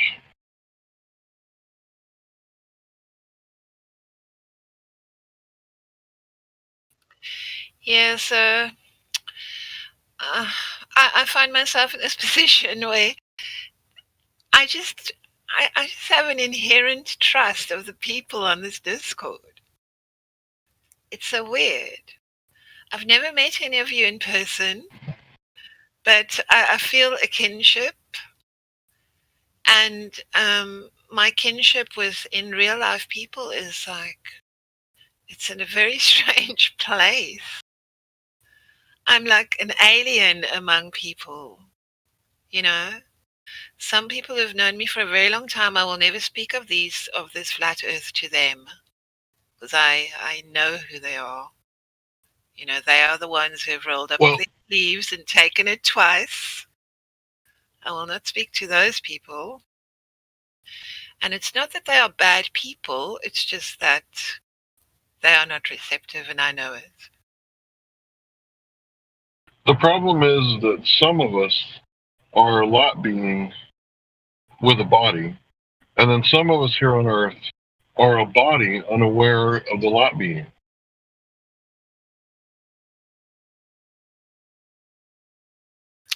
That's a really good way of looking at it.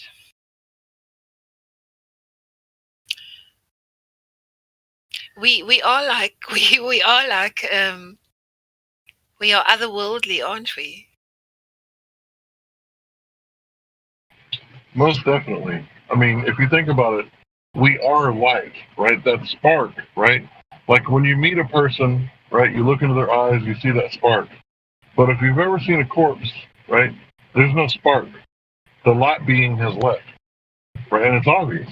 Or a dead animal, right? The spark is missing. That spark of life is gone. And it's not the fact that they're not breathing, because the spark can be gone while the pacemaker is still pumping, and the breathing apparatus, I don't know what that's called, is still pumping. So they're breathing and their heart's beating, but they're gone, right? We call it brain dead, right?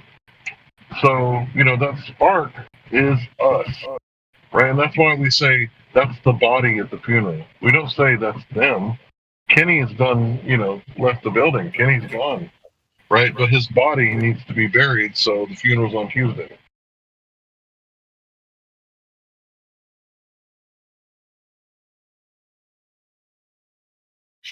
Yeah, I've always had a philosophical bent, I suppose.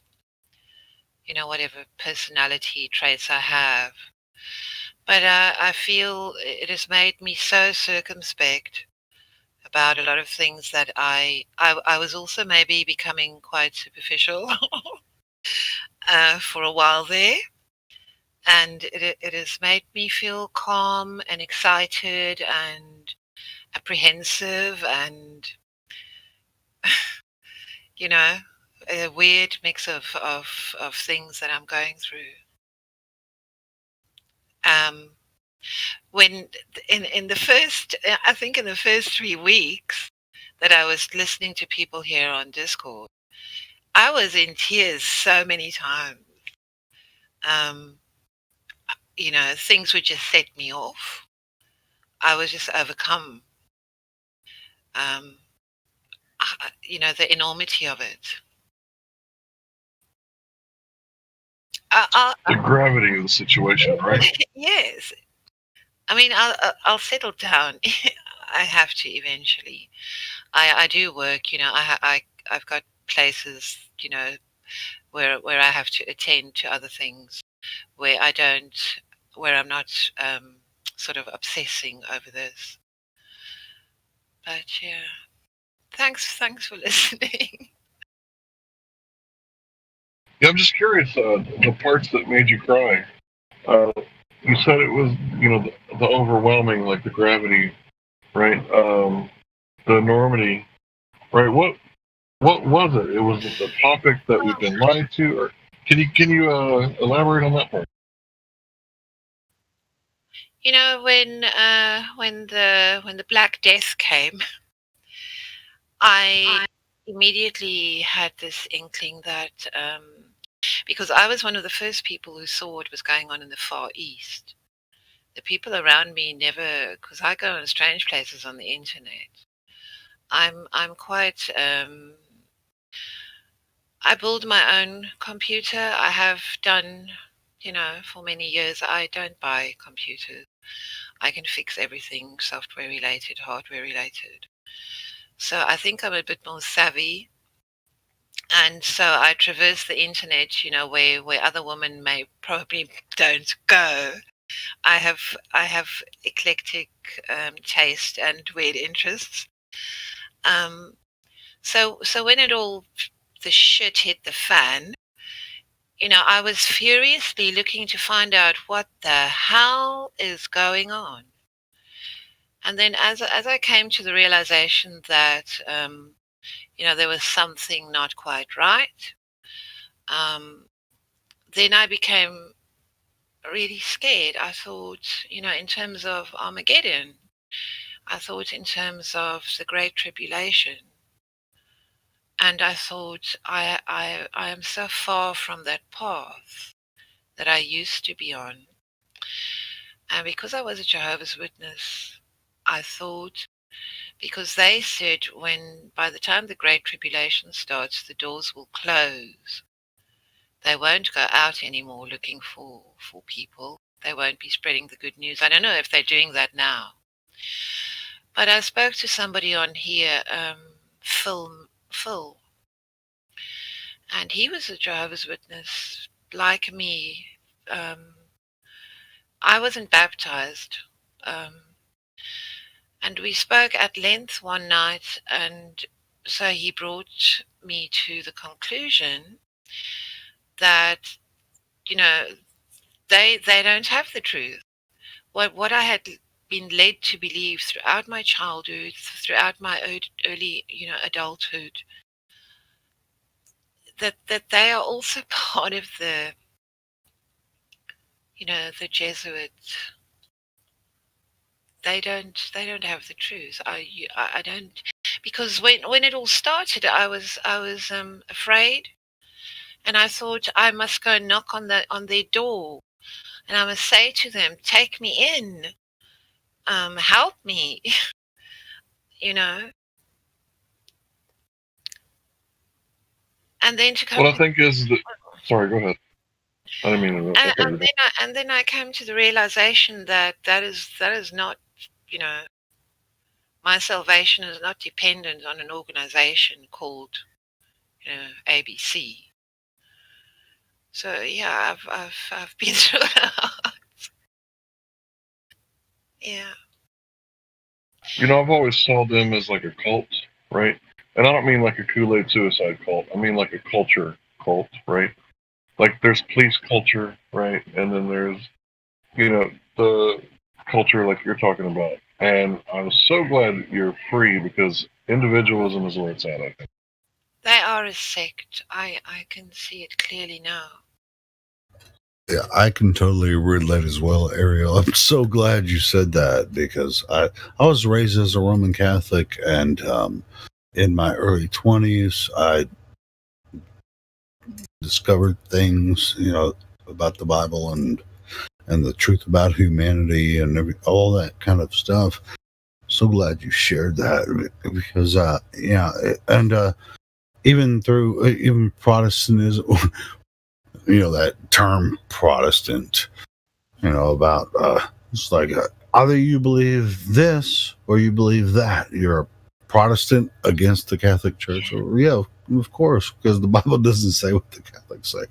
But it's not that simple, right? So as far as being a spiritual man or woman, it's not that simple, and so it's much more complicated. So yeah, I'm glad you shared that. That really touches me. Look, I will say to you this. I was probably a happy person when I was subjecting myself to the rigors of disciplining my mind, of trying to fathom what it is exactly that God expects from me. And I mean, if you discipline your mind, I would say it is like it's like a kind of a priesthood that you subject yourself to. You set yourself goals and you don't break them, and you're with other people that have the same mindset, and you pray and you read the Bible. I'm not going to fault earnest people who are in that organization, or in any religious organization that are looking for God and are being deceived in some way, because now I see. Yeah, I feel like from what you said, I feel like you found it, and I found it. I mean, it took me a long time, but I found it. I'm not saying. So I am grateful that that someone told me that satellites are not what I think they are. Right. Like I was even bothered, Yeah, no, that's another part of it. This is like I was talking about last night. The veneer of reality that they present through the television and everything. People believe this globe Earth bullshit. But yeah, I mean, as far as religion goes, it's the same kind of thing. You have to go on a path through that as well to find it. So. I was never even interested in satellites. The funny part. I don't know. It's really weird.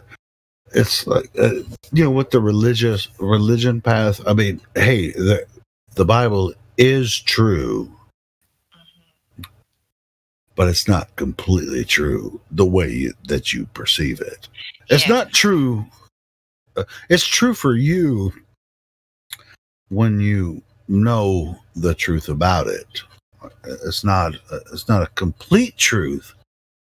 So I mean, it's an esoteric. It's more esoteric than people should take. I mean, if you take it literally, then you're following the wrong path, in my opinion.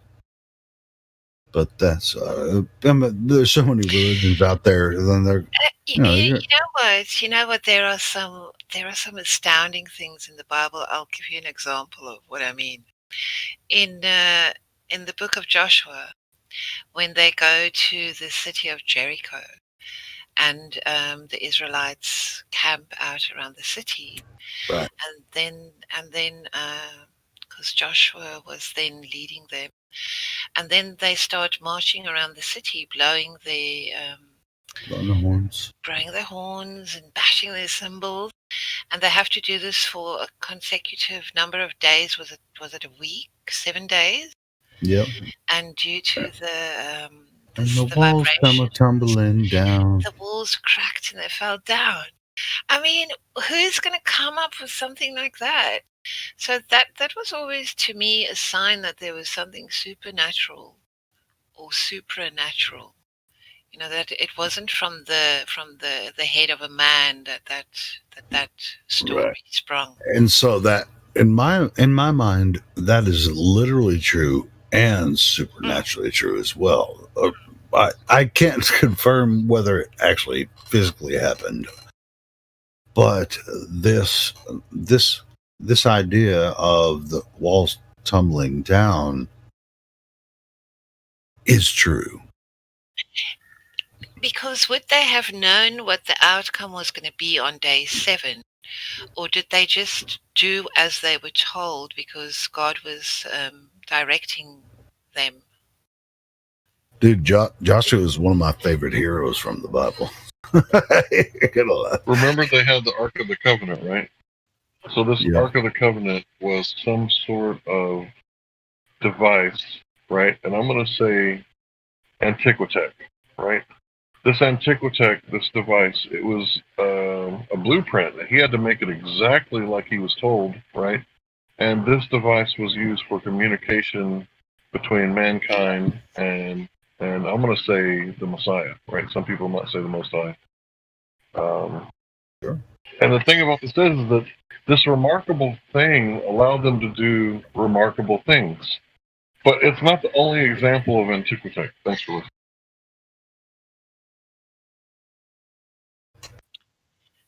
So think about this. In the Bible, it tells you exactly the layout of the temple. And in the very back bit was the Holy of Holies, the part that only the high priest can go into. And he could step into there only on that one particular day of the year. And that was the day in the Jewish calendar, I don't know what it's called now, but it was the day where they must set aside all their guilt, as if they were without sin. It was a day that they didn't go to work. They went to the temple. They had a feast. They had a celebration, and they were set free for that day. And on that day, the high priest would be washed, and he would be dressed in a very particular garb. And that garb is in detail described in the Bible.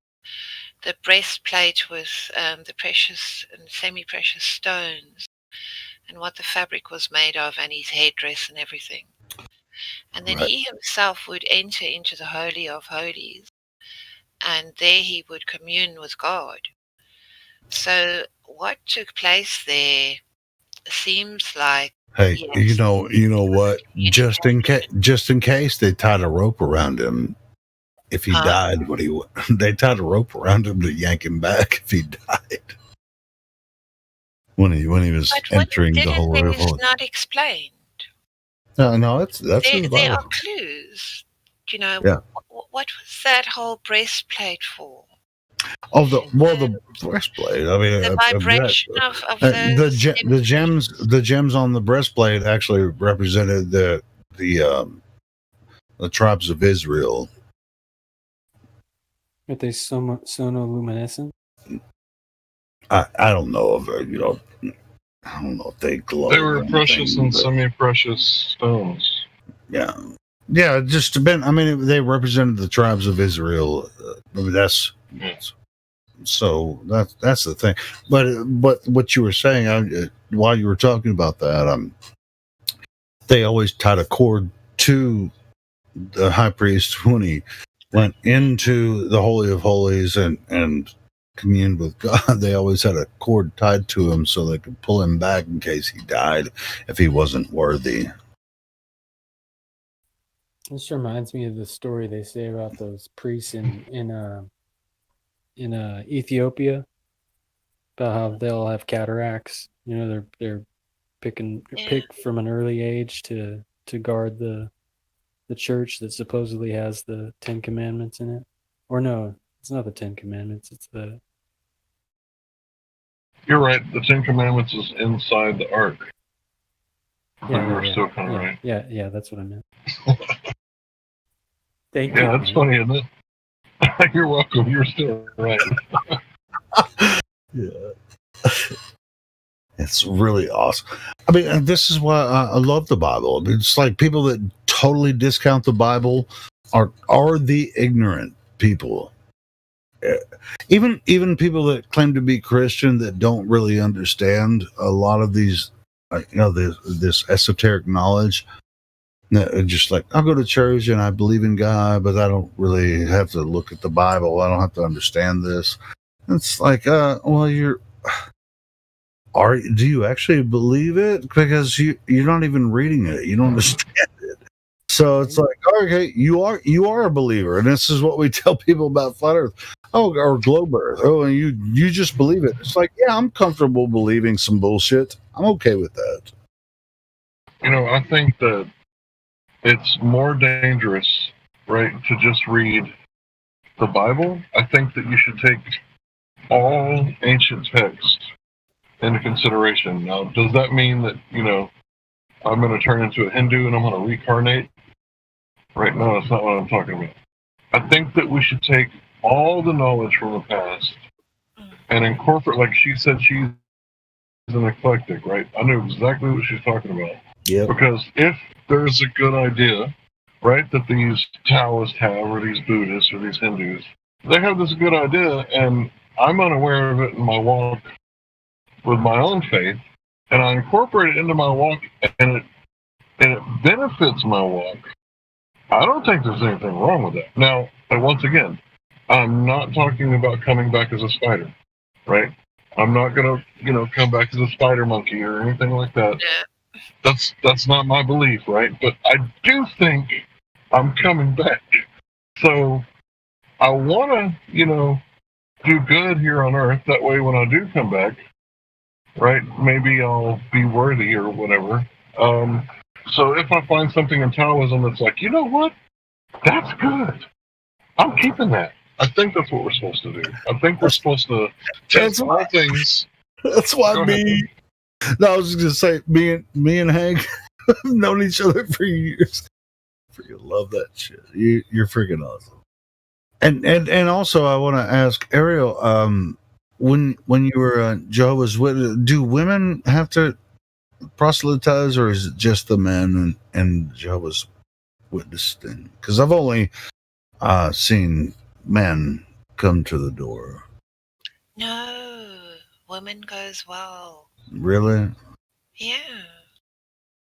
If you're sitting in a room and there are brothers and sisters, and the sister is going to take up the Bible to read and teach, she has to cover her head because of the headship principle. It's in reverence to the fact that God is at the top, and then Jesus, and then there's a man.